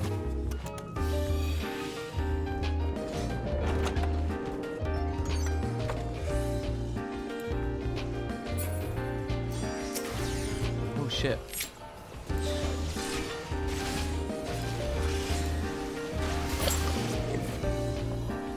Oh, wait.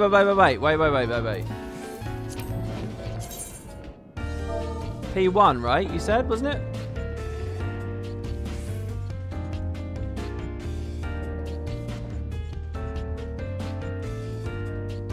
I assume they might be getting annoyed at me for doing this.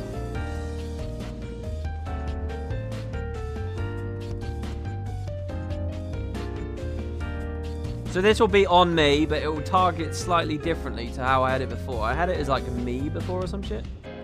So maybe this will be a bit cleaner. Right. Oh, I still don't have... It's not a cooldown yet, so we can't see.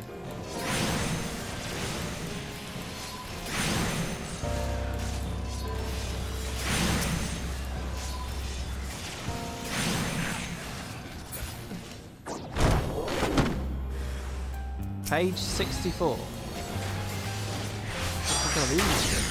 Oh my god. Oh, that's slow again. That's not working. That P1 isn't working. It's completely broken now.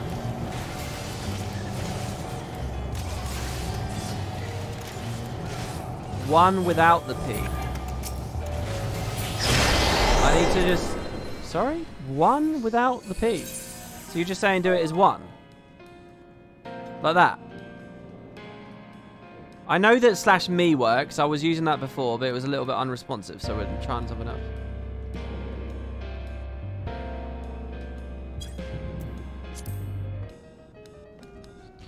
Looks like there's some kind of debate that I keep glimpsing, in which you guys are talking about. Alright, that felt pretty good. Did it quick? Oh shit. Sorry, should I be pulling them over to this?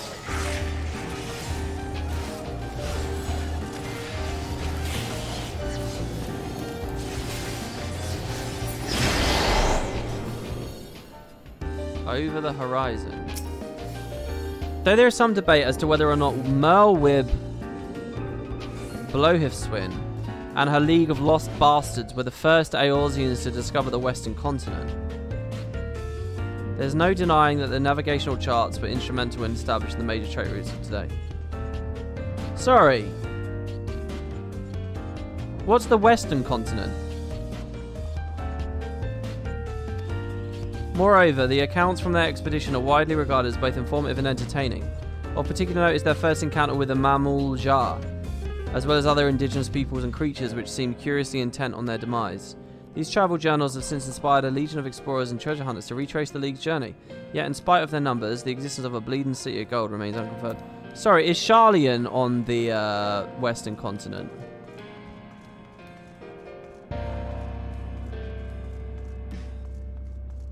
Essences and permutations. Chapter 1. The spark of lightning ignites when it strikes, and thus fire is born. The heat of fire renders to ash all that it touches, and thus earth is born. The density of earth shuns and harbours cold, and thus ice is born. The armour of ice melts away, and thus water is born. The moistness of water mists and rises, thus wind is born. The gusts and sighs of wind gather the clouds, and lightning is born. So it's a circle. 3 conquests, boundless and unwavering. Earth, grounds, lightning, water. This is just explaining the elemental oppositions, right? This looks really good. I like it when they do a little bit of the reflections on the ground. And the Diablo kind of statues look cool as shit.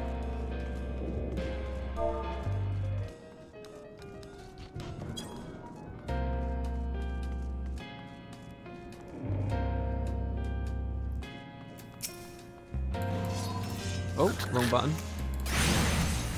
Why can I not get those two in my head? I just don't know what it is. Can I aggro more? But they probably want to fight more things at once, don't they?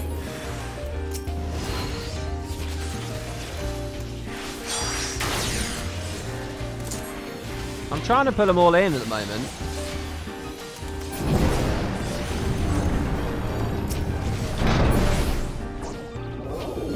Oh shit!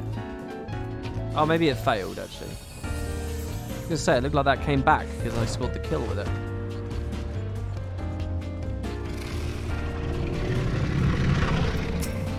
Biblos.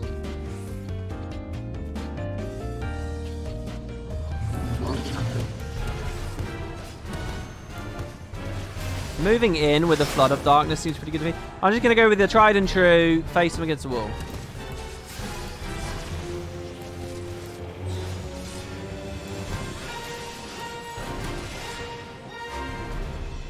Keep him with here. Drawing dark energies. We got to get the books.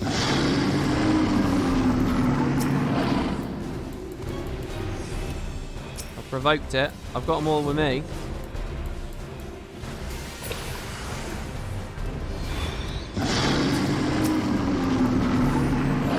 Invulnerable.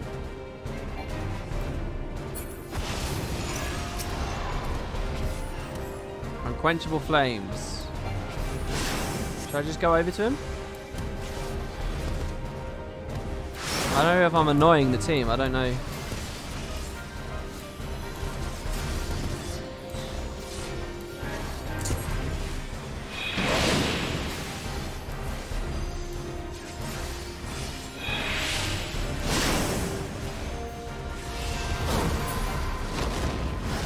Invulnerable again.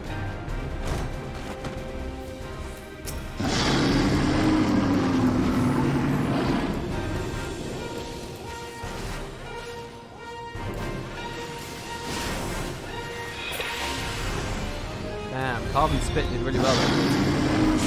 Oh shit, what's this tether thing? Should I keep the tether away from the boss or put it into the boss? I'm watching the other guy. Oh shit.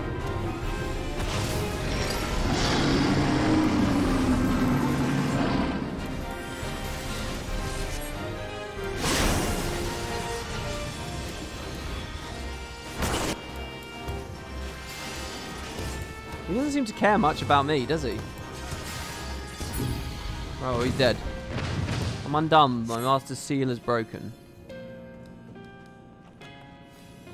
What is this huge debate you guys have got going on there? What is that? About the nature of MMOs?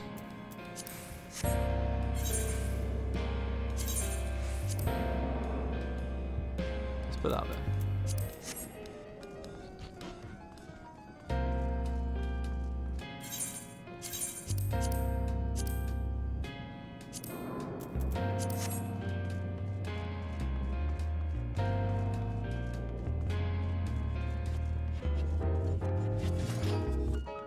Do you guys think it's a bad idea, me having the party list so small on the top left?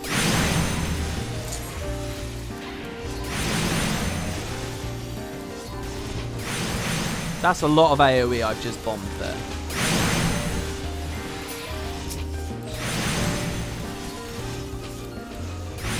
Could have used this button as well, Abyssal Drain.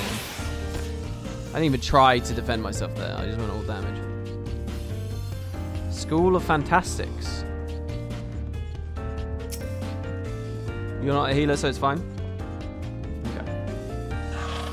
Because earlier, you'll notice, I didn't even realise it was off, and I'm wondering if that's bad, like I shouldn't be so ignorant of. I appreciate that I could put floating health bars on my party members. It's probably useful.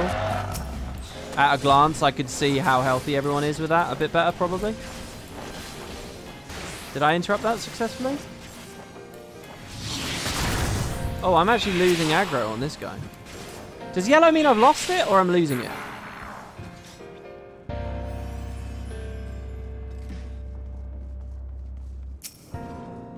Logos. I recognize a lot of these. These seem like more anthology things. Oh, Logos is the name of one of the LeBlanc Syndicate in 10-2. Is that what they're doing, maybe? How do I know at a glance if the boss is cleaving and I should be aiming it away? Do you guys have any advice for me on that? I know that just as a rule of thumb you could assume, but is there like, is it easy to see the animation in general?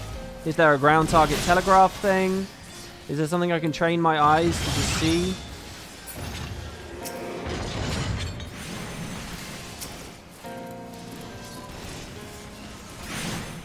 These things are called speed readers, are they? That's cool.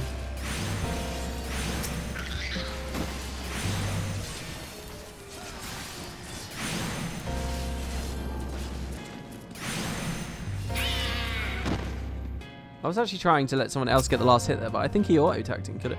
Beauty is ephemeral, but it needn't be. My lady Amandine knows this well. Lovely creature that she is. Would that I could have kept the genuine article in my keeping, but alas, I shall have to settle for a pale imitation. The vessel is not quite up to my usual standards, but beggars can't be choosers, as they say. I washed and anointed it per the instructions, then secured it to the bed with chains. I wouldn't want her to get ideas above her station. What? What is this? God's just the thought of it is enough to get my blood pumping. I can hardly welcome to wait my beloved succubus. Ah! He's made an animated sex doll thing and given it life, right? I'm not even joking. That is what this story is, right?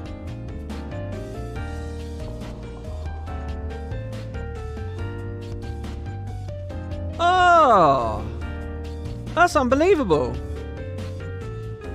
And he's tying it to the bed with chains. Just the thought of it is enough to get my blood pumping. That's incredible.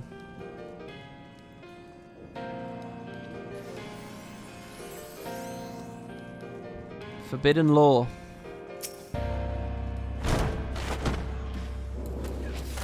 I like these owl things, by the way.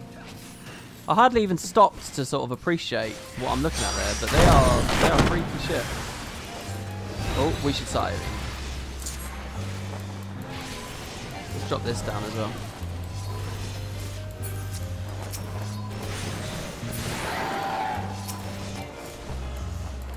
Heal up with that. Nice. It's about one of the ARR dungeons, is it?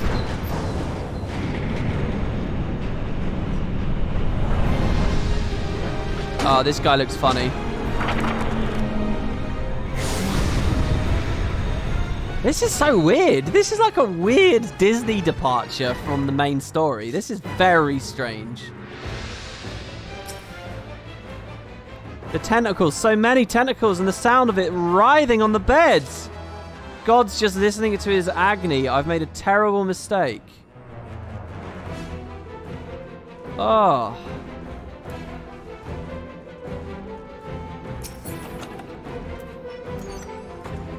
He made a tentacle sex toy. Or she did? I'm now wondering what gender it is because of the nature of the tentacles.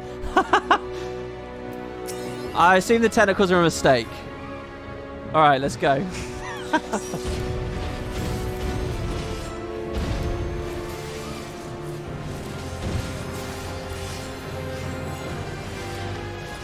I'm just pointing him away until I see he does something.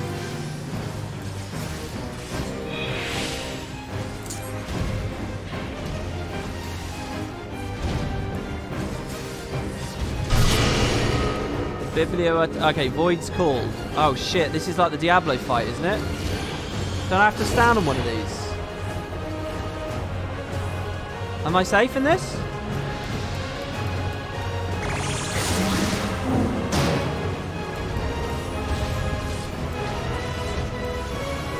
There was a thing where you had to go through doors or something.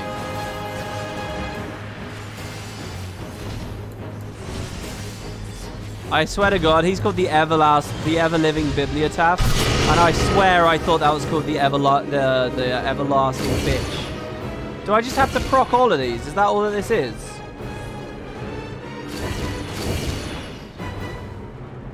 We're good, yeah? People have gone back to DPS, so...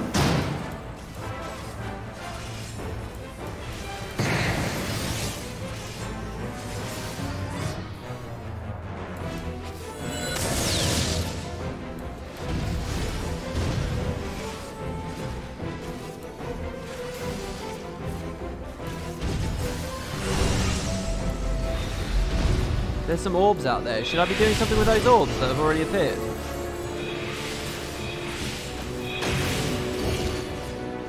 Should I go get these ones? Are there stacks at play where everyone has to contribute, otherwise it's fucked?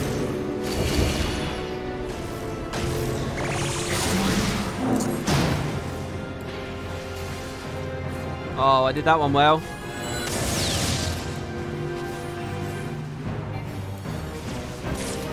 He's dead. No, the orbs hurt. The orbs are attacks the other player needs to put out of the way. Okay.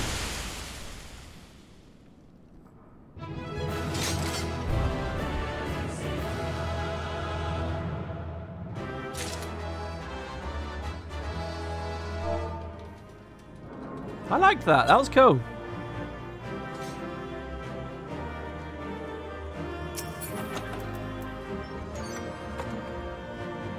There's not been any fun loot in any of these dungeons though.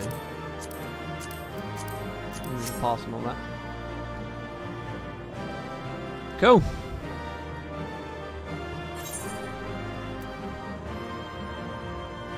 Since it's a leveling dungeon, you get one guaranteed piece of tank equipment given.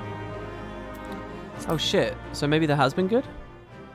Those circle plates are portals that will summon an enemy if you don't close them. The number of shiny circles on them indicated how many players needed to stand on them to close them and prevent the enemy spawning. Oh, I see. Oh my god, I can see how we're near the end now because there's only one crystal left.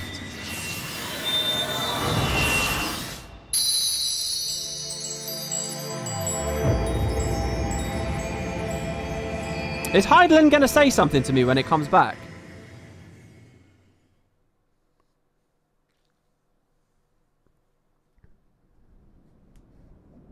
No, I don't have 60 Allagan token. I'm in Artifact Gear, which is a term derived from Final Fantasy XI.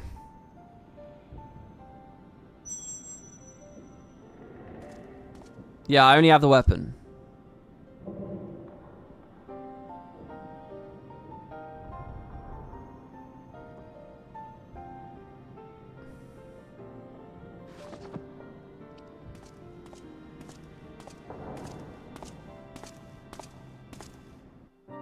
Feel, think, wash behind your ears. That's what I want to go do, actually. We'll go have a bath or a shower.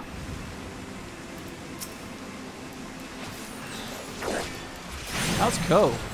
I'm really into the game at the moment.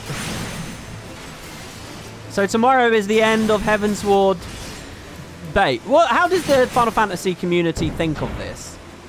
Do they think of it as the end of Heavensward's the release bit, or do they not say, like, how's this community's perspective in terms of the subsequent patches? Do they bundle them all together in their mind, just as New Game Plus bundles them together?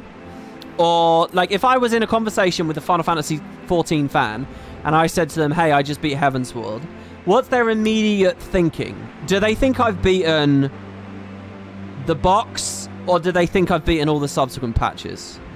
Nobody buys that you've beaten it. Which one do they think of? If I just said, hey, I just beat Heavensward, what are they immediately going to think? Are they going to think I beat the box, or are they going to think I beat 3.3? They would think base.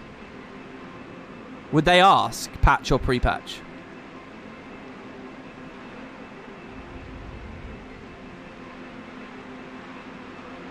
A cold shower to calm down after reading the book. People would ask. People would ask. Okay. Because I'm just trying to get a sense of, like, what people will stand for. Do you know what I mean? Like just to think, as a Guild Wars player, if they released POF, right, and Path of Fire ended in the Desolation, there was no Balthazar fight. there was no Kralkatoric stuff, if it just ended in the desolation, I think people would, like, outrage. They'd say, oh, you didn't even complete the fucking story. If Guild Wars 2 ended without beating Zaitan, for example, I think they'd be outraged. But I'm getting the sense that with Final Fantasy XIV and with other MMOs even, the community wouldn't care, because they'd be like, well, the game is the patches afterwards as well. They're so expectant of the story to continue in subsequent patches and continue well in subsequent patches that they would buy an unfinished box. That's what I'm trying to get a sense of. I'm trying to figure out where the community lands. Because it's kind of weird how, like, there's a big story as a Guild Wars fan. Like, oh, Living World isn't as good as expansions. People aren't as happy with the... But it's like, these other... If FF14 has the alternate perspective, where they're perfectly happy for the story not even to end in the box, that, like, speaks of a whole other world where people are so confident and so happy with their Living World equivalent, their patch structure, that, like, it's like a goal that ArenaNet is even trying to achieve. And I think what I'm trying to reconcile in my mind is, why has ArenaNet for so long tried to avoid expansions and just do Living World? And I'm thinking to myself, well, maybe they're doing that because they themselves, professionals that follow the MMO scene, they can see that FF14's community gets away with that. They can see that World of Warcraft gets away with that. They can get, maybe ESO's the same. I don't know right now. But maybe ArenaNet's looking at all these other products and they're seeing communities that are happy, just as happy with patches as they are with base experiences. And ArenaNet's just trying to get to that place. And have failed, really. I mean, that's why End of Dragons exists, and the Icebridge Saga had to come to an end, right? Because they have failed in that. Because they have failed to show Living World as captivating as expansions themselves. So that's why I'm really curious about that story. Hopefully I've explained all this well enough to you guys. What the FF14 community swallows, you know? And there's lots I need to play through to see that. I need to see if there's a drop in quality at 3.1, and then 3.2 and 3.3. And then with the later expansions as well. I've got a lot to figure out. So yeah, just the answer to that question I think is already quite illuminating to me. When do people consider, if I tell someone I've played Heavensward, are they, you know, does it just sort of end almost limply because there is an expectation the subsequent patches do stuff, or what? And I want to know how much of this mindset is inherited from World of Warcraft players as well, who kind of define what MMOs look like and get away with because that's the top dog, or always has been. So yeah, anyway, that's I'm sorry if that's too wordy and too uninteresting to people, but that is on my mind. Because with Guild Wars, there is always a sense of like, oh, this story is too big for Living World. But I'm wondering if that's true for Final Fantasy. Is there a story too big for patches, you know?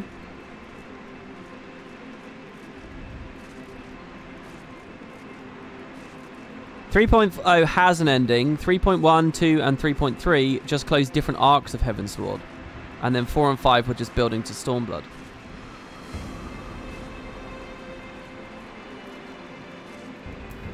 Yeah, so once again, another stream done, and we're still on this box. Still on this box. Unbelievable. I have to assume these boxes aren't of equivalent length. This has all the length and meat of all this shit, but it's actually fun to play. So it's not...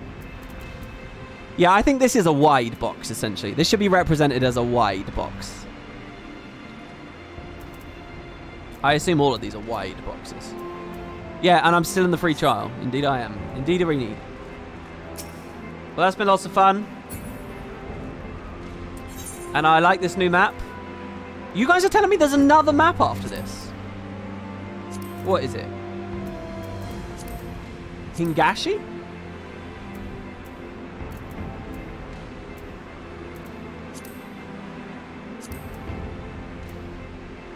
Oh, it's this place. Orthard.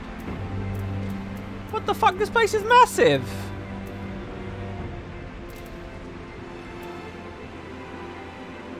Azizlar, obviously. Well, not obviously. Azizlar could be a dungeon. Azizlar could just be a trial area. Or it could be a full-blown map. I don't know. These are Stormblood maps. Oh, right, yeah. Whoops, I've come out of Dravania completely. What the fuck is this? The Weeping City of Mac? Oh. Their UI for maps should be Pyramid Peak. their UI could be better for navigating, but whatever. All right. That's it, guys. That's it for today. Thank you very much for watching. Thank you for all the feedback, all the information. Please do remember to click follow. You'll know when I next go live.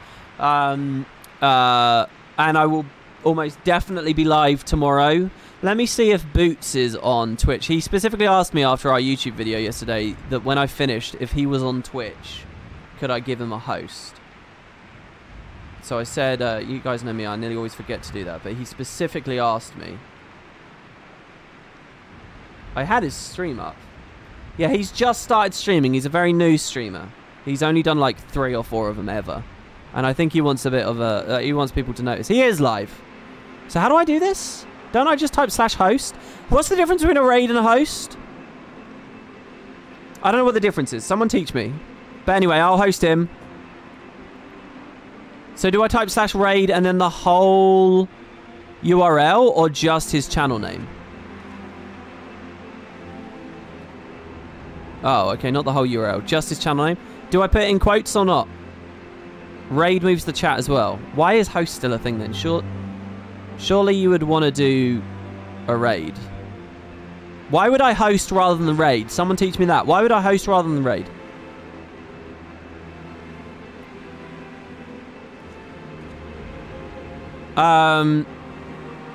Do I put the quotes in? Is it raid Boots or is it raid quote Boots?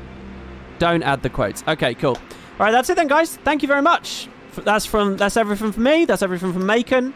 Check out the video with Boots over on YouTube if you like, or watch him live. So thanks, guys. Ta-ta now. Bye-bye.